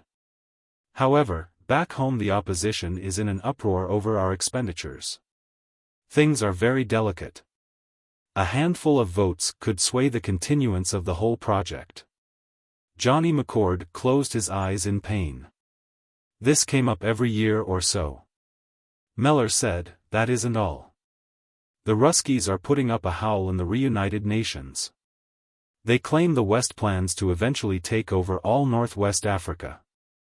That this reforestation is just preliminary to make the area worth assimilating." Johnny chuckled sourly. "Let's face it. They're right." Mellor was shocked. "Mr. McCord. The West has never admitted to any such scheme." Johnny sighed. "However, we aren't plowing billions into the Sahara out of kindness of heart. The Mali Federation alone has almost 2 million square miles in it, and less than 20 million population. Already, there's fewer people than are needed to exploit the new lands we've opened up." "Well, that brings up another point," Mellor said. "The Southeast Asia bloc is putting up a howl too. They claim they should be the ones allowed to reclaim this area and that it should go into farmland instead of forest."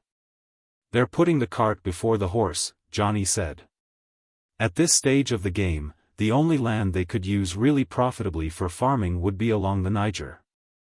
We're going to have to forest this whole area first, and in doing so, change the whole climate. Then it'll—" Mellor interrupted him. "I'm as familiar with the program of the Sahara Reforestation Commission as you are, I am sure, McCord. I need no lecture. See that Miss Desage gets as sympathetic a picture of our work as possible. And, for heaven's sake, don't let anything happen that might influence her toward writing something that would change opinions either at home or in the reunited nations." "I'll do my best," Johnny said sourly. The other clicked off. Pierre was handy with another can of beer, already opened. "So Mademoiselle Desage is to be handled with loving care." Johnny groaned, "And from what we've seen so far of Mademoiselle Desage, she's going to take quite a bit of loving care to handle." Outside, they could hear the beating of rotors coming in. 2 helicopters, from the sound of it. Beer cans in hand they went over to the window and watched them approach. "Derek and the girl in one, Mohammed in the other," Pierre said. "Evidently our good captain left the messy work of butchering goats to his men, while he remains on the scene to be as available to our girl Helene as she will allow." The copters swooped in, landed, the rotors came to a halt and the occupants stepped from the cockpits. The Arab ground crew came running up to take over. Preceded by Helene Desage, the 2 men made their way toward the main office. Even at this distance there seemed to be an aggressive lift to the girl's walk. Oh, my friend," Pierre said. "I am afraid Mademoiselle Desage is unhappy about something." Johnny groaned. "I think you're right. But smile, Reuben, smile. You heard the city slicker's orders. Handle her with all the care of a newborn heifer." Helene Desage stormed through the door and glared at Johnny McCord. "Do you realize what your men are doing?" "I thought I did," Johnny said placatingly. Derek and Mohammed Momaud entered behind her. Derek winked at Johnny McCord and made a beeline for the refrigerator. "Beer, everybody," he said. Mohammed Momaud said, "A soft drink for me, if you please, Mr. Mason." Derek said, "Sorry, I forgot." "Beer, Miss Desage?" She turned and glared at him. "You did nothing whatsoever to prevent them." Derek shrugged. "That's why we went out there, honey. Did you notice how much damage those goats had done to the trees? Thousands of dollars worth." Johnny said wearily, "What happened?" He sank into the chair behind his desk. The reporter turned to him again. "Your men are shooting the livestock of those poverty-stricken people." Mohammed Momaud said, "We are keeping an accurate count of every beast destroyed, Mr. McCord." His dark face was expressionless. Johnny McCord attempted to explain to the girl. As I told you, Miss Desage, goats are the curse of the desert. They prefer leaves, twigs and even the bark of young trees to grass. The Commission, before ever taking on this tremendous project, arranged through the Mali Federation government to buy up and have destroyed every grazing animal north of the Niger. It cost millions upon millions. But our work couldn't even begin until it was accomplished. But why slaughter the livelihood of those poor people? You could quite easily insist that they return with their flocks to whatever areas are still available to them. Derek offered her a can of beer. She seemed to be going to reject it, but a desert-born thirst changed her mind. She took it without thanking him. The lanky Canadian said mildly, I tried to explain to her that the Tuareg aren't exactly innocent children of the desert. They're known as the Apaches of the Sahara. For a couple of thousand years they've terrified the other nomads. They were slave raiders, bandits. When the Commission started its work, the other tribes were glad to sell their animals and take up jobs in the new oases. Send their kids to the new schools we've been building in the towns. Begin fitting into the reality of modern life. Her eyes were flashing now. The Apaches of the Sahara, eh? Bien sûr. If I remember correctly, the American Apaches were the last of the Indian tribes which you Americans destroyed. The last to resist. Now you export your methods to Africa. Johnny McCord said mildly, Miss Desage, it seems to be the thing these days to bleed over the fate of the red man. Actually, there are a greater number of them in the United States today than there were when Columbus landed. But even if you do carry a torch for the noble Indian, picking the Apaches as an example is poor choice. They were bandit tribes, largely living off what they could steal and raid from the Pueblo and other harder-working but less warlike Indians. The Tuareg are the North African equivalent. Who are you to judge? She snapped back. Those tribesmen out there are the last defenders of their ancient desert culture. Their flocks are their way of life. You mercilessly butcher them, rob their women and children of their sole source of food and clothing. Johnny McCord ran his hand over his face in an unhappy gesture. Look, he said plaintively. Those goats and sheep have already been bought and paid for by the Commission. The Tuareg should have destroyed them, or sold them as food to be immediately butchered, several years ago. Where they've been hiding is a mystery. But they simply have no right to be in possession of those animals, no right to be in this part of the country, and, above all, no right to be grazing in our transplants. It's their country. What right have you to order them away? Johnny McCord held up his hands, palms upward. This country is part of the Mali Federation, Miss Desage.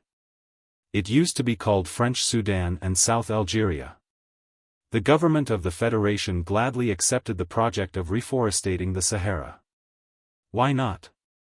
We've already succeeded in making one of the most poverty-stricken areas in the world a prosperous one. Far from there being unemployment here, we have a labor shortage. Schools have opened, even universities. Hospitals have sprung up. Highways have been laid out through country that hadn't even trails before. The Federation is booming. If there are a few Tuareg who can't adapt to the new world, it's too bad. Their children will be glad for the change. She seated herself stiffly. I am not impressed by your excuses, she said. Johnny shrugged and turned to Muhammad Momaud, who had been standing silently through all this, almost as though at attention. Johnny said, Did you learn where this band comes from?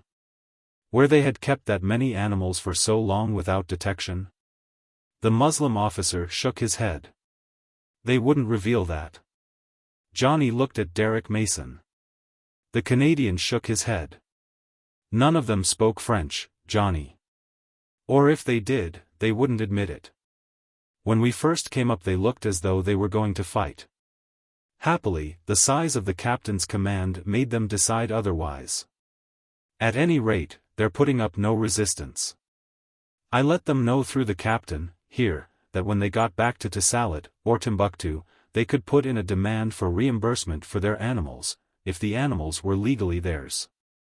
Johnny looked at the Malian officer again. How come you've returned to camp? Shouldn't you be out there with your men? There were a few things to be discussed, the Muslim said. He looked significantly at the French reporter. Helene Desage said, "Let me warn you, I will not tolerate being sent away. I want to hear this. If I don't, I demand you let me communicate immediately with my magazine and with the Transatlantic Newspaper Alliance, for whom I am also doing a series of articles on the Sahara reforestation scheme." Johnny McCord winced. He said, "There is nothing going on around here, Miss Desage, that is secret. You won't be ordered away." He turned to Mohammed Momaud. "What did you wish to discuss, Captain? First, what about the camels, asses and horses? Shoot them. Practically the only graze between here and Tisalat are our trees. And how will they get themselves and their property out of this country?" the reporter snapped. Johnny said wearily, "We'll truck them out, Miss Desage. They and all their property. And while we're doing it, we'll feed them. I imagine, before it's all over, it will cost the commission several $1,000s. He turned back to the Desert Patrol captain. "What else?" From a tunic pocket Mohammed Momaud brought a handgun and handed it to Johnny McCord. "I thought you might like to see this." They were quite well armed. At first I thought there might be resistance. Johnny turned the automatic over in his hands, scowling at it. "What's there to see that's special?" "I don't know much about guns." Mohammed Momaud said, "It was made in Pilsen." Johnny looked up at him. "Czechoslovakia, eh?" The other said, "So were most of their rifles." Helene Desage snorted in deprecation. "So, we'll drag in that old wheeze. The Red Menace. Blame it on La Russie." Johnny McCord said mildly, "We haven't blamed anything on the Ruskies, Miss Desage. The Tuareg have a right to bear arms, there are still dangerous animals in the Mali Federation. And they are free to purchase Czech weapons if they find them better or cheaper than Western ones. Don't find an exciting story where there is none. Things are tranquil here." Helene Desage stared at him. So did Mohammed Momaud and Derek Mason, for that matter. Only Pierre Marimbert realized Johnny McCord's position, and he chuckled and went for more beer. Chapter 5. Johnny McCord was a man who didn't like to be thrown out of routine. He resented the interference with his schedule of the past few days. By nature he was methodical, not given to inspiration. All of which was probably the reason that he spent a sleepless night trying to find rhyme and reason where seemingly there was none. At dawn, he stepped from the door of his Quonset hut quarters and looked for a moment into the gigantic red ball which was the Saharan sun. Neither dawn nor sunset at Baidan Sink were spectacular, nor would they become so until the Sahara Reforestation Commission began to return moisture to desert skies. Johnny wondered if he would live to see it. He made his way over to the huge steel shed which doubled as garage and aircraft hangar. As yet, none of the native mechanics were stirring, although he could hear sounds of activity in the community kitchen. Derek Mason looked up from his inspection of Helene Desage's air-cushioned Land Rover. Johnny McCord scowled at him. "What in the hell are you doing here?" The lanky Canadian came erect and looked for a long moment at his superior. He said finally, soberly, "It occurs to me that I'm probably doing the same thing you came to do." "What have you found?" "That a small bomb has been attached to the starter." Johnny didn't change expression. "It fitted in." "What else?" he said. Derek handed him a steel ring. Johnny McCord looked at it, recognized it for what it was and stuck it in his pocket. "Let's go back to the office. Yell into the cook to send some coffee over, and call Pierre. We've got some notes to check." Mademoiselle Desage was a late riser. When she entered the office, the 3 Sahara Reforestation Commission officers were already at work. She said snappishly to Johnny McCord, "Today I would like to see these destroyed pumps." Johnny said, his eyebrows questioning, "How did you know they were destroyed? It doesn't seem to be much of a secret." The story is all about the camp. Oh. Johnny sighed, then drawled to Derek, I say, see, you better go get the hired hand, we might as well finish this up so we can get back to work. Derek nodded and left. Johnny McCord left the collator he'd been working with, went around behind his desk and sat down. Take a chair, Miss Deasage. I want to say a few things in the way of background to you. She sat, but said defiantly, I have no need of a lengthy lecture on the glories of the Sahara Reforestation Commission. Coffee? Pierre Marimbert said politely. No, thank you. Johnny said, his voice thoughtful, I imagine the real starting point was back about 1957 when the Chinese discovered that a nation's greatest natural resource is its manpower. She frowned at him. What in the world are you talking about? He ignored her and went on. Originally, appalled by the job of feeding over 500 million mouths, they had initiated a birth control plan. But after a year or two they saw it was the wrong approach. They were going to succeed, if they succeeded, in their great leaps forward by utilizing the labor of every man, woman and child in the country. And that's what they proceeded to do. The lesson was brought home to the rest of the world in less than 10 years, when such other countries as India and Indonesia failed to do the same. Johnny leaned back in his chair, and his eyes were thoughtful but unseeing. Even we of the West learned the lesson. The most important factor in our leadership was our wonderful trained labor force. As far back as 1960 we had more than 65 million Americans working daily in industry and distribution. Even the Ruskies, with their larger population, didn't begin to equal that number. What are you driveling about? The reporter demanded. To sum it up, Johnny said mildly, the battle for men's minds continues and each of the world's great powers has discovered that it can't afford to limit its population, its greatest resource. So population continues to explode and the world is currently frantically seeking sources of food for its new billions. The Amazon basin is being made into a tropical garden. The Japanese, landless, are devising 100 methods of farming the sea. Australia is debouching into its long unpopulated interior, doing much the same things we are here in the Sahara. The Chinese are overflowing into Xinjiang, Mongolia and Tibet, the Ruskies into Siberia. We of the West, with the large underdeveloped areas of the Western Hemisphere have not been so greatly pushed as some others. However, there is always tomorrow. Derek entered with Captain Mohammed Momaud. The latter-day Rudolph Valentino had a puzzled expression on his dark face. Here's the hired man, Hiram, Derek drawled. The Desert Patrol officer nodded questioningly to the men and said, Bonjour, to Helene Deasage. Johnny went on. Yes, there's tomorrow. And by the time we run out of Lebensraum in Brazil and Alaska, in Central America and the Argentine, in Texas and Saskatchewan, we're going to need the 3 million square miles of the Sahara. She said in ridicule, it will take you a century at least to reforest the desert. At least. Johnny nodded agreeably. And we're willing and able to look that far ahead. Possibly by that time our opponents will also be looking for new lands for their expanding peoples. And where will they find them? The advantage will be ours, Miss Deasage. Mohammed Momaud looked from one to the other, frowning. What are we discussing? He said.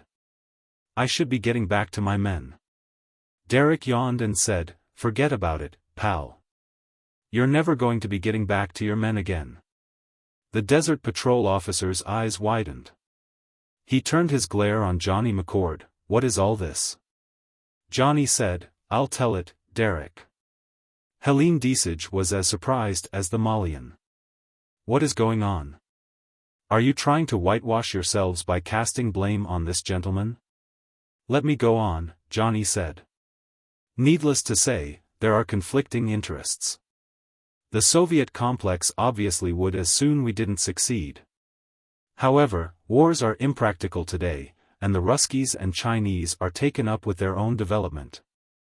The Southeast Asia bloc wouldn't mind taking over here themselves, they desperately need land already.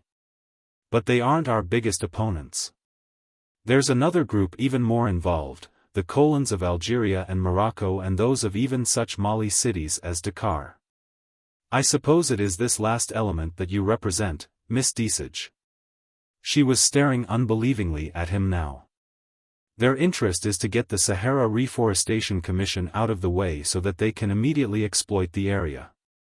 They are interested in the now, not the potentialities of the future. They resent the use of the Niger for reforestation, when they could use it for immediate irrigation projects.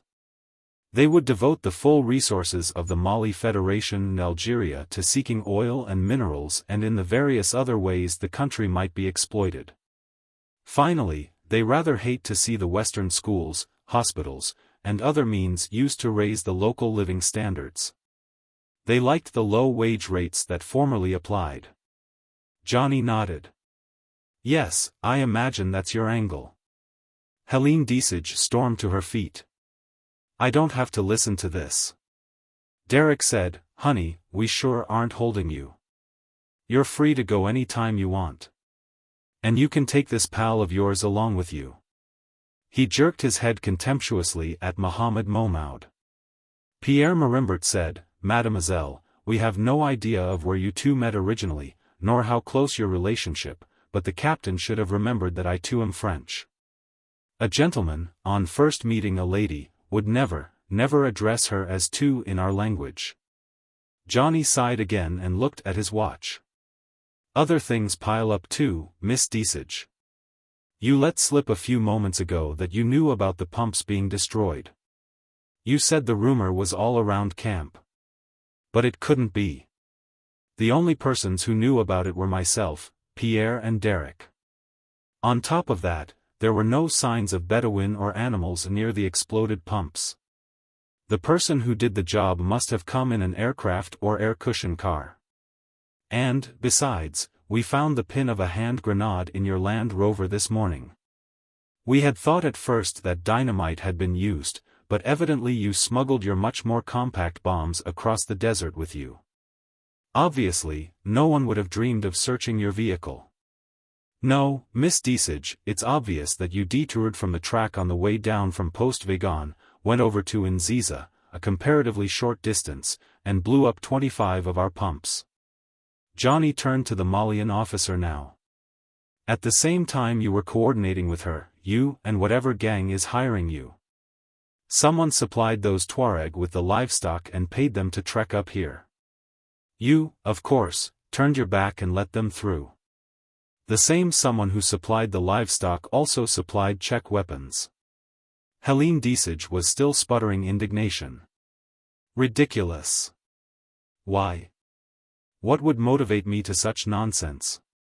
Johnny grimaced. The whole thing makes a beautiful story at a time when the American government is debating the practicality of the whole project. You could do quite a sob story on the poor, poverty-stricken Tuareg having their livestock destroyed. Then, quite a tale about the Bedouin raiding our pumping stations and blowing them up. And quite a tale about the Tuareg being armed with Czech weapons. Oh, I imagine before it was through you'd have drawn a picture of civil war going on here between the nomads and the commission. Blowing up your own car with a small bomb attached to the starter was just one more item. By the way, were you going to do it yourself?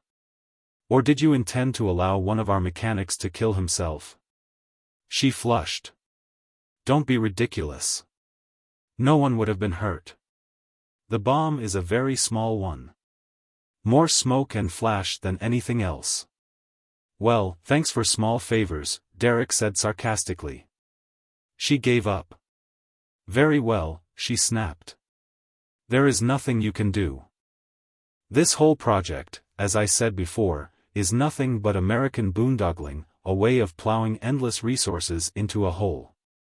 Your real motivation is an attempt to prevent depression and unemployment in your country. Pierre Marimbert said softly, so you admit to this whole scheme to discredit us? Why not? She turned to the door. I will still write my articles. It's my word or yours. Derek grinned at her. I think I could fall in love with you, honey, he said.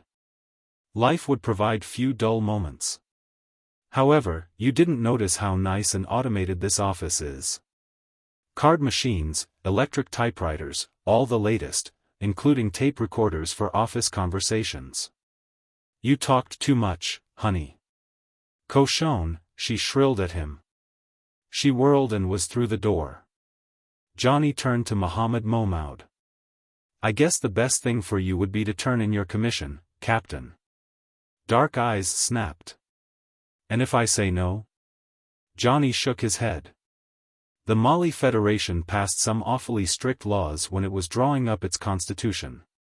Among them was one involving capital punishment for anyone destroying a source of water in the desert. Miss Desage did the actual work, but you were hand in glove with her. I'd hate to have to report that to your superiors. Derek jumped forward quickly. His hand snaked out and chopped the other's forearm. The heavy military pistol fell to the floor, and the Canadian kicked it to one side. Shucks, he drawled, the hired hand sure is tricky, ain't he? Good Lord, Johnny McCord said disgustedly, I didn't say I was going to report you. Just threatened to if you didn't resign. Now get out of here, we've got work to do. I'm 3 days behind on my reports. Status quo. In his income bracket and in the suburb in which he lived, government employees in the 25 to 35 age group were currently wearing tweeds. Tweeds were in. Not to wear tweeds was non-new. Lawrence Wolford wore tweeds.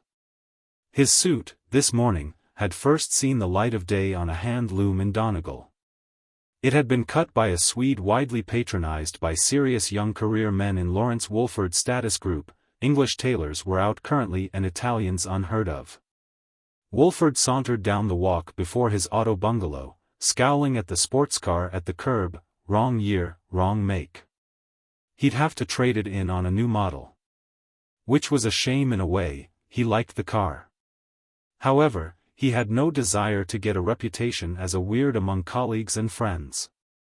What was it Senator Kerry MacArthur had said the other day? Show me a weird and I'll show you a person who has taken the first step toward being a commie. Wolford slid under the wheel, dropped the lift lever, depressed gently the thrust pedal and took off for downtown Greater Washington. Theoretically, he had another 4 days of vacation coming to him. He wondered what the boss wanted. That was the trouble in being one of the boss' favorite troubleshooters. When trouble arose you wound up in the middle of it. Lawrence Wolford was to the point where he was thinking in terms of graduating out of field work and taking on a desk job, which meant promotion in status and pay. He turned over his car to a parker at the departmental parking lot and made his way through the entrance utilized by second-grade departmental officials. In another year, he told himself, he'd be using that other door. The boss reception secretary looked up when Lawrence Wolford entered the anteroom where she presided. Hello, Larry, she said. Hear they called your vacation short. Darn shame. Laverne Polk was a cute little whiz of efficiency. Like Napoleon and his army, she knew the name of every member of the department and was on a first-name basis with all. However, she was definitely a weird. For instance, styles might come and styles might go, but Laverne dressed for comfort, did her hair the way she thought it looked best, and wore low-heeled walking shoes on the job. In fact, she was ready and willing to snarl at anyone, no matter how kindly intentioned, who even hinted that her nonconformity didn't help her promotion prospects. Wolford said, Hi, Laverne. I think the boss is expecting me. That he is. Go right in, Larry. She looked after him when he turned and left her desk. Lawrence Wolford cut a pleasant figure as 30-year-old bachelors go. The boss looked up from some report on his desk which he'd been frowning at, nodded to his field man and said, Sit down, Lawrence. I'll be with you in a minute. Please take a look at this while you're waiting. He handed over a banknote. Larry Wolford took it and found himself a comfortable chair. He examined the bill, front and back. It was a $50 note, almost new. Finally the boss, a stocky but impeccable career bureaucrat of the ultra-latest school, scribbled his initials on the report and tossed it into an out chute. He said to Wolford, "I am sorry to cut short your vacation, Lawrence. I considered giving Walter Foster the assignment, but I think you're the better choice." Larry decided the faint praise routine was the best tactic, said earnestly about his closest rival. "Walt's a good man, sir." "And then, what's the crisis? What do you think of that 50? His troubleshooter looked down at it. "What is there to think about it?" The boss grunted, slid open a desk drawer and brought forth another bill. "Here, look at this, please." It was another 50. Larry Wolford frowned at it, not getting whatever was going on. "Observe the serial numbers," the boss said impatiently. They were identical. Wolford looked up. "Counterfeit. Which one is the bad one?" "That is exactly what we would like to know," the boss said. Larry Wolford stared at his superior, blinked and then examined the bills again. "A beautiful job," he said, "but what's it got to do with us, sir? This is Secret Service jurisdiction, counterfeiting. They called us in on it. They think it might have international ramifications." Now they were getting somewhere. Larry Wolford put the two bills on the boss' desk and leaned back in his chair, waiting. His superior said, "Remember the Nazis turning out American and British banknotes during the Second War? I was just a kid. I thought you might have read about it. At any rate, obviously a government, with all its resources, could counterfeit perfectly any currency in the world. It would have the skills, the equipment, the funds to accomplish the task. The Germans turned out hundreds of millions of dollars and pounds with the idea of confounding the Allied financial basics. And why didn't it work? The difficulty of getting it into circulation, for one thing. However, they did actually use a quantity. For a time our people were so alarmed that they wouldn't allow any bills to come into this country from Mexico except $2 denomination, the one denomination the Germans hadn't bothered to duplicate. Oh, they had the Secret Service in a dither for a time. Wolford was frowning. "What's this got to do with our current situation?" The boss said, "It is only a conjecture. One of those bills is counterfeit but such an excellent reproduction that the skill involved is beyond the resources of any known counterfeiter. Secret Service wants to know if it might be coming from abroad, and, if so, from where. If it's a governmental project, particularly a Soviet complex one, then it comes into the ken of our particular cloak and dagger department." "Yes, sir," Wolford said. He got up and examined the two bills again. How'd they ever detect that one was bad? Pure fortune. A bank clerk with an all but eidetic memory was going through a batch of 50s. It's not too commonly used a denomination, you know. Coincidence was involved since in that same sheaf the serial number was duplicated. And then? The reproduction was so perfect that Secret Service was in an immediate uproar. Short of the Nazi effort, there has never been anything like it. A perfect duplication of engraving and paper identically the same. The counterfeiters have even evidently gone to the extent of putting a certain amount of artificial wear on the bills before putting them into circulation. Larry Wolford said, "This is out of my line. How were they able to check further, and how many more did they turn up?" The new IBM sorters help. Secret Service checked every $50 bill in every institution in town, both banking and governmental. Thus far, they have located 10 bills in all. And other cities? None. They've all been passed in Greater Washington, which is suspicious in itself. The amount of expense that has gone into the manufacture of these bills does not allow for only a handful of them being passed. They should be turning up in number. Lawrence, this reproduction is such that a pusher could walk into a bank and have his false currency changed by any clerk.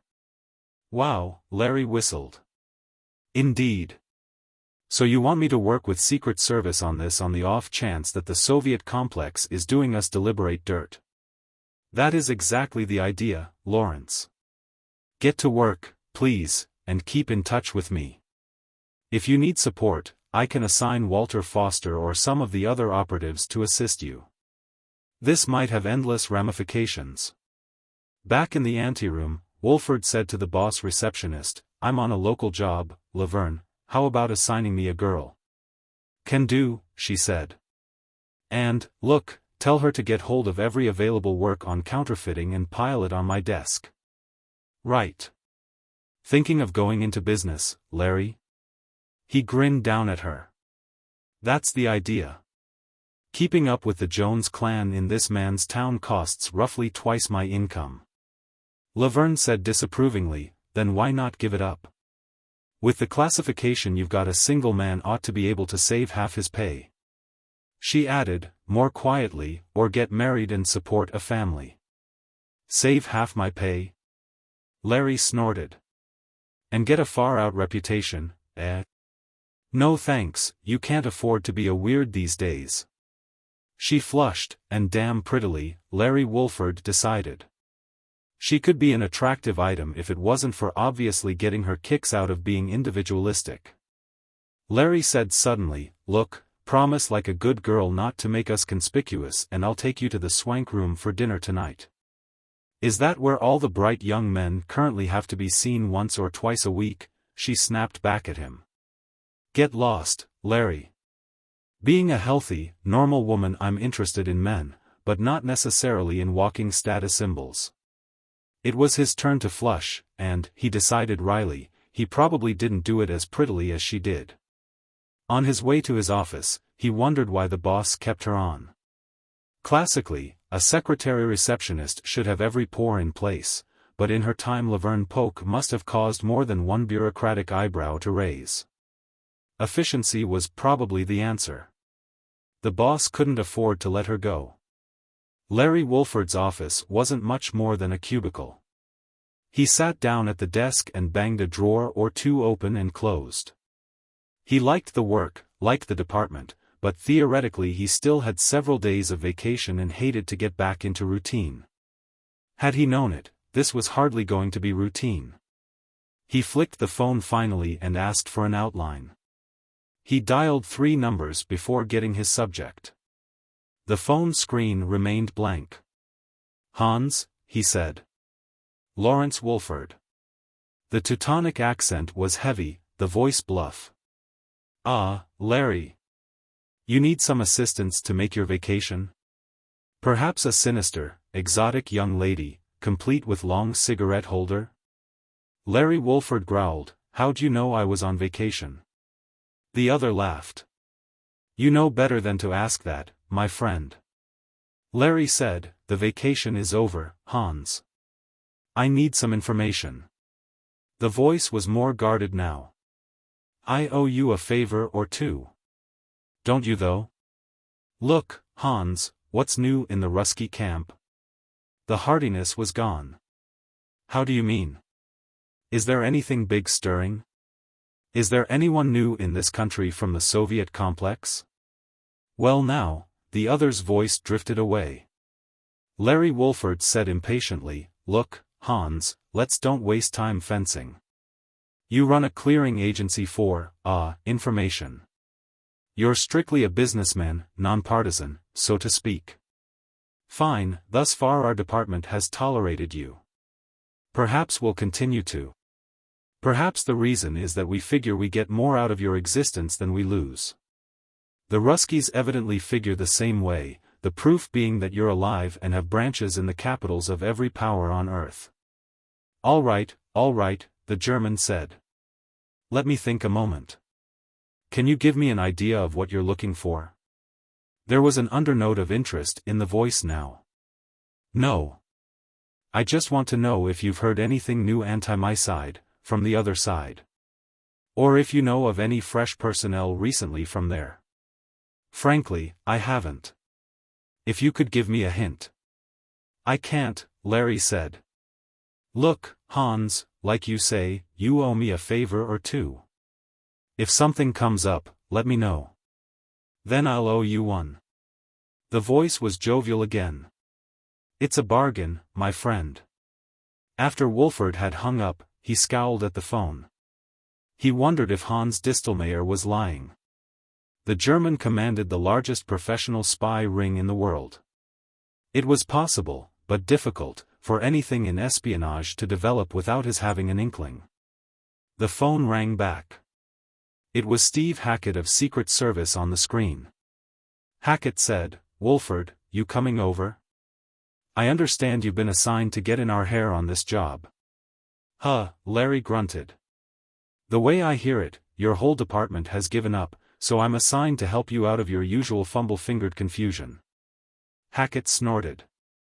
"At any rate, can you drop over? I'm to work in liaison with you." "Coming," Larry said. He hung up, got to his feet and headed for the door. If they could crack this thing the first day, he'd take up that vacation where it had been interrupted and possibly be able to wangle a few more days out of the boss to boot. At this time of day, parking would have been a problem, in spite of automation of the streets. He left his car in the departmental lot and took a cab. The counterfeit division of the Secret Service occupied an impressive section of an impressive governmental building. Larry Wolford flashed his credentials here and there, explained to guards and receptionists here and there, and finally wound up in Steve Hackett's office, which was all but a duplicate of his own in size and decor. Steve Hackett himself was a fairly accurate carbon copy of Wolford, barring facial resemblance alone. The fact was, Steve was almost Lincoln-esque in his ugliness. Career man, about 30, good university, crew cut, 6 foot, 170, earnest of eye. He wore Harris tweed. Larry Wolford made a note of that. Possibly Herringbone was coming back in. He winced at the thought of a major change in his wardrobe. It'd cost a fortune. They'd worked on a few cases together before when Steve Hackett had been assigned to the presidential bodyguard and cooperated well. Steve came to his feet and shook hands. "Thought that you were going to be down in Florida bass fishing this month. You like your work so well you can't stay away, or is it a matter of trying to impress your chief?" Larry growled, "Fine thing. Secret Service bogs down and they've got to call me in to clean up the mess." Steve motioned him to a chair and immediately went serious. "Do you know anything about pushing queer, Wolford? That means passing counterfeit money, doesn't it? All I know is what's in the tri-D crime shows. I can see you're going to be a lot of help. Have you got anywhere at all on the possibility that the stuff might be coming from abroad?" "Nothing positive," Larry said. "Are you people accomplishing anything?" "We're just getting underway. There's something off-trail about this deal, Wolford. It doesn't fit into routine." Larry Wolford said, "I wouldn't think so if the stuff is so good not even a bank clerk can tell the difference. That's not what I'm talking about now. Let me give you a rundown on standard counterfeiting." The Secret Service agent pushed back in his swivel chair, lit a cigarette, and propped his feet onto the edge of a partly open desk drawer. "Briefly, it goes like this. Some smart lad gets himself a set of plates and a platen press and—" Larry interrupted, "Where does he get the plates?" "That doesn't matter now," Steve said. "Various ways. Maybe he makes them himself, sometimes he buys them from a crooked engraver. But I'm talking about pushing green goods once it's printed. Anyway, our friend runs off, say, $1 million worth of fives. But he doesn't try to pass them himself. He wholesales them around netting, say, $50,000. In other words, he sells $20 in counterfeit for $1 good dollar." Larry pursed his lips. "Quite a discount." But that's safest from his angle. The half-dozen or so distributors he sold it to don't try to pass it either. They also are playing it carefully. They peddle it, at say 10 to 1, to the next rung down the ladder. And these are the fellows that pass it, eh? Not even then, usually. These small-timers take it and pass it on at 5 to 1 to the suckers in the trade, who take the biggest risks. Most of these are professional pushers of the queer, as the term goes. Some, however, are comparative amateurs.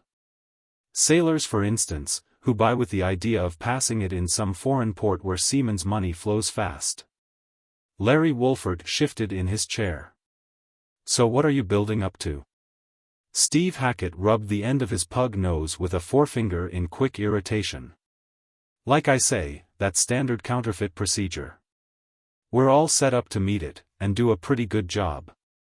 Where we have our difficulties is with amateurs. Wolford scowled at him. Hackett said, some guy who makes and passes it himself, for instance. He's unknown to the stool pigeons, has no criminal record, does up comparatively small amounts and dribbles his product onto the market over a period of time. We had one old devil up in New York once who actually drew $1 bills. He was a tremendous artist. It took us years to get him. Larry Wolford said, well, why go into all this? We're hardly dealing with amateurs now. Steve looked at him. That's the trouble. We are. Are you batty? Not even your own experts can tell this product from real money. I didn't say it was being made by amateurs. It's being pushed by amateurs, or maybe amateur is the better word. How do you know? For one thing, most professionals won't touch anything bigger than a 20. 10s are better, 5s better still.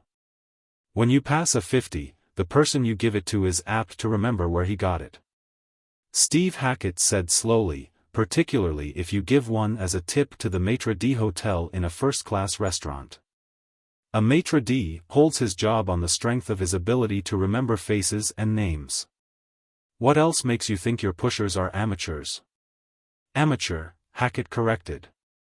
Ideally, a pusher is an inconspicuous type. The kind of person whose face you'd never remember. It's never a teenage girl who's blowing money. It was time to stare now, and Larry Wolford obliged. A teenager. We've had 4 descriptions of her, one of them excellent. Frederick, the maitre d' over at La Calvados, is the one that counts, but the others jibe. She's bought perfume and gloves at Michel Swiss, the swankiest shop in town, a dress at Chez Marie, she passed 350s there, and a hat at Paulette's over on Monroe Street. That's another sign of the amateur, by the way. A competent pusher buys a small item and gets change from his counterfeit bill. Our girl's been buying expensive items, obviously more interested in the product than in her change. This doesn't seem to make much sense, Larry Wolford protested. You have any ideas at all? The question is, Hackett said, where did she get it? Is she connected with one of the embassies and acquired the stuff overseas? If so, that puts it in your lap again possibly. The phone rang and Steve flicked the switch and grumbled, yeah? Stephen Hackett speaking. He listened for a moment then banged the phone off and jumped to his feet. Come on, Larry, he snapped. This is it. Larry stood, too. Who was that? Frederick, over at La Calvados. The girl has come in for lunch. Let's go. La Calvados was the swankiest French restaurant in Greater Washington, a city not devoid of swank restaurants. Only the upper echelons in governmental circles could afford its tariffs. The clientele was more apt to consist of business mucky-mucks and lobbyists on the make. Larry Wolford had eaten here exactly twice. You could get a reputation spending money far beyond your obvious pay status. Frederick, the maitre d' hotel, however, was able to greet them both by name. Monsieur Hackett, Monsieur Wolford, he bowed. He obviously didn't approve of La Calvados being used as a hangout where counterfeiters were picked up the authorities. Where is she? Steve said, looking out over the public dining room. Frederick said, unprofessionally agitated, see here, Monsieur Hackett, you didn't expect to, arrest the young lady here during our lunch hour? Steve looked at him impatiently. We don't exactly beat them over the head with blackjacks, slip the bracelets on and drag them screaming to the paddy wagon. Of course not, monsieur. But Larry Wolford's chief dined here several times a week and was probably on the best of terms with Frederick, whose decisions on tables and whose degree of servility had a good deal of influence on a man's status in Greater Washington. Larry said wearily, we can wait until she leaves. Where is she? Frederick had taken them to one side. Do you see the young lady over near the window on the park? The rather gauche-appearing type? It was a teenager, all right. A youngster up to her eyebrows in the attempt to project sophistication. Steve said, Do you know who she is? No, Frederick said. Hardly our usual clientele. Oh? Larry said. She looks like money. Frederick said, The dress appears as though it is of Chez Marie, but she wears it as though it came from Klein's.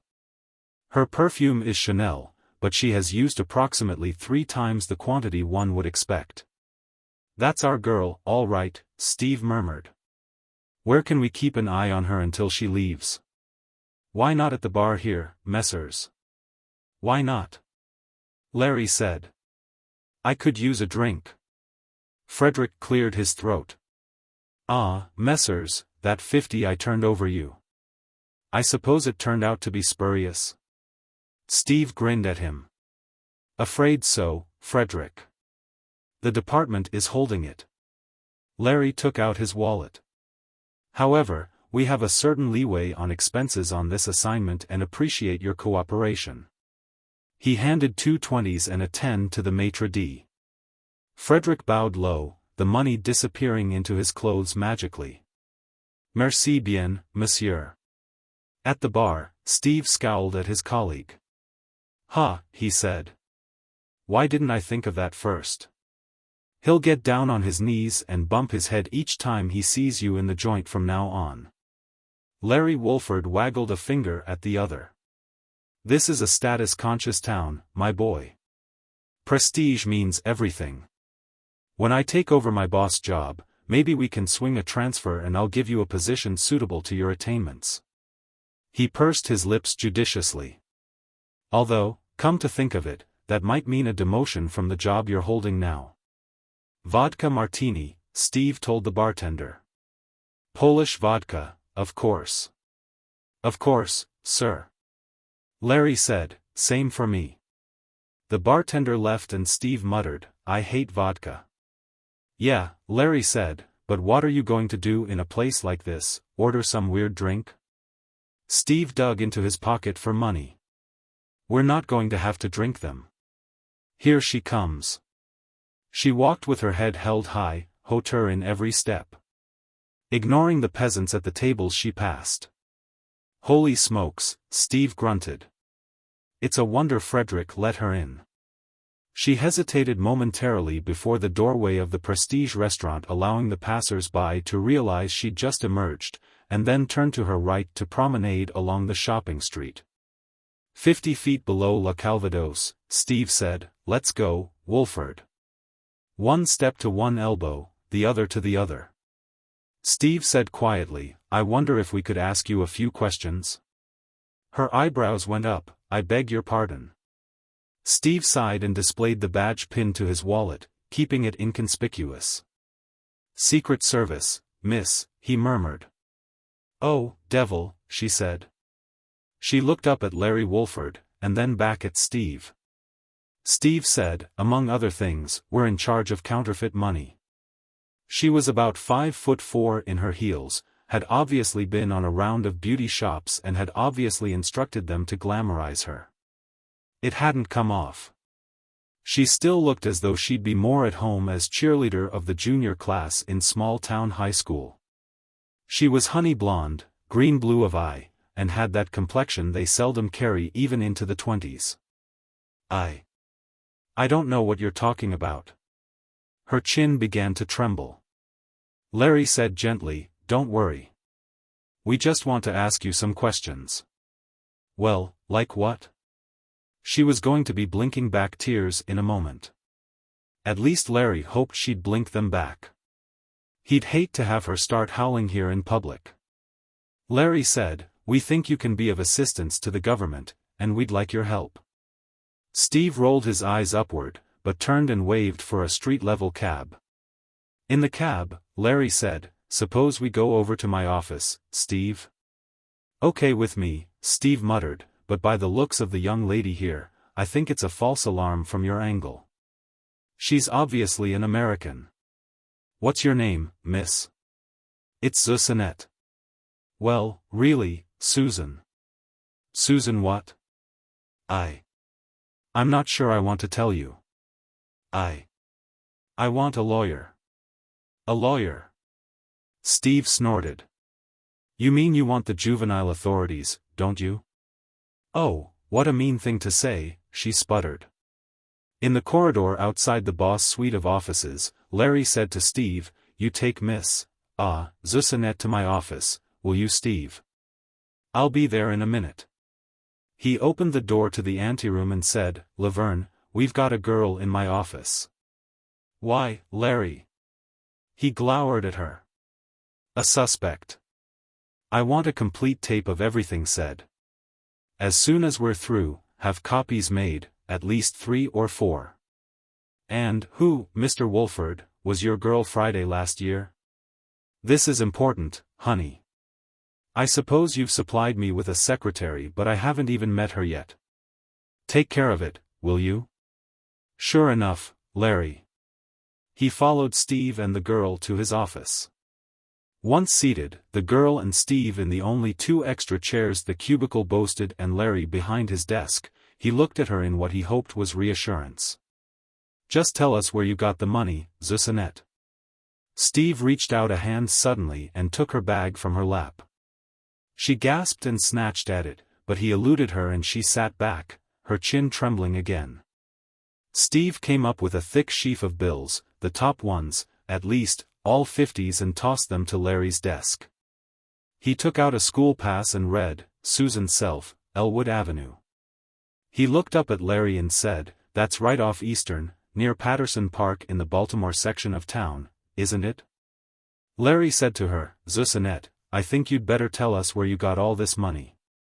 I found it, she said defiantly. You can't do anything to me if I simply found it. Anybody can find money. Finders keepers. But if it's counterfeit, Steve interrupted dryly, it might also be, finders weepers. Where did you find it, Susanette? Larry said gently. She tightened her lips, and the trembling of her chin disappeared. I can't tell you that. But it's not counterfeit. Daddy, my father said it was as good as any money the government prints. That it is, Steve said sourly. But it's still counterfeit, which makes it very illegal indeed to spend, Miss Self. She looked from one of them to the other, not clear about her position. She said to Larry, You mean it's not real money? He kept his tone disarming, but shook his head, I'm afraid not, Susanette. Now, tell us, where did you find it? I can't. I promised. I see. Then you don't know to whom it originally belonged? It didn't belong to anybody. Steve Hackett made with a disbelieving whistle. He was taking the part of the tough, suspicious cop. Larry the part of the understanding, sympathetic officer, trying to give the suspect a break. Susan Self turned quickly on Steve. Well, it didn't. You don't even know. Larry said, I think she's telling the truth, Steve. Give her a chance. She's playing fair. He looked back at the girl, and frowned his puzzlement. All money belongs to somebody, doesn't it? She had them now. She said superiorly. Not necessarily to somebody. It can belong to, like, an organization. Steve grunted skepticism. I think we ought to arrest her, he said. Larry held up a hand, his face registering opposition.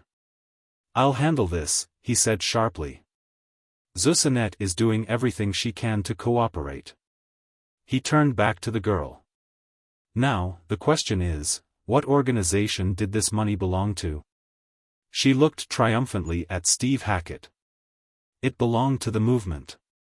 They both looked at her. Steve said finally, What movement? She pouted in thought. That's the only name they call it. Who's they? Steve snapped nastily. I don't know. Larry said, Well, you already told us your father was a member, Susanette. Her eyes went wide. I did? I shouldn't have said that. But she evidently took him at his word. Larry said encouragingly, well, we might as well go on. Who else is a member of this movement besides your father? She shifted in her chair uncomfortably. I don't know any of their names. Steve looked down at the school pass in his hands. He said to Larry, I'd better make a phone call. He left. Larry said, don't worry about him, Zussanet. Now then, this movement. That's kind of a funny name, isn't it? What does it mean? She was evidently glad that the less than handsome Steve Hackett had left the room. Her words flowed more freely. Well, Daddy says that they call it the movement rather than a revolution. An ice cube manifested itself in the stomach of Lawrence Wolford. Because people get conditioned, to words. Like revolution. Everybody is against the word because they all think of killing and everything, and, Daddy says, there doesn't have to be any shooting or killing or anything like that at all. It just means a fundamental change in society. And, Daddy says, take the word propaganda. Everybody's got to thinking that it automatically means lies, but it doesn't at all. It just means, the arguments you use to convince people that what you stand for is right, and it might be lies or it might not. And, Daddy says, take the word socialism. So many people have the wrong idea of what it means that the socialists ought to scrap the word and start using something else to mean what they stand for. Larry said gently, your father is a socialist? Oh, no. He nodded in understanding. Oh, a communist, eh? Susan Self was indignant. Daddy thinks the communists are strictly awful, really weird. Steve Hackett came back into the office.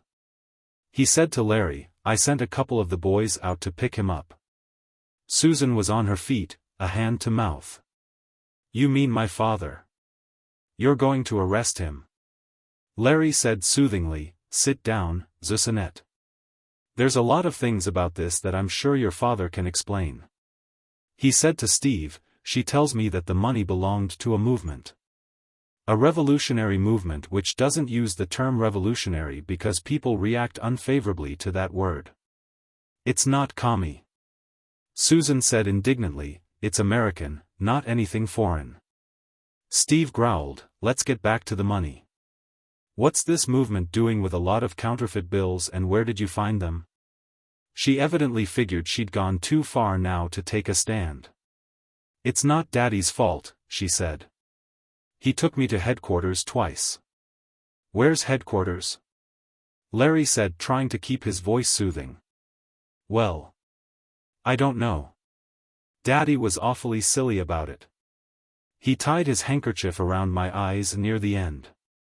But the others complained about me anyway, and Daddy got awfully mad and said something about the young people of the country participating in their emancipation and all, but the others got mad too. And said there wasn't any kind of help I could do around headquarters anyway, and I'd be better off in school. Everybody got awfully mad, but after the second time Daddy promised not to take me to headquarters anymore. But where did you find the money, Zussanet? Larry said. At headquarters. There's tons and tons of it there. Larry cleared his throat and said, when you say tons and tons, you mean a great deal of it, eh? She was proudly definite. I mean tons and tons. A ton is 2,000 pounds.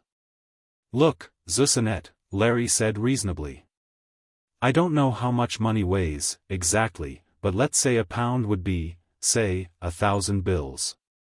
He took up a pencil and scribbled on a pad before him. A pound of 50s would be $50,000. Then if you multiply that by 2,000 pounds to make a ton, you'd have $100 million. And you say there's tons and tons? And that's just the 50s, Susan said triumphantly. So you can see the two little packages I picked up aren't really important at all. It's just like I found them. I don't think there's quite 1,000 bills in a pound, Steve said weakly. Larry said, how much other money is there? Oh, piles. Whole rooms. Rooms after rooms. And $100 bills, and 20s, and 5s, and 10s. Larry said, "Look, Zusannette, I don't think you're in any position to be telling us whoppers. This whole story doesn't make much sense, does it?" Her mouth tightened.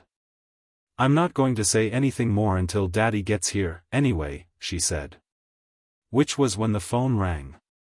"I have an idea that's for me," Steve said. The screen lit up and Laverne Polk said, "Call for Steve Hackett, Larry." Larry pushed the phone around so Steve could look into it. Laverne flicked off and was replaced by a stranger in uniform. Steve said, "Yeah." The cop said, "He's flown the coop, sir. Must have got out just minutes before we arrived. Couldn't have taken more than a suitcase. Few papers scattered around the room he used for an office." Susan gasped, "You mean Daddy?" Steve Hackett rubbed a hand over his flattened nose. "Holy smokes," he said. He thanked the cop and flicked off. Larry said, "Look, Zusannette, everything's going to be all right. Nothing will happen to you. You say you managed to pick up 2 packets of all this money they have at headquarters. Okay.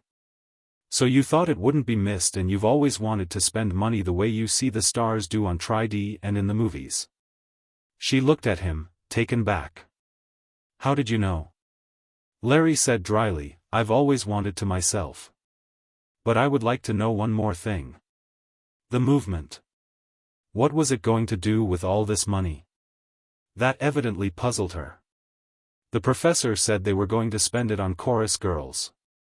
I guess he was joking or something. But Daddy and I just been up to New York and we saw those famous precision dancers at the new Roxy Theater and all, and then when we got back the professor and Daddy were talking and I heard him say it." Steve said, carefully, "Professor who?" Susan said, "Just the professor. That's all we ever call him." Her chin went to trembling still again. Larry summed it up for the boss later. His chief scoffed his disbelief. "The child is full of dreams, Lawrence. It comes from seeing an overabundance of these Tri-D shows. I have a girl the same age. I don't know what is happening to the country. They have no sense of reality." Larry Wolford said mildly, "Well, she might be full of nonsense, but she did have the 50s. And she's our only connection with whoever printed them, whether it's a movement to overthrow the government, or what." The boss said tolerantly, "Movement, indeed. Obviously, her father produced them and she purloined a quantity before he was ready to attempt to pass them. Have you a rundown on him yet?" Susan Self says her father, Ernest Self, is an inventor. Steve Hackett is working on locating him. He's an inventor indeed. Evidently, he has invented a perfect counterfeiting device. However, that is the Secret Service's headache, not ours. Do you wish to resume that vacation of yours, Lawrence?" His operative twisted his face in a grimace. "Sure, I do, but I'm not happy about this, sir. What happens if there really is an organization, a movement, like she said? That brings it back under our jurisdiction, anti-subversion." The other shook his head tolerantly. "See here, Lawrence, when you begin scheming a social revolution you can't plan on an organization composed of a small number of persons who keep their existence secret. In spite of what a good many persons seem to believe. Revolutions are not accomplished by handfuls of conspirators hiding in cellars and eventually overthrowing society by dramatically shooting the president, or king, or czar, or whoever. Revolutions are precipitated by masses of people. People who have ample cause to be against whatever the current government happens to be. Usually, they are on the point of actual starvation. Have you ever read Machiavelli? Niccolò Machiavelli was currently the thing to read." Larry said with a certain dignity, "I've gone through the Prince, the discourses, and currently I'm amusing myself with his History of Florence." Anybody who can amuse himself reading Machiavelli, the boss said dryly, has a macabre sense of humor. At any rate, what I was alluding to was where he stated that the prince cannot rule indefinitely in the face of the active opposition of his people. Therefore, the people always get a government that lies within the limits of their tolerance. It may be on one edge or the other of their limits of tolerance, but it's always within their tolerance zone. Larry frowned and said, "Well, what's your point, sir?" The boss said patiently, "I'm just observing that cultures aren't overthrown by little handfuls of secret conspirators. You might eliminate a few individuals in that manner, in other words, change the personnel of the government, but you aren't going to alter a socioeconomic system. That can't be done until your people have been pushed outside their limits of tolerance." Very well then. A revolutionary organization must get out and propagandize. It has got to convince the people that they are being pushed beyond endurance. You have got to get the masses to moving.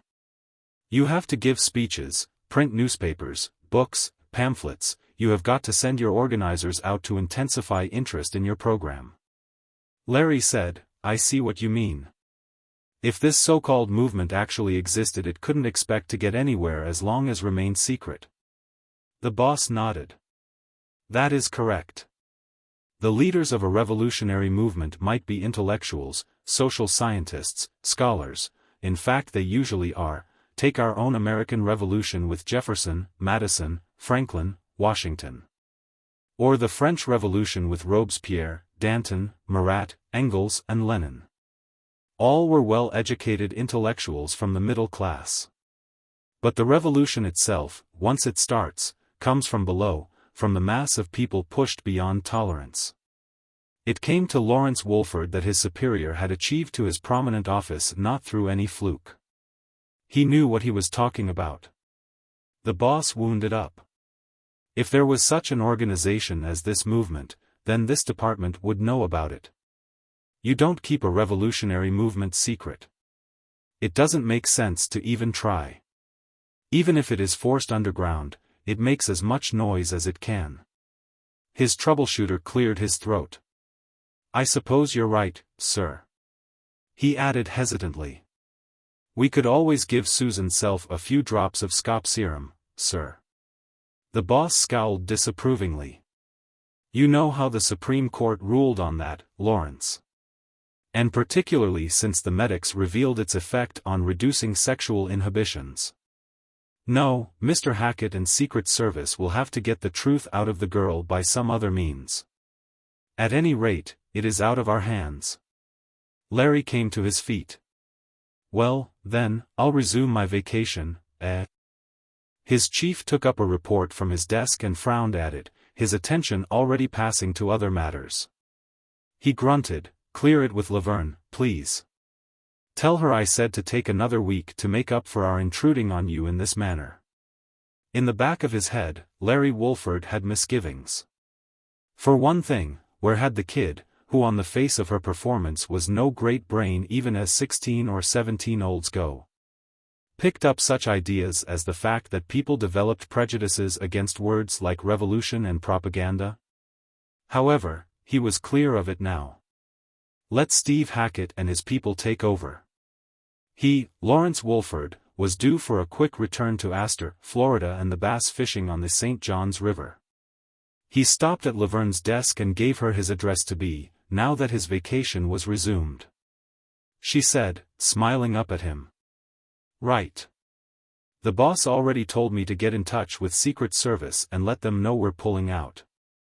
"What happened to Susan Self?" Larry looked at her. "How'd you know about Susan?" Her tone was deprecating. "Remember? You had me cut some tapes on you and that hulking Steve Hackett grilling the poor kid." Larry snorted. "Poor kid, yet. With her tastes for living it up, and that father she has, she'll probably spend the rest of her life getting in Steve's hair as a counterfeit pusher. What are they going to do with her? She's just a child." The agent shrugged. "I feel sorry for her, too, Laverne. Steve's got her in a suite at the Greater Washington Hilton, until things are cleared up. They don't want the newspapers to get wind of this until they've got that inventor father of hers and whatever he's cooked up to turn out perfect reproductions of Uncle Sam's money. Look, I won't be leaving until tomorrow. What did you say we go out on the town tonight?" Why, Larry Wolford. How nice of you to ask me. Poor little, non-you-me. What do you have in mind? I understand Mort Lenny's at one of the nightclubs. Larry winced. You know what he's been saying about the administration. She smiled sweetly at him. Larry said, look, we could take in the Brahms concert, then. Do you like Brahms? I go for popular music myself. Preferably the sort of thing they wrote back in the 1930s. Something you can dance to, something you know the words to. Corny, they used to call it. Remember Sunny Side of the Street, and Just the Way You Look Tonight. Larry winced again. He said, look, I admit, I don't go for concerts either, but it doesn't hurt you to. I know, she said sweetly. It doesn't hurt for a bright young bureaucrat to be seen at concerts. How about Dixieland, he said. It's all the thing now. I like Korn. Besides, my wardrobe is all out of style. Paris, London, and Rome just got in a huddle a couple of weeks ago and antiquated everything I own. You wouldn't want to be seen with a girl a few weeks out of date, would you? Oh, now, Laverne, get off my back. He thought about it. Look, you must have something you could wear. Get out of here, you vacant-minded conformist. I like Mort Lenny, he makes me laugh. I hate vodka martinis, they give me sour stomach. I don't like the current women's styles, nor the men's either. Laverne spun back to her autotyper and began to dictate into it. Larry glared down at her. All right. Okay. What do you like? She snapped back irrationally, I like what I like. He laughed at her in ridicule. This time she glared at him. That makes more sense than you're capable of assimilating, Mr. Walking Status Symbol. My likes and dislikes aren't dictated by someone else. If I like corny music, I'll listen to it, and the devil with Brahms or Dixieland or anything else that somebody else tells me is all the thing. He turned on his heel angrily. Okay, it takes all sorts to make a world, weirds and all. One more label to hang on people, she snarled after him. Everything's labels. Be sure and never come to any judgments of your own. What a woman. He wondered why he'd ever bothered to ask her for a date. There were so many women in this town, you waded through them, and here he was exposing himself to be seen in public with a girl everybody in the department knew was as weird as they came. It didn't do your standing any good to be seen around with the type. He wondered all over again why the boss tolerated her as his receptionist secretary. He got his car from the parking lot and drove home at a high level. Ordinarily, the distance being what it was, he drove in the lower and slower traffic levels, but now his frustration demanded some expression. Back at his suburban auto bungalow, he threw all except the high priority switch and went on down into his small second cellar den. He didn't really feel like a night on the town anyway. A few vodka martinis under his belt and he'd sleep late, and he wanted to get up in time for an early start for Florida. Besides, in that respect he agreed with the irritating wench. Vermouth was never meant to mix with Polish vodka. He wished that sidecars would come back. In his den, he shucked off his jacket, kicked off his shoes and shuffled into Moroccan slippers. He went over to his current reading rack and scowled at the paperbacks there. His culture status books were upstairs where they could be seen. He pulled out a Western, tossed it over to the cocktail table that sat next to his chair, and then went over to the bar. Up above in his living room, he had one of the new auto bars. You could dial any one of more than 30 drinks. Auto bars were all the rage. The boss had one that gave a selection of 100. But what difference did it make when nobody but eccentric old-timers or flighty blondes drank anything except vodka martinis? He didn't like auto bars anyway. A well-mixed drink is a personal thing, a work of competence, instinct and art, not something measured to the drop, iced to the degree, shaken or stirred to a mathematical formula. Out of the tiny refrigerator he brought a 4-ounce cube of frozen pineapple juice, touched the edge with his thumbnail and let the ultra-thin plastic peel away. He tossed the cube into his mixer, took up a bottle of light rum and poured in about 2 ounces. He brought an egg from the refrigerator and added that. An ounce of whole milk followed and a teaspoon of powdered sugar. He flicked the switch and let the conglomeration froth together. He poured it into a king-size highball glass and took it over to his chair. Vodka martinis be damned, he liked a slightly sweet long drink. He sat down in the chair, picked up the book and scowled at the cover. He ought to be reading that Florentine history of Machiavelli's, especially if the boss had got to the point where he was quoting from the guy. But the heck with it, he was on vacation. He didn't think much of the Italian diplomat of the Renaissance anyway. How could you be that far back without being dated? He couldn't get beyond the first page or 2. And when you can't concentrate on a Western, you just can't concentrate. He finished his drink, went over to his phone and dialed Department of Records and then Information. When the bright young thing answered, he said, "I'd like the brief on an Ernest Self who lives on Elwood Avenue, Baltimore section of Greater Washington. I don't know his code number." She did things with switches and buttons for a moment and then brought a sheet from a delivery chute. "Do you want me to read it to you, sir?" "No, I'll scan it," Larry said. Her face faded to be replaced by the brief on Ernest Self. It was astonishingly short. Records seemed to have slipped up on this occasion. A rare occurrence. He considered requesting the full dossier, then changed his mind. Instead he dialed the number of the Sun Post and asked for its science columnist. Sam Sokolsky's puffy face eventually faded in. Larry said to him sourly, "You drink too much.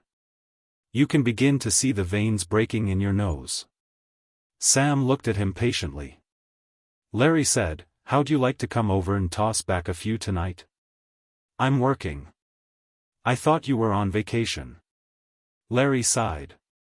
"I am," he said. "Okay, so you can't take a night off and lift a few with an old buddy." "That's right." "Anything else, Larry?" "Yes. Look, have you ever heard of an inventor named Ernest Self?" "Sure, I've heard of him. Covered a hassle he got into some years ago. A nice guy."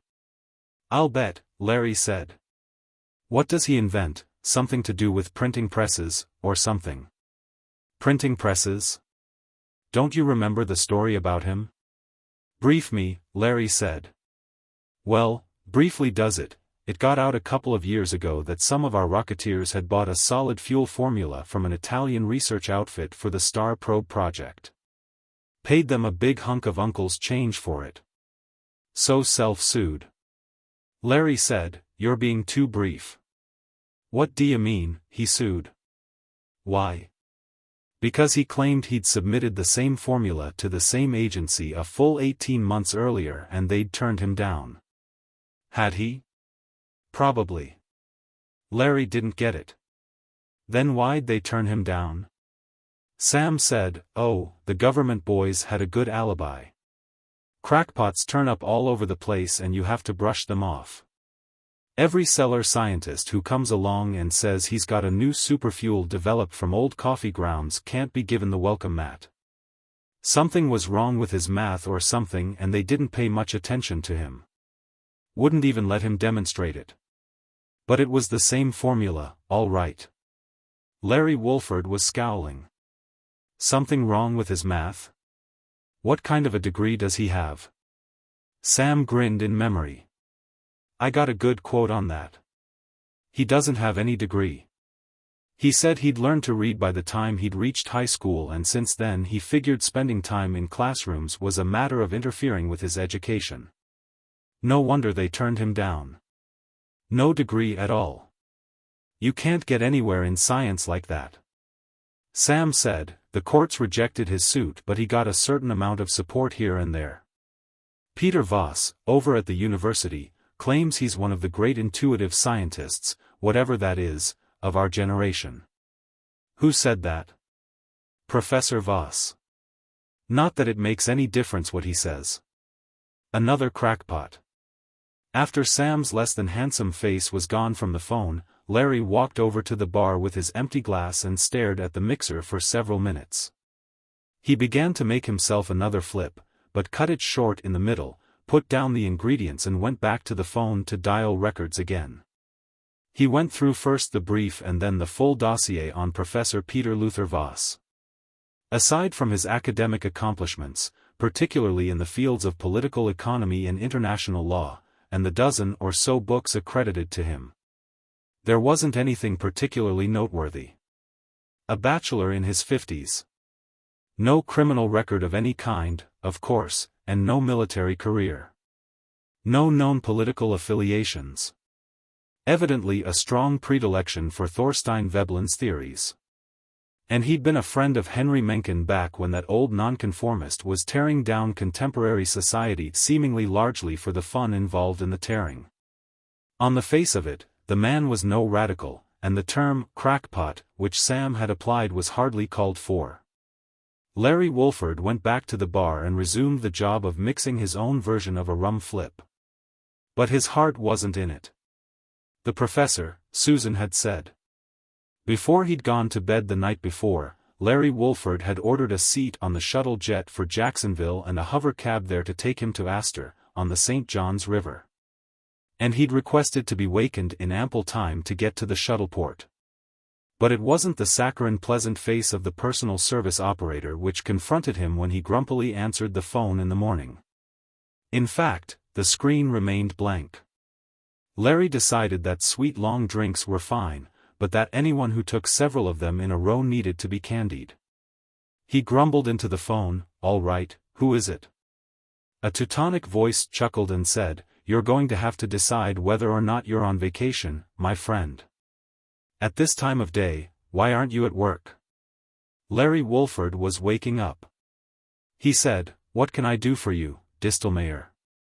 The German merchant of espionage wasn't the type to make personal calls. "Have you forgotten so soon, my friend?" the other chuckled. "It was I who was going to do you a favor." He hesitated momentarily, before adding, "in possible return for future." Yeah, Larry said. He was fully awake now. The German said slowly, "You asked if any of your friends from, abroad were newly in the country. Frol Ivazov has recently appeared on the scene." Ivazov. In various respects, Larry Wolford's counterpart. Hatchetman for the Kresvikania Komissia. Wolford had met him on occasion when they'd both been present at international summit meetings, busily working at counter-espionage for their respective superiors. Blandly shaking hands with each other, blandly drinking toasts to peace and international coexistence. Blandly sizing each other up and wondering if it had ever come to the point where one would blandly treat the other to a hole in the head, possibly in some dark alley in Havana or Singapore. Leopoldville or Saigon. Larry said sharply, "Where is he? How'd he get in the country?" My friend, the German grunted good-humoredly. "You know better than to ask the first question.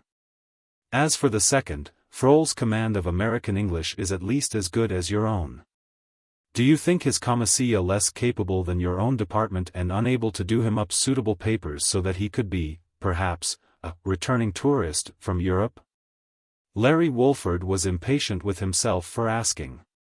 He said now, "It's not important. If we want to locate Frol and pick him up, we'll probably not have too much trouble doing it." "I wouldn't think so," the other said humorously.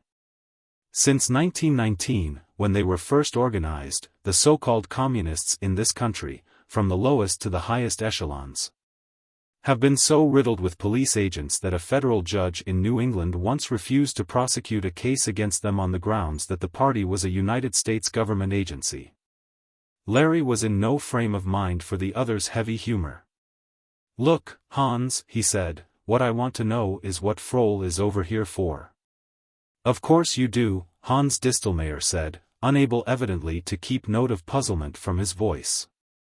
"Larry," he said, "I assume your people know of the new American underground." "What underground?" Larry snapped.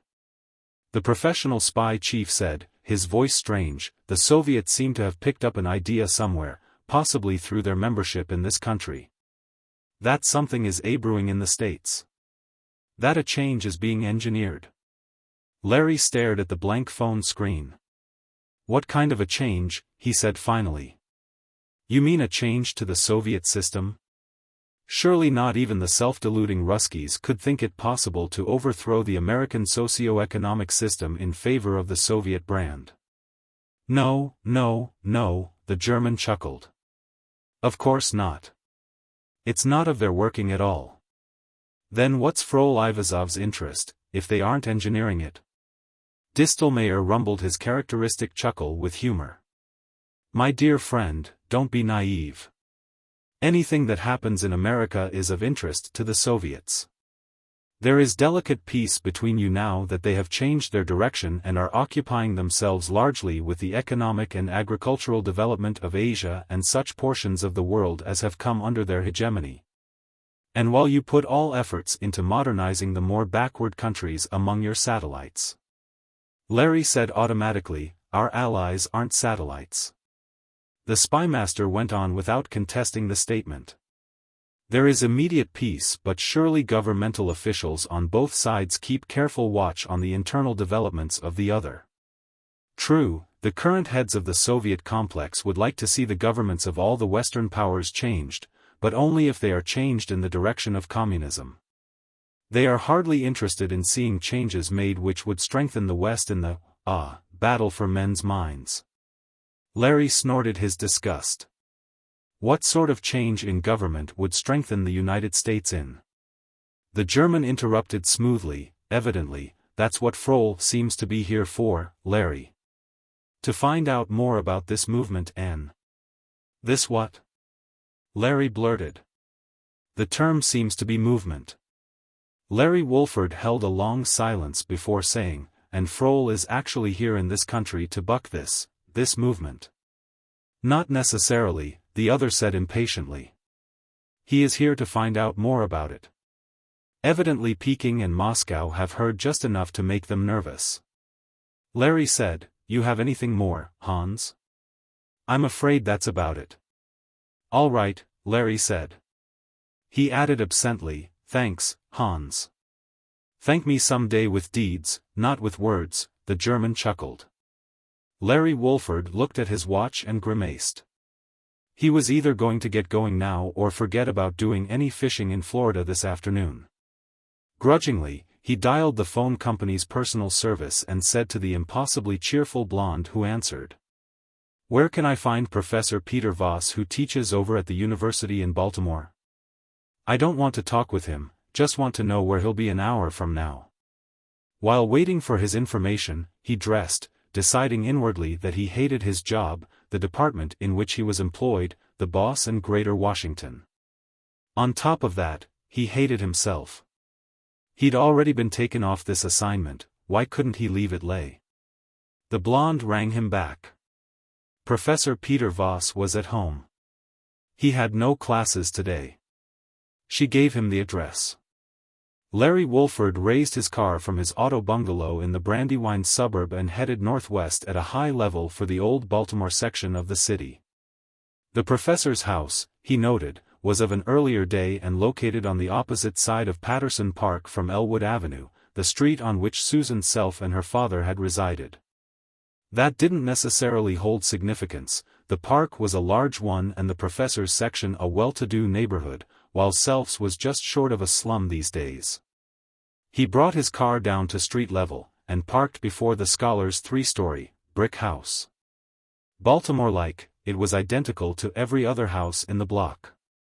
Larry wondered vaguely how anybody ever managed to find his own place when it was very dark out. There was an old-fashioned bell at the side of the entrance and Larry Wolford pushed it. There was no identification screen in the door, evidently the inhabitants had to open up to see who was calling. A tiring chore if you were on the far side of the house and the caller nothing more than a salesman.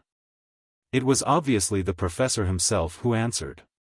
He was in shirt sleeves, tieless and with age-old slippers on his stockingless feet. He evidently hadn't bothered to shave this morning and he held a dog-eared pamphlet in his right hand, his forefinger tucked in it to mark his place. He wore thick-lensed, gold-rimmed glasses through which he blinked at Larry Wolford questioningly, without speaking. Professor Peter Voss was a man in his mid-50s, and, on the face of it, couldn't care less right now about his physical appearance. A weird, Larry decided immediately. He wondered at the university, one of the nation's best, keeping on such a figure. "Professor Voss," he said. "Lawrence Wolford." He brought forth his identification. The professor blinked down at it. "I see," he said. "Won't you come in?" The house was old, all right. From the outside, quite acceptable, but the interior boasted few of the latest amenities which made all the difference in modern existence. Larry was taken back by the fact that the phone which he spotted in the entrada hadn't even a screen, an old model for speaking only. The professor noticed his glance and said dryly, "The advantages of combining television and telephone have never seemed valid to me. In my own home, I feel free to relax, as you can observe. Had I a screen on my phone, it would be necessary for me to maintain the same appearance as I must on the streets or before my classes." Larry cleared his throat without saying anything. This was a weird one, all right. The living room was comfortable in a blatantly primitive way. 3 or 4 paintings on the walls which were probably originals, Larry decided, and should have been in museums. Not an abstract among them. A Grant Wood, a Marin, and that over there could only be a Grandma Moses. The sort of things you might keep in your private den, but hardly to be seen as culture symbols. The chairs were large, of leather, and comfortable and probably belonged to the period before the Second War. Peter Voss, evidently, was little short of an exhibitionist. The professor took up a battered humidor. "Cigar?" he said. "Manila. Hard to get these days." "A cigar?" Good grief, the man would be offering him a chaw of tobacco next. "Thanks, no," Larry said. "I smoke a pipe." "I see," the professor said, lighting his stogie. "Do you really like a pipe?" "Personally, I've always thought the cigar by far the most satisfactory method of taking tobacco." "What can you say to a question like that?" Larry ignored it, as though it was rhetorical. Actually, he smoked cigarettes in the privacy of his den. A habit which was on the proletarian side and not consistent with his status level. He said, "To get things underway, Professor Voss, what is an intuitive scientist?" The professor exhaled blue smoke, shook out the old-time kitchen match with which he'd lit it, and tossed the matchstick into an ashtray. "Intuitive scientist? You once called Ernest Self a great intuitive scientist." "Oh, Self. Yes, indeed. What is he doing these days?" Larry said wryly, "That's what I came to ask you about." The professor was puzzled. "I'm afraid you came to the wrong place, Mr. Wolford. I haven't seen Ernest for quite a time." "Why?" "Some of his researches seem to have taken him rather far afield. Actually, I know practically nothing about him. I wonder if you could fill me in a bit." Peter Voss looked at the ash on the end of his cigar. "I really don't know the man that well. He lives across the park." "Why don't?" "He's disappeared," Larry said. The professor blinked. "I see," he said. "And in view of the fact that you are a security officer, I assume under strange circumstances." Larry Wolford said nothing and the professor sank back into his chair and pursed his lips. "I can't really tell you much. I became interested in Self 2 or 3 years ago when gathering materials for a paper on the inadequate manner in which our country rewards its inventors." Larry said, "I've heard about his suit against the government." The professor became more animated. "Ha," he snorted. "One example among many. Self is not alone. Our culture is such that the genius is smothered. The great contributors to our society are ignored, or worse." Larry Wolford was feeling his way. Now he said mildly, I was under the impression that American free enterprise gave the individual the best opportunity to prove himself and that if he had it on the ball he'd get to the top. Were you really? The professor said snappishly. And did you know that Edison died a comparatively poor man with an estate somewhere in the vicinity of $100,000? An amount that might sound like a good deal to you or me, but, when you consider his contributions, shockingly little. Did you know that Eli Whitney realized little, if anything, from the cotton gin? Or that McCormick didn't invent the Reaper but gained it in a dubious court victory? Or take Robert Goddard, one of the best examples of modern times. He developed the basics of rocket technology, gyroscopic stabilizers, fuel pumps, self-cooling motors, landing devices. He died in 1945, leaving behind 22 volumes of records that proved priceless. What did he get out of his researches? Nothing. It was 15 years later that his widow won her suit against the government for patent infringements. Larry held up a hand. Really, he said. My interest is in Ernest's self. The professor relaxed. Sorry. I'm afraid I get carried away. Self, to get back to your original question, is a great intuitive scientist. Unfortunately for him, society being what it is today, he fits into few grooves. Our educational system was little more than an irritation to him and consequently he holds no degrees. Needless to say, this interfered with his gaining employment with the universities and the large corporations which dominate our country's research, not to mention governmental agencies. Ernest's self holds none of the status labels that count. The fact that he is a genius means nothing. He is supposedly qualified no more than to hold a janitor's position in laboratories where his inferiors conduct experiments in fields where he is a dozenfold more capable than they. No one is interested in his genius, they want to know what status labels are pinned to him. Ernest has no respect for labels. Larry Wolford figured he was picking up background and didn't force a change of subject. Just what do you mean by intuitive scientist? It's a term I have used loosely, the professor admitted. Possibly a scientist who makes a breakthrough in his field, destroying formerly held positions, in Self's case, without the math, without the accepted theories to back him. He finds something that works, possibly without knowing why or how and by using unorthodox analytical techniques. An intuitive scientist, if I may use the term, is a thorn in the side of our theoretical physicists laden down with their burden of a status label but who are themselves short of the makings of a Leonardo, a Newton, a Galileo, or even a Nicholas Christophilos. I'm afraid that last name escapes me, Larry said. Similar to Self's case and Robert Goddard's, Voss said, his voice bitter. Although his story has a better ending. Christophilos invented the strong focusing principle that made possible the multi-billion-volt particle accelerators currently so widely used in nuclear physics experimentation. However, he was nothing but a Greek elevator electrical system engineer and the supposed experts turned him down on the grounds that his math was faulty. It seems that he submitted the idea in straight algebra terms instead of differential equations. He finally won through after patenting the discovery and rubbing their noses in it. Previously, none of the physics journals would publish his paper, he didn't have the right status labels to impress them. Larry said, almost with amusement, you seem to have quite a phobia against the status label, as you call it. However, I don't see how as complicated a world as ours could get along without it. The professor snorted his contempt. Tell me, he said, to which class do you consider yourself to belong? Larry Wolford shrugged. I suppose individuals in my bracket are usually thought of as being middle class. And you have no feeling of revolt in having such a label hung on you? Consider this system for a moment. You have lower, middle, and upper lower, then you have lower middle, upper middle, then you have lower upper, middle upper, and finally we achieve to upper class. Now tell me, when we get to that rarefied category, who do we find?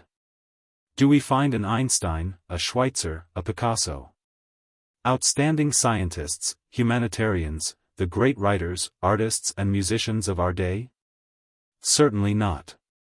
We find ultra-wealthy playboys and girls, a former king and his duchess who eke out their income by accepting fees to attend parties, the international-born set. Bearers of meaningless feudalistic titles. These are your upper class. Larry laughed. The professor snapped, you think it funny? Let me give you another example of our status label culture. I have a friend whom I have known since childhood. I would estimate that Charles has an IQ of approximately 90, certainly no more. His family, however, took such necessary steps as were needed to get Charles through public school. No great matter these days, you'll admit, although on occasion he needed a bit of tutoring. On graduation, they recognized that the really better schools might be a bit difficult for Charles, so he was entered in a university with a good name but without, shall we say, the highest of scholastic ratings. Charles plodded along, had some more tutoring, probably had his thesis ghosted, and eventually graduated. At that point an uncle died and left Charles an indefinite amount to be used in furthering his education to any extent he wished to go. Charles, motivated probably by the desire to avoid obtaining a job and competing with his fellow man, managed to wrangle himself into a medical school and eventually even graduated. Since funds were still available, he continued his studies abroad, largely in Vienna. The professor wound it up. Eventually, he ran out of schools, or his uncle's estate ran out, I don't know which came first. At any rate, my friend Charles, laden down with status labels, is today practicing as a psychiatrist in this fair city of ours. Larry stared at him blankly. The professor said snappishly, so any time you feel you need to have your brains unscrambled, you can go to his office and expend $25 an hour or so. His reputation is of the highest. The professor grunted his contempt. He doesn't know the difference between an aspirin tablet and a Rorschach test. Larry Wolford stirred in his chair. We seem to have gotten far off the subject. What has this got to do with self? The professor seemed angry. I repeat, I'm afraid I get carried away on this subject. I'm in revolt against a culture based on the status label. It eliminates the need to judge a man on his merits. To judge a person by the clothes he wears, the amount of money he possesses, the car he drives, the neighborhood in which he lives, the society he keeps, or even his ancestry, is out of the question in a vital, growing society. You wind up with nonentities as the leaders of your nation. In these days, we can't afford it. He smiled suddenly, rather elfishly, at the security agent. But admittedly, this deals with self only as one of many victims of a culture based on status labels. Just what is it you wanted to know about Ernest? When you knew him, evidently he was working on rocket fuels. Have you any idea whether he later developed a method of producing perfect counterfeit? The professor said, Ernest self? Surely you are jesting. Larry said unhappily, then here's another question. Have you ever heard him mention belonging to a movement, or, I think, he might word it the movement? Movement? The professor said emptily. Evidently a revolutionary group interested in the overthrow of the government. Good heavens, the professor said. Just a moment, Mr. Wolford. You interrupted me just as I was having my second cup of coffee. Do you mind if I? Certainly not, Wolford shook his head. I simply can't get along until after my third cup, the professor said. You just wait a moment and I'll bring the pot in here. He left Larry to sit in the combined study and living room while he shuffled off in his slippers to the kitchen.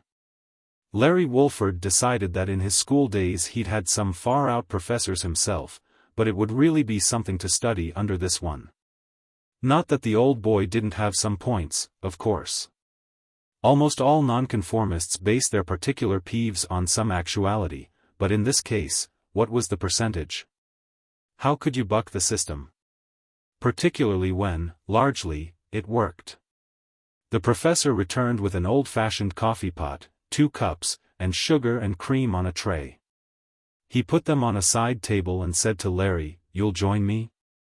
How do you take it? Larry still had the slightest of hangovers from his solitary drinking of the night before. "Thanks. Make it black," he said. The professor poured, served, then did up a cup for himself. He sat back in his chair and said, "Now, where were we?" "Something about a revolutionary group. What has that to do with counterfeiting?" Larry sipped the strong coffee. "It seems there might be a connection." The professor shook his head.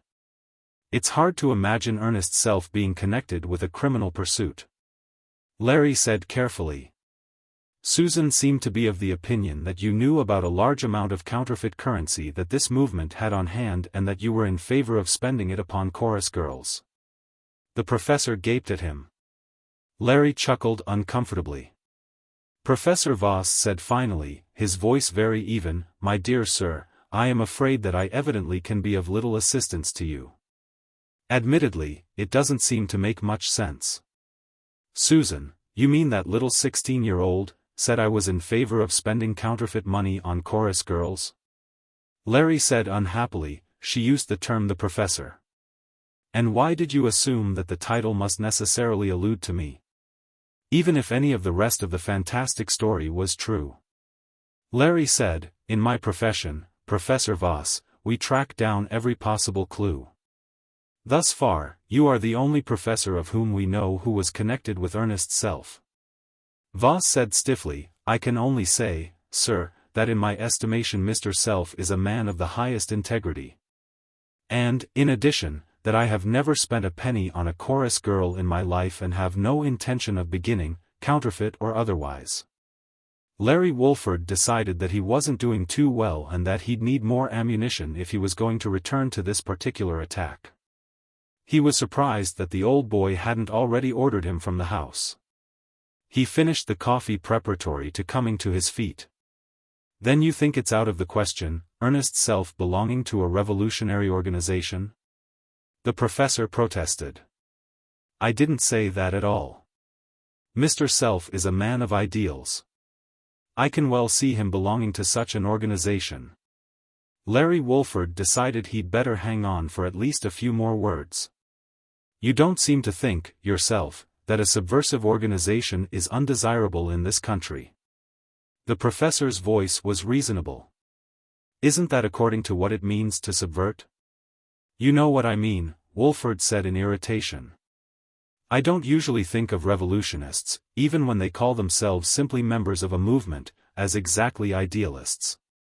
"Then you're wrong," the professor said definitely, pouring himself another cup of coffee. "History bears out that almost invariably revolutionists are men of idealism.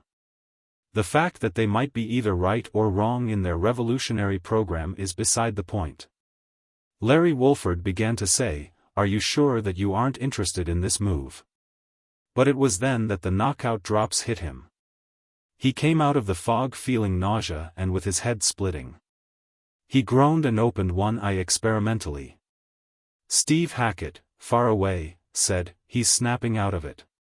Larry groaned again, opened the other eye and attempted to focus. "What happened?" he muttered. "Now that's an original question," Steve said.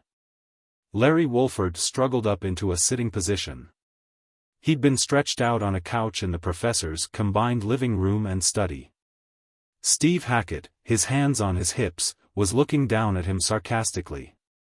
There were 2 or 3 others, one of whom Larry vaguely remembered as being a Secret Service colleague of Steve's, going about and in and out of the room. Larry said, his fingers pressing into his forehead, "My head's killing me. Damn it, what's going on?" Steve said sarcastically, "You've been slipped a Mickey, my cloak and dagger friend, and the bird has flown." "You mean the professor?" "He's a bird all right." "Humor we get, yet," Hackett said, his ugly face scowling. "Listen, I thought you people had pulled out of this case." Larry sat up and swung his 2 feet around to the floor. "So did I," he moaned, "but there were 2 or 3 things that bothered me and I thought I'd tidy them up before leaving." "You tidied them up all right," Steve grumbled. "This Professor Voss was practically the only lead I've been able to discover. An old friend of Self's. And you allowed him to get away before we even got here. One of Hackett's men came up and said, "Not a sign of him, Steve. He evidently burned a few papers, packed a suitcase, and took off. His things look suspiciously as though he was ready to go into hiding at a moment's notice." Steve growled to him, "Give the place the works. He's probably left some clues around that'll give us a line." The other went off and Steve Hackett sat down in one of the leather chairs and glowered at Larry Wolford. "Listen," he said, "what did you people want with Susan Self?" Larry shook his head for clarity and looked at him. "Susan? What are you talking about? You don't have any aspirin, do you?" "No." "What did you mean, what am I talking about?" "You called Betsy Hughes and then sent a couple of men over to pick the Self kid up." "Who's Betsy Hughes?" Steve shook his head. "I don't know what kind of knockout drops the old boy gave you, but they sure worked. Betsy's the operative we had minding Susan Self over in the Greater Washington Hilton. About an hour ago you got her on the phone, said your department wanted to question Susan, and that you were sending 2 men over to pick her up. The 2 men turned up with an order from you, and took the girl." Larry stared at him. Finally he said, "What time is it?" "About 2 o'clock.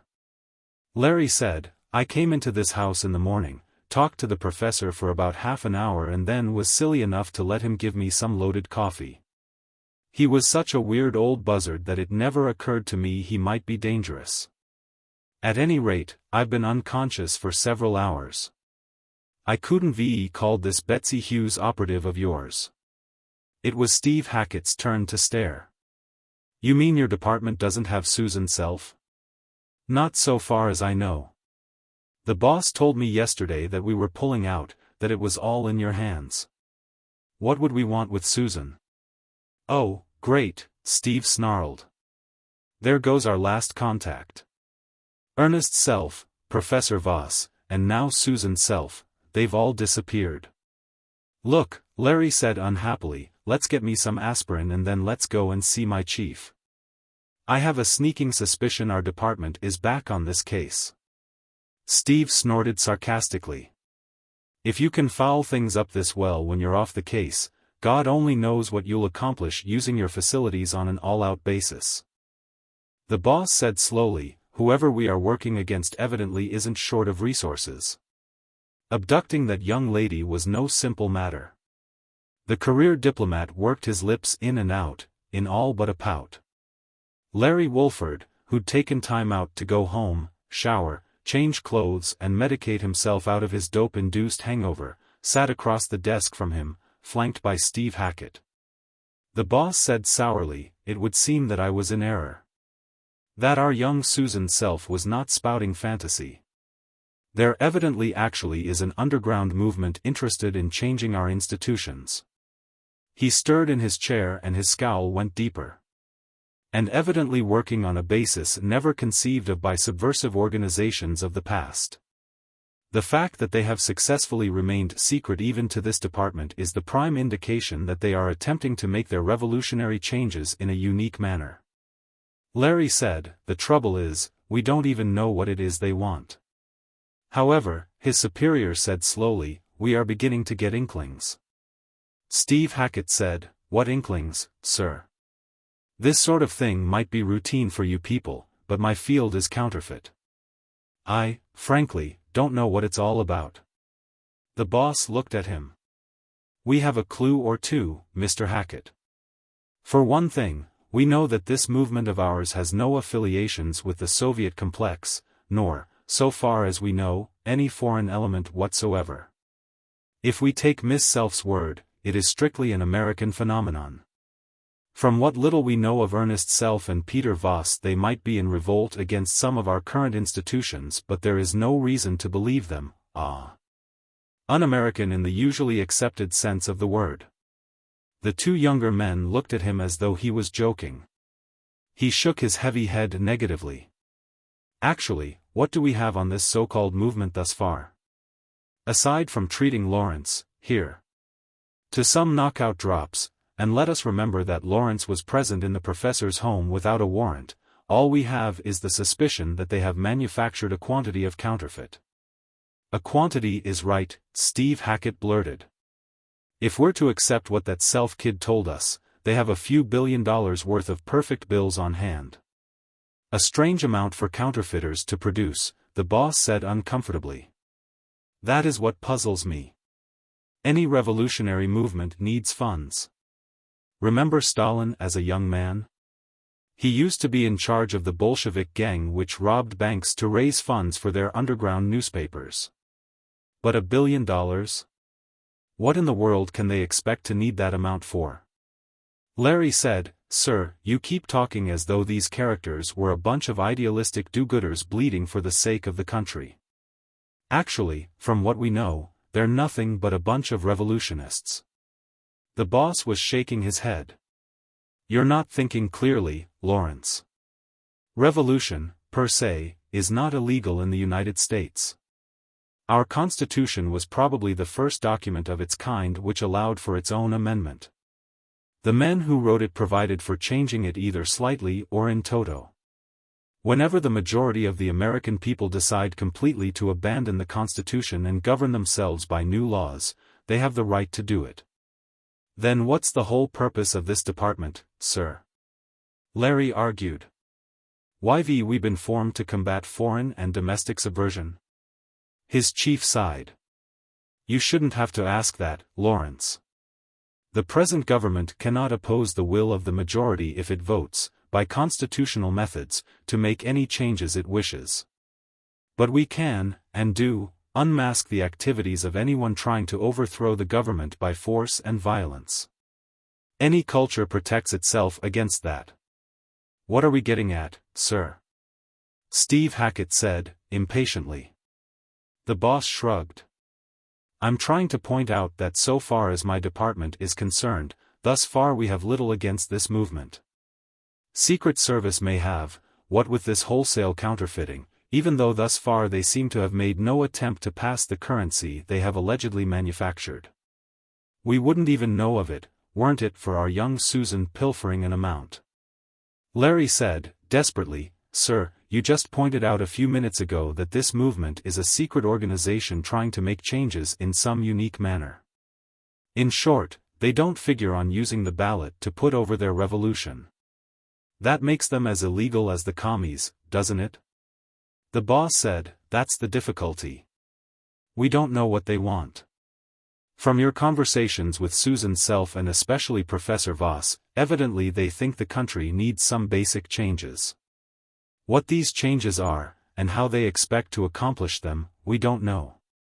Unless a foreign government is involved, or unless they plan to alter our institutions by violence, this department just doesn't have much jurisdiction. Steve Hackett snorted, Secret Service does. If those bales of money the self-kid told us about are ever put into circulation, there'll be hell to pay. The boss sighed. Well, he said, Lawrence can continue on the assignment. If it develops in such manner as to indicate that this department is justified in further investigation, we'll put more men on it. Meanwhile, it is obviously more a Secret Service matter. I am sorry to intrude upon your vacation again, Lawrence. On awakening in the morning, Larry Wolford stared glumly at the ceiling for long moments before dragging himself from bed. This was, he decided, the strangest assignment he'd ever been on.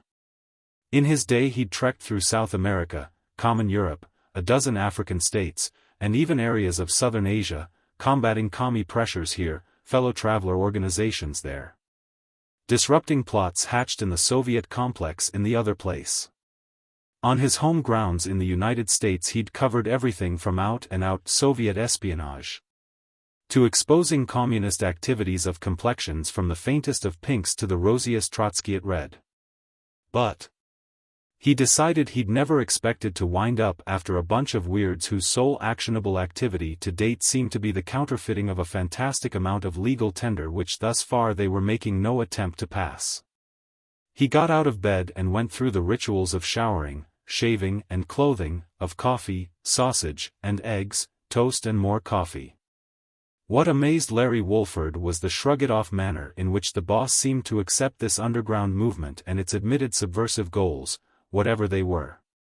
Carry the boss reasoning to its ultimate, and subversion was perfectly all right, just as it didn't involve force and violence. If he was in his chief's position, he would have thrown the full resources of the department into tracking down these crackpots. As it was, Larry Wolford, was the only operative on the job. He needed a new angle on which to work. Steve Hackett was undoubtedly handling the tracing down of the counterfeit with all the resources of the Secret Service. Possibly there was some way of detecting the source of the paper they'd used. He finished his final cup of coffee in the living room and took up the pipe he was currently breaking in. He loaded it automatically from a humidor and lit it with his pocket lighter. 3 drags, and he tossed it back to the table, fumbled in a drawer and located a pack of cigarettes. Possibly his status group was currently smoking British briars in public, but, let's face it, he hated the confounded things. He sat down before the phone and dialed the offices of the Sun Post and eventually got Sam Sokolsky, who this time beat him to the punch. Sam said, "You shouldn't drink alone. Listen, Larry, why don't you get in touch with Alcoholics Anonymous? It's a great outfit." "You ought to know," Larry growled. "Look, Sam, as science columnist for that rag you work for, you probably come in touch with a lot of eggheads." "Laddie-buck, you have said it," Sam said. "Fine. Now look, what I want to know is, have you ever heard, even the slightest of rumors, about an organization called the Movement?" "What'd you mean, slightest of rumors?" "Half the weirds I run into are interested in the outfit. Get 2 or 3 intellectuals, scientists, technicians, or what have you, together and they start knocking themselves out on the pros and cons of the movement." Larry Wolford stared at him. "Are you kidding, Sam?" The other was mystified. "Why should I kid you? As a matter of fact, I was thinking of doing a column one of these days on Voss and this movement of his." "Voss and this movement of his?" "Sure," Sam said, "he's the top leader." "Oh, great," Larry growled. "Look, Sam, eventually there is probably a story in this for you. Right now, though, we're trying to keep the lid on it. Could you brief me a little on this movement? What are they trying to put over? I seem to spend half my time briefing you in information any semi-moron ought to be up on," Sam said nastily. "However, briefly, they're in revolt against social label judgments. They think it's fouling up the country and that eventually it'll result in the Ruskies passing us in all the fields that really count." "I keep running into this term," Larry complained. "What do you mean, social label judgments, and how can they possibly louse up the country?" Sam said, "I was present a month or so ago when Voss gave an informal lecture to a group of 20 or so.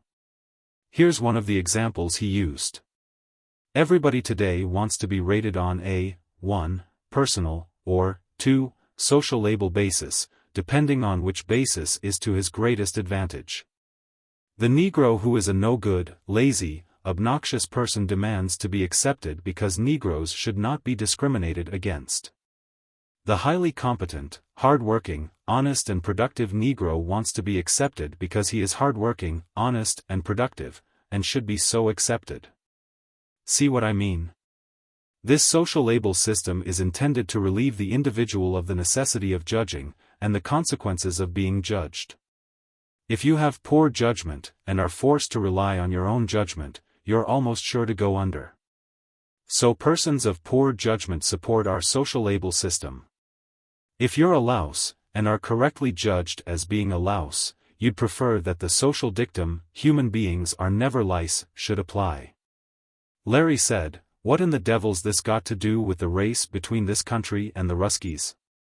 Sam said patiently, "Voss and the movement he leads contend that a social label system winds up with incompetence running the country in all fields.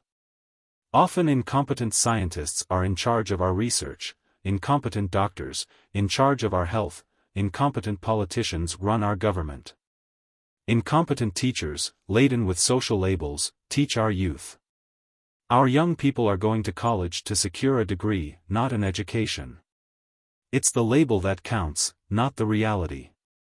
Voss contends that it's getting progressively worse.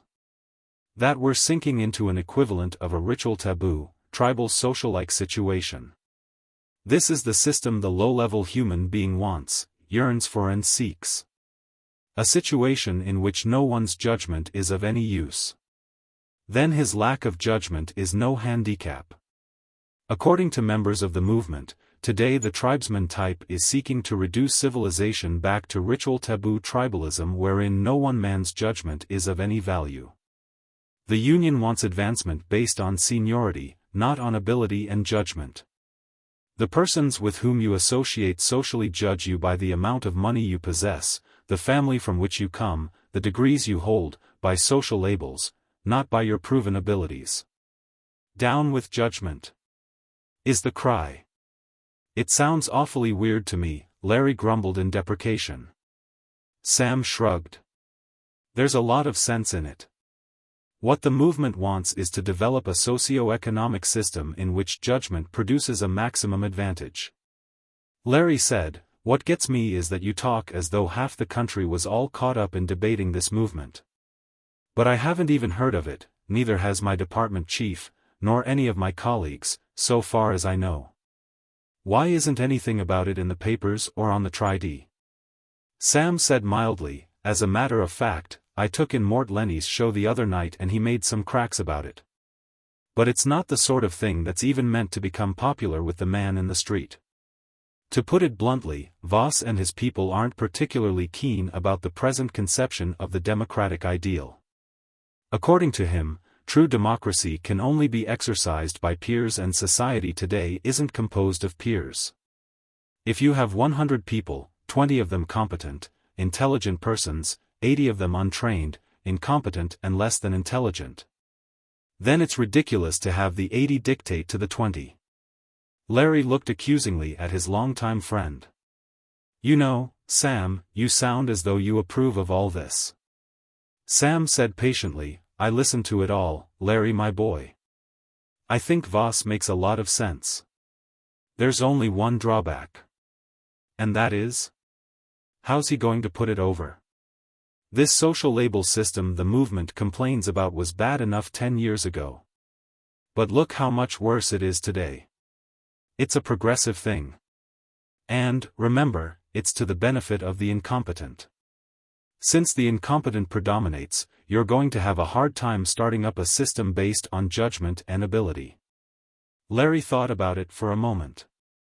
Sam said, "Look, I'm working, Larry.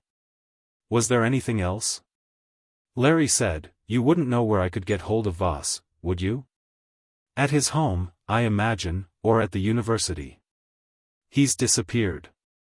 We're looking for him." Sam laughed. "Gone underground, eh? The old boy is getting romantic. Does he have any particular friends who might be putting him up?" Sam thought about it. "There's Frank Nostrand. You know, that rocket expert who was fired when he got in the big hassle with Senator McCord." When Sam Sokolsky had flicked off, Larry stared at the vacant phone screen for a long moment, assimilating what the other had told him. He was astonished that an organization such as the movement could have spread to the extent it evidently had through the country's intellectual circles. Through the scientifically and technically trained, without his department being keenly aware of it. One result, he decided glumly, of labeling everything contrary to the status quo as weird and dismissing it with contempt. Admittedly, that would have been his own reaction only a week ago. Suppose that he'd been at a cocktail party, and had drifted up to a group who were arguing about social label judgments and the need to develop a movement to change society's use of them. The discussion would have gone in one ear, out the other, and he would have muttered inwardly, "Weirds," and have drifted on to get himself another vodka martini. Larry snorted and dialed the Department of Records. He'd never heard of Frank Nostrand before, so he got information. The bright young thing who answered seemed to have a harried expression untypical of Records employees. Larry said to her, "I'd like the brief on a Mr. Frank Nostrand who is evidently an expert on rockets." The only other thing I know about him is that he recently got in the news as the result of a controversy with Senator McCord. Just a moment, sir, the bright young thing said. She touched buttons and reached into a delivery chute. When her eyes came up to meet his again, they were more than ever harried. They were absolutely confused. Mr. Franklin Howard Nostrand, she said, currently employed by Madison Air as a rocket research technician. That must be him, Larry said. I'm in a hurry, Mississippi. What's his background? Her eyes rounded. It says he's an archbishop of the Anglican Church. Larry Wolford looked at her. She looked back, pleadingly. Larry scowled and said, his university degrees, please. Her eyes darted to the report and she swallowed. A bachelor in home economics, sir. Look here, miss, how could a home economics degree result in his becoming either an archbishop or a rocket technician? I'm sorry, sir. That's what it says. Larry was fuming, but there was no point in taking it out on this junior employee of the Department of Records. He snapped, just give me his address, please. She said agonizingly, sir, it says, Lhasa, Tibet. A red light flicked at the side of his phone and he said to her, I'll call you back. I'm getting a priority call. He flicked her off, and flicked the incoming call in. It was Laverne Polk. She seemed to be on the harried side, too. Larry, she said, you better get over here right away. What's up, Laverne? This movement, she said, it seems to have started moving. The boss says to get over here soonest. The top of his car was retracted. Larry Wolford slammed down the walk of his auto bungalow and vaulted over the side and into the seat. He banged the start button, dropped the lift lever, depressed the thrust pedal and took off at maximum acceleration. He took the police level for maximum speed and was in downtown Greater Washington in flat minutes. So the movement had started moving. That could mean almost anything. It was just enough to keep him stewing until he got to the boss and found out what was going on. He turned his car over to a parker and made his way to the entrance utilized by the second-grade department officials. In another year, or at most 2, he told himself all over again, he'd be using that other door. He had an intuitive feeling that if he licked this current assignment it'd be the opening wedge he needed and he'd wind up in a status bracket unique for his age. Laverne looked up when he hurried into her anteroom. She evidently had 2 or 3 calls going on at once, taking orders from one phone, giving them in another. Something was obviously erupting. She didn't speak to him, merely nodded her head at the inner office. In the boss office were 6 or 8 others besides Larry's superior. Their expressions and attitudes ran from bewilderment to shock. They weren't the men you'd expect to have such reactions. At least not those that Larry Wolford recognized. 3 of them, Ben Ruthenberg, Bill Freina and Dave Moskowitz, were FBI men with whom Larry had worked on occasion. One of the others he recognized as being a supervisor with the CIA. Walt Foster, Larry's rival in the boss affections, was also present. The boss growled at him, "Where in the heavens have you been, Lawrence?" "Following our leads on this so-called movement, sir," Larry told him. "What's going on?" Ruthenberg, the Department of Justice man, grunted sour amusement. "So-called movement isn't exactly the correct phrase. It's a movement, all right." The boss said, "Please dial records and get your dossier, Lawrence. That'll be the quickest way to bring you up on developments." Mystified, but already with a growing premonition, Larry dialed records. Knowing his own classification code, he had no need of information this time. He got the 100-word brief and stared at it as it filled the screen. The only items really correct are his name and present occupation. Otherwise his education was listed as grammar school only. His military career had him ending the war as a general of the armies, and his criminal career record included 4 years on Alcatraz for molesting small children. Blankly, he faded the brief and dialed his full dossier. It failed to duplicate the brief, but that was no advantage. This time he had an M.D. degree from Johns Hopkins, but his military career listed him as a dishonorable discharge from the Navy where he'd served in the steward department. His criminal record was happily nil, but his religion was listed as Holy Roller. Political affiliations had him down as a member of the Dixiecrats. The others were looking at him, most of them blankly, although there were grins on the faces of Moskowitz and the CIA man. Moskowitz said, "With a name like mine, yet, they have me a bishop of the Orthodox Greek Catholic Church." Larry said, "What's it all about?" Ruthenberg said unhappily, "It started early this morning. We don't know exactly when as yet." Which didn't seem to answer the question. Larry said, "I don't get it. Obviously, the records department is fouled up in some manner. How, and why?"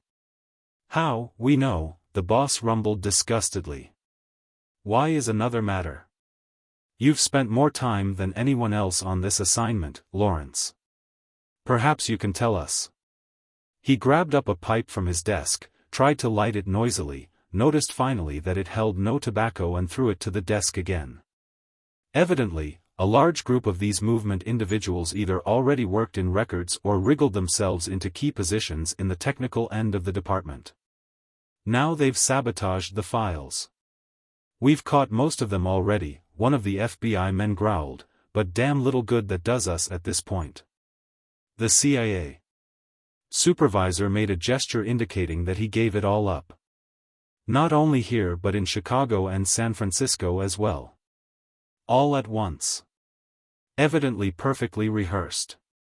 Personnel records from coast to coast are bollocksed. Why? Larry said slowly, "I think I know that now. Yesterday, I wouldn't have, but I've been picking up odds and ends." They all looked at him. Larry sat down and ran a hand back through his hair. "The general idea is to change the country's reliance on social label judgments." "On what?" the boss barked. "On one person judging another according to social labels. Voss and the others." "Who did you say?" Ruthenberg snapped. "Voss. Professor Peter Voss from the university over in Baltimore section. He's the ringleader." Ruthenberg snapped to Freina, "Get on the phone and send out a pickup order for him." Freina was on his feet. "What charge, Ben?" Ben Ruthenberg snorted. "Rape, or something. Get moving, we'll figure out a charge later. The guy's a fruitcake." Larry said wearily, "He's evidently gone into hiding. I've been trying to locate him. He managed to slip me some knockout drops and got away yesterday." The boss looked at him in disgust. Ruthenberg said evenly, "We've had men go into hiding before. Get going, Freina."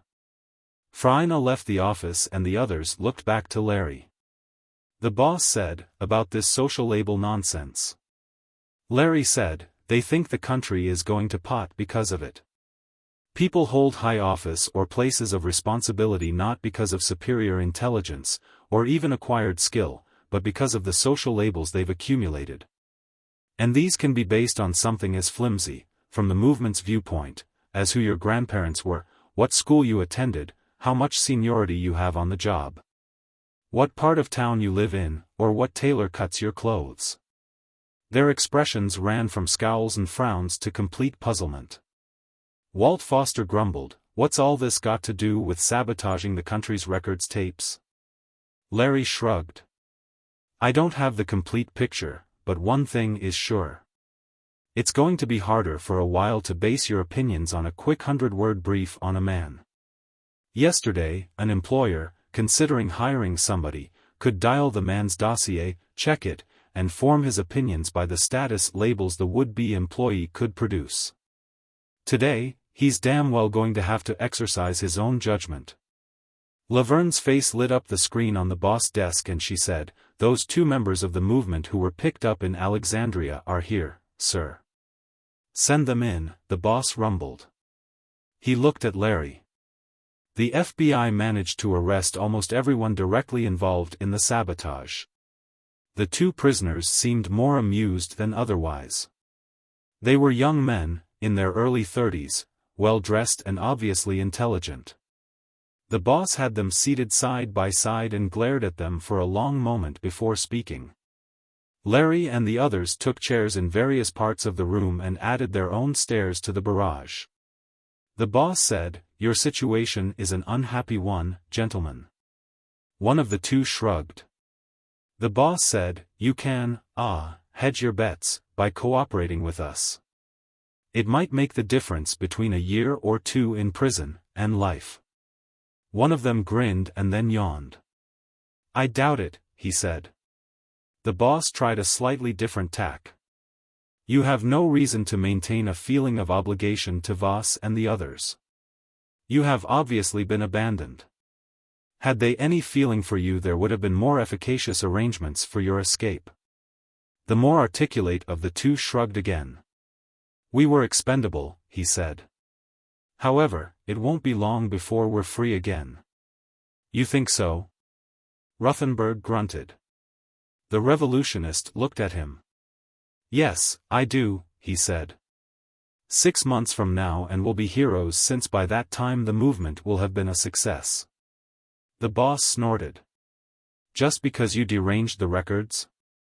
Why, that's but temporary." "Not so temporary as you think," the technician replied.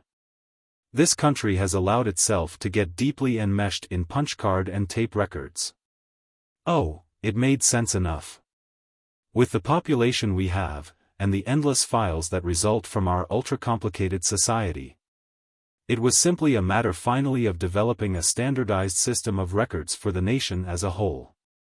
Now, for all practical purposes, all of our records these days are kept with the Department of Records, confidential as well as public records.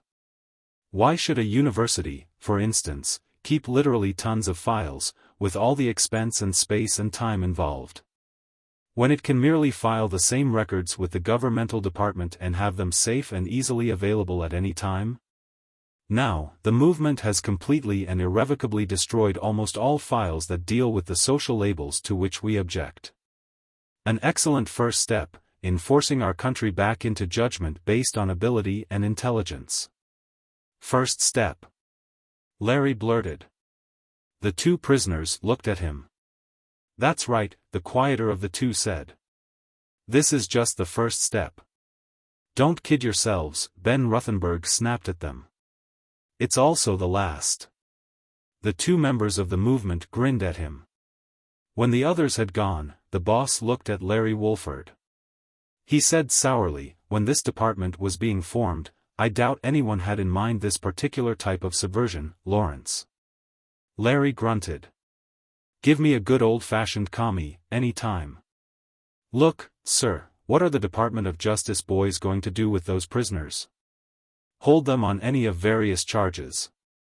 We've conflicted with the FBI in the past on overlapping jurisdiction, but thank heavens for them now. Their manpower is needed." Larry leaned forward. "Sir, we ought to take all members of the movement we've already arrested, feed them a dose of scop serum, and pressure them to open up on the organization's operations." His superior looked at him, waiting for him to continue. Larry said urgently, "Those two we just had in here thought the whole thing was a big joke. The first step, they called it. Sir, there's something considerably bigger than this cooking. Uncle Sam might pride himself on the personal liberties guaranteed by this country, but unless we break this organization, and do it fast, there's going to be trouble that will make this fouling of the records look like the minor matter those two jokers seem to think it." The boss thought about that. He said slowly, "Lawrence, the Supreme Court ruled against the use of scop serum. Not that it is over-efficient, anyway.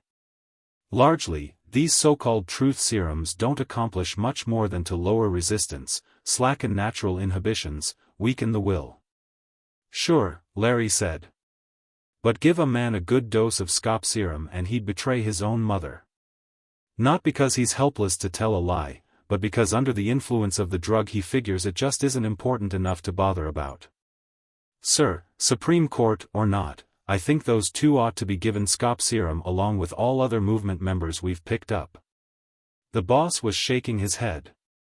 Lawrence, these men are not wide-eyed radicals picked up in a street demonstration. They're highly respected members of our society. They're educators, scientists, engineers, technicians. Anything done to them is going to make headlines.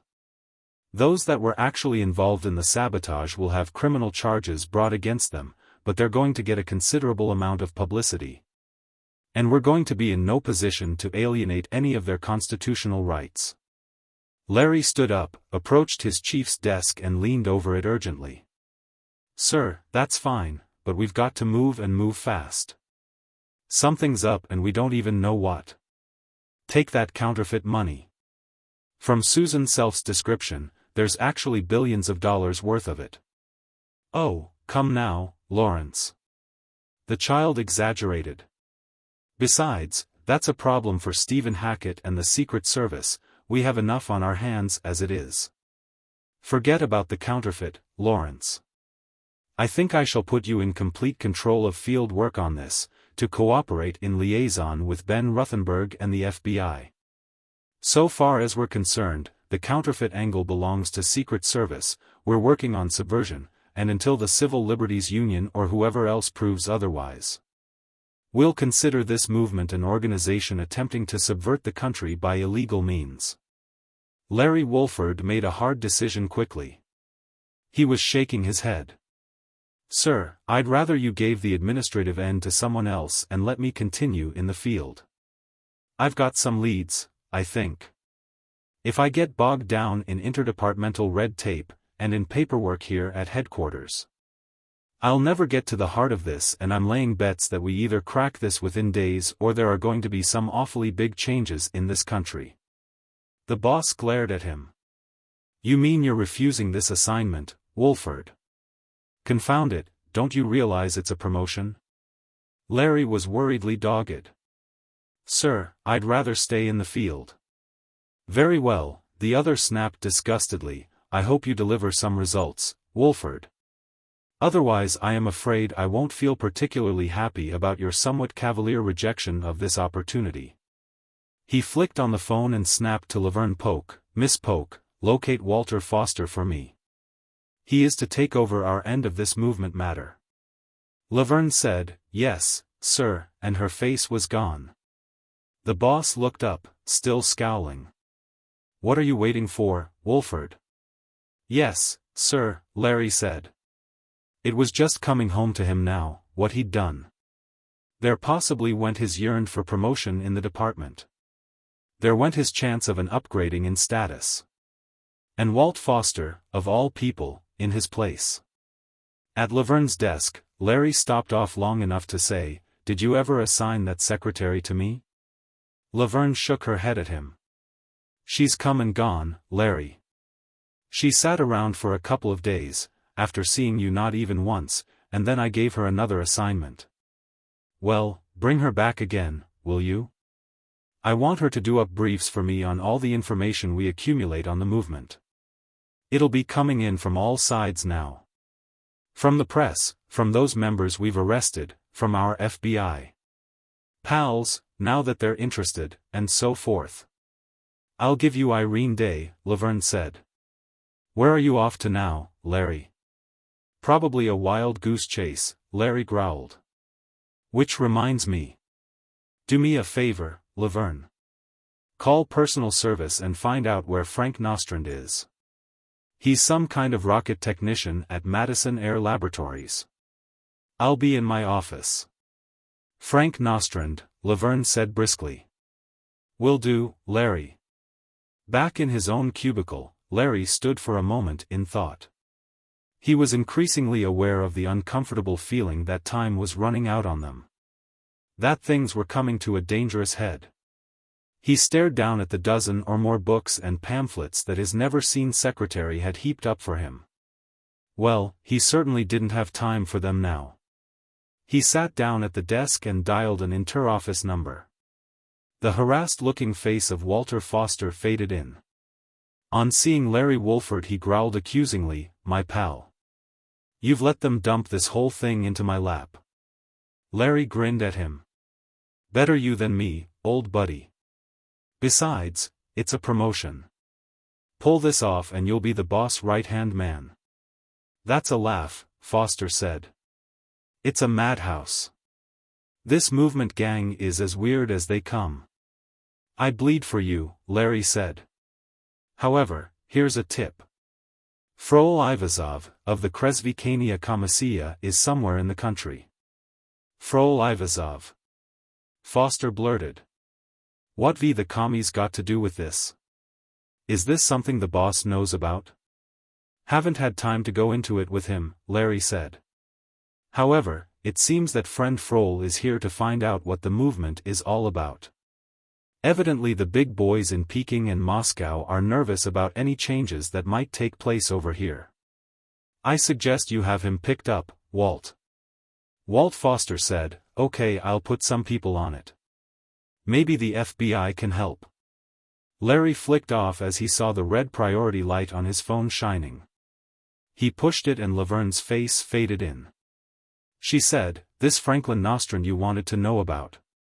He's evidently working at the laboratories over in Newport News, Larry. He'll be on the job until 5 this afternoon. Fine, he said. Larry grinned at her. When are we going to have that date, Laverne? She made a face. Someday when the program involves having fun instead of parading around in the right places, driving the right model car, dressed in exactly the right clothes. And above all associating with the right people. It was his turn to grimace. I'm beginning to think you ought to sign up with Voss and this movement of his. You'd be right at home with his weirds. She stuck out her tongue at him, and flicked off. He looked at the empty screen and chuckled.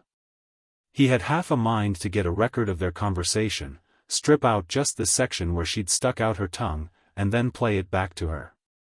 She'd be taken aback by being confronted by her own image making faces at her. As he made his way to the parking lot for his car, something in their conversation nagged at him, but he couldn't put his finger on it. He considered the girl, all over again. She had almost all the qualities he looked for. She was attractive, without being overly so. He disliked women out of the ordinarily beautiful, it became too much to live up to. She was sharp, but not objectionably so. Not to the point of giving you an inferiority complex. But, holy smokes, she'd never do as a career man's wife. He could just see the boss ultra-conservative better half inviting them to dinner. It would happen exactly once, never again. He obtained his car, lifted it to one of the higher levels and headed for Newport News. It was a half-hour trip and he wasn't particularly expectant of results. The tip Sam Sokolsky had given him wasn't much to go by. Evidently, Frank Nostrand was a friend of the professor's, but that didn't necessarily mean he was connected with the movement, or that he knew Voss' whereabouts. He might have saved himself the trip. The bird had flown again. Not only was Frank Nostrand not at the Madison Air Laboratories, but he wasn't at home either. Larry Wolford, mindful of his departmental chief's words on the prestige these people carried, took a full hour in acquiring a search warrant before breaking into the Nostrand home. Nostrand was supposedly a bachelor, but the auto bungalow, similar to Larry Wolford's own, showed signs of double occupancy, and there was little indication that the guest had been a woman. Disgruntled, Larry Wolford dialed the offices, asked for Walt Foster. It took nearly 10 minutes before his colleague faded in. I'm up to my eyebrows, Larry. What did you want? Larry gave him Frank Nostrand's address. This guy's disappeared, Walt. So? He was a close friend of Professor Voss. I got a warrant to search his house. It shows signs that he had a guest. Possibly it was the professor. Do you want to get some of the boys down here to go through the place? Possibly there's some clue to where they took off for. The professor's on the run and he's no professional at this. If we can pick him up, I've got a sneaking suspicion we'll have the so-called movement licked. Walt Foster slapped a hand to his face in anguish. You knew where the professor was hiding, and you tried to pick him up on your own and let him get away. Why didn't you discuss this with either the boss or me? I'm in charge of this operation. I would have had a dozen men down there. You've fouled this up." Larry stared at him. Already Walt Foster was making sounds like an enraged superior. He said mildly, "Sorry, Walt. I came down here on a very meager tip. I didn't really expect it to pan out.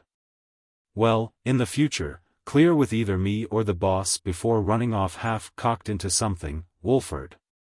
Yesterday, you had this whole assignment on your own. Today, it's no longer a minor matter. Our department has 50 people on it. The FBI must have 5 times as many, and that's not even counting the Secret Service's interest. It's no longer your individual baby." "Sorry," Larry repeated mildly. "Then, I don't imagine you've got hold of Frol Ivazov yet?" The other was disgusted. "You think we're magicians? We just put out the call for him a few hours ago. He's no amateur. If he doesn't want to be picked up, he'll go to ground and we'll have our work cut out for us finding him.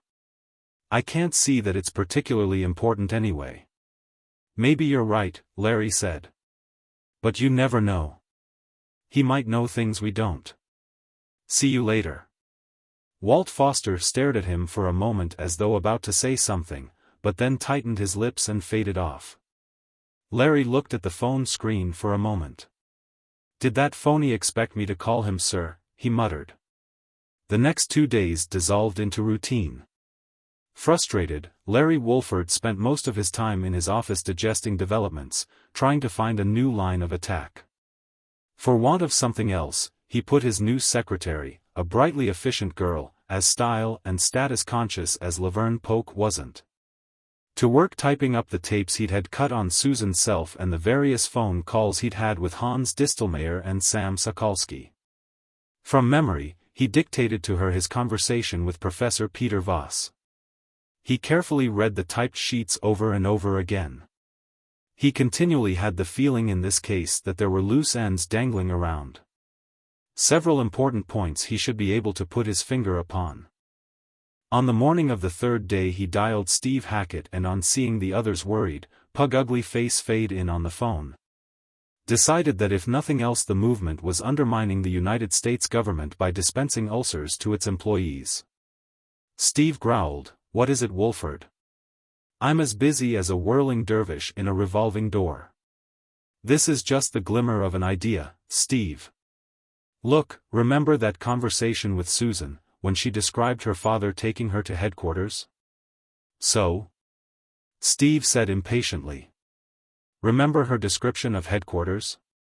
"Go on," Steve rapped. "What did it remind you of? What are you leading to?" "This is just a hunch," Larry persisted, "but the way she described the manner in which her father took her to headquarters suggests they're in the greater Washington area." Steve was staring at him disgustedly. "How obvious could you get?" Larry hurried on. "What's the biggest business in this area, Steve?" "Government." "Right. And the way she described headquarters of the movement, was rooms, after rooms, after rooms into which they'd stored the money. And?" Larry said urgently, "Steve, I think in some way the movement has taken over some governmental buildings, or storage warehouse. Possibly some older buildings no longer in use. It would be a perfect hideout. Who would expect a subversive organization to be in governmental buildings? All they'd need would be a few officials here and there who were on their side and—" Steve said wearily, "You couldn't have thought of this 2 days ago." Larry cut himself off sharply. Steve said, "We found their headquarters. One of their members cracked. Ben Ruthenberg of the FBI. Found he had a morals rap against him some years ago and scared him into talking by threats of exposure. At any rate, you're right. They had established themselves in some government buildings going back to Spanish-American War days. We've arrested 8 or 10 officials that were involved. But the money? The money was gone," Steve said bitterly. "But Susan was right. There had evidently been room after room of it, stacked to the ceiling. Literally billions of dollars. They'd moved out hurriedly, but they left kicking around enough loose hundreds, 50s, 20s, 10s and 5s to give us an idea. Look, Wolford, I thought you'd been pulled off this case and that Walt Foster was handling it. Larry said sourly, I'm beginning to think so, too.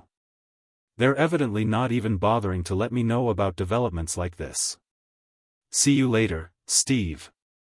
The other's face faded off. Larry Wolford looked across the double desk at Irene Day. Look, he said, when you're offered a promotion, take it. If you don't, someone else will and you'll be out in the cold. Irene Day said brightly, I've always known that, sir. He looked at her. The typical eager beaver. Sharp as a whip. Bright as a button. I'll bet you have, he muttered. I beg your pardon, Mr. Wolford. The phone lit as Laverne said, the boss wants to talk to you, Larry. Her face faded and Larry's superior was scowling at him. He snapped, did you get anything on this medical records thing, Wolford? Medical records? Larry said blankly. The boss grunted in deprecation. No, I suppose you haven't. I wish you would snap into it, Wolford. I don't know what has happened to you of late. I used to think that you were a good field man. He flicked off abruptly. Larry dialed Laverne Polk. What in the world was the boss just talking about, Laverne? About medical records? Laverne said, frowning, didn't you know? The movement's been at it again. They've fouled up the records of the state medical licensing bureaus, at the same time sabotaging the remaining records of most, if not all, of the country's medical schools. They struck simultaneously, throughout the country. He looked at her, expressionlessly. Laverne said, we've caught several hundred of those responsible. It's the same thing. Attack of the social label. From now on, if a man tells you he's an ear, eye, and throat specialist, you'd better do some investigation before letting him amputate your tongue. You'd better use your judgment before letting any doctor you don't really know about work on you. It's a madhouse, Larry. Larry Wolford, for long moments after Laverne had broken the connection, stared unseeingly at his secretary across from him until she stirred. He brought his eyes back to the present. Another preliminary move, not the important thing, yet. Not the big explosion they're figuring on. Where have they taken that money, and why? Irene Day blinked at him. I don't know, I'm sure, sir. Larry said, get me Mr. Foster on the phone, Irene. When Walt Foster's unhappy face faded in, Larry said, Walt, did you get Frol Ivazov? Ivazov? The other said impatiently. No. We haven't spent much effort on it. I think this hunch of yours is like the other ones you've been having lately, Wolford. Frol Ivazov was last reported by our operatives as being in North Korea. It wasn't a hunch, Larry said tightly. He's in this country on an assignment dealing with the movement. Well, that's your opinion, Foster said snappishly. I'm busy, Wolford. See here, at present you're under my orders on this job. In the way of something to do, instead of sitting around in that office, why don't you follow up this Ivazov thing yourself? He considered it a moment. That's an order, Wolford. Even if you don't locate him, it'll keep you out of our hair. After the other was gone, Larry Wolford leaned back in his chair, his face flushed as though the other had slapped it. In a way, he had. Larry said slowly, Miss Day, dial me Hans Distelmeyer. His offices are over in the Belmont building. As always, the screen remained blank as the German spy master spoke. Larry said, Hans, I want to talk to Frol Ivazov. I want to know where I can find him. The German's voice was humorously gruff. My friend. Larry said impatiently, I'm not interested in arresting him at this time. I want to talk to him. The other said heavily. This goes beyond favors, my friend. On the face of it, I am not in business for my health. And what you ask is dangerous from my viewpoint.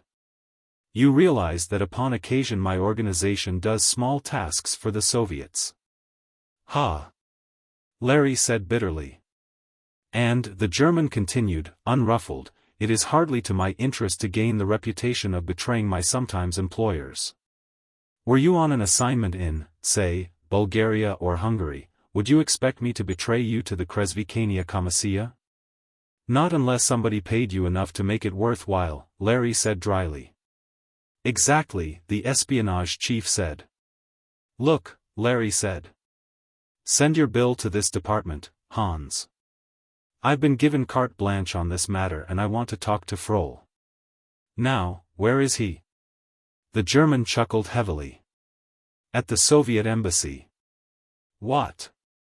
You mean they've got the gall to house their top spy right in? Distelmeyer interrupted him. Friend Ivazov is currently accredited as a military attaché and quite correctly. He holds the rank of colonel, you know. He entered this country quite legally, the only precaution taken was to use his second name, Kliment, instead of Frohl, on his papers.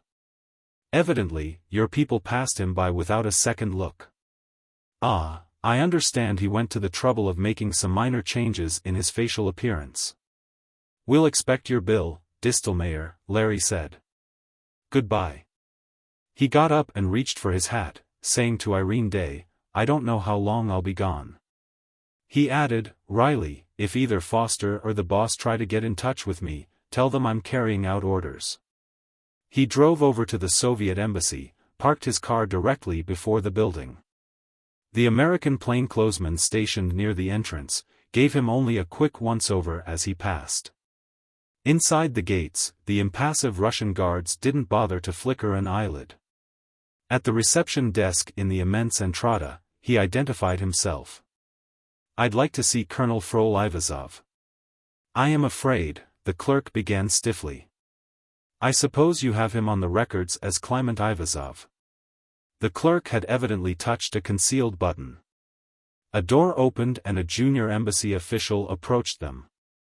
Larry restated his desire. The other began to open his mouth in denial, then shrugged. Just a moment, he said. He was gone a full 20 minutes.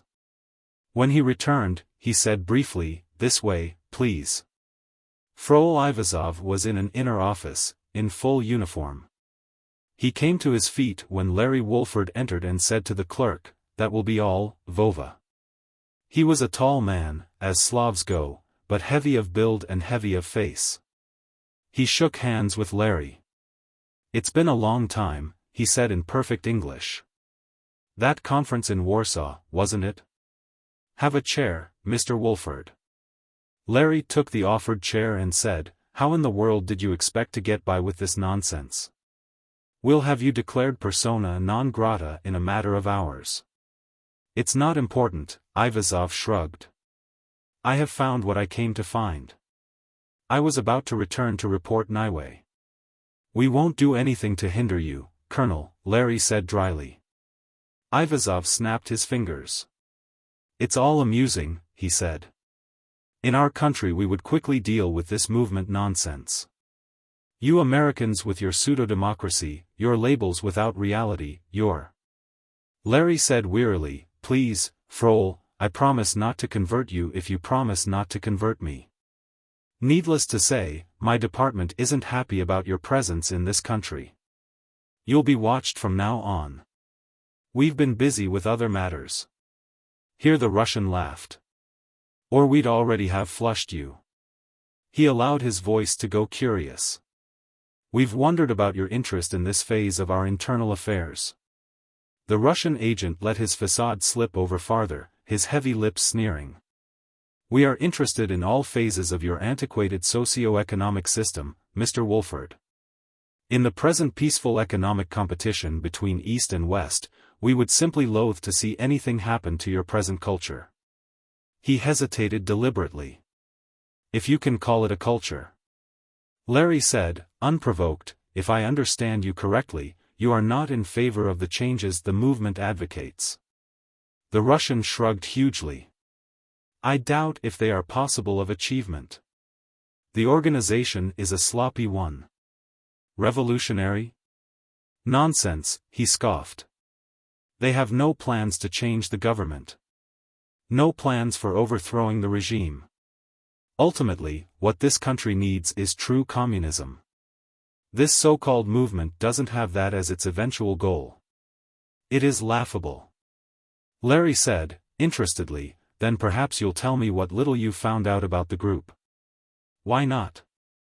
The Russian pursed his lips.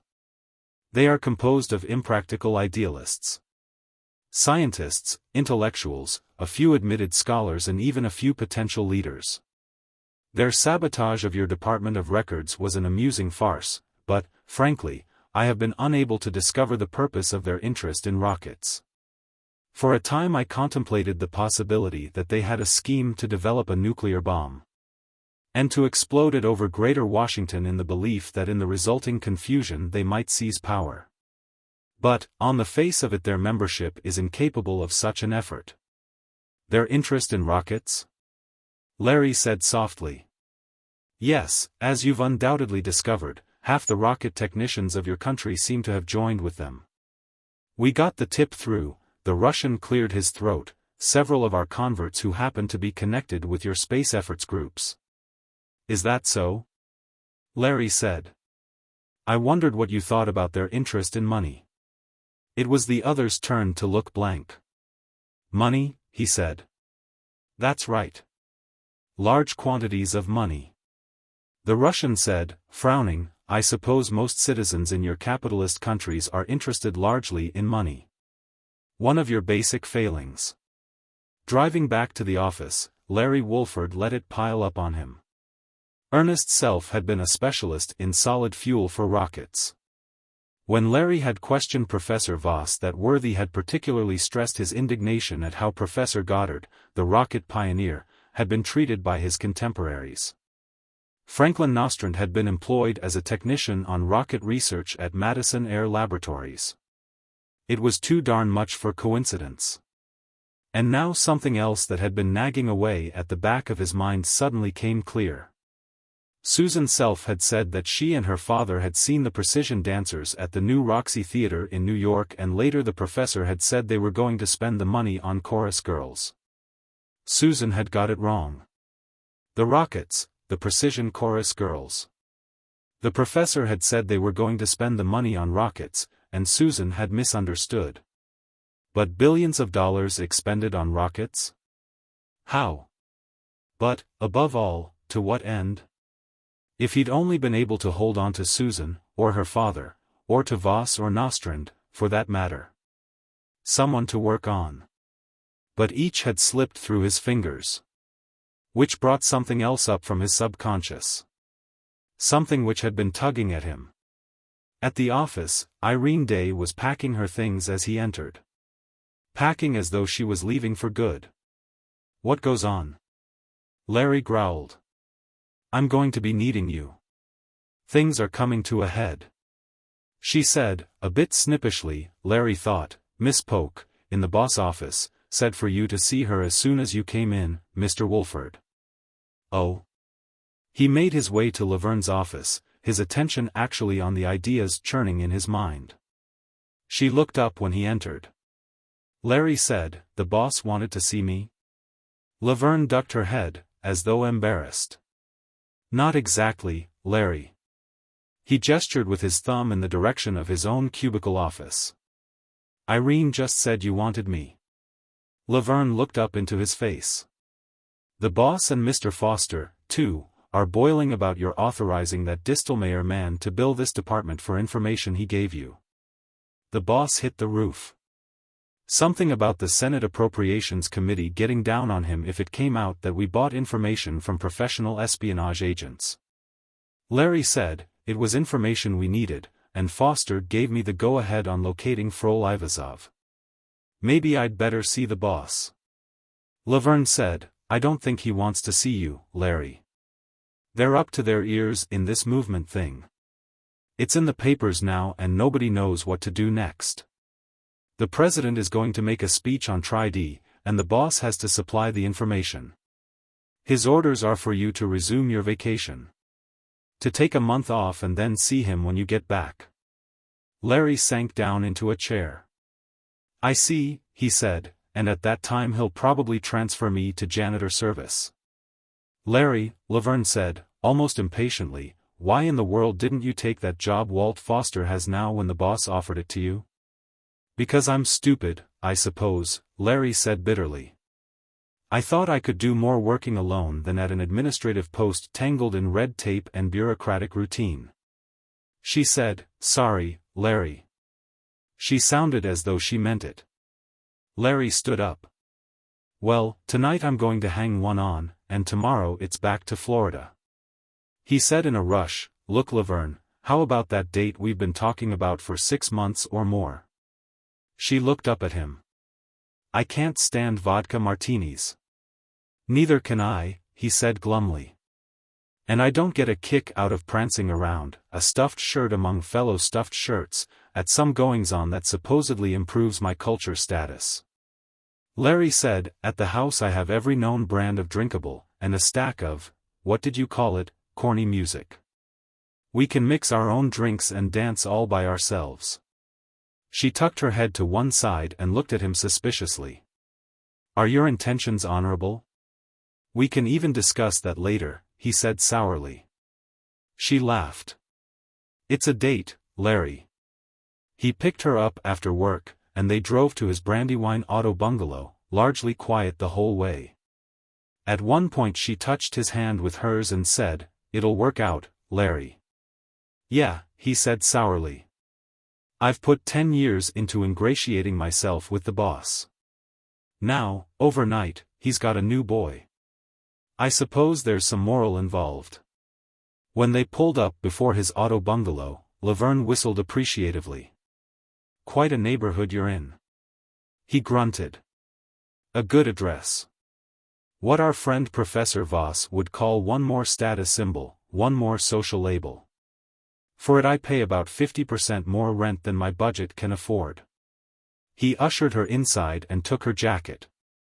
Look, he said, indicating his living room with a sweep of hand. See that volume of Klee reproductions there next to my reading chair? That proves I'm not a weird. Indicates my culture status. Actually, my appreciation of modern art doesn't go any further than the Impressionists. But don't tell anybody. See those books up on my shelves? Same thing. You'll find everything there that ought to be on the shelves of any ambitious young career man. She looked at him from the side of her eyes. You're really soured, Larry. Come along, he said. I want to show you something. He took her down the tiny elevator to his den. How hypocritical can you get? He asked her. This is where I really live. But I seldom bring anyone here. Wouldn't want to get a reputation as a weird. Sit down, Laverne, I'll make a drink. How about a sidecar? She sank onto the couch, kicked her shoes off and slipped her feet under her. I'd love one, she said. His back to her, he brought brandy and Cointreau from his liquor cabinet, lemon and ice from the tiny refrigerator. What? Laverne said mockingly. No autobar? Upstairs with the rest of the status symbols, Larry grunted. He put her drink before her and turned and went to the record player. In the way of corny music, how do you like that old-timer, Nat Cole? King Cole? Love him, Laverne said. The strains of For All We Know penetrated the room. Larry sat down across from her, finished half his drink in one swallow. I'm beginning to wonder whether or not this movement doesn't have something, he said. She didn't answer that. They sat in silence for a while, appreciating the drink. Nat Cole was singing The Very Thought of You now. Larry got up and made 2 more cocktails. This time he sat next to her. He leaned his head back on the couch and closed his eyes. Finally he said softly, when Steve Hackett and I were questioning Susan, there was only one other person who knew that we'd picked her up. There was only one person other than Steve and me who could have warned Ernest's self to make a getaway. Later on, there was only one person who could have warned Frank Nostrand so that he and the professor could find a new hideout. She said sleepily, "How long have you known about that, darling?" "A while," Larry said, his own voice quiet. "I figured it out when I also decided how Susan's self was spirited out of the Greater Washington Hilton, before we had the time to question her further. Somebody who had access to tapes made of me while I was making phone calls cut out a section and dubbed in a voice so that Betsy Hughes, the Secret Service matron who was watching Susan, was fooled into believing it was I ordering the girl to be turned over to the two movement members who came to get her." Laverne stirred comfortably and let her head sink onto his shoulder. "You're so warm and comfortable," she said. Larry said softly, "What does the movement expect to do with all that counterfeit money, Laverne?" She stirred against his shoulder, as though bothered by the need to talk. "Give it all away," she said. "Distribute it all over the country and destroy the nation's social currency." It took him a long moment to assimilate that. "What have the rockets to do with it?" She stirred once again, as though wishing he'd be silent. "That's how it will be distributed. About 20 rockets, strategically placed, each with a warhead of a couple of tons of money. Fired to an altitude of a couple of 100 miles, and then the money is spewed out. In falling, it will be distributed over cities and countryside, everywhere. Billions upon billions of dollars worth." Larry said, so softly as hardly to be heard, "What will that accomplish?" "Money is the greatest social label of them all. The professor believes that through this step the movement will have accomplished its purpose. That people will be forced to utilize their judgment, rather than depend upon social labels." Larry didn't follow that, but he had no time to go further now. He said, still evenly soft, "And when is the movement going to do this?" Laverne moved comfortably. "The trucks go out to distribute the money tonight. The rockets are waiting. The firing will take place in a few days." "And where is the professor now?" "Where the money and the trucks are hidden, darling." "What difference does it make?" Laverne said sleepily. "And where is that?" "At the Greater Washington Trucking Corporation. It's owned by one of the movement's members." He said. "There's a password." "What is it?" "Judgment." Larry Wolford bounced to his feet. He looked down at her, then over at the phone. In 3 quick steps he was over to it. He grasped its wires and yanked them from the wall, silencing it. He slipped into the tiny elevator, locking the door to the den behind him. As the door slid closed, her voice wailed, still sleepily husky, "Larry, darling, where are you?" He ran down the walk of the house, vaulted into the car and snapped on its key.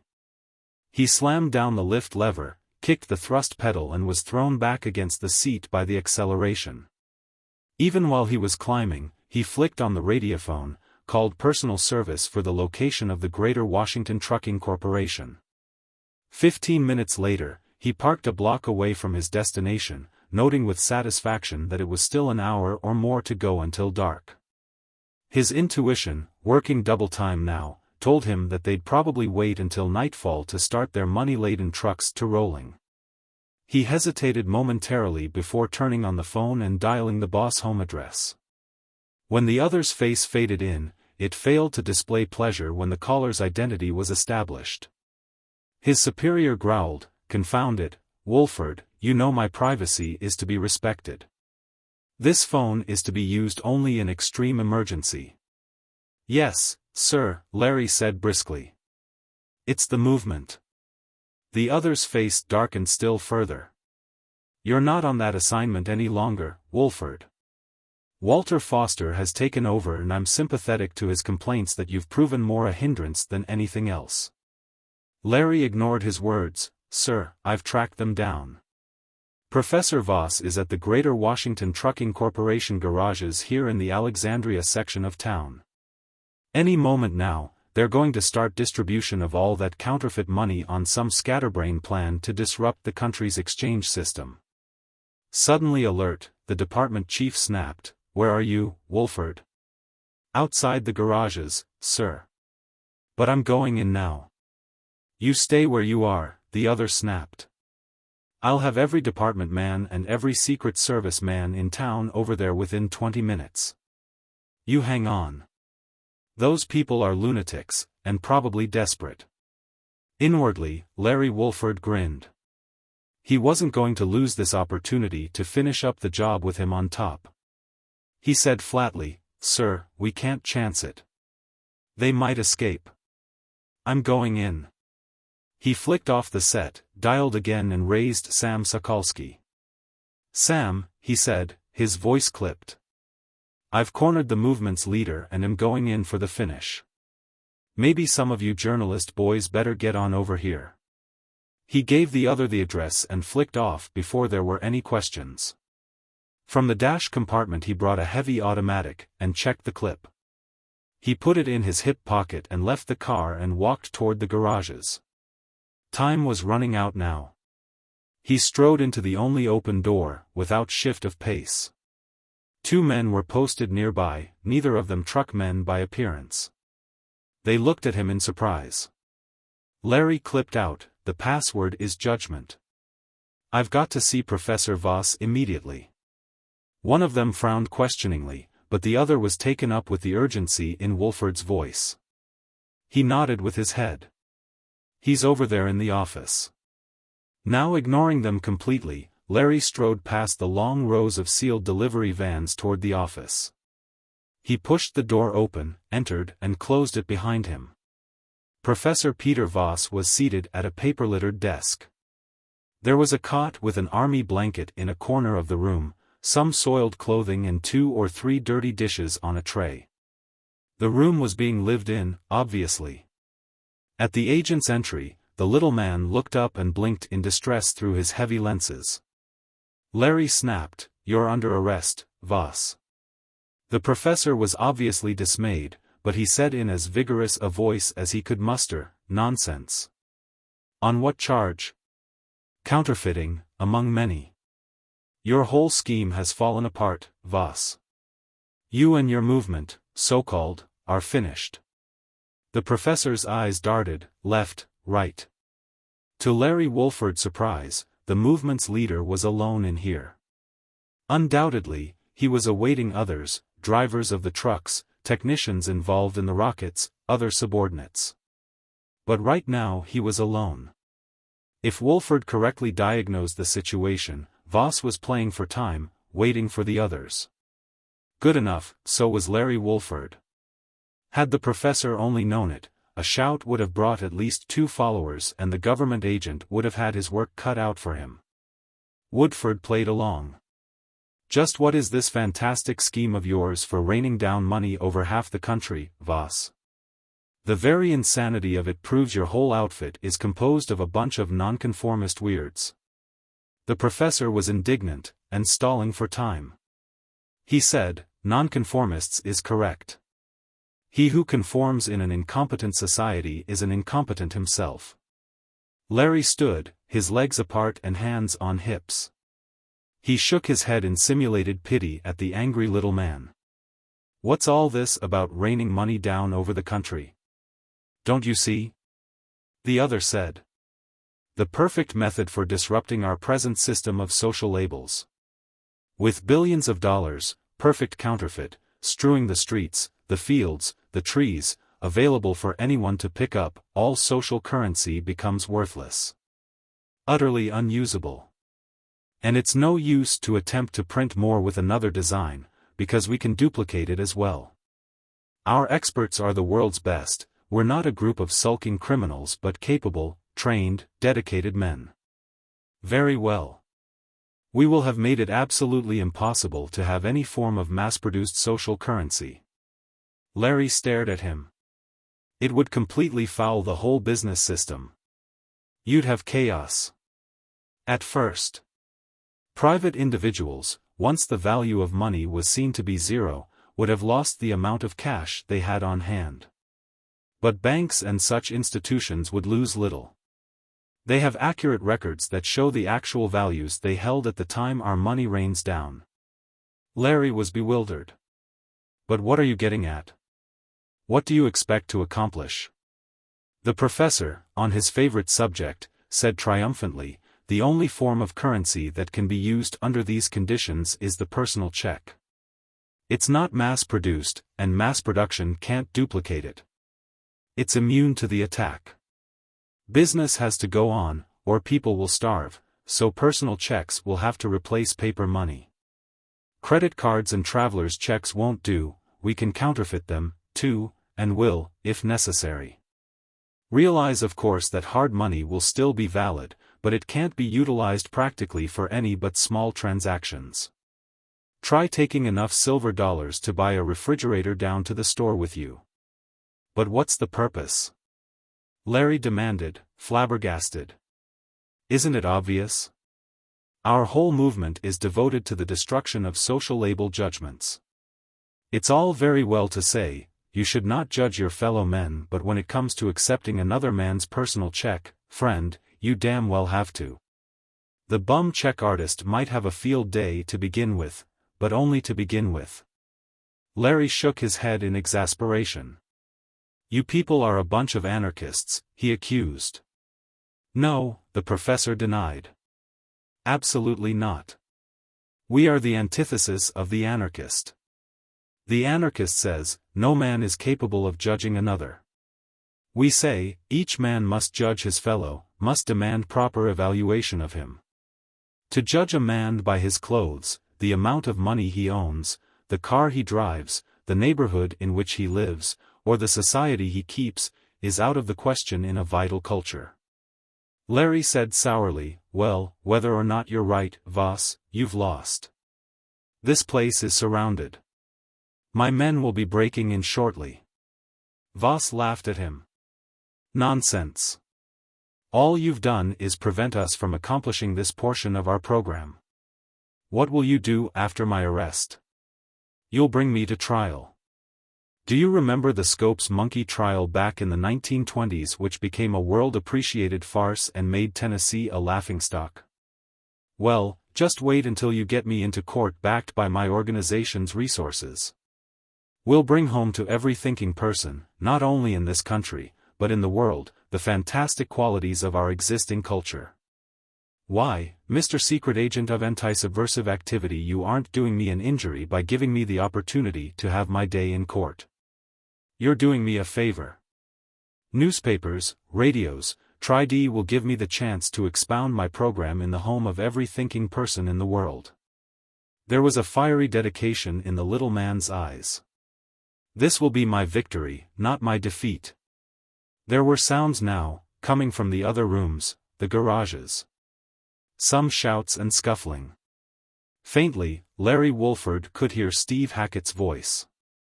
He was staring at the professor, his eyes narrower. The professor was on his feet. He said in defiant triumph, you think that you'll win prestige and honor as a result of tracking the movement down, don't you, Mr. Wolford? Well, let me tell you, you won't. In 6 months from now, Mr. Wolford, you'll be a laughingstock. That did it. Larry said, you're under arrest. Turn around with your back to me. The professor snorted his contempt, turned his back and held up his hands, obviously expecting to be searched. In a fluid motion, Larry Wolford drew his gun and fired twice. The other, with no more than a grunt of surprise and pain, stumbled forward to his knees and then to the floor, his arms and legs akimbo. The door broke open and Steve Hackett, gun in hand, burst in. Wolford, he barked. What's up? Larry indicated the body on the floor. There you are, Steve, he said. The head of the counterfeit ring. He was trying to escape. I had to shoot him. Behind Steve Hackett crowded Ben Ruthenberg of the FBI, and behind him half a dozen others of various departments. The boss came pushing his way through. He glared down at the professor's body, then up at Larry Wolford. Good work, Lawrence, he said. How did you bring it off? Larry replaced the gun in his holster and shrugged modestly. The poke girl gave me the final tip-off, sir. I gave her some scop serum in a drink and she talked. Evidently, she was a member of the movement. The boss was nodding wisely. I've had my eye on her, Lawrence. An obvious weird. But we will have to suppress that scop serum angle. He slapped his favorite field man on the arm jovially. Well, boy, this means promotion, of course. Larry grinned. Thanks, sir. All in a day's work. I don't think we'll have much trouble with the remnants of this movement thing. The pitch is to treat them as counterfeiters, not subversives. Try them for that. Their silly explanations of what they were going to do with the money will never be taken seriously. He looked down at the small corpse. Particularly now that their kingpin is gone. A new wave of agents, FBI. Men and prisoners washed into the room and Steve Hackett and Larry were for a moment pushed back into a corner by themselves. Steve looked at him strangely and said, "There's one thing I'd like to know, did you really have to shoot him, Wolford?" Larry brushed it off. What's the difference? He was as weird as they come, wasn't he?